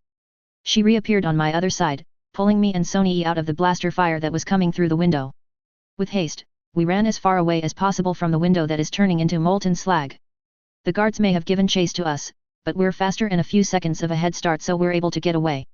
Moving through the buildings before finding an area where we could stop and catch our breath, I looked around and counted heads, making sure that all 5 of us were here and safe. Then I sighed and leaned against the wall, saying, "What the hell was that?" Amos spoke up, saying, "Members of Death Watch, that's what they said, at least." Sonny shook her head, saying, "Death Watch types, that's what they said. Doesn't exactly mean they're Death Watch, just means that they're old Mandalorians, could be martial traditionalists." "Whatever they are," Ahsoka said, "watching the pathway we arrived from, they're obviously working with some form of guards here on Mandalore. We've uncovered something a bit more threatening than a bunch of teenagers with possible political motives." I nodded in agreement, saying, "We need to tell Aunt Satin. We need to tell her everything we saw and hopefully get someone looking into this situation now before it spreads beyond whatever this black market is." Lagos nodded her head, saying, "I think there's a bus stop in that direction. We could use that to get back towards the inner city." I nodded and said, "All right, let's head that way then." We quickly fell in line and started moving towards the center of the city. As we did, I thought about how we were going to tell Satin about this. Who knows how far this corruption had gone up the chain of command of the Secret Service. It couldn't go too far. Almec had control of the Secret Service, after all, so I doubt he'd let his organization get too corrupted. Though, how did the Secret Service get information on the relic ship? Why did they give that to Death Watch? Maybe I should tell Satin first. Mandalore, Royal Palace. Almec. Show Duchess Satin the holovid, Sonny. Corky finished his explanations for how their group observed the clandestine deal. He turned towards the proud-looking young Mandalorian woman among their group. She preened briefly, but I focused on the footage. While the holovid played, I examined what evidence was visible and how to contain the damage. I needed to figure out how to explain what had just happened to Satin gently. This blindside is unexpected, and Satin is obviously not happy. Merrick's betrayal, now this blunder. Satin seems ready to declare war on all corruption, but that would be an error. The corruption Satin is so eager to crack down on is one of the many avenues I am using to try and help fix Mandalore and its economy. We needed food? I brought in food. We needed credits to pay the Ithorian terraformers? I brought in credits for that purpose. Yes, there were trade-offs, but I survived the mass starvation under Governor Vrox, and it taught me that even the greatest warrior is only 9 missed meals away from defeat and chaos. But what could I do? The holovid clearly captured the uniforms of Mandalorian Secret Service agents, and I recognized my men's voice. I couldn't explain this away. The evidence is ironclad, so my chances of surviving a proper investigation are poor. My 3 decades of public service made my name and appearance a familiar one. I served in prior administrations in various capacities, including being the mayor of Sundari, at the time before we declared it the capital of the new Mandalorian government. It's humiliating to have my efforts to aid Mandalore blowback like this. I witnessed the destruction brought by Governor Vrox and his ruinous schemes. Mandalore must avoid the same mistakes from repeating itself. However, Satin would come down hard on me if she thought I had any active part in this situation. Unfortunately, recent events have diminished my leverage over Satin. The Kryze family is untouchable. Satin is a confident and popular leader, if guileless. And Corky, who I thought would make a wonderful leader someday, remained honorable even if he did make contact with NTV without notifying us first. Corky represented Mandalore's hope for a better future. I didn't want to shatter that, either. What about the other 2 members of the family? Bo-Katan could be something I could throw to the masses. In my sprawling investigation of White Silver, her name is a regular occurrence. She is deeply involved, and one of the few candidates for White Silver's identity that I haven't been able to verify. She has many jobs and titles, but lately she has been more distant from Gargan. Tracking telemetry has her regularly visiting Concordia, which made sense given her recent marriage. I wouldn't be surprised if Vizsla is being taken advantage of. Only new Mandalorians are made of sterner stuff, and I am certain she had dealings with Death Watch in the past. She was rather foolishly vocal in her embrace of the old ways. And then there is Tanya. She had been on Coruscant for nearly 4 years at this point and had done some wonderful work for the Mandalore sector. But if Merrick could be corrupted, who's to say she hasn't been up to something as well? Coruscant is very far away and my secret service has minimal oversight there, as Satin had unfortunately learned recently. She is an admirer of White Silver as well, but not nearly as connected to the movement as Bo-Katan. Tanya had been involved in some public brawls as well, so it's possible that was an angle as well. At the very least, there are without exaggeration tens of thousands of articles detailing her many scandals. The incident involving the use of her handmaiden's public display of affection as an insult to Baltan Carrot still made for good gossip and created quite an uproar at the time.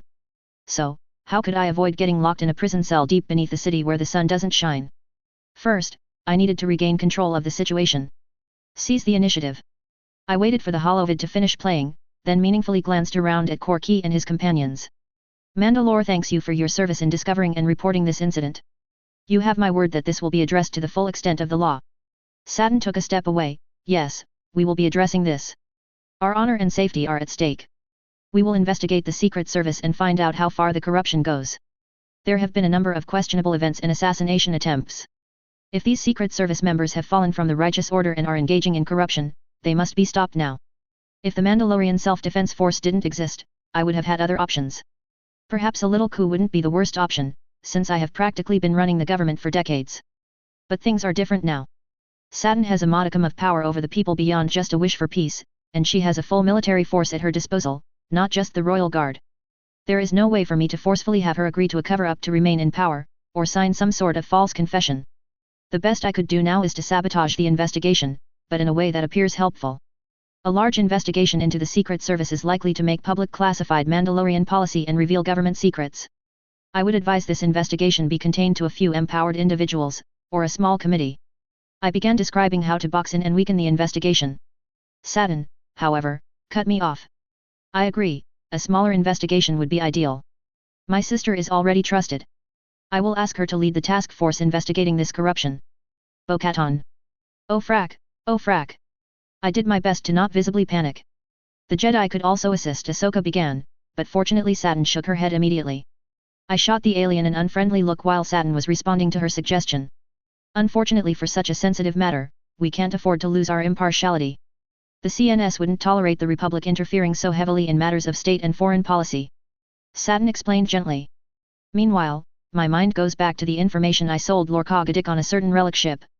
Ithurians had wanted upfront payments for their terraforming, and the banking clan's loan terms were ruinous. New Mandalorians didn't need the relics or lost schematics of its warmongering past, if it even existed at all. Of course, it had existed, and Prince Korki was nearly killed on the ship. If Bo-Katan found any hint of that particular transaction, and that's only one of the issues that could never be fully cleaned up, which is why retaining control of the Secret Service is so critical. This scandal in my department will destabilize my political standing so badly that I might even end up in a cell next to Gare underneath Sundari. Fortunately, Satin misread my thoughts and crimson face, because she turned to me and said, I'm certain the Council still has faith in the Prime Minister. She spoke in a reassuring tone. Of course. I nodded stiffly, color draining as I reconsidered that fact myself, given the fresh circumstances. My troubles might be even nearer than I feared, never mind Bo-Katan's investigation. The Council wouldn't have faith in me after they heard reports of recent events. And now with Jarek blown up by the Kalivalian terrorists, a sign of hard times ahead for me, I lacked the support to survive a no-confidence vote if held at this moment. This is the beginning of the end. His death denied me his vote, and I desperately needed it. I'll gladly assist Bo-Katan as much as necessary in the course of her investigation. I mechanically responded with the expected words.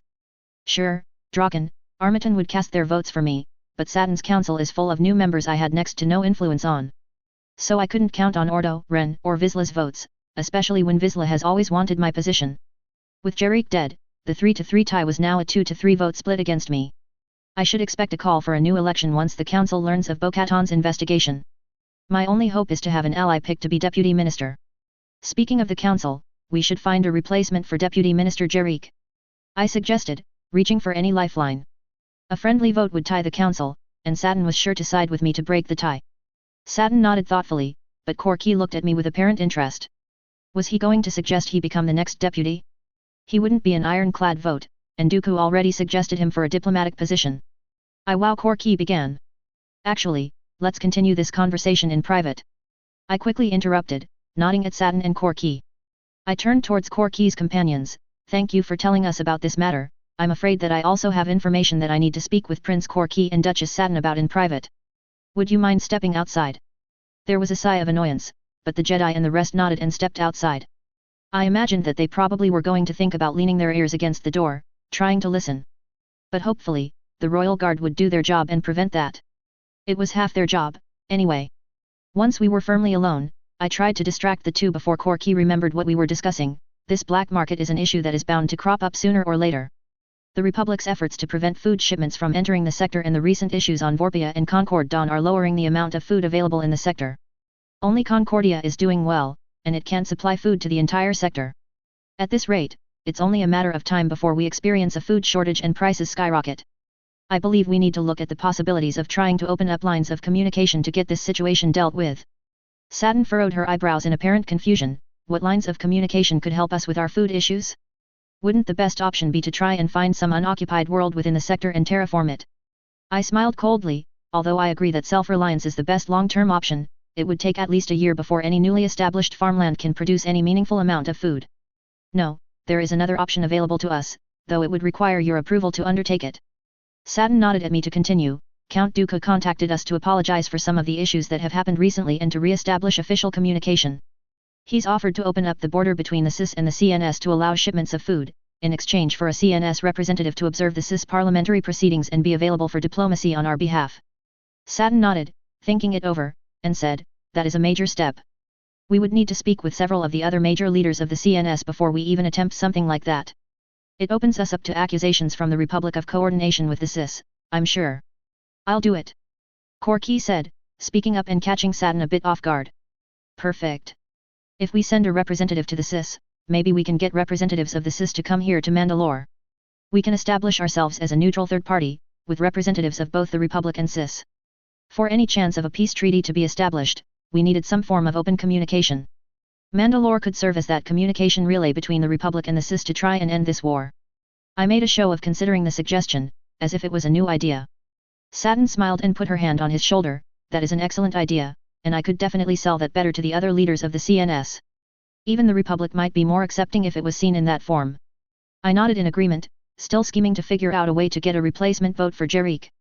There had to be a way to regain control of the investigation, or fix its outcome. I just needed to find it. Gargan Diplomatic Tower. Tanya cries. The HoloVid conference software in X4's new conference suites are quite useful, especially when it's finally possible for full virtual meetings on Gargan now that the orbital holonet relays are installed.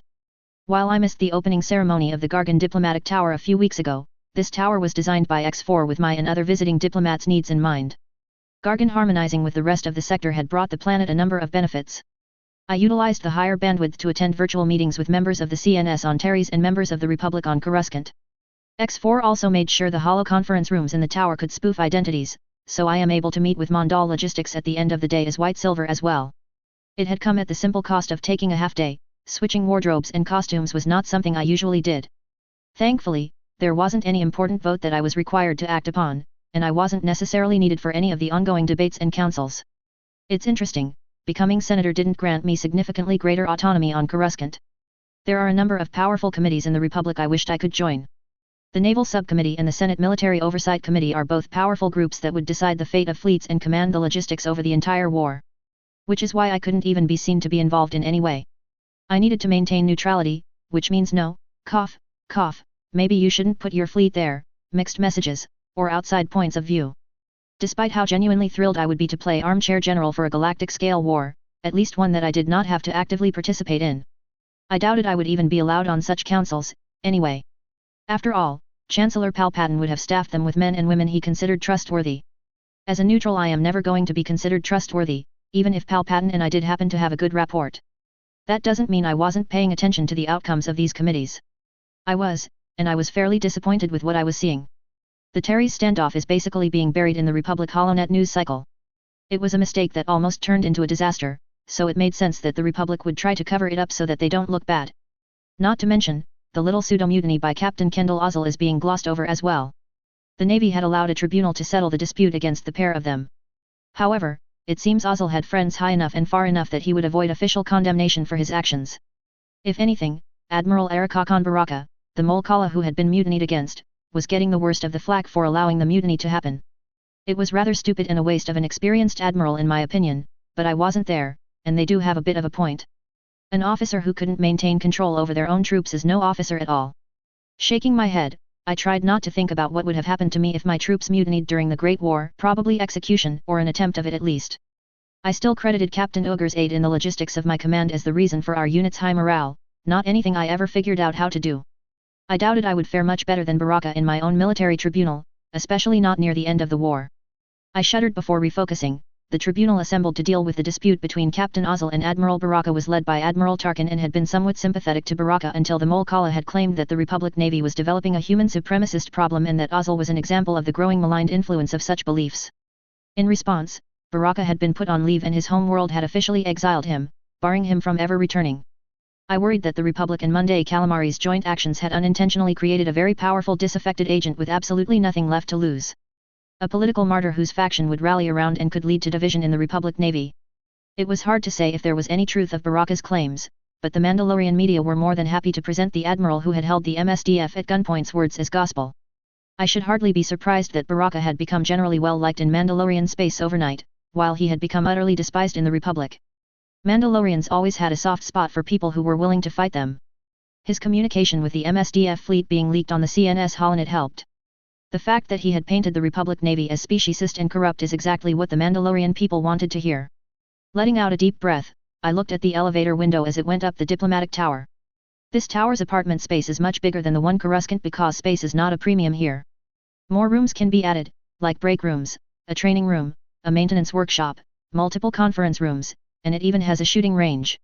All of this with automated defense systems and the best cybersecurity that X4 could buy. Once the elevator door opened, I stepped out into my private office at the very top of the tower. Inside, I see Vi and X4 hard at work organizing Merrick's old paperwork. Well, for Vi she is working harder than usual. X4 is usually a hard worker, and, if anything, he's a much faster worker now thanks to his new upgrades.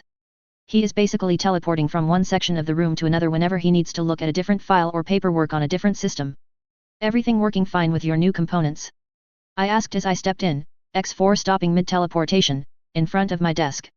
Oh, yes, everything is operating at 100% efficiency. This excess speed is quite enjoyable. It allows me to get my work done 5.7% faster, as well as keeping others hard at work as well. X4 said in a way that suggested he was judging Vi's efficiency. I'm working, she said, defending herself with a wave of her hands towards X4's previous general direction.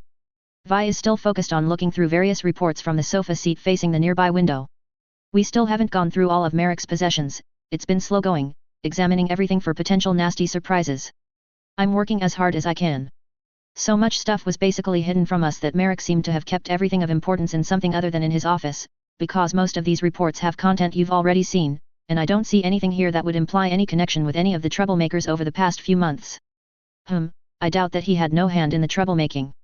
I said matter-of-factly as I took a seat next to her, and X4 again teleported in front of us, where he placed 2 cups of coffee on the table in front of the sofa.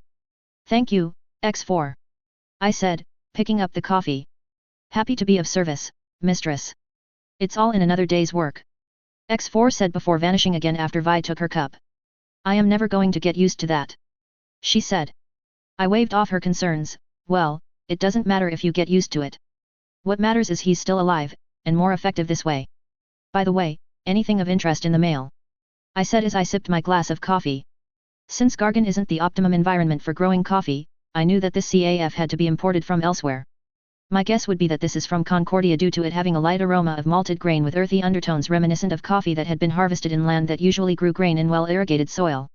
Vi nodded. 2 things. We got an encrypted message from Bo-Katan that I can't access because it is bio-sealed and will only open for you, and a basic report from the Mandalorian Self-Defense Force.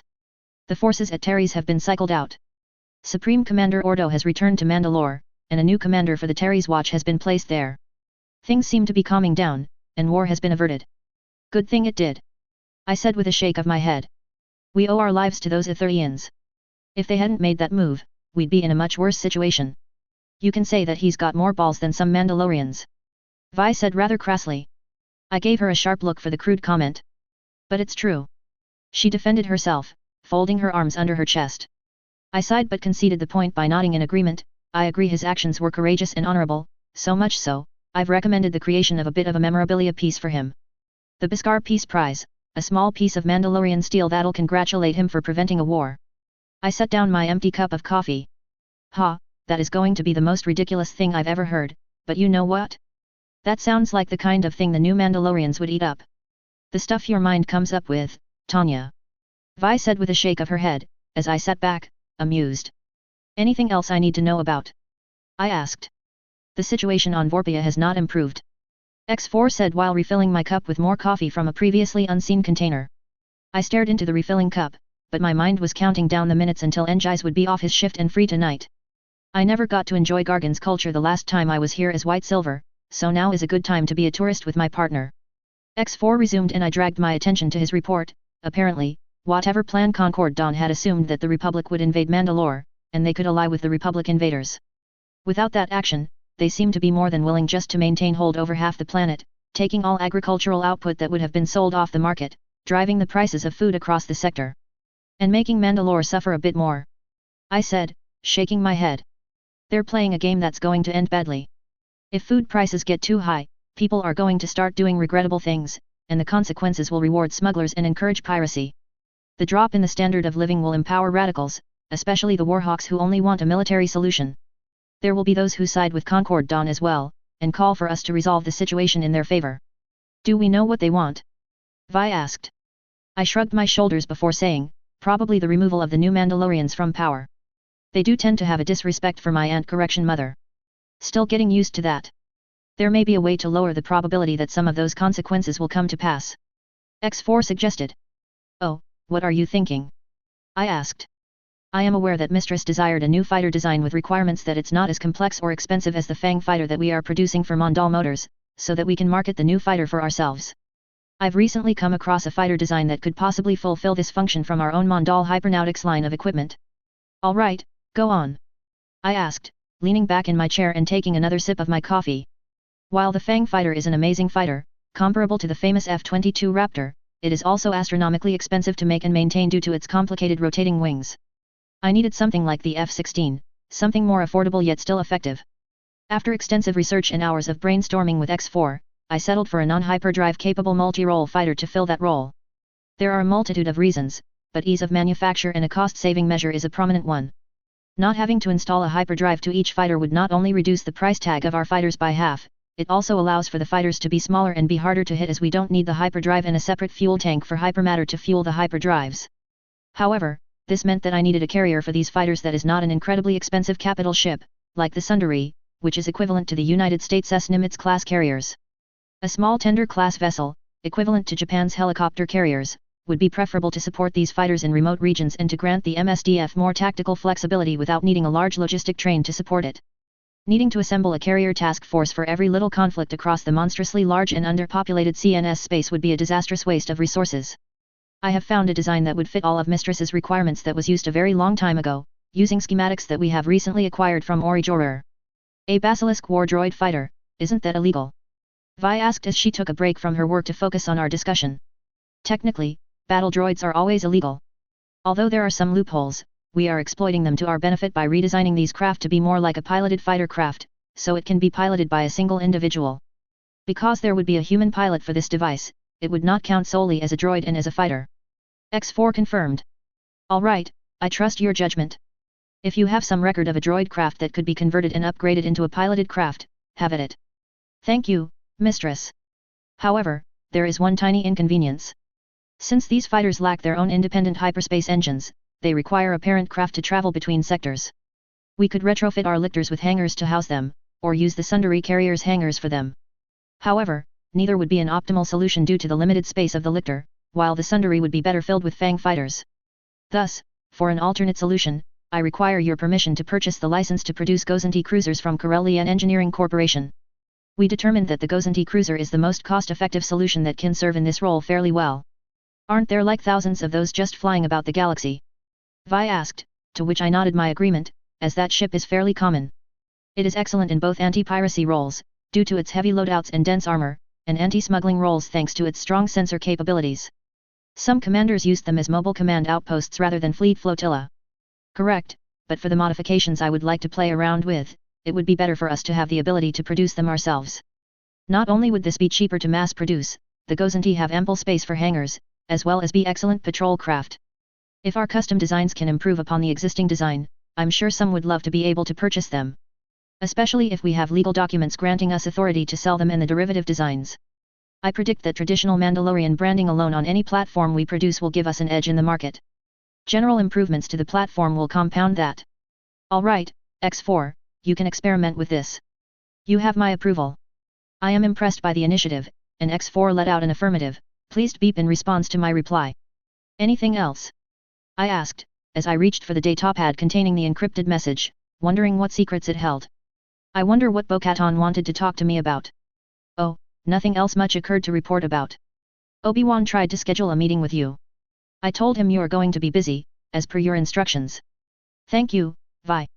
I said, relieved that she had listened to me and I wouldn't have to deal with that whole mess. I wasn't totally against meeting with Obi-Wan, I just wasn't sure I am ready for father-daughter time yet. With a Jedi, no less. I am still wrapping my head around mother-daughter time being an official thing. I put further thought of the subject out of my mind as I focused on unlocking the message. To unlock the message, I have to insert my chain code and it would decrypt itself. Looking it over, I blinked and read it from the beginning again. I flipped it sideways to see if it was my imagination, as I could not really understand nor believe what I was reading. I then turned to Vi and said, Bo-Katan has agreed to marry Pre Vizsla, the governor of Concordia. Vi's jaw dropped, and the blood seemed to drain from her face in shock. You're kidding. She said, obviously shocked at the news. I paused, turning to Vi and considering her reaction. Not unless Bo is playing a joke. I said, shaking my head. She also wants me to plan her wedding. Why do people want me to plan their weddings? Vi shrugged. You're very organized, it's an admirable quality, and you seem like the kind of person that might actually succeed at planning a wedding. She said with a smile, drawing an exasperated sigh for me. Shaking my head, I turned my gaze back to the message and tried to puzzle out why it existed. What possible reason would Bo-Katan, a known and confirmed bachelor, agree to a marriage? Especially at a time like this? With Pre Vizsla of all people? Things were very tense in the Mandalorian sector, and trust is a scarce commodity. But then again, maybe that was the reason. Was this something Saturn had asked Bo-Katan to do?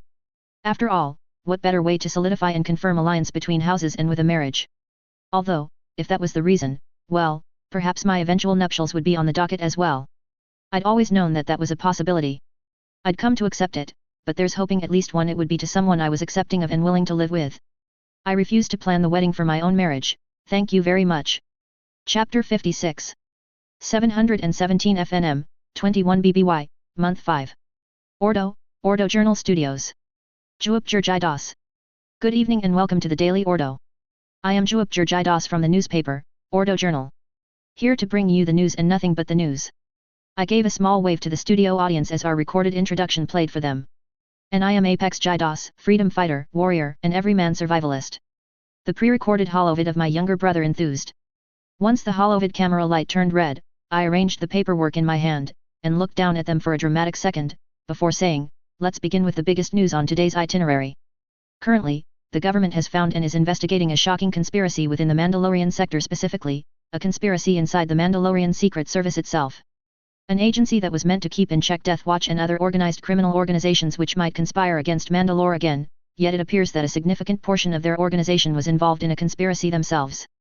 No one is exactly sure how this conspiracy began, but evidence points to lax oversight being the main cause. Inattentive and sluggish leadership allowed the service's professionalism to degrade, to the degree that few security checks were performed in hiring and operations in recent years. An unknown founding conspirator took advantage of this opening and spread their corruption throughout the Secret Service. Several hundred agents have been arrested on corruption, fraud, or bribery charges, many of them resulting in high-speed chases brought to an end through the use of jetpack-wielding pursuers. This is potentially the largest political scandal we've seen since the surrender of the prior Mandalorian government.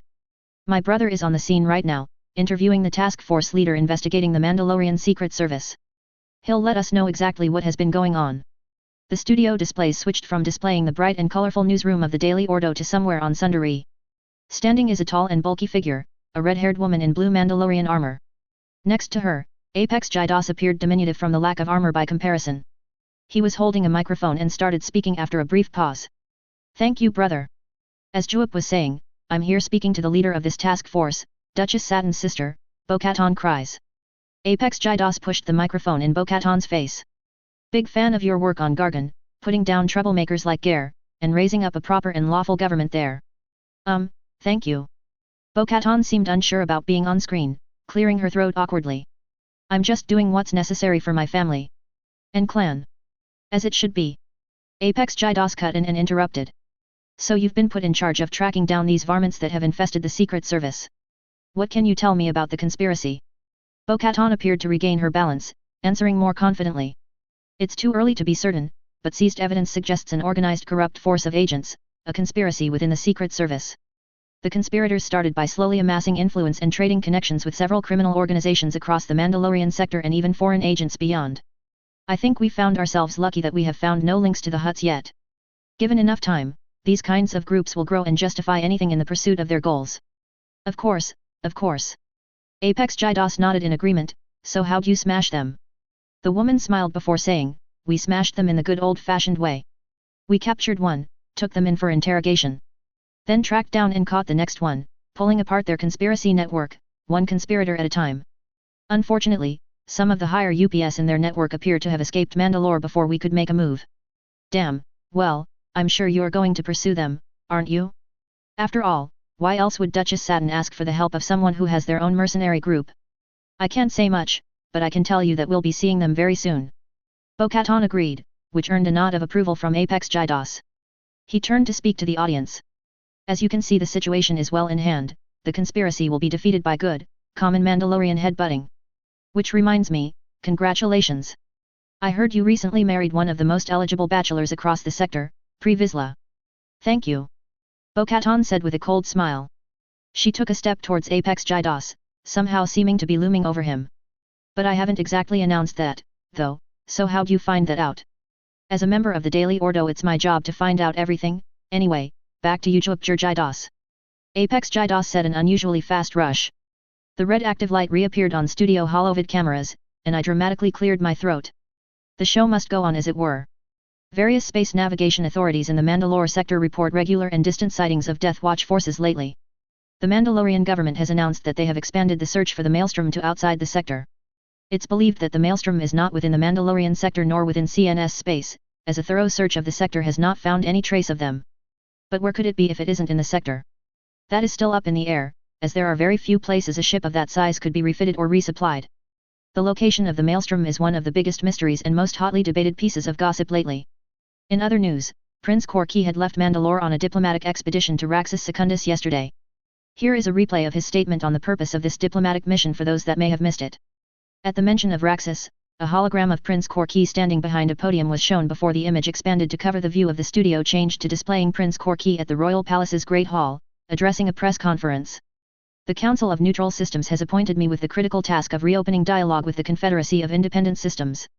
I suspected Prince Korki had received much more effective media training than Bo-Katan, as he confidently explained his mission.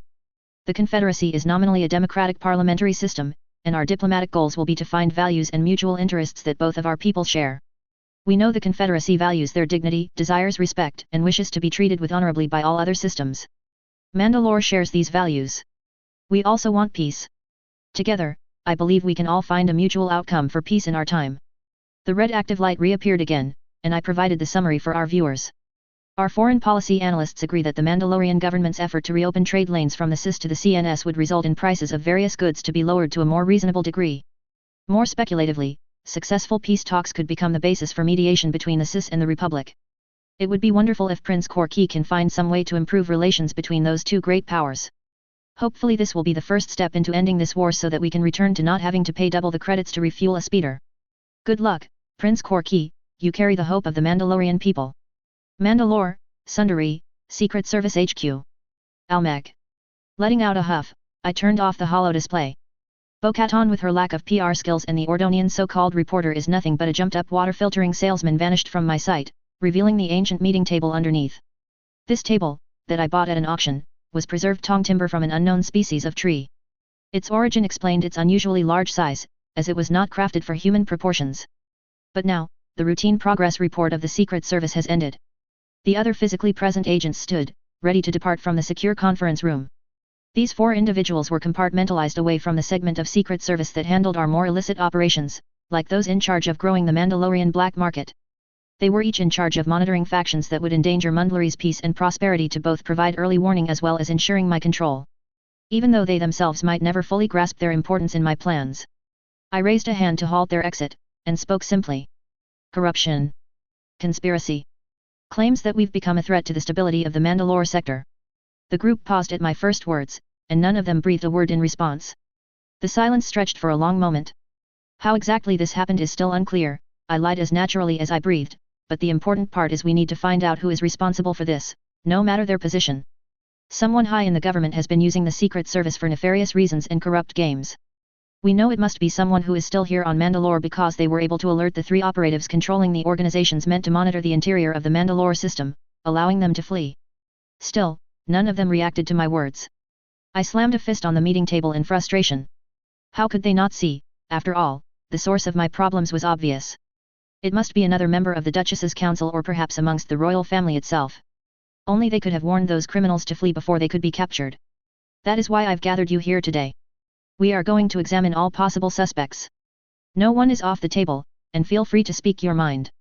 There was silence again as the agents, each a head of an organization, thought for a moment. Agent Guardian, responsible for monitoring the Republic, took a more confident stance and spoke up first. I've been investigating former Prince Tal Merrick. He seems to have been responsible for at least some part of this. His involvement in various levels of corruption is confirmed by the methods of his attack on Duchess Satin. My investigation teams have used this as a basis for seizing his assets, finding quite a bit of evidence that he was pocketing bribes and other assets for his own personal slush fund. A good portion of his accounts were already emptied before we discovered those slush funds. I nodded. It was necessary to find a patsy to take the fall for my wrongdoings, but this one wouldn't exactly help me with my current predicament of maintaining my station within the government. But there was something else that sort of came up while I was looking into Merrick. I nodded positively at Guardian and gestured for him to continue. Guardian is a plain-looking and forgettable-seeming middle-aged man in a beige suit. The others shifted, also hoping for similar recognition. At times like this, esprit de corps drives our investigative spirit more than any remuneration or reward we might hope to receive. Is it possible that Princess Tanya is corrupt as well? Guardian spoke into the uncertain silence. I blinked and looked at him, surprised. Elaborate. Guardian seemed to grow more confident as he explained. The royal family draws upon a stipend for their own wants and needs. This is not a problem. But Princess Tanya somehow turned a rather sizable profit somewhere along the line. She has access to at least 2 Lancer pursuit craft that were modified for personal use several years ago. We observed her use one when she went to Geonosis, which was shot down, and barely a week afterwards, she was seen using another Lancer on her return trip back to Coruscant. Agent Paragon whistled. He was the dark-haired and sharply dressed man who was responsible for monitoring the Death Watch. 2 Lancers? That's a lot of credits. Where did she even get those ships? Lancers whom? Agent Legion said, thinking aloud. Grey hair and hard eyes, her face was set in a stern expression that only long or harsh experience made possible, betraying no thoughts. She was the most dependable out of all my agents, which is why she was in charge of the department monitoring Silver Mandalorians. Doesn't White Silver also use a Lancer class too? At least she did when she arrived at the outskirts of Gargan. One of the locals recognized her unique symbol from the public broadcast and mentioned that she arrived in a Lancer. Paragon frowned as he listened. Then he started shaking his head in the negative, and finally spoke up at Legion's final statement. It's a rather popular ship. I wouldn't think too hard about it. Bo-Katan got one not too long after she took part in the whole Gargan affair. Why were you watching Bo-Katan? Agent Enduring asked sharply. She's the head of the most junior department, responsible for oversight of the SIS. The recently formed department's leader had been chosen for her successful black ops against Death Watch in the period after the Civil War. It was too bad she was too paranoid to work well with the others, preferring hierarchy. Paragon shrugged. There's always been suspicion that she's involved with Death Watch. We don't have any proof, but with her political leanings and Kry's family gossip the way she had frequent arguments with her sister, it's my opinion that she was, if not a member of Death Watch, likely aiding them in some way. And hey, they did reveal themselves to the public when they took the Maelstrom, so she could be part of Death Watch for all I know. I stood there, blinking several times. Did Bo-Katan have the Lancer after, or did she have it before? The room went deadly silent before all 4 agents reached behind them and started pulling out datapads, conversations erupting at the idea. Paragon stared at his datapad. I can confirm that Bo-Katan had her Lancer after the Gargan incident. I cannot find when she got it. We need internal records from the Mandalorian Space Transportation Bureau. Enduring spoke up next. I got my hands on those records after they got checked for corruption. Yeah, here we go. Hey, it registers here that Bo-Katan was registered in a Lancer-class pursuit craft that left Concordia before the Gargan incident. Hold on, are we really suggesting here that Bo-Katan is the White Silver? Legion spoke slowly and calmly, trying to hold everyone's attention. My department keeps an eye on her because she's seen working for White, but I don't think she's actually White Silver. I've read that book, and from what I know about Bo-Katan, she's the punch first and ask questions never type. Paragon nodded emphatically. Agreed, but Bo-Katan also has deep ties to Gargan and that's worth considering. Evidence suggests that she worked as a mercenary for criminal organizations on that planet. She has connections with the new local government, which still has ties to crime families, despite Duchess Saturn's official approval to adding the system to Mandalore. Yet, but there are conflicting reports of Bo-Katan. Some reports place her fighting in the city streets, far away from White Silver at the time. Enduring said. Prince Corky has noted that White Silver has at least one body double. Likely taking advantage of the full body armor. It's well within the possibility that White Silver is just someone she hired, an actor no different than Taylor Hero, the one who plays the Silver Mandalorian on the holonet. Legion explained patiently. This would have been a very sophisticated operation, though. Guardian said, shaking his head. I just can't see Bo-Katan being the mastermind behind this. It makes me more confused, not less. He complained. Perhaps she's not White Silver, then. I spoke clearly, locking eyes with each agent in the room, so they acknowledged me. We got to this conversation point with a simple question, where did Princess Tanya find the money for 2 Lancers? Enduring suddenly had a shocked expression, as if she had just figured out something very alarming. Are the two of them playing White Silver together, or is Princess Tanya perhaps providing some sort of financial backing? Do you have any intel on that? Bo-Katan did train Princess Tanya combat tactics at the urging of Duchess Saturn when she was still a child. Paragon admitted slowly, folding his hands in front of him. Perhaps she is inclined to support her aunt in this. Then. But Enduring didn't finish her thought. Heads turned towards her, but she ignored them pointedly and focused on me. Sir, is Duchess Saturn White Silver? Enduring asked in alarm. Various sounds, shouts, and gestures were made all around me at that question. What makes you say that? I stood my ground as I considered the idea seriously, giving voice to the mutual confusion for the room. Think about how White Silver's ideology came about around the same time Tanya started training with Bo-Katan, right? And immediately after Gare, the false Silver appears, White Silver confronts him. But somehow before this confrontation, Bo-Katan acquires a Lancer. Legion interrupted Enduring's explanation. And then White Silver shows up on Gargan also using a Lancer. Princess Tanya suddenly has Lancers, as well. I agreed, it's likely not a coincidence. The simplest explanation is the most likely, and the royal family received Lancers at the same time and from the same primary source as White Silver. I took great pleasure in turning the princess's methods against her, after all, she deployed the same axiom often enough when influencing Saturn. Enduring was still focused on me and was nodding in agreement with my assessment. It's not a coincidence. There are plenty of other light military cruiser models available in Mandalore. If the Duchess is White Silver, then that explains both the Bo-Katan's and Tanya's possession of the Lancers, the Silver Codex's rapid acceptance, and it even explains events on Gargan. At the very least, it's worth considering. She finished in a torrent of words. I nodded my head before saying, I think you are going a little bit too far on that without evidence. Bo-Katan could be White Silver and Saturn is merely aiding and abetting her out of sisterly foolishness, but this is something to consider here. I started arranging a number of the larger view screens in the room, one had numerous view screens on mobile stands. After delegating the rest of that task, I started creating profiles for our suspects. On each of the view screens, displayed a report of the suspect, showing a holo of their appearance and last known details. One for Lady Bo-Katan, Princess Tanya, and Duchess Saturn, as well as a few less likely suspects, Ms. Terry Kreka the administrator of Breshik, and Jango Fett the notorious bounty hunter. I pointed up towards the 5 view screens.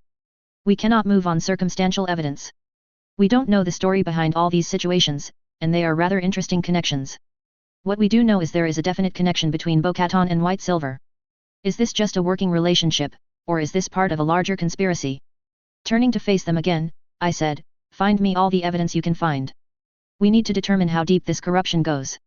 Turnabout's fair play, I couldn't let the new Mandalorian dream die here, after everything so far. Raxus Secundus, Raxus Shopping Center. Natalia Fokova. This place smelled of riches and the nobles who controlled them, but I kept that to myself. Even if I disliked my current objective, Lilia was the one in control of the fate of Antivi. Unless I could find some way out of that situation, I have to stay true to her goals, even if I sometimes doubted our objectives. Corky had been sent from Mandalore to Raxus Secundus, the homeworld of the Separatist Parliament, in order to act as a representative. Lilia found that idea intriguing, but she also kept her oppressive watch over me. I received strong hints that keeping him on the righteous path to social equality would be hampered if I were to remain on Mandalore. Obviously, I was meant to spy on Corky and guide him in the right direction. After all, making one of the potential rulers of Mandalore in favor of communist ideals is of great importance to our mission. Plus, I couldn't exactly be his mistress, as Lilia put it, while physically separated by light years for long periods of time. But that was not my only objective here. NTV joined the separatists for rational reasons. In chaos and uncertainty, our ideals could flourish and provide the foundation for our new order, one for the people instead of the elites. Already, wherever the Revolutionary Guard had been deployed across the northwest of the galaxy, our ideals and literature were brought along, spreading the message of the revolution to the galaxy. The separatists' conflict with the Republic was frequently creating fertile opportunities for spreading our ideals. Already, large sections of their society were just being turned into droid manufacturers for the war effort. And what would the droids be doing after the war? Well, besides protecting their homes, they would be working in farms, mines, and so forth. According to our ideals, the droids would free the people to pursue higher education and other ascended pursuits. With enough time, the people would come to rely on droids for everything that the lower classes provided. And the classes would merge together to become a new, stronger people. In a single peaceful step, the class system would meet a beautiful death. Our ideology required droids to be created and programmed for every possible task to fully replace the sentient labor pool. That was already the droids' role across the SIS, but poorly executed. Thus, our new ideas on how to better utilize the droids are fully compatible with traditional belief in droid subservience. Our message and the spread of our droid labor found the most resonance with the lower and middle classes, as droid proliferation led to an economic boom and rush of new colonization for resources to fuel the separatists' hungry war machine. The SIS was very stratified though, which meant the aristocratic and highest classes resisted any change from below, especially while times were still good for them. Besides my mission to seduce Corky, I was to spread the message amongst the youth and leadership of the Separatist Parliament. So far, I hadn't accomplished much, but it was something I was working on nonetheless when I wasn't hanging out with Corky or Sonii. And I must say, hanging out was kind of the word that could best describe what I was doing right now. Maybe this dress, Sonii said, bringing over an outfit from one of the rows of clothing. Thank you, Sonii. I'll try it on now, I said with a smile, taking the dress before making my way towards a back changing room. In order to improve my mission's chance of success, I needed to be friends with Sonii. If both Sonii and Corky were comfortable with me, then I would have more avenues to influence him. Carefully, I slid into the dress, making sure it fit properly. Once I was sure I could move and breathe in it, I stepped out and saw Sonii exit her own booth in a similar style of dress. I really have to thank you for reaching out to us, Sonii, I said, pretending to check the back of the dress, keeping watch of her in the mirror. When I first volunteered to go with Corky on this diplomatic mission, I was a bit hesitant. Since there would just be us and a few royal guards, but ever since you reached out to us, I felt a little bit better. Having someone we know, at least, is better than not having anyone we do. I turned around to face her and adopted an understanding expression. Yes, it's always best to have comrades nearby. I didn't know anyone when I arrived here, still don't really. So when I heard you were coming, I figured I should reach out to you, my good friends. We're both Mandalorian in our own way. New Mandalorian, Sonii corrected, brushing her hair back. But yet, we are probably the closest to each other here. Everyone here wants to go to war with the Republic or demand that we join their side. I've been to several meetings at this point. Corky's just there, trying to figure out if the Sis are the good guys in all this or not. There are no good guys in this war. I didn't have to fake the somber and serious tone on this topic. This is a galactic war between two factions that are rather corrupt. The Republic is no better than the Sis Executive Council. And the Sis Executive Council is mostly made up of corrupt corporations that are only interested in their bottom line and control the Sis by funding it with their money. And what's NTV's objective in all of this? Sonii asked. I smiled when I looked at Sonii and said, we also want the independence that the Sis promises. When this war is over, the Sis will still be around, but there we will have so much more freedom than we would under the Republic. The right of autonomy over our own home regions without a bureaucratic monstrosity putting its noses in where it does not belong is something I believe every system should have. We will be able to choose for ourselves what we can do without the Republic's interference. Spreading communism to other planets near our home world is a moral imperative for us. We want our ideals to be our legacy to the galaxy. So you want to spread communism across the Mandalore sector? Sonii asked as she looked in the mirror. I nodded. Of course. Will that be an issue? Making a state that is socially looking out for the common people sounds rather good to me. If we all come together, we can all make a better society, a better nation, a better sector. One that is beyond the squabbles of the clans and the great houses that currently rule the cradle of our peoples. Sonny shrugged before saying, I'm not entirely sold on that idea yet. I've been doing a little research myself on the Gran, from the Kainyan system. Aren't they also kind of like your government, but they focus on making everyone into one big family? I looked at her, a bit surprised, raising an eyebrow before saying, yes, they are similar in mind, and they have been around much longer, I admit. But their people are different, alien. The governmental school says they developed from herd species, so their form of socialist welfare is more a continuation of that prey mentality. So, communism only works if we do it Lilia's way and with humans. Sonny concluded. Was that what Lilia wanted? I haven't considered that point of view before, mainly because there are only humans on NTV. I trailed off, but it did seem a bit xenophobic. Nothing I've come to understand suggests that communism only applies to humanity. I clarified with a shrug. Sonny nodded and thought for a few moments. I have to wonder if there isn't something to the communist ideals that I've read. But I just don't think the idea of removing every clan in Mandalore is the right solution. I think the Gran's version of expanding the family, creating a larger and larger family structure that looks after everyone, might be the way forward for Mandalore. I've been meaning to talk to Corky about it, but I've just been having issues talking to him. Perhaps you're right about the family structure aspect. NTV has never had any studies done on the Gran specifically, and to be fair, the clans that existed on NTV were nothing but gangs. Some of these gangs date back thousands of years, all criminals or children and grandchildren of criminals. In order to make a society that worked, we needed to break that up. But perhaps there's something to be said for a different point of view. Sonny smiled, seemed to take heart at my interest in her point of view. Why are you having trouble talking to Corky? I would assume that you two are rather comfortable with each other, considering how close you two are. He's just so passive with our relationship. I want to move forward, but he's just so slow to act. It took him 4 years to ask me out on a date, 4 years, and it's only been 3 or 4 dates since then. I think he lacks role models. Tanya's personal life is nearly as bad as Bo-Katan's was, and Duchess Satin hid her relationship from everyone. So yes, we've been on a few adventures together, but that's not really dating.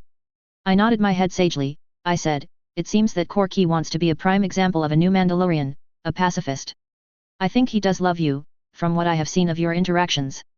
Maybe you should make the moves, push, and push hard, and I'm sure he will appreciate everything you give him. You really think that'll work? Sonny asked. Trust me, if you go for it, he'll be yours. Did I say that out of misplaced guilt, or because it was the truth? I wasn't sure, myself. She smiled and said, thanks for the advice, Natalia. Well, I better go and see about paying for this. After that, I'll demand that Corky go out on a date with me, maybe something more afterward. Talk to you later. With that, she stepped away, heading over to make her purchases. I smiled, knowing Lilia would disapprove of my actions, but that I was safe while following her expressed orders. The task to befriend Sonny required helping her relationship with Corky, which created a bind for Lilia's in her efforts to undermine it. Those two did deserve a chance to be with each other, especially considering that, in my opinion, Corky was quite the catch. Perhaps I should find a few more books on the Gran to find out how their system works. Maybe I could send a few books back to some friends on NTV. Raxus Secundus, Mandalore Diplomatic Residence.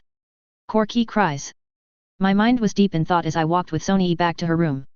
Most of the representatives and senators I have managed to meet were not interested in ending the war or de-escalation of the conflict. I'm starting to understand some of what my sister must have to deal with on Coruscant. As far as they were concerned, they had been attacked by the Republic, and the Republic had declared war. The delegates would consider a Republic ceasefire if one miraculously was offered, but until then they were justified in all actions taken in their defense. The most concrete deal I've been able to have accepted was an establishment of a separatist embassy at Mandalore. This would enable more high-level conversations with the CIS diplomats and the CNS, but it would take a long time to show any progress. Which was something, but I would have liked something more tangible, something that was actually going to see an end to this conflict. Guess I was a little bit optimistic taking this job, but I would continue to try at it. I had at least codified that the blockade from the CIS end of the conflict would be lowered, since the CNS was a neutral party to be accepted by the CIS. As far as the senators of the CIS were concerned, Mandalore was off the table for the conflict zone.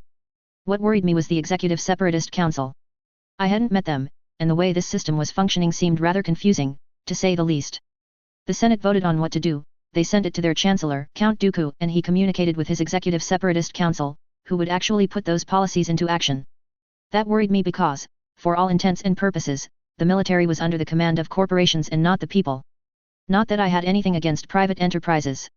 I didn't fully believe everything the book that Natalia had given me was talking about. However, there just seemed to be something inherently wrong with this system. Putting those thoughts away, though, I focused on Sonyi as we made our way down the hallway. Tonight had been a rather nice night. She didn't invite me out on a date, but wore a rather nice dress, and we had enjoyed our time talking about non-political issues, reminiscing about our archaeology school adventures.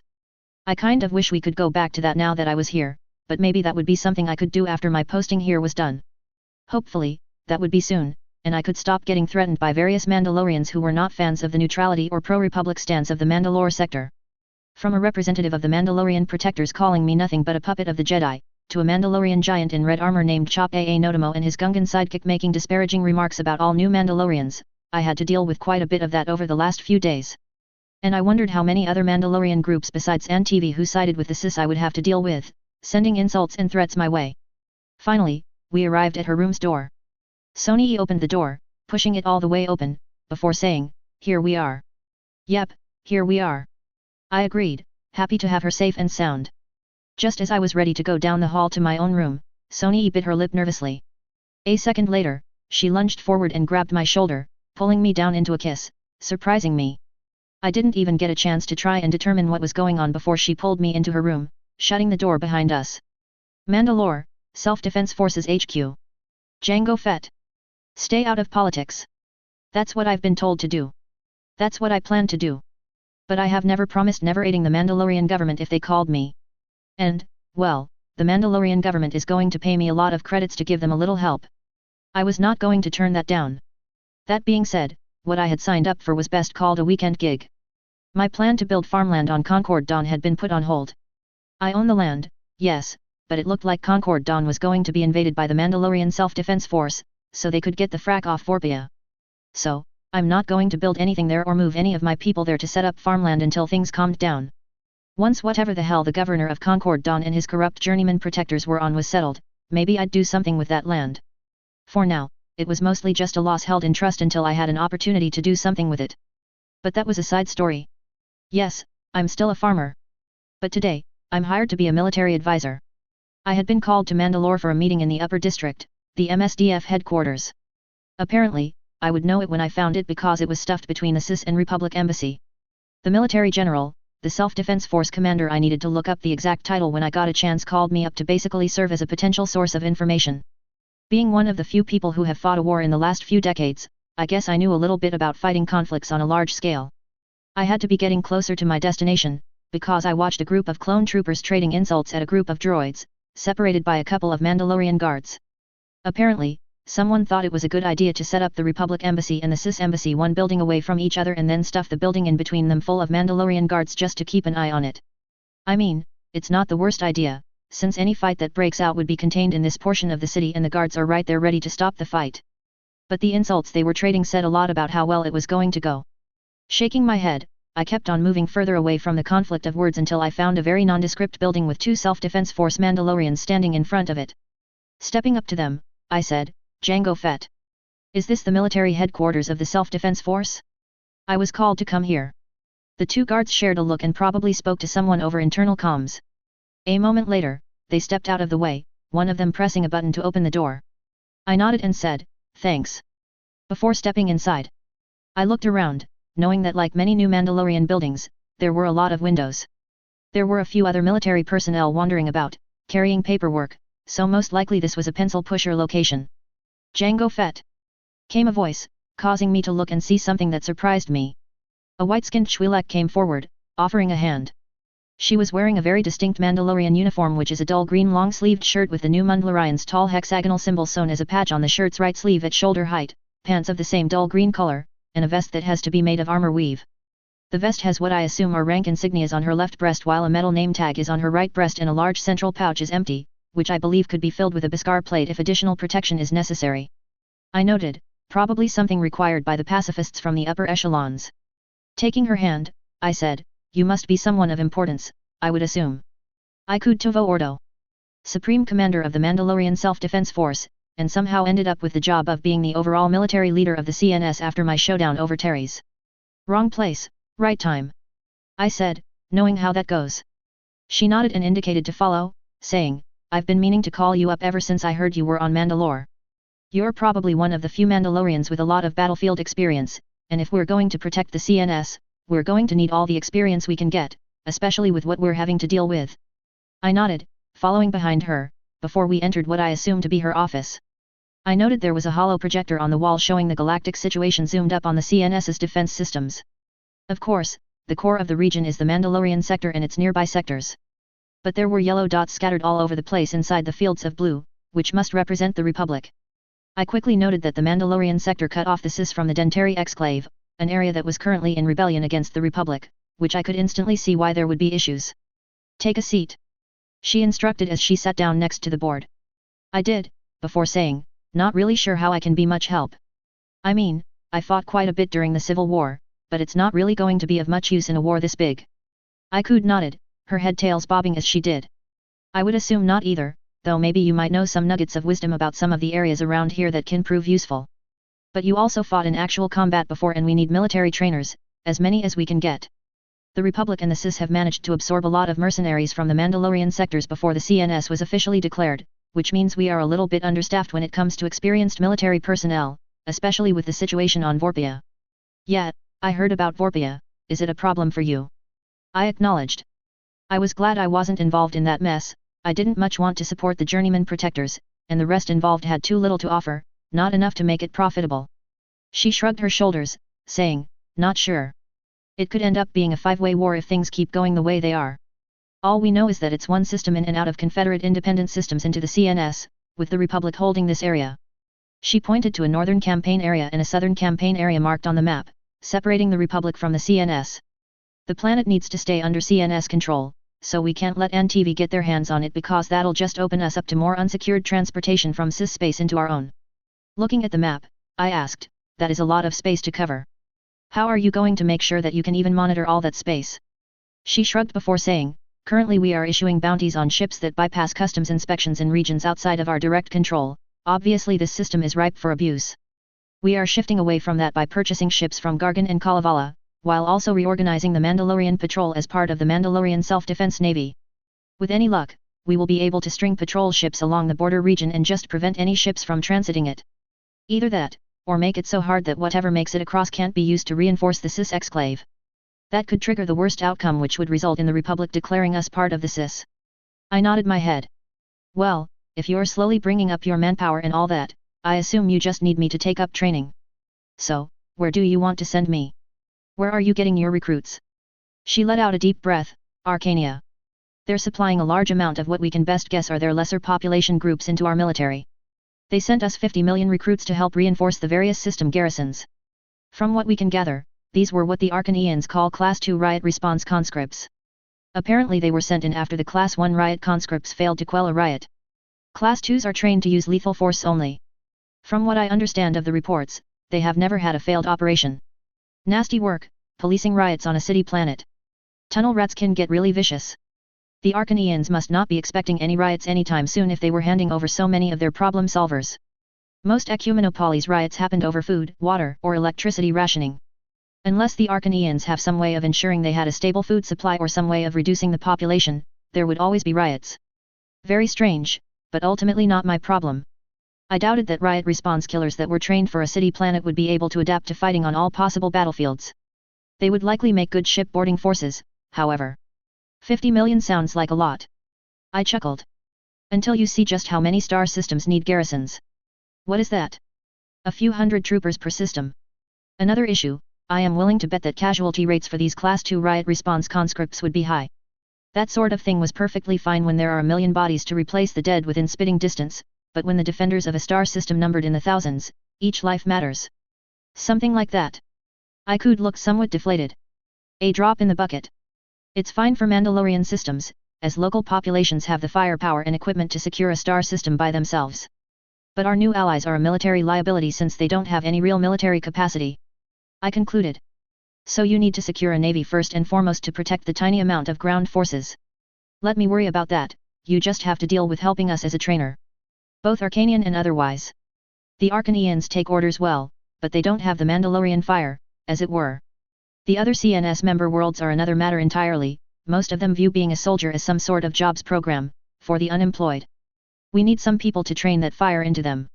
We've already deployed several regiments of Arcanian clones to the fortress world of Crownest as well as here on Mandalore to be trained since we have the most facilities to house and train them. Some of the regiments were sent to my home world of Ordo and a few were sent to Jokalaya and Harwi as they have the least amount of housing capacity. Thankfully all of those worlds have Mandu trainers in abundance, so we don't have to supply those units with our own trainers. We just need to send trainers who are familiar with our training style to go to planets that don't have Mandalorians locals. Looking at the map I noted several locations marked for larger military installations. Well, where are you sending me? Tellareth is nice this time of year, apparently. I laughed, getting the kid to roll her eyes and shake her head. No, we do plan to establish a garrison there soon, since they're building the main branch of the CNS Central Bank there. But that's not the planet we're going to be sending you. However, she pointed to an area I recognized, but nowhere near where I'd guessed. Teres. The Republic is deploying a garrison there to protect the Hydian Way, and we need to have our own garrison there. Some of them will be Mandalorians, some of them will be from Arcania, but most of the training units will be made up from local Teresians. My understanding is that you have experience working with foreigners, which makes you the most useful asset for dealing with Teres. I rubbed my chin, thinking. I'm not exactly a fan of leaving the Mandalorian sector. I was told that I should not leave, even if the Council of Neutral Systems recognizes Teres as a member. There's a lot of space that's considered Republic between Mandalore and Teres. Not to mention that Teres itself was unique in terms of terrain. Only parts of it have been resettled in the thousands of years since its destruction, leaving most of the planet a ruin that extended higher than the tallest mountain on the planet and descended so far down that when the cooling systems failed, tunnels had melted. All of that was slowly covered over by voracious plant and animal life that had adapted to the ruined environment. It's still Republic space for now, Aikud said with a soft smile. I blinked and looked at her. She continued, saying, Denova and Verncup have been in talks to possibly join the CNS. When that happens, we'll have a direct bridge that we can travel to Teres. If you're worried about your security, when that bridge is established, we expect a cascade effect, and small systems all along the Teresian section of the Hydian Way will flip to the CNS, giving us de facto control of that section of the hyperlane route. I huffed, that would no doubt drive the Republic mad. I grinned before saying, I don't see why I should worry about my security. If I have to make one trip there, that's fine. I can do it. It's just that I would like to be able to come back once in a while, you know, be with my family. Which means I would have to come back every so often. Creating a system that someone could catch me in between Teres and Mandalore. As long as you are going to be able to work out some sort of deal to secure a direct route between Mandalore and Teres that will not be interfered with by the Republic, I'd be willing to take up this job. She smiled and said, thank you. You have no idea how hard it has been trying to get these things set up. I imagine. I mean, I did fight a war against other Mandalorians in the past. Shaking my head, I said, how are the plans for defense, anyways? Seems a bit scattered by this map. One large neighborhood of systems, with 5 distant surrounded enclaves, alone in an angry sea of blue and red. Currently, the plan is basic. Ord Mantell will cover Concord Dawn and Alzar. Mundlary's looking after the south and Vancouver. Gargan is basically protecting the route to Teres. Crownest watches the route to the Dentari Sis exclave in Haruun Kal. We are deploying troops to protect the planets from their homeworld to Mandalore. Ither can handle themselves. Teres, of course, you've got our plan. We're just going to put some garrisons there. Thespin, they pretty much defended themselves against an invasion from the Dentari exclave and managed to free themselves of all droids. They've joined us mainly as a way of saying that they are not taking part in this war. Finally Arcania, well, we're deploying troops from some of our Mandalorian self-defense forces to Arcania to train up their own armies to our standard. We're separated, yes, but we do not want war with the Republic. And if the Sis invades us, we can easily move troops to kick them out or at least stall them at Vorpia, allowing us to be a third party in the war if necessary. Aikud cleared her throat as I considered her words. It was not a shock that Arcania was not too worried about a Republic invasion. City planets were near impossible to take if they could not be starved out and Arcania was a net exporter of reconstituted nutrient-paced rations. It would not be pleasant, but the pale bastards could likely hold out indefinitely. A possible problem are the mercenaries hired by both sides possibly knowing routes in and out of Mandalorian space. Aikud continued. Yeah, I've heard. Null is proving to be a bit of an issue for the Republic, thanks to some Mandalorian protectors, I think they're called. I mused. She nodded, saying, yeah, your cousin is doing a good job. We think he's stationed out of the Dentari Sis exclave, but we also think he probably knows routes all across this region and can get to the Sis through the current defensive lines of the Republic. Almost makes me proud if he wasn't bringing a little bit too much attention to Mandalore. She shrugged before saying, it evens out. Silver Mandalorian mercs are apparently hot on their tail, trying to cause problems around Dentary space, possibly also taking part in the Bellsmuth campaign. We know they're coming from Gargan, but what can we do about that? They're independent contractors, so they're not Mandalore's problem. From the reports we've got, they're acting with good honor, actually taking prisoners where they could, instead of just executions. We also have a few royal guards who took a leave of absence to serve in the protection of Relith of all places. Apparently, they bought themselves their own little fleet of fighters from Mondal Motors and have been causing hell for the Sis. I chuckled before saying, so as long as mercenaries serve for the Republic and the Sis, we could just say we're still neutral because it evens out. Shaking my head, I said, true Mandalorian way, one way or another. Surprisingly, the white-skinned Twi'lek laughed before saying, you're not that far off. I know my home world is glad about that. My raised eyebrow prompted her to continue, Ordo was in favor of the true Mandalorian way over Death Watch's. Still is, even with Death Watch's recent propaganda victory with the Maelstrom. The true Mandalorians would have been able to work something out with the rising new Mandalorians if they had managed to win the war. Instead, you guys destroyed each other and, well, the past is past. I nodded before saying, I'd like to think you're right on that. I've been paying attention to what the new Mandalorians have been up to while I had my current work. From what I've seen, they've done a good job with Mandalore, even if I'm not a big fan of the disarmament. But it seems to be taking care of itself. Silver Mandalorians do a good job of putting some backbone in the new Mandalorians again. Ain't that the truth? Aikud said, shaking her head. Just wish we knew who White Silver was. I have a suspicion that we're not being told the full story whenever I read her version of the Super Commando Codex. Oh, anything in particular you've noted? I've always kind of avoided it myself. She looked up at me before saying, economy seems to be the focus of the manual, really.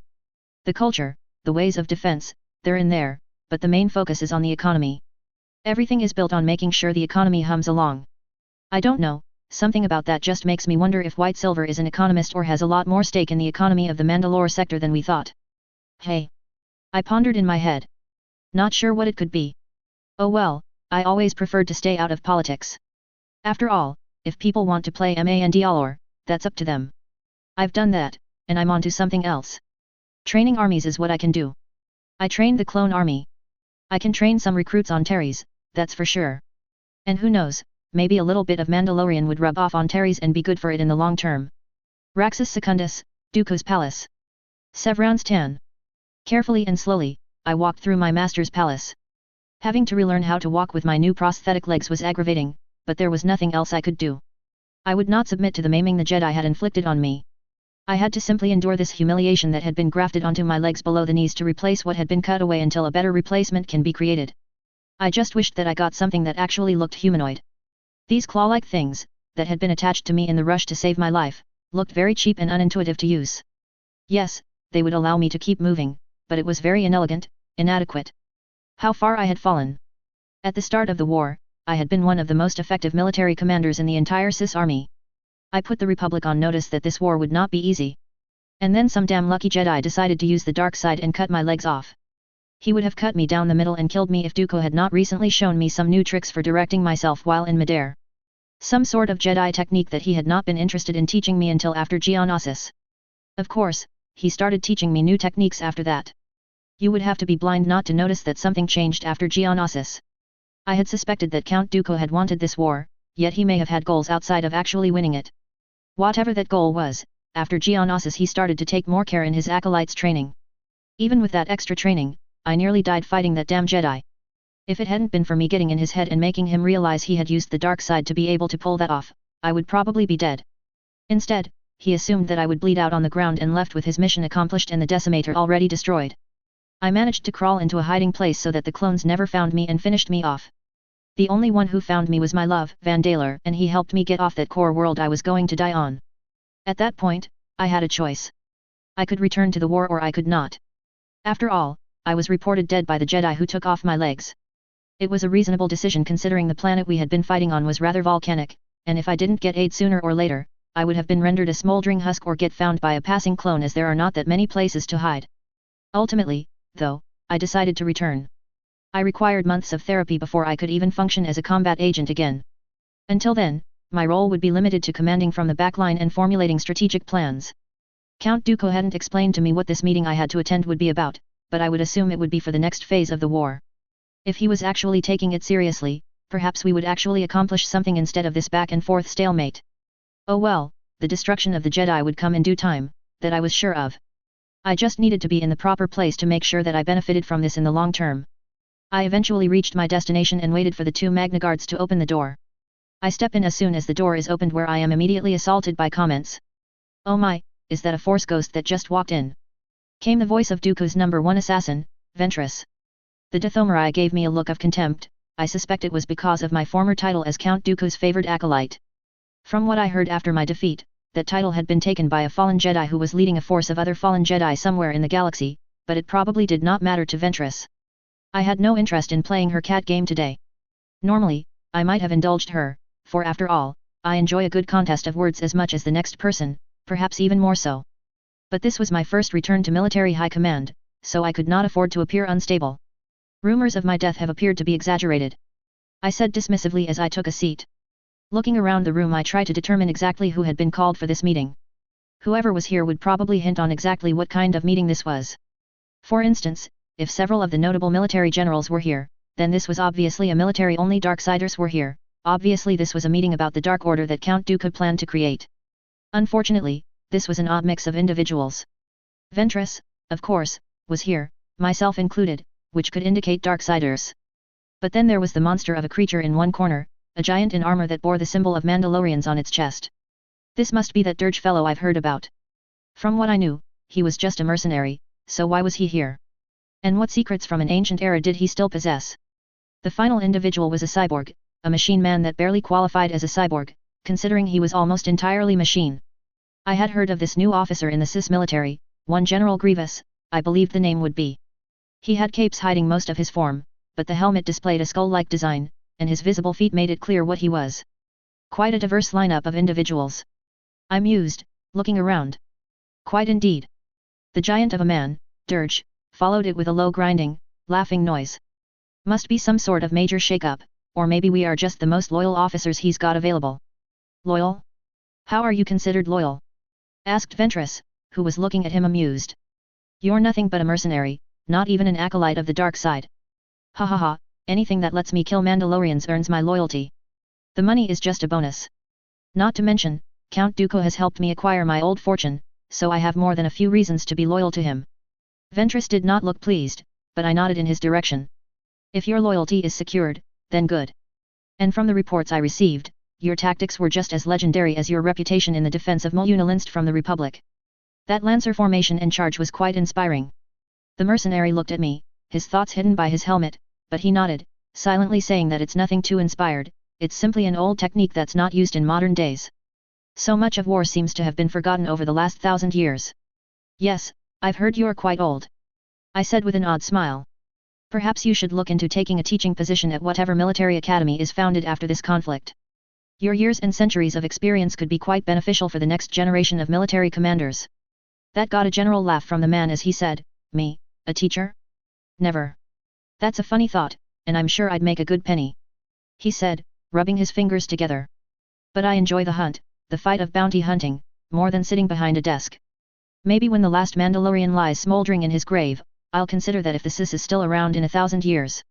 I raised an eyebrow, saying, that confident in your survival. The creature looked at me with a tone in his voice that said he had all the confidence in the world. He said, I have taken precautions, maybe I'll even tell you about some of them when you're half my age. I nodded my head, about to ask another question to fill the time, when the doors behind me opened.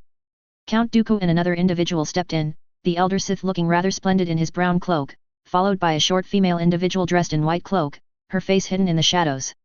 Ah, everyone is here. Perfect, we can get started right away. Count Dooku said. General Severance Tan, it's good to see you back on your feet. Whoever said Count Dooku does not have a sense of humor never met the man. He always found a way to slip in just a little bit of amusement to some situation. Smiling, I replied, it is good to be back, Count, even if these, I lifted one of the claw-like appendages and clicked it before lowering it again, are not exactly what I would have chosen. Dooku nodded his head before saying, I will put in a message with the Techno Union about maybe getting you a replacement that more closely matches your original limbs. Unfortunately, most prosthesis production lines are being repurposed for droid production at the moment. Thus you'll have to make do with what you have for now. I nodded as Dooku and the other individual moved further into the room. Ventress asked, are the Dark Acolytes going to join us, or is this meeting just for us 5? Dooku sighed before saying, Master Bulk will not be joining us. He is needed in his position and he does not know everything yet. This meeting is for those I have chosen, those who are loyal, those I trust enough to keep secrets as well as stay the course for the Sis and our goals. As I thought, this was some high-level operation that he was working on, something that he wanted only the best and most loyal officers for. General Grievous is here, as he recently returned from operations at the Battle of Bothawi. We've learned much about the Republic's response time and how they handle our various probing attacks. Using this information, we are preparing for a general offensive at the end of the year, thanks to those actions. Didn't he get his ship blown up again? Dirge asked, which caused Grievous to growl at him somewhat menacingly. An unfortunate miscalculation, I assure you it will not happen a third time. Grievous replied. I highly doubt that. He is an army general and is more familiar with army tactics than naval strategy, and his performance speaks for itself. Dooku continued, back to the topic at hand, before we can launch this attack, we need to stack the odds in our favor. We recently engaged in a raid on Kamino, the cloners' home world. As far as we can tell, though we were unsuccessful in our objectives, the fleet around Kamino has not been greatly increased. Instead, they've tried putting warning systems around their planet to let them know if we're coming. Grievous believes that he can silence them and get a fleet over Kamino to destroy the planet's main city and their cloning facilities before they can bring a fleet to respond. As such, I believe it would be best to have some of my best operatives on this mission. Oh, I'm going to enjoy this. Came the menacing voice of Grievous as he leaned forward, clasping his hands in front of him. I imagine you will, good sir. I imagine you will. Dooku said. You will be leading the charge. Your objective, of course, will be to cause as much destruction and mayhem as possible, something I believe you are quite capable of doing. The menacing laugh was the answer to that. Turning to Ventress, Dooku said, as for you, my assassin, we are engaging in another project to perhaps acquire our own clone army in the future, or at least damage their production of clones. Your mission would be to acquire their source gene material. It will be done, my master. Ventress said with a nod of her head. But I had a question, so I asked it. Would it not be better just to locate Jango Fett and capture him? After all, if you eliminate his contract with the Kaminoans, they can simply get a new source of genetic material from him. Dooku nodded his head before saying, it would, but it would also create additional problems as well. Jango Fett has tied his hands to Mandalore officially, taking a role in their military from some of the reports I have heard on the matter. Meaning, he's neutral. Kamino may reach out to him to obtain new samples, but we will put political pressure on Mandalore, demanding that they do not allow him to provide them with those resources. If they ignore our wishes, it will create justification for an invasion by the Sis, and they will lose their pretense of neutrality. The laugh of Dirge told us everything we needed to know about what he wanted to say. The number of times he had expressed his desire to kill Mandalorians made it clear that if the Republic did that, he would volunteer to lead the assault into Mandalorian territory, probably with the goal of killing Jango Fett himself. I simply nodded, taking in the information, and said, I assume that my role will be as the fleet's admiral, providing naval support to those conducting the operation on the ground. Dooku nodded his head. Yes, that will be your role. You show promise as a lightsaber combatant, but until you have mastered control of your new legs, I feel it's best not to push you too far. Thank you, my lord. I said with an odd thought. Though I disliked being pulled back like this, I know better than to fight while injured when I don't have to. When will the attack be allowed to go forward? I'm feeling the urge to test myself against the Jedi. Grievous asked. Don't test yourself too hard, Grievous. The Jedi are not someone to fool around with. I said, already having learned that lesson after pushing one a little too far. Dooku noticed my sniping, but didn't say much. Instead, turning to Grievous, he said, I believe 2 to 3 months from now. It'll take time to gather our assets for the assault. Once everything's in place, we will launch an attack on Kamino. I assume this is off the books, that the Senate doesn't need to know about it. Otherwise, you wouldn't be keeping this so close to your chest. Grievous remarked. Dooku nodded, saying, you are correct. With a representative of the CNS now speaking for peace here in Sis space, I believe it is best to keep this between us. We do not want the Republic to be forewarned of our impending assault, especially with this representative's sister being a Republic senator. I nodded in understanding as Dooku turned away from Grievous to face the rest of the group. Now that everyone understands the situation, you are now dismissed. Grievous, Ventress, and I all nodded our heads and turned to leave. I started as well, but I could feel something in the Force telling me that I would not be allowed to leave yet. And I was proven right as Dooku said, Severance, a moment of your time. I have another issue to discuss with you. I nodded as the three left the room. Dooku sat down behind his personal desk, indicating that the robed individual who had remained quiet this entire time should take a stance at one side of his desk. As you're aware, I am building a new Sith Order here in the Outer Rim. And we are more willing to experiment with the Force than the Jedi are. Dooku began. I nodded my head. Raising his hand, he indicated the white figure, saying, I have acquired an apprentice. Unfortunately I cannot maintain a full-time apprentice like I could before, due to the needs of the state. You require time to recover from your injuries. Thus, while you do, she will serve well as your apprentice, a temporary intern if you will. The term acquired was interesting, avoiding how exactly he obtained her. Did he ask the parents for permission first or was she kidnapped? The fact that she was not locked up would suggest that she was too young to remember her parents or had willingly joined their service. Seeing that she appeared to be around 5 feet tall, I would say she would have to be at least a teenager, so it was more likely she had willingly come into their service. I thought for a brief moment about saying no. After all, I had no need for a student taking up my valuable time. Perhaps I was relegated to a mere general until he decided I am better than the new one. Perhaps this was a way to ingratiate myself back into his line of control. Finally, I nodded in my head, saying, I will take up this student for you, my lord, and train her in our ways. What is her name? Her name is Tan Naizoto. As he said that, the hooded figure pulled back their hood, revealing that she was not what I would have expected. I wasn't too shocked as her last name was a giveaway that she was of Arcanian origin. So is the white skin, white hair, and pointed ears. However, the blue eyes seemed off. They appeared very dull and cold, not in the sense that she has low intelligence, but in the sense that she considers life itself as something beneath her notice, as if she had seen more than she should. Perhaps she had been taken by force after all, and this was the effect of her training required to bring them to the dark side. She said nothing, so I gave no statements to her. I simply said, is there anything else you would wish me to do? Dooku pondered for a moment before saying, I've been having another issue that you may be able to help me with. The Mandalorian protectors have been doing a good job in their offensive, but I believe they should be brought into the operation on Kamino. I raised an eyebrow at that and asked, do you think it's safe to deploy them next to Dirge? I think they will serve their purpose, and Grievous will be too busy in his section of the city causing mayhem to do what's necessary. The leader of the Mandalorian protectors is a former clone. Apparently, he escaped Kamino long ago and wants to free his brothers. I doubt he will be very successful, but his part in this operation would be kidnapping the young cadets that are already in training, the ones who appear to be children. The only issue I'm having is that they're currently indisposed in their own little skirmish with the Silver Mandalorians, a corps of Mandalorian volunteers, hired by the Republic.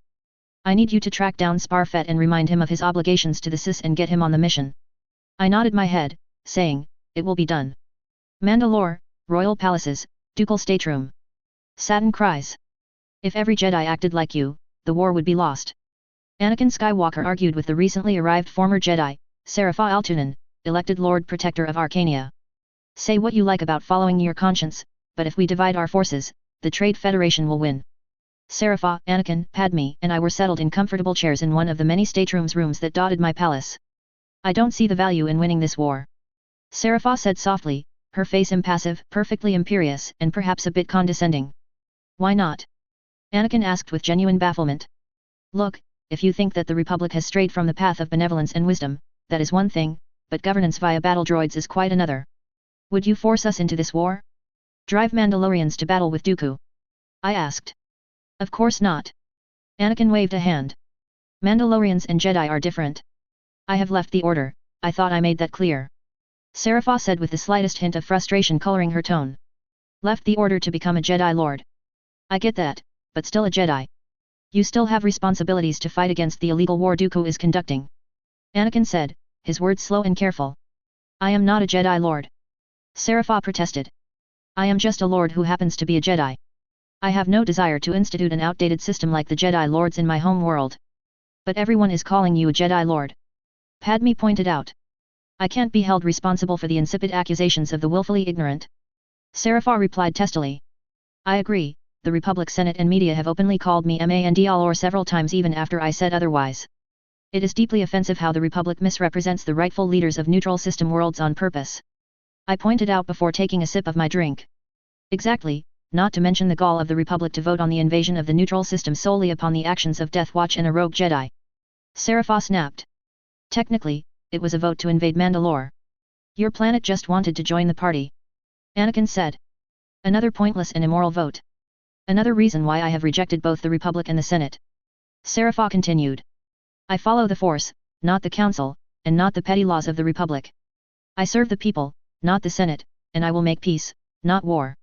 the Arcanian said with a conviction that gave me goosebumps. Hear hear. I agreed cheerfully, holding up a fine glass of Arcanian sweet milk, a type of creamy mead that was rich and strong enough to put a blush on my cheeks. I watched with amusement as Padme joined Serapha and I in the toast, much to the annoyance of Anakin. We can't all afford to be idealists. Anakin grumbled. We cannot lose our ideals either. Serapha said softly, showing a crack in her armor for the first time. We could always have a battle droid blast everything we care about to bits. Anakin said in what I assumed to be sarcasm as he drummed a cybernetic hand across a rather expensive table. Do you really care about winning this war? Serapha asked. Of course. Anakin replied instantly. Why? Anakin threw up his hands. What do you mean, why?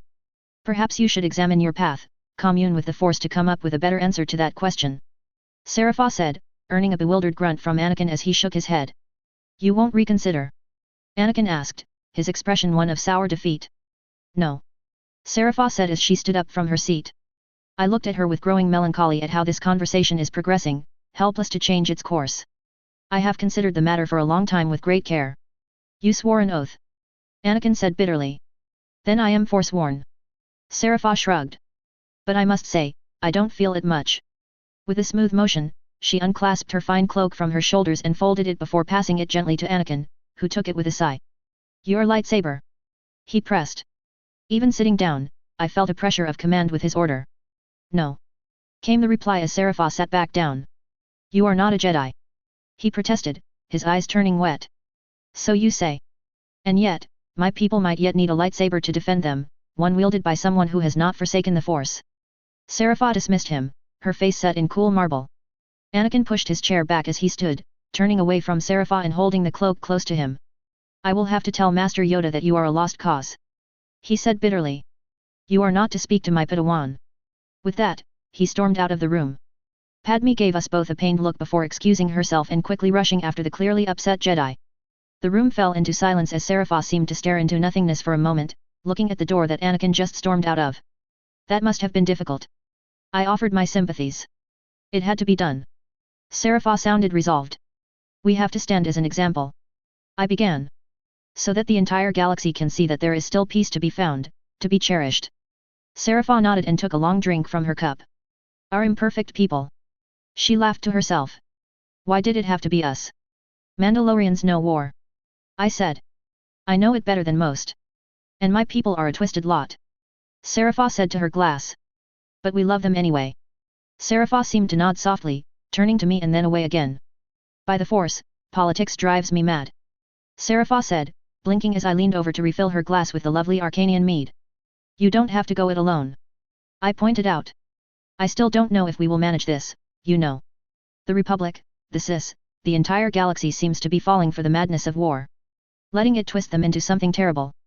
Can our sinful people truly be what the galaxy needs of them? Yes. I said, and her milky white eyes turned to my own at my swift answer. If we have faith in them, if we lead them with dignity and honesty, if we never surrender our principles no matter how difficult the road becomes, I believe we will succeed. She nodded, her cheeks rosy from the mead. I refilled both of our glasses again. I just wish anyone had followed me. Serapha admitted softly. Leaving the order is such a difficult thing. I said with sympathy, taking her hand and giving it a squeeze. But who knows who we will inspire tomorrow. I noted how close the two of us suddenly were, but after taking another sip of the creamy mead, I found I did not mind that so much. Coruscant, Jedi Temple. Obi-Wan Kenobi. Is there no way to talk Master Altunen into coming back into the order? No way at all. I asked, trying to clarify it for record purposes. Anakin shook his head, his form shimmering as the light blue holoprojector buffered, before saying, I'm afraid not, Master. I did everything I could, but she is stubbornly against returning to the order, stubbornly against joining the war, and stubbornly denies that she has turned her back on the order. She also refuses to hand over her lightsaber, even though that is tradition among those who leave the order. I sighed, shaking my head before saying, well, I'm sure you did the best you could, Anakin. That's all we can ask in this situation. How about the reason you're there in the first place, the Mandalorian Self-Defense Force? Have you found anything of interest among them that the Council needs to know about? Anakin shrugged before saying, nothing too interesting as far as I can see. Most of the training that the Mandalorians are imparting on their army here is defensive in nature. Without a meaningfully large fleet with a large transport capacity, they don't pose any threat to the Republic. I did not find anything that contradicted the reports given by Tanya and Saturn. So I can safely say that they aren't preparing to launch campaigns to nearby planets to force them to join them, like what the Sis are doing. It really looks like they're just preparing to fight a war of mutual defense. As I have said to the Council, I sense great wisdom from the Mandalorians in this matter. I nodded my head, holding back a smile. Anakin had become rather protective of the Mandalorians after the Council had questioned their intentions. He was clearly picking his words carefully, so they would appeal to the Council. I thought for a moment longer before saying, in one way, this is good, and in another, this is bad. If we were all united, we could probably end this war quicker. However, perhaps this will be good for preventing planets from joining one side or the other in the war. We could convince the Council of the value of funneling systems considering secession into the CNS to prevent them from falling under Dooku's control. It's the best we can do. Anakin said with a nod, before adding, I have noted, though, that we Jedi aren't exactly welcomed among the Mandalorian trainers. I think a good portion of them remember the conflicts in the past and aren't exactly happy to have us around. I sensed some trepidation from Anakin, like he was hiding something, perhaps wanting to say more but thinking better of it. I raised an eyebrow before saying, what about the concerns the Council has that the MSDF has been infiltrated by Death Watch? I sensed that Anakin was suddenly off-center, sheepish and faintly guilty. But he shook his head. I do not believe there is any meaningful Death Watch presence in the MSDF. But I assume whoever becomes the permanent military observer will probably have to keep an eye on such possibilities. I nodded, debating what I would put in my report. Then I said, the Council will be happy to hear your estimates but unhappy with the possibilities. Truthfully, the Council had been rather worried about Saturn's growing military capabilities, and Anakin's open praise of Saturn's government only fed into the Council's fears. The Mandalorians were not democratic, they did not even want to be democratic, and the elections they held were merely pageantry for the Republic. Despite my feelings for Saturn, even I knew that. Right, Anakin said before souring my mood, I hope they won't go too hard on how they've taken the information about Tanya. I do my best to hide my grimace. They were contemplative. Master Windle was perhaps my greatest critic, not undeservedly so. However, Yoda seemed to be more sympathetic and even amused the entire time. He might have already suspected, he is the wisest of us all. Shaking my head, I said, ultimately, they have decided to table the discussion of this matter until after the war. Though their current conclusion is that the way I've handled the situation is well within the code. I have a family, but I have not let it cloud my judgment. Nor have I cultivated any attachment to them. Granted, I did not know I had a family until recently, which is why they've tabled it until the end of the war. The Council has resolved to meditate upon the situation. Well, at least they're not kicking you out right now, and they're giving you a chance to make it right. Anakin mused. I raised an eyebrow as I looked at Anakin, implying that if you can get away with it long enough and prove that you can get away with it, they'll let it pass, is not exactly the best way to deal with your own situation, Anakin. Seems to be working out so far. Anakin conceded with a grin that dismissed any hope I had that he was truly listening to me. Though I do wonder if you've had a chance to speak to Tanya since you found out that you're her father. My left eye twitched as I smiled. I am not avoiding her. I lied matter-of-factly, before adding, I did try to get in contact with her recently. Unfortunately, she had already left for the Mandalorian sector, and I was unable to speak with her last month. Anakin inquired, have you tried since then? Raising an eyebrow, which got an annoyed grumble from me. No. I admitted. We've been busy, and I will be shipped out in the next few days for another front. It is a war, after all, and I do not have the luxury to look into my family's situation. There are planets at stake. Anakin nodded, seeming to understand the gravity of my situation. Well, that may be true, but there are still a few days in that time period. You could give it a try. I sighed, shaking my head, before saying, Anakin, I don't feel like having this discussion tonight. He smiled, indicating he knew he had won this one, but he simply said, all right, Master. Just don't forget your duties, and I will get back to mine. My time on Mandalore is ending soon, and I'll be returning to the front with Ashoka. As much as I have enjoyed the vacation, I feel like I should be out there with the 501st fighting the good fight. I nodded before saying, you'll have your chance to get back out there, and your Padawan will have to learn what it means to fight this war again.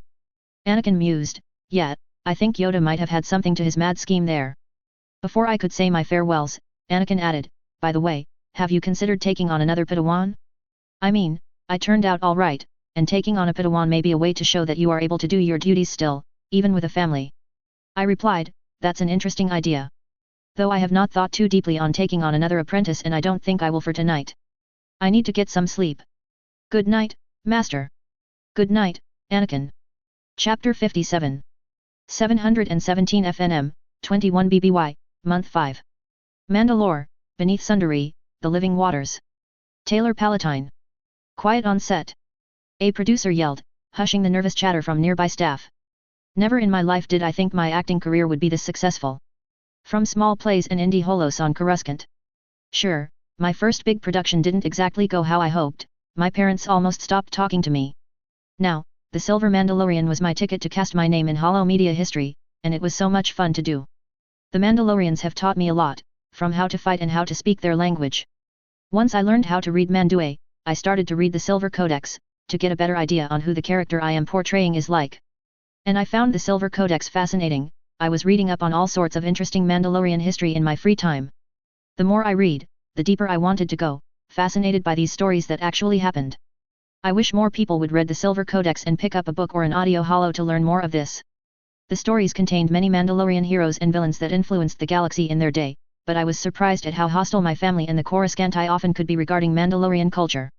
Mandalorian barbarians and warlords certainly threatened the galaxy once, but they have passed into history and their tales were still a good source of history and entertainment. Such entertainment was being made with another scene for the latest episode, The Red Menace. White Silver herself was here to watch me. I surreptitiously checked on her again. She was standing near Director Kip, with another male Silver Mandalorian as her shadow. The scene was written to show White Silver visiting the religious cults of Concordia during their pilgrimage to the Living Waters on Mandalore, who she needed to recruit to aid her against the Red Communists of Antivi. However, the Concordians were skeptical of White Silver. She was accused of not being a real Mandalorian, never having taken the creed nor bathed in the waters of the old mines beneath Sundari. So with Concordian locals as witnesses, I played the part of White Silver as she descended into the Living Waters to perform the ceremony. In person, the Living Waters were as majestic and magical as I heard it would be. Since traveling to the Mandalorian sector, I had seen many wondrous things, but nothing as captivating or otherworldly as the Living Waters. A local actor had shown me just how magical it was by taking a cup of the water and pouring it back in.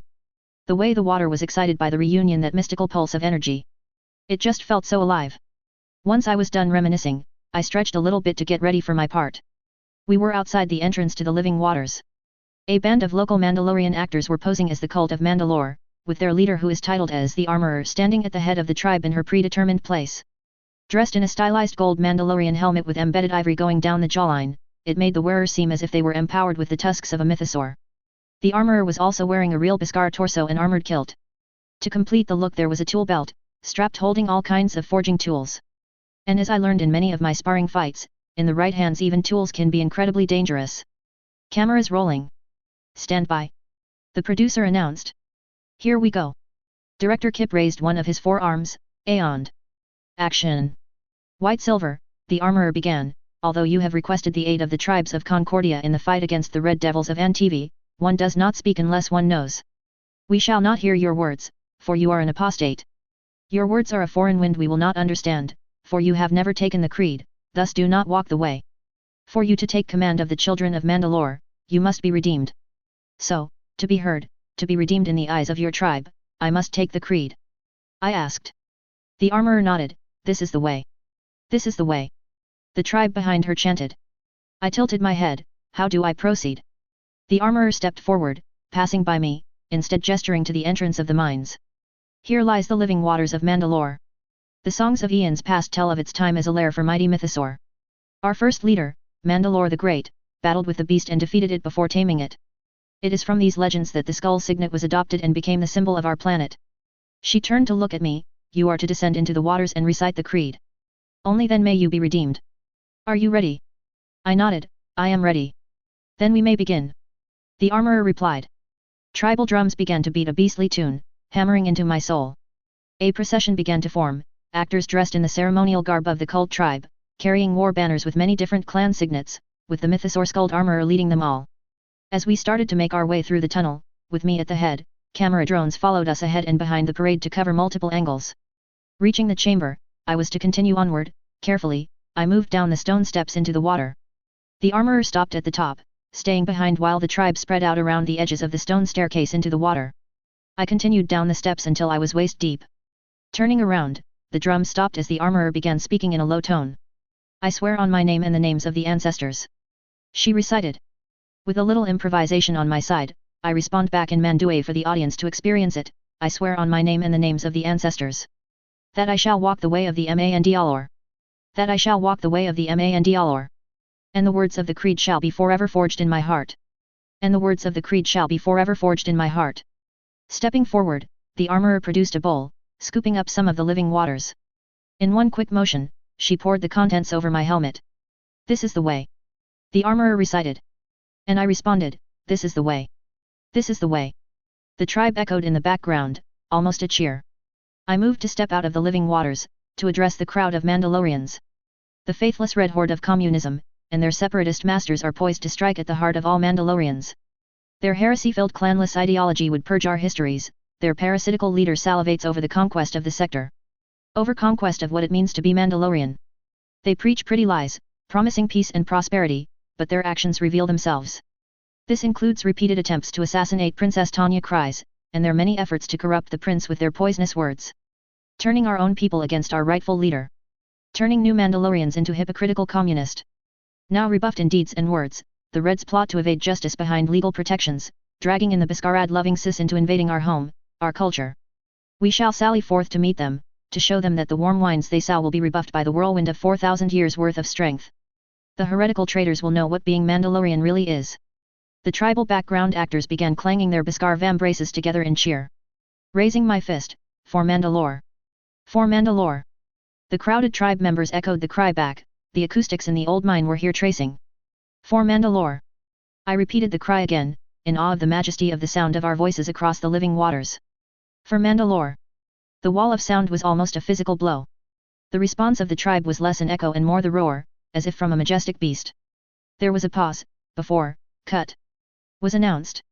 Suddenly, I was surprised at the amount of sweat working my way through my armored costume. There was another pause before the producer, sounding unsure of his own voice, oh okay, that's a wrap, everybody. When the call echoed down the tunnel, I relaxed, pulling off my silver helm. I brushed my hair a little. The ends were slightly damp, but I was quickly distracted as the actress playing the armorer approached me with her helmet off as well, Ms. Mara Talik, I think her name was. When Kip asked the Armorsmith Guild for anyone who wanted to play the part of the Armorsmith, Ms. Mara volunteered. According to her, she runs an armor shop in Keldaby, here on Mandalore. She grinned, and a strange light seemed to dance in her eyes. Well done, kid. She offered a hand, which I accepted.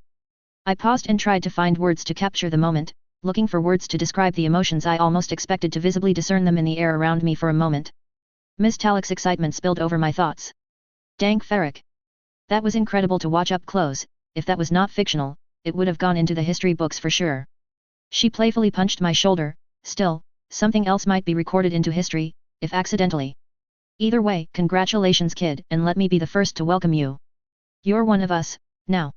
She smirked in a knowing way. I hesitated, what do you mean? She was interrupted in her reply when a background actor called her over, so she waved at me with a disarming smile and walked away. That was strange, but I decided to let it go. I figured I'd go talk to White Silver some more. It was fascinating to listen to her talk, to get a gleam inside her head so that I might reproduce it on holo. As I moved to go see the set crew, and more importantly, White Silver, the other Mandalorian actors came up to me. Some congratulated me, some shook my hand, others patted my shoulder, and some did all three. Okay, that was weird. I know the scene I just did was awesome, but did it really need that kind of response? Then White Silver came into view, along with her second and Kip, who were reviewing the footage with pleased expressions, before noticing me and waved me over. White Silver was wearing a heavy brown poncho with a hood up. Her characteristic silver helm was hidden beneath. Apparently she was wanted on Mandalore by some new Mandalorians that were not a fan of her, so she came disguised. Kip grinned, you've done me and my career proud, Taylor. That was a most exciting piece of footage, one of the best I have ever filmed. The ratings and credits will go through the roof after we release this. Thanks. I agreed, still too giddy with that strange and exciting energy to answer more eloquently. It was a thrill to do it. I swallowed and got my nerves under control. How about you, Ms. Silver? Was it to your liking? She nodded. Impressive, most impressive. Great. Hey, can I ask you a private question? She tilted her helmet in, I guessed, curious confusion, then gestured to follow her away from the film crew. Once we were a distance away, she spoke, ask away, Ms. Palatine. My tongue felt heavy. After the scene ended, Ms. Talik said something strange. You're one of us, now. Afterward, the other Mandalorians started congratulating me. I thought it was because of the scene, but maybe you could explain this Mandalorian behavior for me. She chuckled. I think it has something to do with the fact that this scene has now changed your life and public image forever. I raised an eyebrow, Still confused, I don't understand. Although it was stage managed and manufactured for an action show, the requirements of the ceremony were met. From here on, you are no longer only Taylor Palatine the actor, you are now Taylor Palatine the Mandalorian, truly and genuinely one of us. My eyes bulged out once I comprehended her words. Wait, what? I thought it was just that, acting. She shook her head. You bathed in the living waters and recited the creed. You were acting, but you were also sincere in intent. By all rights, in the eyes of the Manda, and in the eyes of the people, you are one of us now. You are Mandalorian. Credibility to the title is also aided by the fact that you know how to fight as a Mandalorian, how to speak our true tongue, and study our history. There's a reason the children of Mandalore say we are not a race. We are a creed, a culture. And now, that culture and history rightfully belongs to you, as it does to me, should you continue to accept it. I was lost for any meaningful words. Oh wow, just, wow. White Silver tilted her head. Do you not want the title of being called Mandalorian? And no, just. I didn't think too hard about the implications of doing this scene, that I woke today as just an actress and will go to bed tonight a Mandalorian. But somehow, it just feels fitting. Like it was meant to be. White Silver laughed softly, and her next words were sarcastic. A Jedi would say, this is the will of the Force at work. I laughed too. Wait until my family hears about this, my siblings will not believe their sister is now a Mandalorian. We both shared another laugh, then White Silver spoke again. Well, you can tell them that you are welcome to Mandalore as your homeland. But perhaps we can take this a step further, and charge at this full speed. I looked at her curiously, unsure at what she meant. In adherence to my codex, no Mandalorian should be without their Beskar. My eyes started to enlarge again as I put together what she was saying. If you are truly committed to becoming a Mandalorian, then as a thank you for your contributions to the sector through your work, I will sponsor the creation of your own personal set of quality Beskar armor. For you to wear in your day-to-day life, if you so choose it. Before I could stop myself, I was giving the White Silver a tight hug. Stars? That would be so wizard. Thank you. I repeated the praise a few times while holding her. She seemed to be thrown off guard, as she patted me awkwardly. There are some conditions, though. She stated. Like what? Are you familiar with Mandalorian color theory? I shrugged, a little, only schemed it to understand a part of a previous episode we made. Study it more closely tonight, then look at yourself and what you want out of life, so that we may customize your armor as such. The color choices are not a fashion choice, but a statement of how you live your life. Afterward, submit your choices to my droid, S4, and we may begin. She paused in thought again. Oh, and what signet would you like to wear? I went a little red, moving one arm sheepishly and rubbed the back of my head. Is it alright if I choose your emblem? Pointing to the four-winged symbol emblazoned on my costume armor. After a pause, she nodded gently. I don't see why not. 21 BBY Month 6. Coruscant, Mandalore Tower. Tanya cries. Peace really was an illusion, even more so when it comes to Coruscant. Every day, news about the war would regularly come in, but Coruscant seemed frozen in perpetual peacetime, desperately presenting this false image as if it demonstrated strength, just chugging along like it had for centuries. There were few visible changes or reforms, despite that 6 months ago there had been a minor intrusion or invasion, depending on the way you look at it. It could even be considered an insurrection, a portion of the underworld population that keeps the city running sided with the droids, attacking installations across the planet. I noticed all these problems, but otherwise tried to suppress my anxiety concerning Coruscant's fragility. This was beyond my concern. No, my concern was maintaining Mandalorian dominance when it comes to peaceful negotiations. And what dominance it had become. I had never realized it, but I had been fighting the political battles of the era with one hand behind my back as a representative. Previously, I had to run every proposal through Merrick and hope that he would follow my advice. Now I'm the senator. I had essentially cut out the middleman. I now hold sway over what Mandalore could vote on. It was not like I could end the war with a snap of my fingers, as I was just one senator amongst many. However, the control I now had was 10 times the control I had before. Before, as a mere representative, signing my name to a bill meant nothing on its own. Now as a senator, my name and actions carried political weight and authority. Authority that I was more than eager to use for Mandalore's and my own benefit. I wasn't trying to be the most corrupt individual in the entire galaxy. My own self-interest was also in the mutual interest of Mandalore. I also wasn't going to blatantly abuse my authority. I would never be foolish enough to sign off on something that would immediately see dividends sent directly to companies that worked closely with Mondale Hypernautics, like Mondale Logistics or Vesti Engineering Corporation. That's how you get caught, after all. No, I would simply go through the proper channels, maybe mention a company as a recommendation, but stick to soft influence and a strong image. A major concern that had to be addressed was that of foodstuff. From a purely utilitarian standpoint, the supply of food was adequate to sustainably support the many more urbanized areas within Mandalorian space, but that was only a surface-level understanding of the logistical quagmire that the war had foisted upon Mandalore and other neutral systems. Food supplies were a requirement for the stability of any state. Not only must a steady supply of food be provided to the citizenry to prevent starvation, but the quality of the food must be acceptable in terms of variety. The old adage of bread and games only goes so far. Salts, sugars, spices, meat and other exotic foodstuffs must be provided to meet the needs of a modern civilian population to prevent unrest and criminality.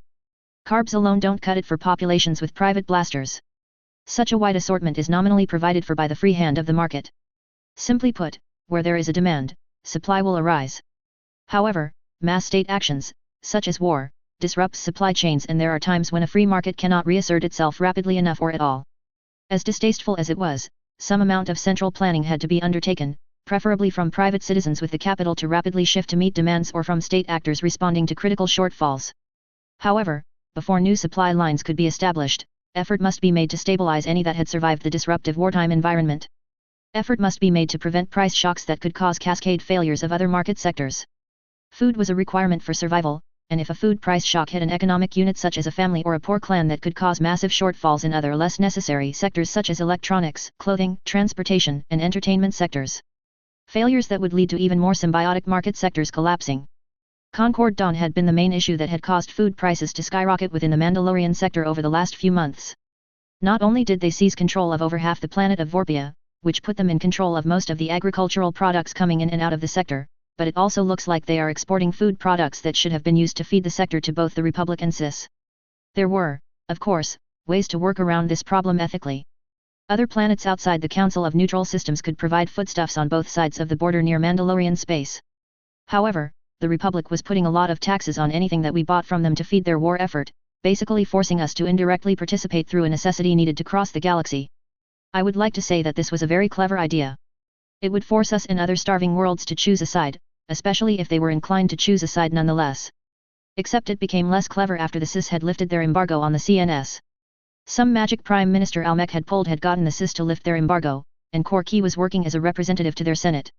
Suddenly, we had quite an influx of food to cover our rising food shortages. Well, almost cover it.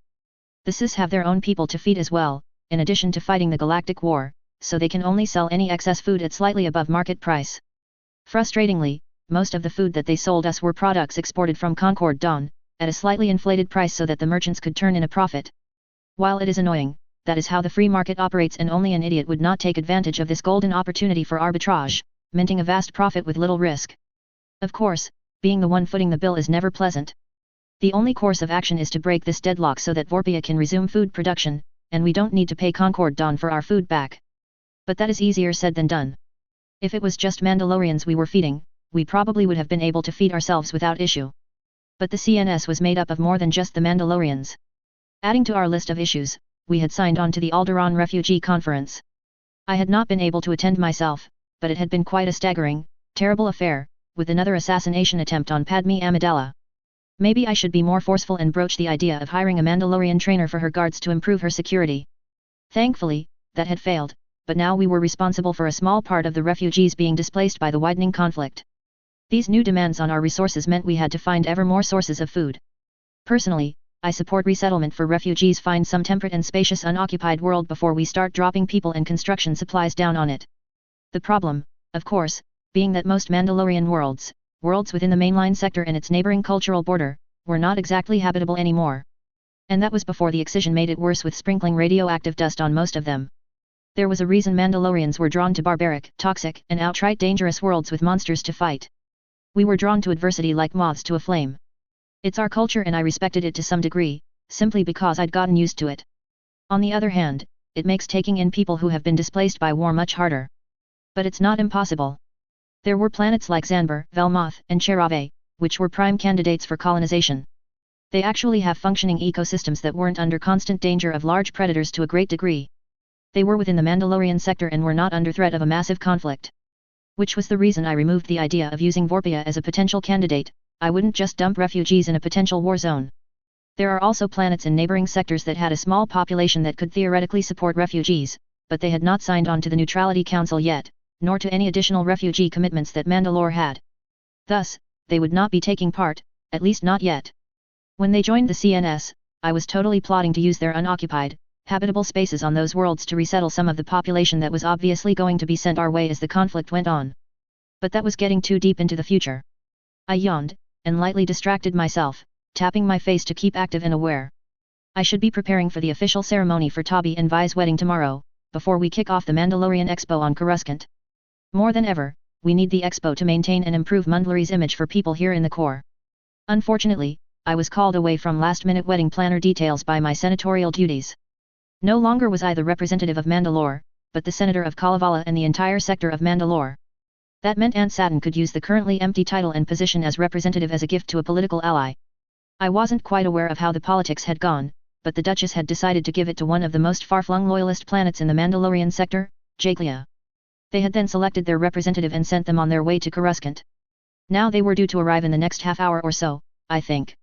I had to meet them, get to know them, and instruct them in their duties. Much more than what Merrick had provided for me, and give them warnings about issues they should avoid. Yawning out loud once more, I wished for a cup of CAF, only to be greeted by Njais holding out a thermos for me. I looked at him, and he said, "Thought you might be running yourself a little bit ragged, so I had Vi whip you up some CAF before we left the apartment." I smiled eagerly at the thermos of CAF, finally looking up to say, "Thank you." Taking the thermos, I popped it open, drinking some of the warm awakening elixir down. I let it settle as I closed it and handed it back for safekeeping.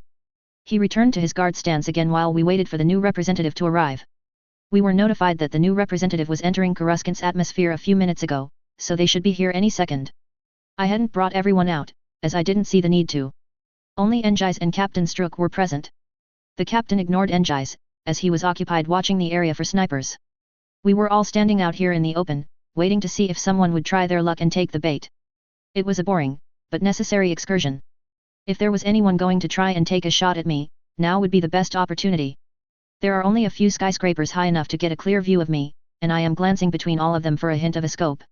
If anyone did try to take a pot shot, X4 did install some low-level shield emitters along the walkway for us to take cover behind.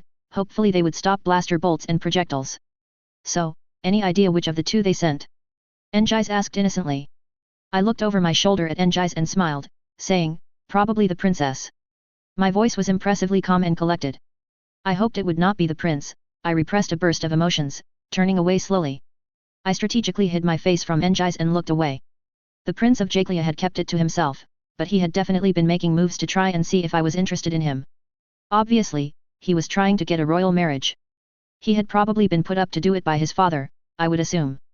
While his attempt had been nothing but failure, it had been something that Njais had noticed.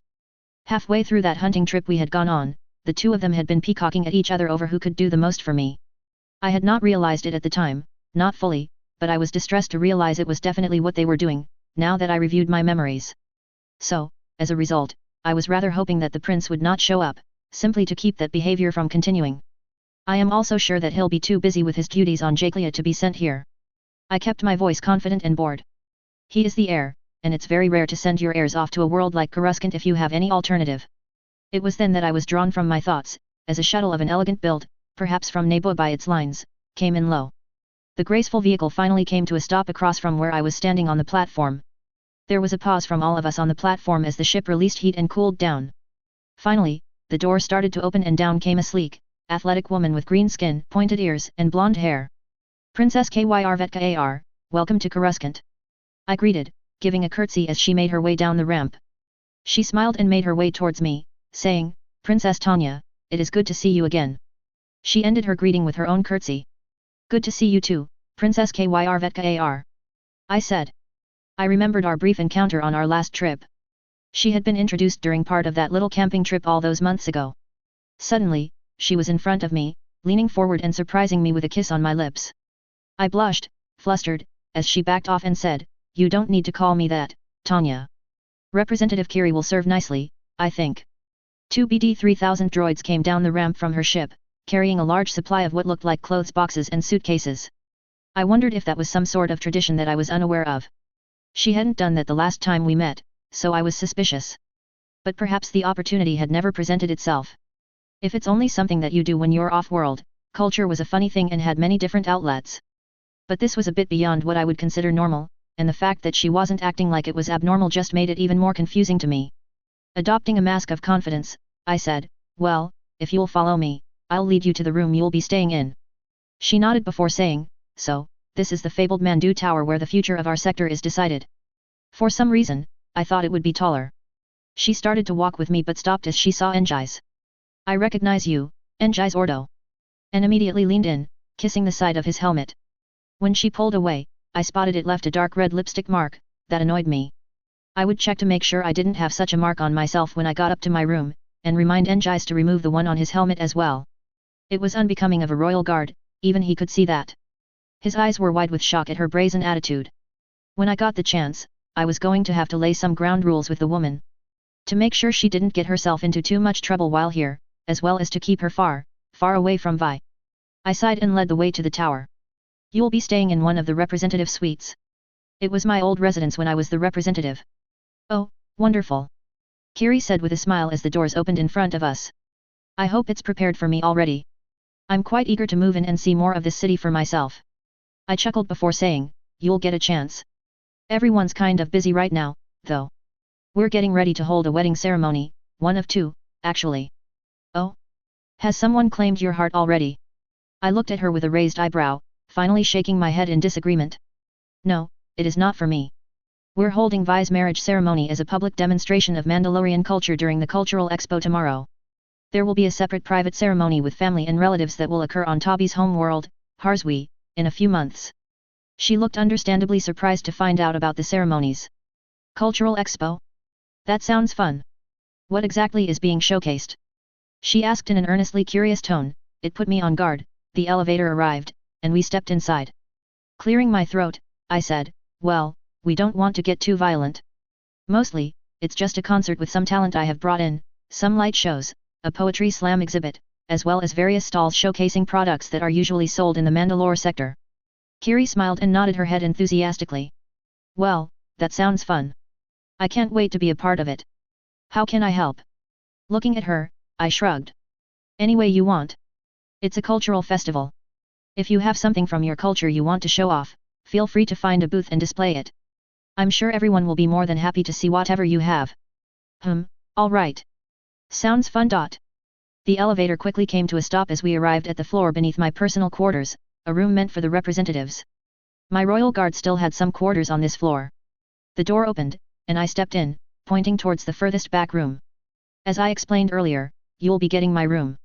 It's much further back and has the most security on this floor. Kiri nodded her head and was about to say something, but Vi interrupted when she entered the main dining area from her room. Oh hey, the new girl. Vi called, giving a wave. Coming forward, she said, we haven't met yet, but you can call me Vi. I'm Tanya's handmaiden. It's nice to meet you, Vi. Kiri said, extending her hand. They shook hands as she said, I heard you're getting married and at such a wonderful time of life, too. Vi rubbed the back of her head. Thanks. I'm still trying to get used to the whole idea, but I'm ready for it. New battles, new stuff I have to deal with. But at least I have good friends. Her words were already trailing off, she left partway through, but glanced towards me on the way back out. I shot her a smile and nodded back, happy to be supportive of my, I guess, childhood friend. At this point, we'd known each other for a long time now. Has it been a decade already? But before I could get too deep into my thoughts, Morrison came out from her room, saying, Kiri? You're the new rep girl. She waved enthusiastically as she walked over. Howdy, girl. She said, extending her hand to the green-skinned woman. Only for said representative to lean forward and give her a kiss on the lips, just like she had done to me. Which was very annoying. Nice to meet you again, Ki. I hope your time on Coruscant didn't dull your edge. Morrison seemed shocked, and her cheeks burned a bright red. After a moment, she stammered her reply. I hope so too, we still have that rematch to settle. I simply blinked, shaking my head, hoping that I could figure out what was causing her to be so overly friendly with certain individuals. She hadn't done that with Vi, so why is that?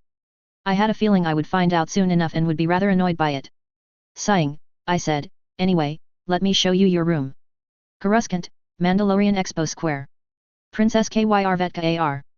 Yesterday, I had fun messing with Tanya. Establishing dominance through ancient cultural displays was an old trick, but I hadn't expected for her to respond in kind with her own cultural display so quickly. I kept having to school my face and hide my amazement at the procession and pyrotechnics of the Mandalorian wedding. While there's nothing unusual about having a little bit of extra flair for such circumstances, most Mandalorian weddings could be described as rather tame compared to this. Understandable, that this was merely a show for the Coruscanti public. Tanya apparently researched all records of every wedding ever held in Mandalorian culture, synthesized and upscaled many of the elements into one larger harmonious procession, culminating in a concluding ceremony laden with symbolism. At the same time, each step of the wedding held something interesting for the public, the crowd's attention swinging in surprise to each new entertainer, then back to the couple. Likely it was also the closest any here had been to combat at certain points. Blasts of fire and smoke, loud simulated explosions, were deployed in mock battles deceptively near the crowds. Behind and above, multiple Mandalorian bands debuted as part of the events, their first shows happening as part of the ceremonies on Coruscant today. To be frank, having a couple in Mandalorian battle armor standing in front of a crowd as they say the words and commit to marriage while engaging in combat would probably not have been as interesting as this. Anyway, I was standing off to one side, not one of the members of the family, just a visiting dignitary, so I didn't get a seat. But there weren't many seats, just members of Clan Vizsla and Clan Craig separated by an aisle where the father of the bride was currently escorting her in that relatively beautiful dress down the aisle to where the rather short but well-cared man was standing. You can tell he was from Harswi from a mile away. If he wasn't so short you couldn't see him from a mile away. Some may call that a mean joke, I'd say that's just a standard joke of my home sector. My home world of Jaklia and Harswi have a long history of sniping at each other. It's just what we do.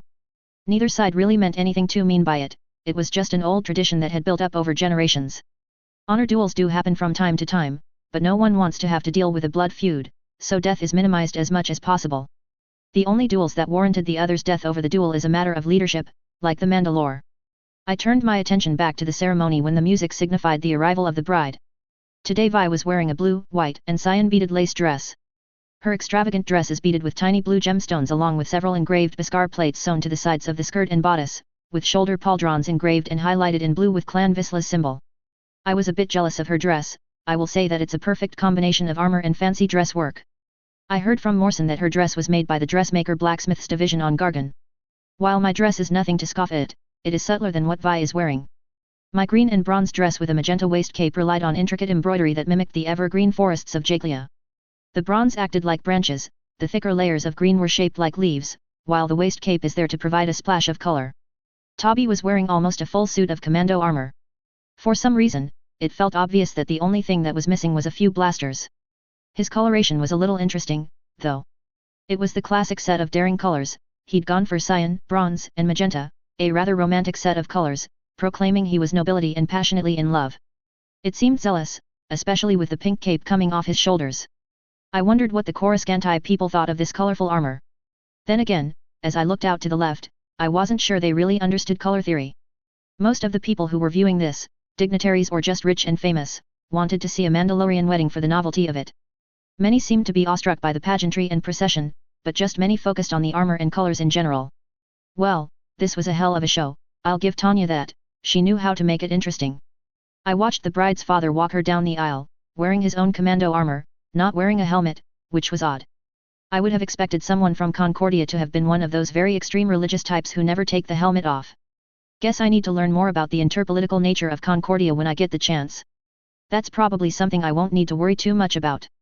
My goals here on Coruscant were to represent my sector as a delegate to Mandalore's senatorial delegation and to battle for the heart of Tanya. I'd even settle for only half of it.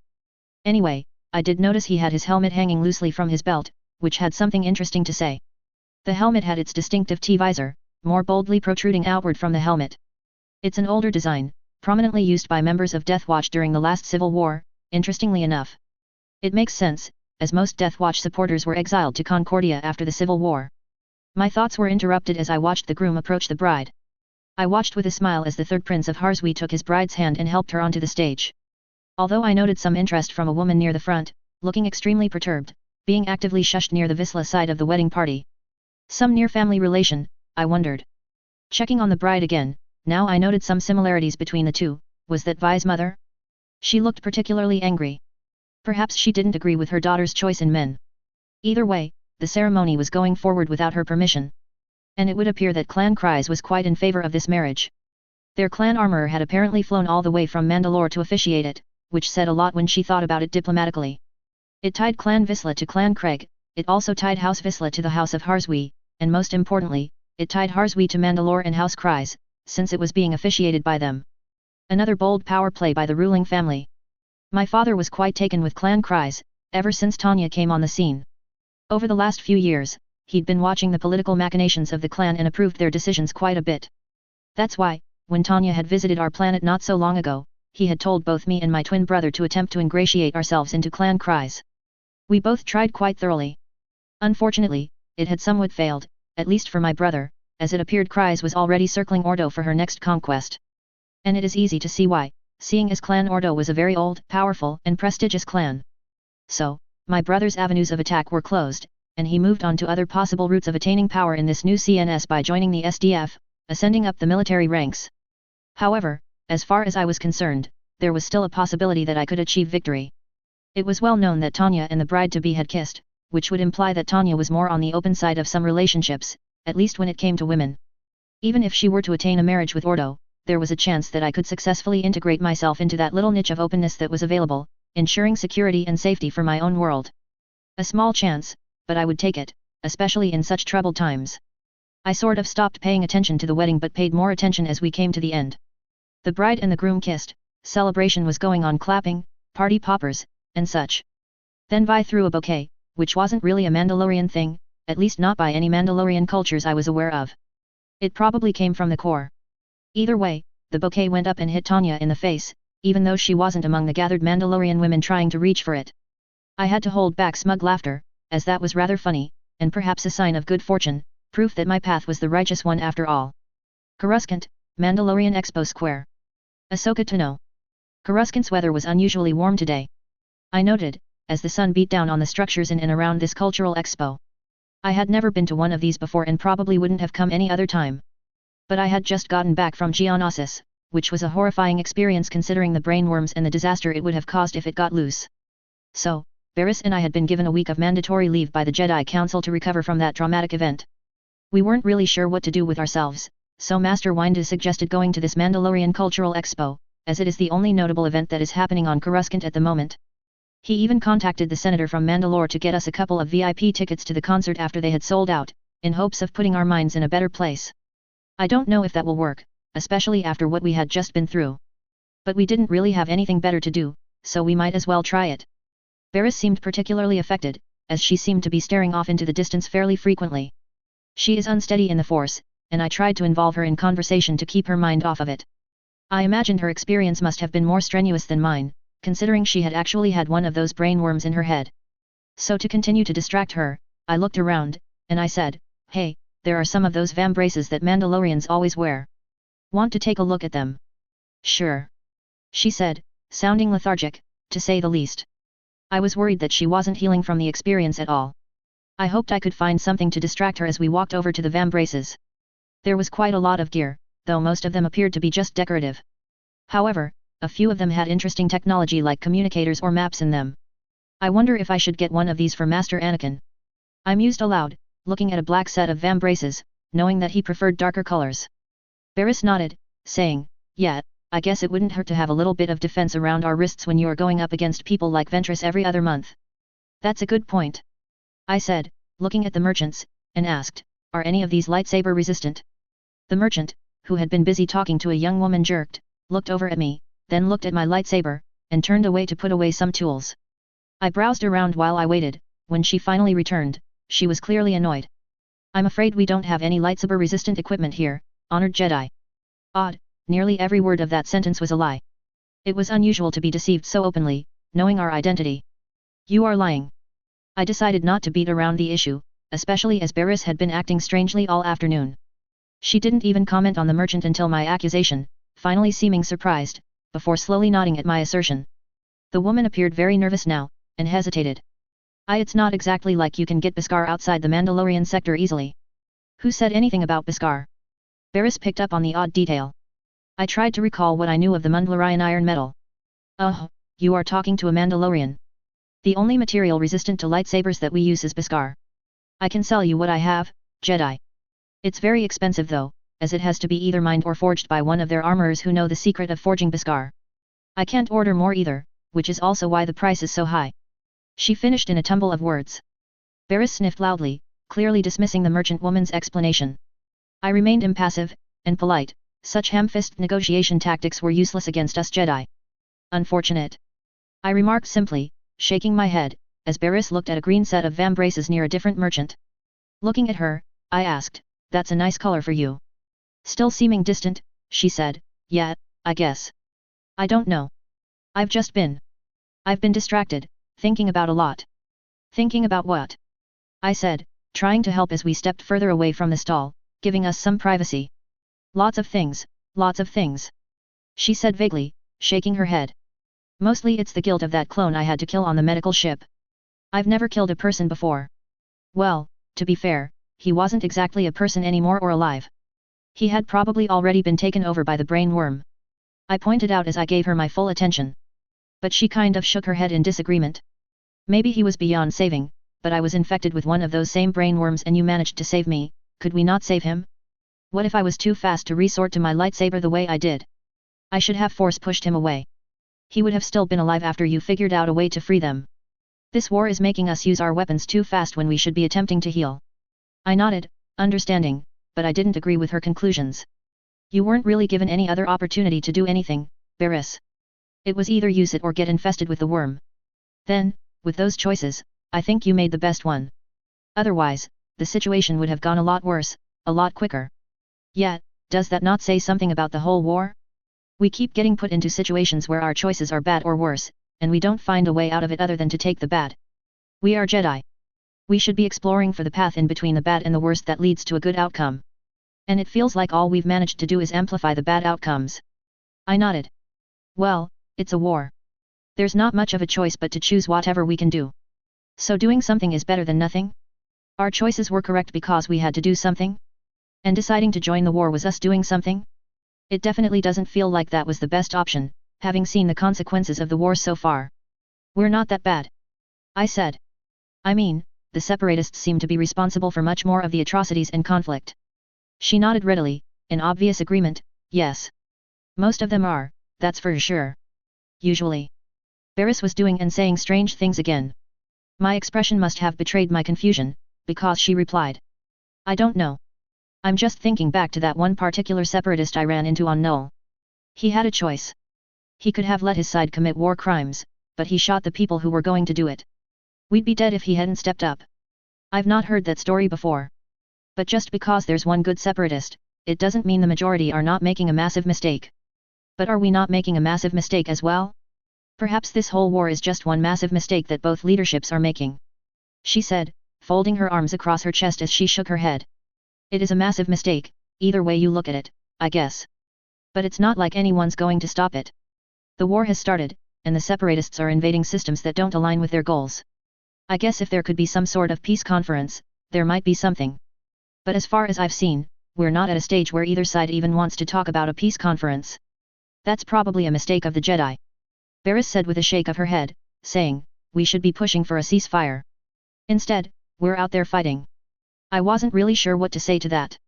She made a good point, but well, there was nothing we could do. We were just Padawans. We couldn't exactly tell the council to do something. Putting my hand on her shoulder, I said, "I'm sure the council will try and bring peace sooner or later. We just have to stop Count Dooku and his machinations." She let out a sigh and nodded. "I hope so. But perhaps we, as Jedi, should be taking more from Serapha Altunen and stepping away from conflict entirely, like the CNS we should step away too." I'm not sure if that's the best idea. The separatists seemed likely to draw CNS in conflict eventually, but I hesitated, remembering I was in public. I looked around for anything suspicious, while trying to distract Barris. "Anyway, we've got a whole day to spend at this expo. Where do you want to go next?" Barris accepted the change in subject easily enough, looking around the expo with fresh interest. "I guess we could go look at that section over there for fashion. I don't know, what do people normally do at something like this? Force if I know, but looking at dresses sounds nice at least," I said, walking in that direction and shaking my head at some of the outfits I could see from this distance. I don't know how anyone can perform any acrobatics in something as restrictive as some of the dresses over there. Barris shrugged before saying, "Master Luminara says a dress doesn't really restrict you if you train to fight inside of it. It can even make you more acrobatic in the long term." "Oh, so that's why you're just putting on an extra layer of clothing for more training. That makes much more sense. I was usually too busy to do research on entirely new techniques." "Not exactly. There are some cultural reasons as well," Barris said, "but, yes. You should try it sometime. You would probably be less commented on if you wore something less revealing. What are you talking about? I asked confusedly, trying to eliminate any trace of annoyance. Oh, someone mentioned it to someone, and it's gone around the temple about how that one Republic ship commander, Captain Pelion, made a point of forcing you to wear an official uniform while on his ship. Oh, that guy. I said in relief, rubbing my forehead.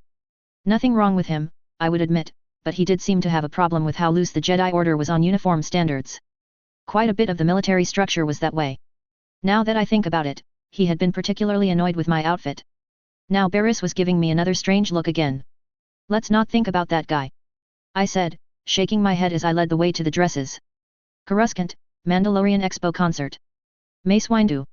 This was an interesting waste of time. I learned about the Mandalorian Expo a week ago.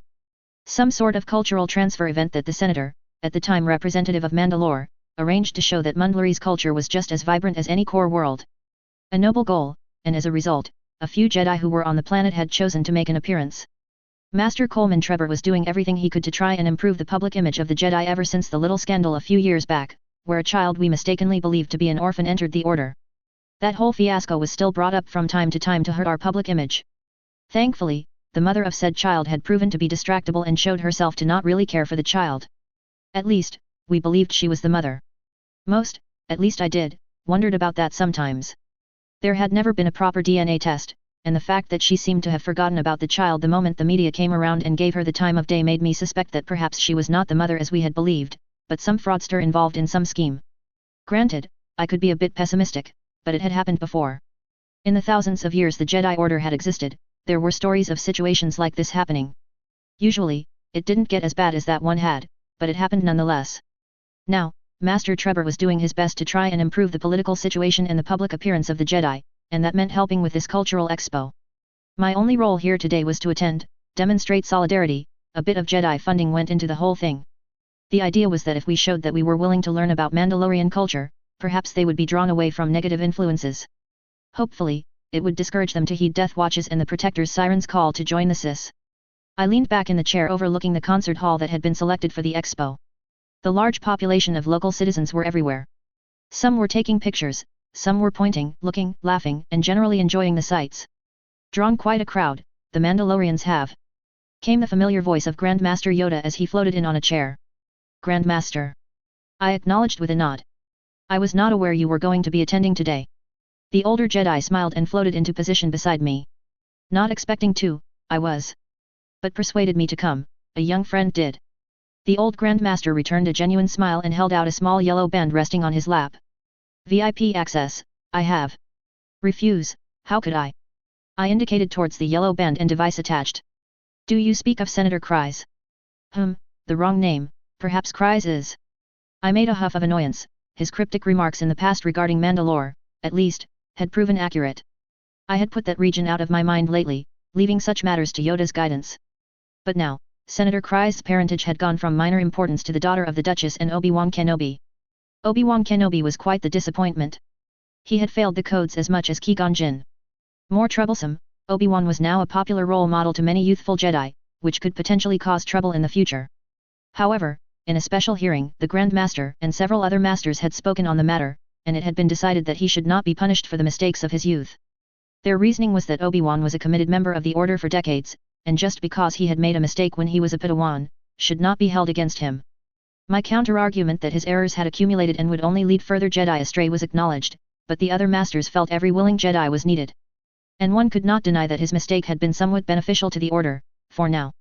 His daughter had made great inroads with the Mandalorian population for the Jedi. There was now a Jedi temple in the Mandalorian sector, something that was never dreamed to be possible. Letting out a sigh, I looked at Yoda before saying, Master Yoda, how would you resolve the situation between Obi-Wan and Senator Kryze? Resolve? Know the conclusion, I do not. Trust in the Force, I do. He said, looking out over the auditorium. Following his gaze, I saw he was actually looking at a set of boxes across the way, where I could see the senator in question speaking with her entourage. In a softer voice, he added, even the very wise cannot see all ends. I shot Yoda a look of surprise at the admission. Perhaps you're right on that.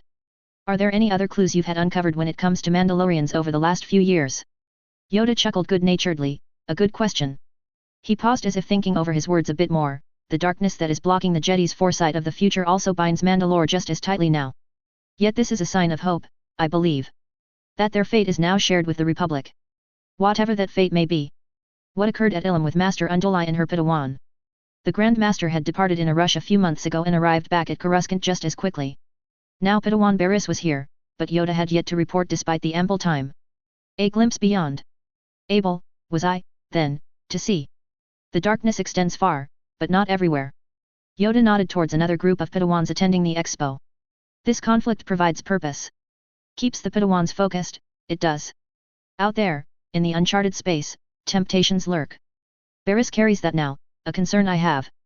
Letting out a deep breath, I looked out over the auditorium. Well, Master Yoda, considering your last guidance has done so well, I hope it continues to do so. Something is clouding the Force the more this war goes on. The dark side hides from us the source of its emanation. The Grand Master nodded and began his agreement before saying, what the dark side clouds from the light can cloud from the dark side. Served the dark side, the Mandalorians may have, in many wars across many generations. But served the light, they have also, in many of those same generations. Neither wholly of the dark nor wholly of the light, they are. Of service in our efforts to find the dark side's source, they may be. Clouded like we are, they are not, nor held to the same measures as we. But the great purpose, we share. You believe that by working with Mandalorians, we might be able to uncover the Sith Lord behind this clouding of our sight? I asked, trying to clarify. The more Yoda spoke, the less he was telling. It was a tactic I had observed enough times. Yoda shook his head. Not uncover on purpose, but perhaps stumbling about as they try to keep themselves out of the pitfalls that the war wants, will reveal something. Force their hand, I have no guarantees. That's what will happen, by throwing my support in with a person I consider a friend, I find them more likely to be of use to the Order than nothing at all. I nodded, understanding the sentiments, before saying, it's too bad we didn't have confirmation about her capabilities all those years ago. From what I've seen, she might have made a formidable Jedi. Yoda shook his head and said, not certain, that is. Even if we had known, maybe. Perhaps it would have pushed them further away. Like repels like. From the way she thinks, not a good Jedi, she would have made. Too much of a politician, too much a warrior, she is. No, I sense the Force wanted her where she is. Trust in the Force, I do. But what plans the Force has for her, no not. But everything becomes more shrouded as the war goes on. I nodded, saying, hopefully, we find some way to bring an end to this war and defeat the dark side. I shook my head, thinking back to Geonosis, feeling a pang of regret. It could have been much worse. If I had been able to see what was coming, I may have been able to better plan the operation. But I didn't, and as a result, so many good Jedi were dead. Friends, comrades, people I had known for decades. Their lives snuffed out. I did not mourn their passing, as that was not the Jedi way. They had returned to the living Force. But I regretted my mistake nonetheless. It is how one learns not to make them again. Yoda seemed to sense the dark wanderings of my thoughts, but surprised me with his next words. Have you heard the words of the Mandalorian prince? Mutual peace only can be achieved through diplomacy. We cannot compromise with the dark side. I answered immediately. Strange. Yoda remarked. Thought, did I, it was the Sith who dealt in absolutes. I was tired of Yoda's endless tests of my patience, so did not rise to a response. After a few moments, he floated his chair slightly higher, in an obnoxious manner. One who did not know the Jedi Grand Master might assume he was repositioning to get a better view. Wonder what song they're going to sing tonight, I do. Not listed anywhere, is it? A new single they've been working on. Grandmaster Yoda wondered aloud, tapping his cane against his chin. Well, I assume they will tell us as soon as they're on the stage. I would just assume it would be something very Mandalorian. I commented absent-mindedly, thoughts elsewhere, and leaned back into my chair. Yoda chuckled before saying, the most Mandalorian thing I know for them to do is fighting Jedi. Perhaps it will be a song about fighting Jedi. Looking out at the stage, I saw the lighting coming on as a door opened in the center, allowing an elevator to come up with 3 female Mandalorians, notable by their dress, though not fully traditional Mandalorian armor. It looked fancy, possibly dress armor. The pink and green ones were to the left and right, respectively, of their leader in the center, who was wearing a black and silver dress. She had an odd hair color, pink, and was waving to the crowd as she said, "Good evening, Coruscant. I'm so happy that everyone came out tonight for our show. Hoping you're all ready to have a night full of fun, music, and whatever else you have planned after the concert. I know the expo has lots of shopping opportunities. I'll be out there later myself, enjoying them with you once I'm done here." She seemed to be able to pull off a charismatic act, as that got a little bit of laughter from the crowd. I blinked twice as I realized I'd seen that woman before. Wait, isn't that the idol that killed an assassin on stage? Legally, self-defense, I was told. Yoda mused. Yes, though very wild, the Mandalorians are passionate even in their music or careers. Dangerous as well. I nodded as the woman continued, well, when I was told I would be invited to this expo 6 months back, I was stunned. Being a former bounty hunter, I never thought I'd be on Coruscant. People don't usually go to the core when they want to disappear. But when I thought about it, I decided the best way to celebrate a Mandalorian idol conquering the Coruscanti stage is to celebrate the success of how the Jedi managed to prevent that the one time we almost pulled it off as an actual military. I raised an eyebrow at that, skepticism showing on my face, and looked pointedly at Yoda. Wonderful, this will be. Yoda said with a nod of his head. The girl on stage continued, saying, so I thought we should celebrate the ancient story of how the Mandalorian Neo-Crusaders conquered their empire and made their way towards Coruscant, before they were defeated by the valiant heroes of the Republic led by a man whose name has been lost to history but has often been called Revan in many stories amongst us Mandalorians. A man who turned us from the path of the conquerors that the Neo-Crusaders wanted and put us on a more gentle path that saw us become a more peaceful and upstanding civilization, in my opinion. By finding a man who is worthy to be the Mandalore and to lead us into a better age. So, without further ado, I present to you the last crusade of the Neo-Crusaders. Their leader stepped back and pointed her finger up at the sky, and the monitors above turned on, displaying a graphic projection of an unknown planet that I could not place. It appeared above her, along with general diplomatic information about the state of the galaxy at the time of the Neo-Crusades, shown via a map depicting the territory of the Mandalorian conquest and the defensive lines built by the Republic. It slowly zoomed in on one particular name, which I assumed was the star system that the planet had come from, the one she was pointing at. Then, she took a deep breath and began her song, which made me sit back to listen. Yoda seemed quite amused as he looked across the aisle. I followed his gaze and saw Obi-Wan's daughter, Tanya, in a panic at what could be considered, at a different time, a diplomatic faux pas. But as far as I was concerned, and as Yoda seemed to be concerned, this was nothing. As I listened to the song, it was interesting to hear someone else's take on what sounded like a massacre we should never have been involved in. Concordia, Castle Vizsla. Pre-Vizsla. I sipped my kombucha brew, and took a break at my desk from the latest set of crises. The fermented drink was a native brew and local favorite. A few tourists had made statements that it tasted similar to another blend, a core favorite, Bachuabaka tea. Hopefully, they were being overly polite. I didn't need more core tourists mucking all over the system. But I had no time to worry over small matters lately. My current worries were regarding the protection for the Maelstrom, keeping it functioning while on the move. Deploying and fielding troops in places where they'd cause problems for the Republic. Our consolidation with my wife's smaller faction of veterans revealed exactly how much control I'd lost over other elements of Death Watch. In total, I had lost substantial control over the radical portions of Death Watch. I knew this now. However, I had managed to salvage our name. I already had plans in place to declare them rogue elements when they finally made their move, or any move that is counterproductive to my plans. I don't know when that would happen, but what I did know was that I was living two lives, my public life as governor of Concordia and candidate for Prime Minister for Mandalore, and my private life as the leader of Death Watch. It was incredibly difficult to manage both roles and sets of responsibilities, even with my wife's help. It almost makes me wish I had revealed myself to Saturn all those months ago, almost. Taking the government from under her control while she's still in power, though, might be one of the sweeter victories out there, especially with the corruption problem that had sprung up in the new Mandalorian government. This was, after all, how I knew that I had lost control of the radicals to Lord Cogadic. Lord Cogadic was someone who thought Death Watch should conquer the galaxy, and if I wouldn't execute his vision, then the correct first step was for him to conquer Mandalore. Personally, I was not of the opinion that we even needed to conquer the sector, never mind the entire galaxy. The concept of conquest was antiquated, having fought my way across the region around Mandalore that had become abundantly clear to me. The Council of Neutral Systems was proof enough of that. People across the galaxy are already championing Mandalorian rule and clamoring for our protection.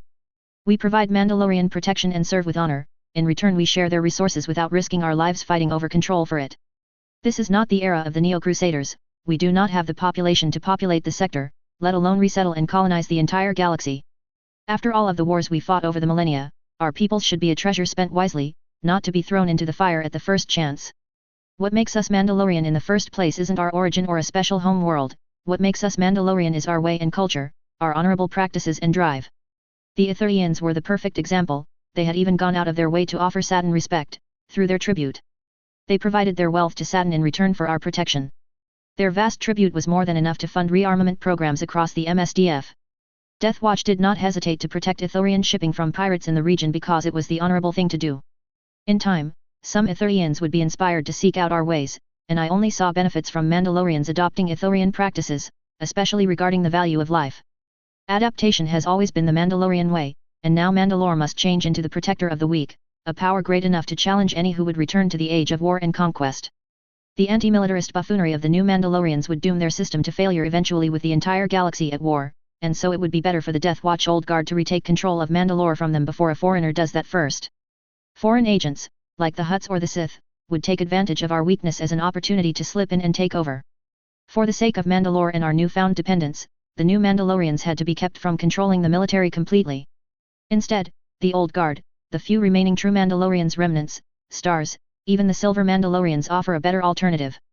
Bo-Katan privately shared that she was quite proud that her niece, Tanya, had broken with the new Mandalorians. She was right to be proud in my estimation.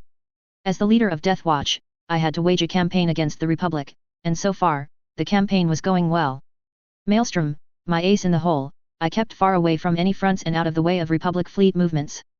They were still searching for her, but I had enough assets out there that I was able to track any major search parties trying to locate her. And with that knowledge, I can maneuver her to where she can cause the most damage.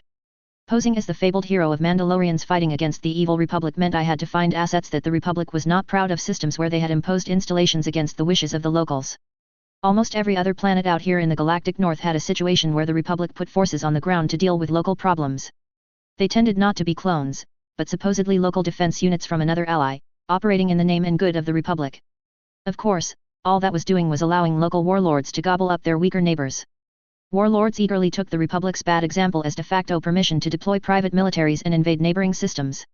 The events of Vorpia seemed to be no accident. Reports detailed the same level of crisis repeated with variations across hundreds of systems in the Republic.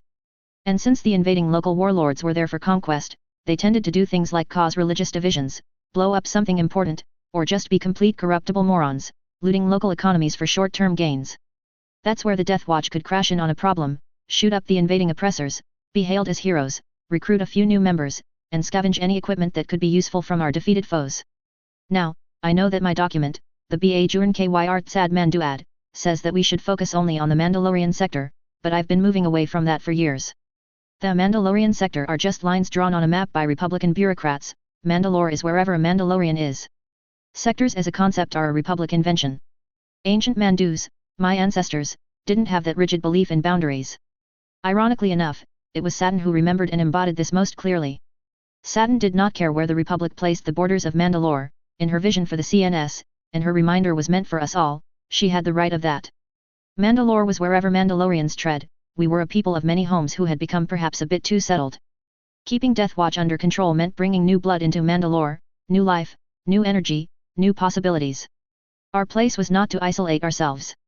Granted, I was having a bit of an issue equipping weapons and armor for these new recruits. I often had to rely on lighter gear stolen from the enemies we just killed to fill in for the new recruits, but it was working for now. The weapons get inspected and repaired if needed before being distributed, while the armor gets reforged into Mandalorian-style armor. I found several places within the Mandalorian sector that would be ideal to build a training base that no one would find. After some deliberation, Zanbar, having always been loyal, was picked. It had a very small population, very rural, with lots of trees and mountains to provide both cover and a diverse training environment. If I could, I would train them here on Concordia, but it was obvious now that having a Deathwatch base anywhere near Mandalore would be discovered by the Republic. The Maelstrom was working well as a mobile base, keeping troops out of Republic retaliation. And so far, my elites have not blabbed its location and where it camped out. Instead, I relied on places where they weren't expecting it to be. Areas near the borders of the Council of Neutral Systems, in systems that were Mandalorian favoring but had not yet signed on to the neutral systems, nor favored the Republic's war efforts. But those were my problems as Deathwatch's Kyrt Sad Alor. I have other issues to deal with in addition to that, issues as the governor of Concordia. My break was interrupted by the beeping on my terminal.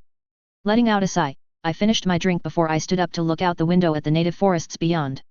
I straightened my clothing, then stepped out of my office into a meeting room. Sitting at the head of the table in the meeting room was Gar Saxon, looking annoyed as he glared at the other occupant across the table from him. I had him look over reports from our local Deathwatch assets in the sector while I focused on our overall strategy. I had brought him on as an official member of my election campaign. His clan was moderately powerful, and I needed all the power I could get if I was going to pull this off. He was also wearing a suit and would probably be taking my place as governor of Concordia if my efforts for prime minister succeeded. I had enough influence to guarantee his position, so having a little bit of sway here and there could help me succeed in my efforts for prime minister. The other individual, who would likely be the most useful in my election campaign, was my wife, Bo-Katan. She was looking rather pleased with herself, with her feet up on the table, wearing her armor. Her red hair swaying in a way I found incredibly attractive, as she listened to the Prey Wings music through her vambrace, air guitaring and mimicking the lyrics of the song. "There you are," she said, looking at me with a smile before shutting down her music player. Her helmet lay in her lap as she leaned back in a chair that was not meant for leaning. Once Bo stopped her antics, Gar breathed a sigh of relief before he returned his attention to his work. "Here I am," I said with a nod, taking a few steps and pulling out my seat at the head of the table before sitting down. Looking at her armor, I finally noticed that it was in Death Watch blue. She had officially joined the program on Death Watch's coloration, recalling the request I had made during our last United Death Watch meeting. In fact, she was not exactly considered Death Watch as far as everyone else knew. As of yesterday, she had declared her intentions to create an organization known as the Night Owls as the main reason for her change in color. Officially, the Night Owls are a mercenary organization registered on Gargan. Unofficially, she was recruiting some of the best Death Watch members into an elite organization that would be fighting for Mandalorian interests and those willing to support Mandalorian efforts. She had brought in at least 36 individuals from Death Watch so far, as well as another large batch of her friends.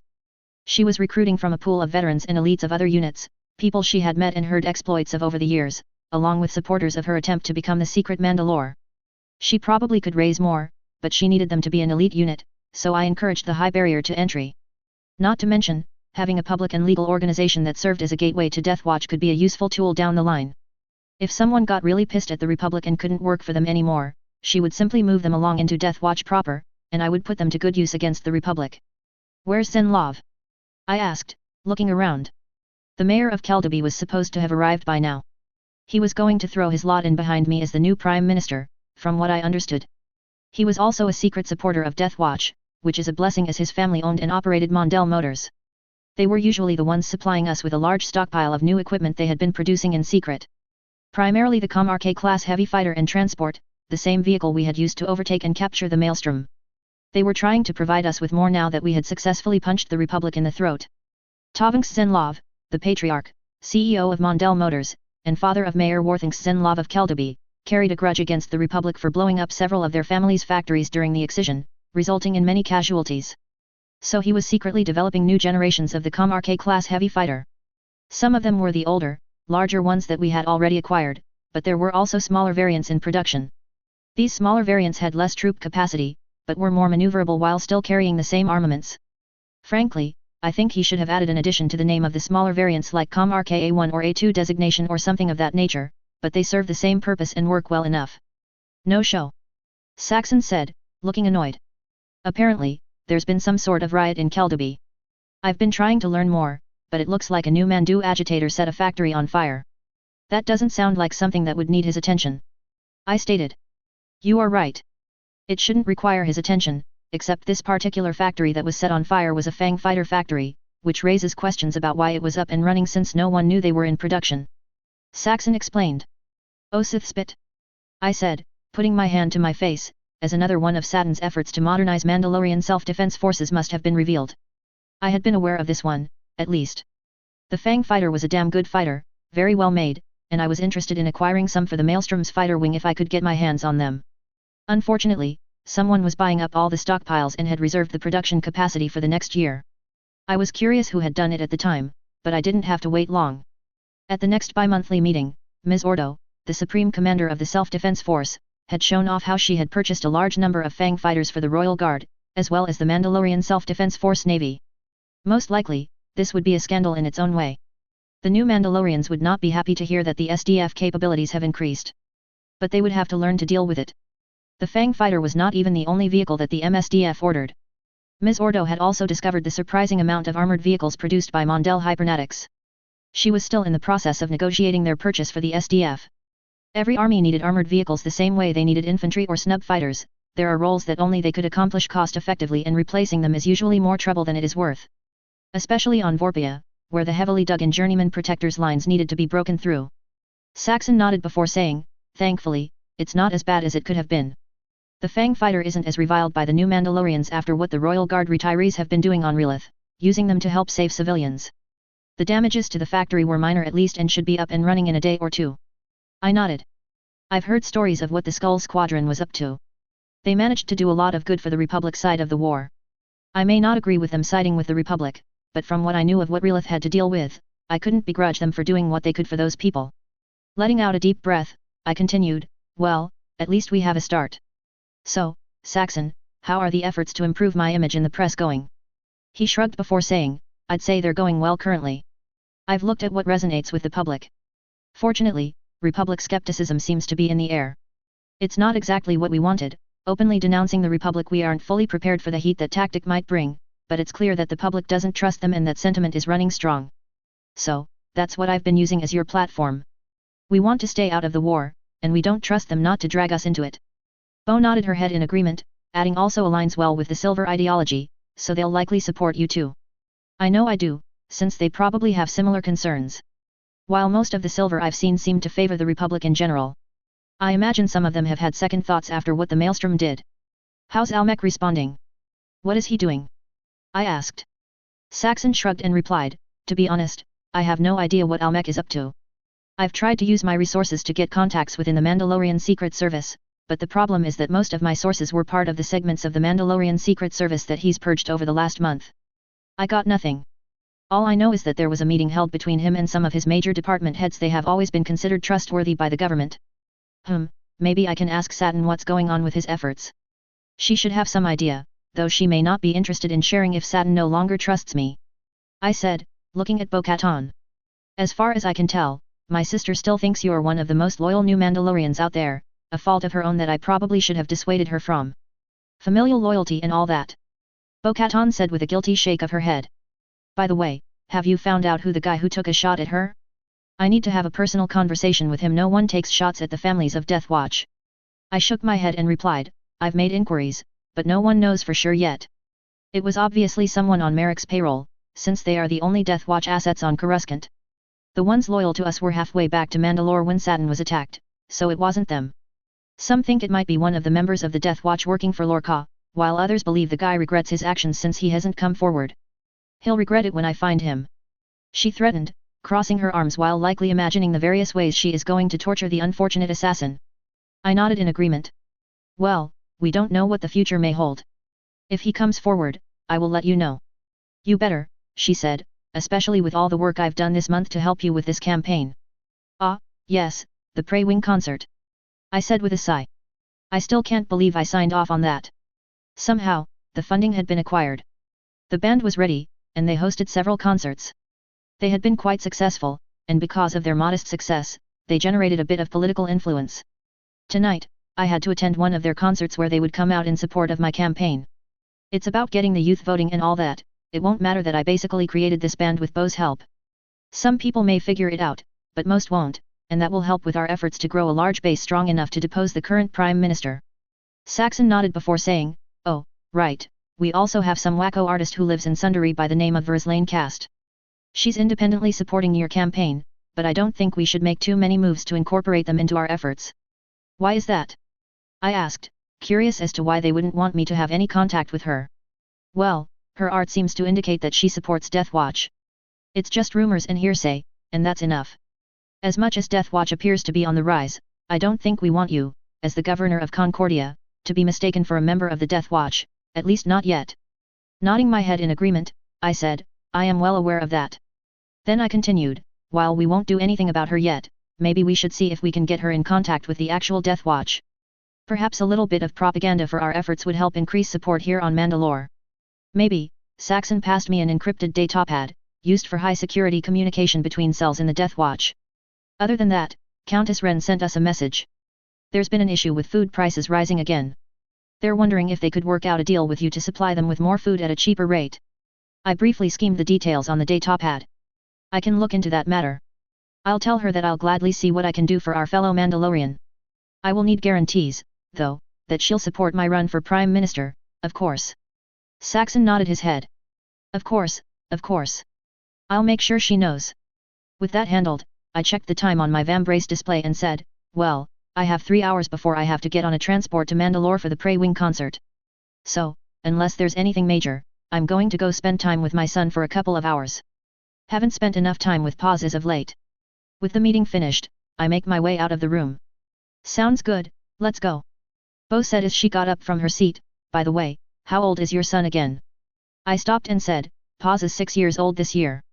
A brief flash of Ori appeared before me, and I shook my head, trying not to think about my lost wife. He's almost old enough to start the trials.